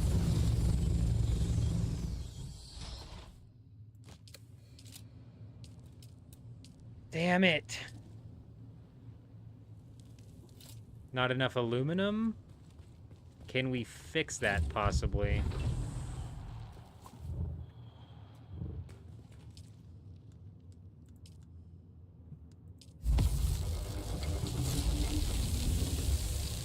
$6,000 titanium ore. Nice, dude. That's enough to make 1,000 plastanium. Huge. I've only got 400 fiber. And I could make another 400 fiber. So I technically need some more stravidium mass walking out of here to even that up. I probably have some stravidium mass back at the base in the Hugga Basin, though.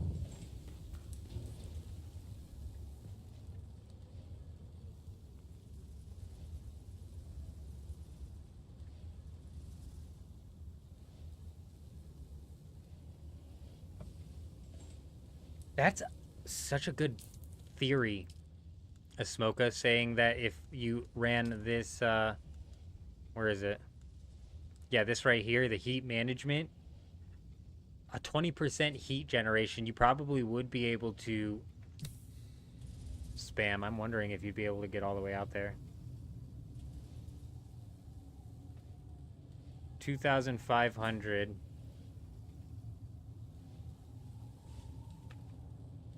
Plus 888 is 3,388.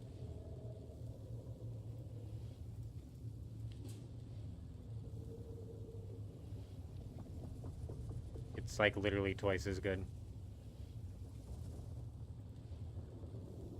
You add in the 558 though, and it's a little bit more, but that 558 in my inventory should be there with the scout as well.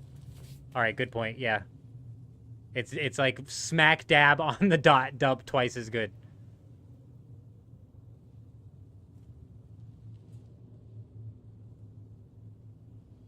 They wanted to fight, but they let you live, huh? They didn't want to take on the poor old solo out there mining titanium. They're looking for the guild. Bear Paws, good to see ya. Hope you're doing well. Hope you're doing well.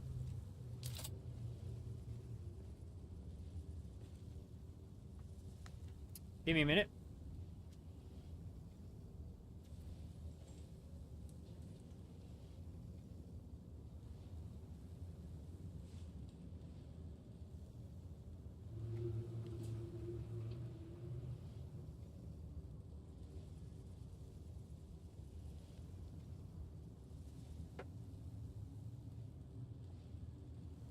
All right. Let's get this chest crafted. Let's get this spice dumped. And you know what I think we should do? I think we should go check the auction house. I think it would be very beneficial for us to go check the auction house. Just to see what spice is selling for on, or spice melange is selling for on this server. Because realistically, depending on what melange is selling for, is going to determine like what the best next step is, because realistically the reason you're farming spice is to get spice melange, but if spice melange is only 1,000 a piece, bro, I could farm up tier 6 tier 5 suits and sell those and walk away with more melange per hour than I could risking anything out here. Or I could try to sell some plastanium ingots and turn that into melange, you know what I mean? We're doing good, Bear. We're doing good. Could always be worse is what I like to say. Could always be worse. But yeah, we're doing good. If one more aluminum would just... Oh, there it goes.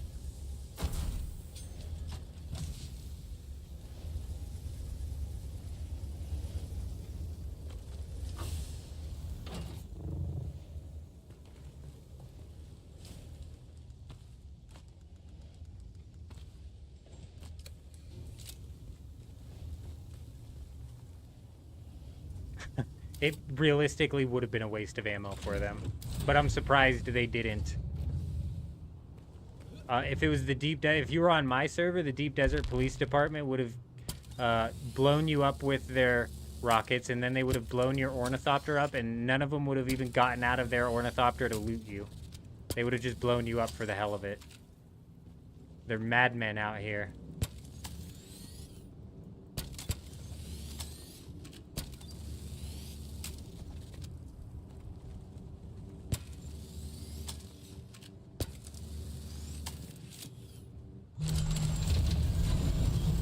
I missed a wing. Oh no, I think that's just the super broken wing.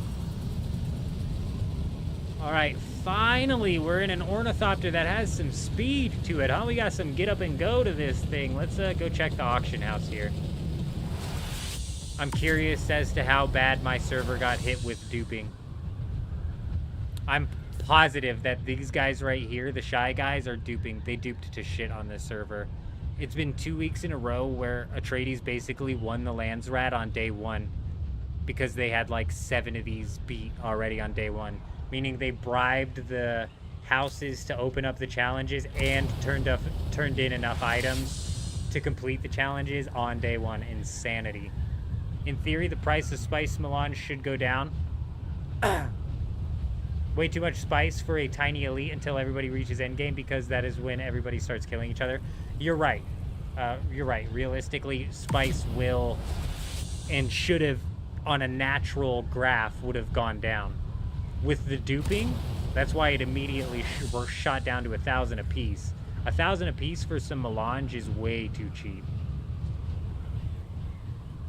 There's been like at least 4 duplication glitches, I think, Asmoka, and yes, they have seemingly at least addressed and fixed them. But the impact that they left on the server is obviously going to be long-lasting. The next reset, you're going to try to go with 2 scouts and switch depending on what you need, 1 with a booster and 1 with rockets. Yeah, that's smart. And keeping a storage in your inventory. That's what we did on this. That's what we did on this this reset here. I've only recently just started flying around with the one with rockets, and that's mainly because I just found it to where I like needed the rockets out. I kept running into situations where I didn't have time to get on the ground and pull my rocket ornithopter out and bank my boosted ornithopter, you know what I mean? It was a lot of SWIP swapping, which just led to a lot of people getting a super head start. Yeah, they've got to do something about the amount of land out here in the deep desert before tanks get involved, because right now ground combat's not very well facilitated in this game. I don't know what they could do to like make it to where it would work. But yeah, it would be nice to see some full-scale wars coming for sure. The chassis never take a scratch. It is weird.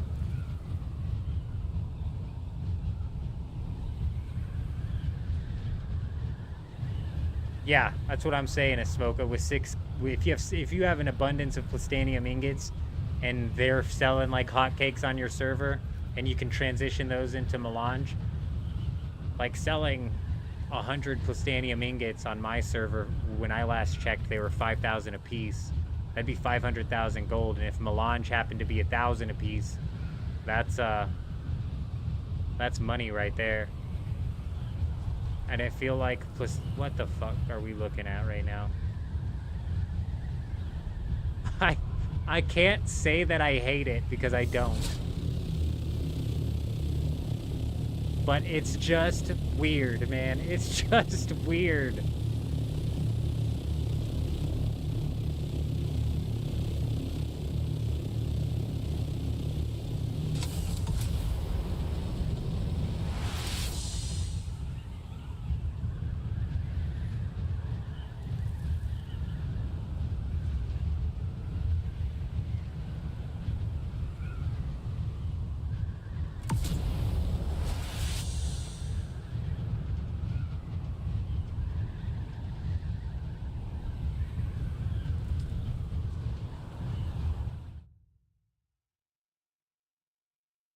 If I ever played old school real-time strategy games for Dune, there was a lot of potential for ground units, rocket launchers, etc.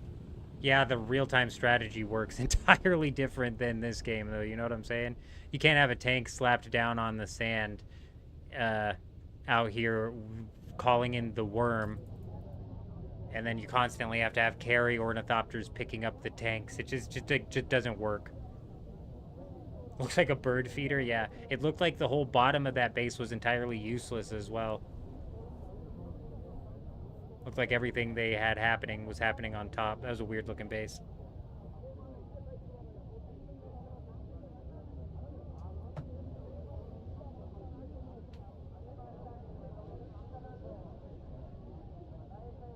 Yeah, you can use buggy rockets, but your buggy has to be on an island.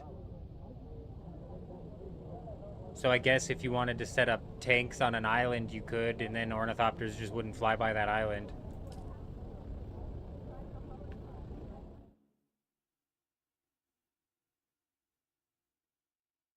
They need to come out. There needs to be an opportunity for a guild to fight another guild, even with ground combat, where the worm literally cannot be involved, because otherwise tanks just can't be facilitated, because they're not going to go through the trouble to pull out a tank to have a carry or pick up the tank every time a worm's coming through.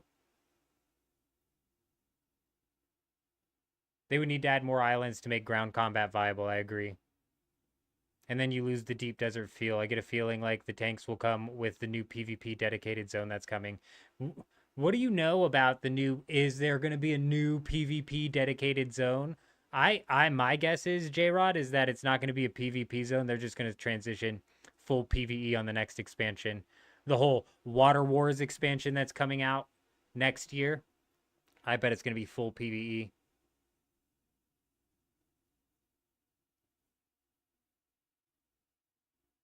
I thought that got fixed, Germageddon. I thought that got fixed. Yeah, the Polar expansion, which is meant to be coming out next year, the whole Water Wars thing. And my bet, like, I'm just calling it now, that's going to be full PvP. Or, sorry, full PvE. They might, like, adjust the deep desert, but I don't know. I've got zero faith that they're going to be able to pull it together. All right, let's take a look here. What do we got? Refined resources is where it would be, huh? Yeah, that's the fucking price it should be, bro. Oh, God, it just guts you, doesn't it, bro? Damn it, my server dickheads.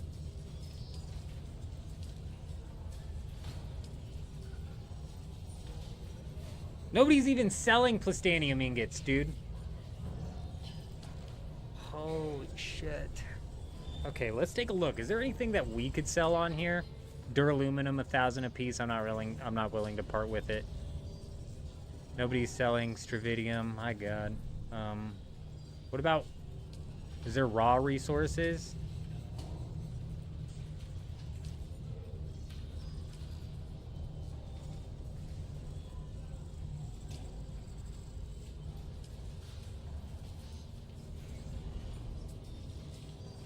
That's what it should be. That's what it should be. This is a server that didn't dupe, but bullshit. Bullshit the Shy Guys didn't dupe. You can't fucking beat 10 sections of the Landsrat on day one, bro, without duping. You can't fucking do it. That Landsrat wants you to, like, put in, like, tier 6 guns and shit sometimes to complete some of those. And it's been twice in a row that they've completed at least 7 of them. At least 7 of them. Well, that's a good point, Asmoka, is maybe it was down, but now it's back up. It's a good point. Just got bought up. Entirely possible, because I'm not buying it, bro. Bullshit that this server didn't get duped on. Shy Guys on the Atreides side duped to hell.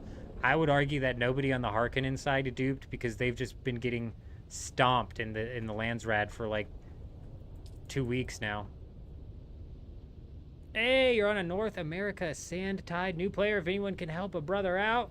I'm not sure if anybody's on that server, but we're not, unfortunately. They should be dev wiped and permabanned. I couldn't agree more, Ray. They should be put in jail. Cheaters should be put in jail. And then they should be put on a public list where they could be named and shamed. So every time you walk by their house, you can flip them off and say, you're a dirty, stinky cheater.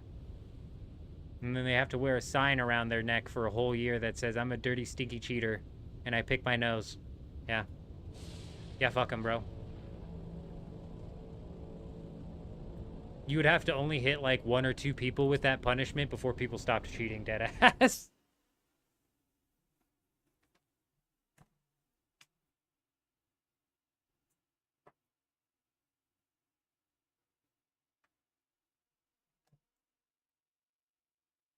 Problem is, it's like, who on the guild duped? That's the problem. Same thing with the Deep Desert. I'm like 80% certain that at least 3 of the members on the Deep Desert Police Department are cheaters.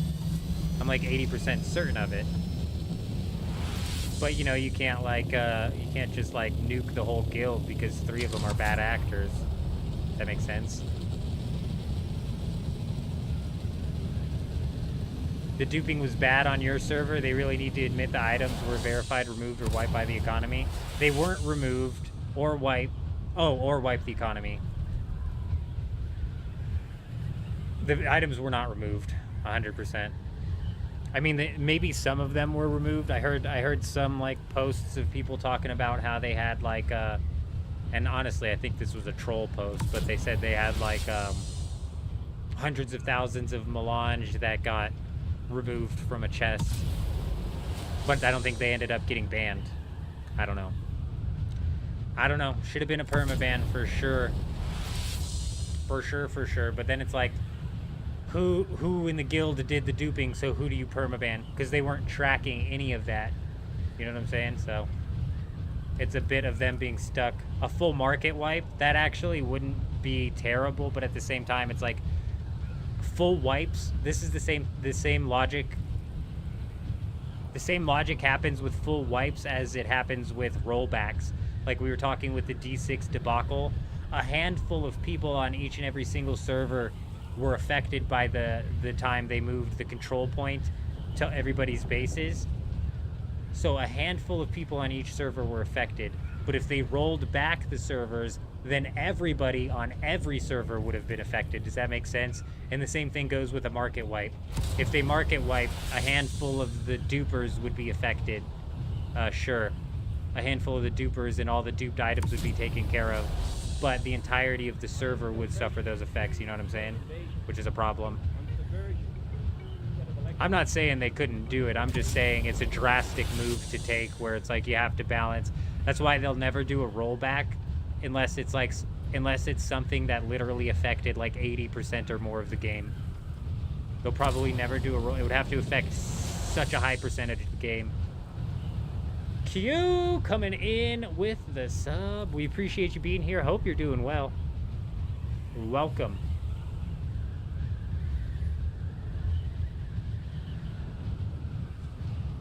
I don't think the devs have any way to track properly the duplicators, unfortunately, aside from maybe like tracking.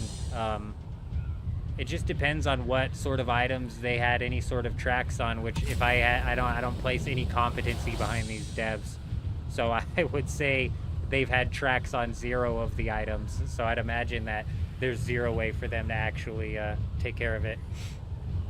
And that's a great point as well, is so when you're buying melange on the market for 1,000 a piece, chances are some of that shit was duped, and now it was sold to a person. And if it gets deleted, that's why they didn't delete the items. That's why I'm saying they didn't remove the items. They won't ever verify they removed the items because they didn't. They can't. It'll affect too many players, which is why they won't do a rollback either, because it'll affect too many players. So.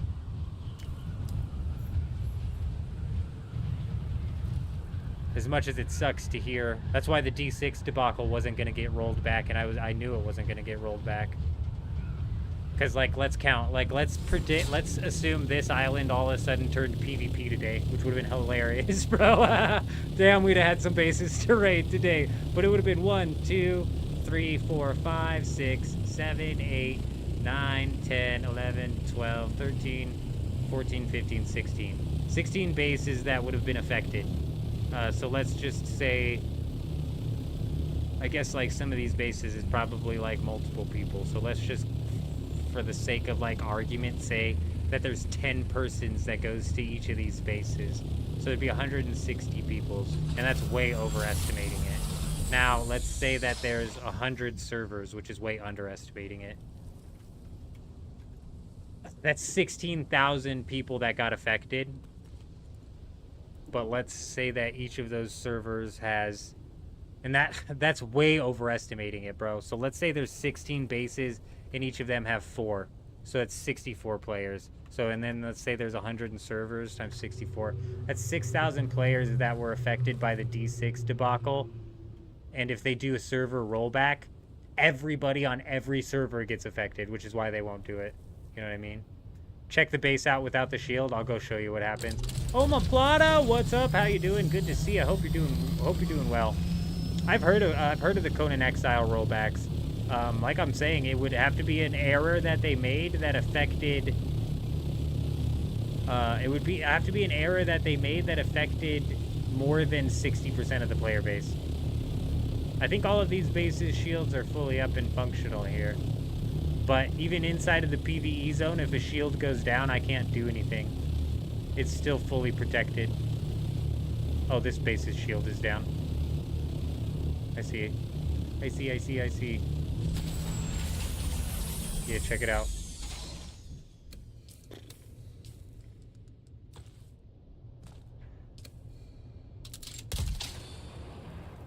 Yeah, so it's not being protected by the shield. You saw I just fired that shot.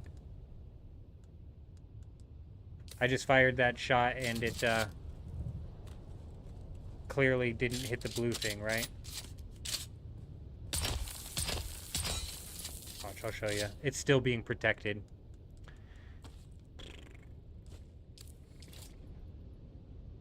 Perfect condition.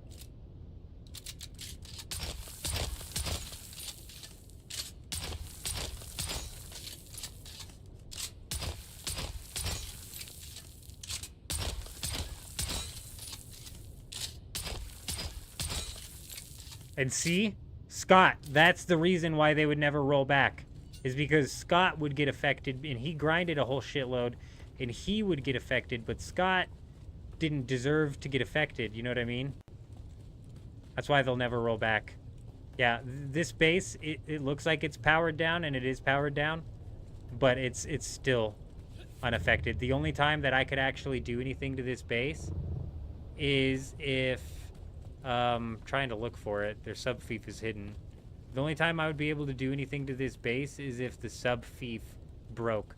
And they would have to literally abandon it. But all of this would break because of the power down. All of this would break before their sub-fief did.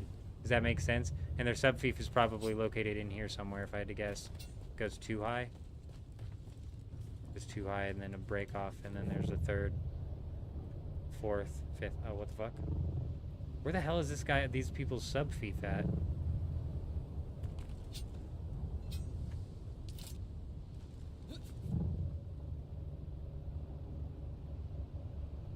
It's definitely sub-fiefed. Even expanded on. In here, probably. It's all foundation, though, isn't it? I'm very confused. These guys would have to abandon their sub-fief before I could actually gain access to any of this. It treats this this base exactly like it was inside of, like if it were in the Haga Basin. I can't break the foundation. Oh look, here's the door. This is where their sub-fief is, guaranteed. It's in there. They've got like a little weird 1x1 room set up right there.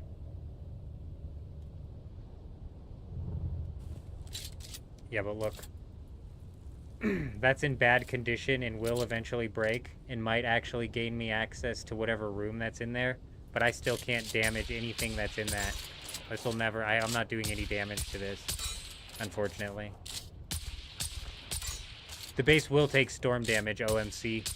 But the thing is, the sub-fief breaks last. So it'll take storm damage, but everything will break but the sub-fief. So I'll never gain access to it until everything's broken. That makes sense?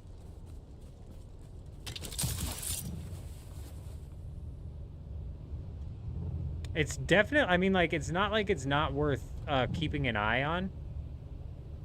You know what I mean? Like, if that foundation broke, I'd be able to gain access to the inside, but as we just shown, I can't damage anything, so I wouldn't even be able to take the sub-fief.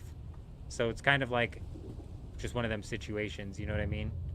To be honest, those guys don't deserve to get their base rated just because they ran out of power for a little bit, though.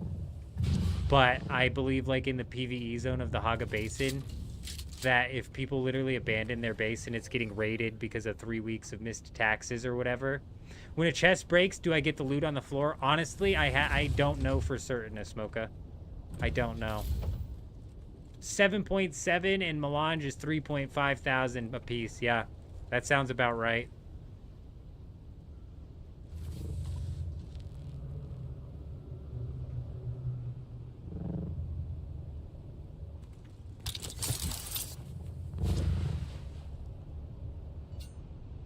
That sounds about right. Like somebody brought up earlier, though, the price for the Melange, you know, is something that should go down and would go down over time.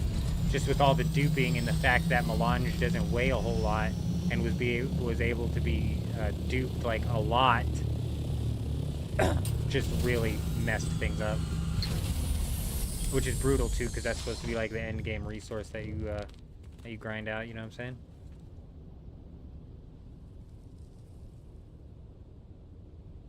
Like people were bringing up earlier in the stream, though, as well, these bases in the PvE zone of the deep desert, there should be like a couple hours at the end of the Coriolis storm before the wipe where even PvE zone bases become raidable, because there's sometimes where bases will leave shit like that out. Dude, I'll take all of that. Don't put it past me to come rat the deep desert during the Coriolis and take whatever people didn't want to take, bro. I'll fucking make as many trips as it needs. Don't even think, dude. 2,500? Yeah, that's not bad. As soon as you break the 2,000 mark and you're getting in the 1,000s, bro, that's a hella duped.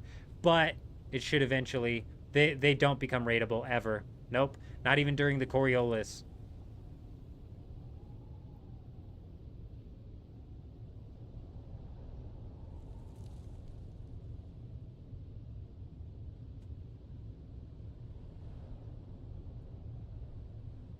That's what I'm saying. Give us a couple hours. Give us a couple hours in here, Scott, to like raid these people's stuff.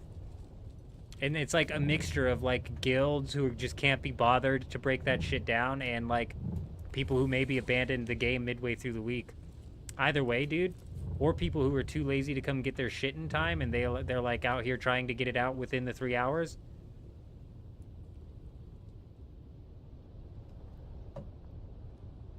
It would be nice to see some fresh start servers once the duping problem was fixed. That's a really good point, Chambers. That's a good point.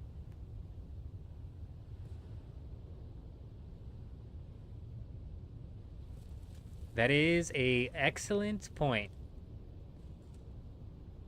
They 100% should, J-Rod, or at least region-wide. So all of the North American regions' auction houses were tied together. That would have literally just made the duping problem exponential, and Spice Melange would have probably been selling for like 200 a piece. We'd have really seen how big a problem it was if that was the case. You know what I mean? It wouldn't have been a server-by-server basis. It would have hit everywhere in the North American region, and it would have been probably like 200 a piece. But everybody would have been able to take advantage of that, you know what I'm saying?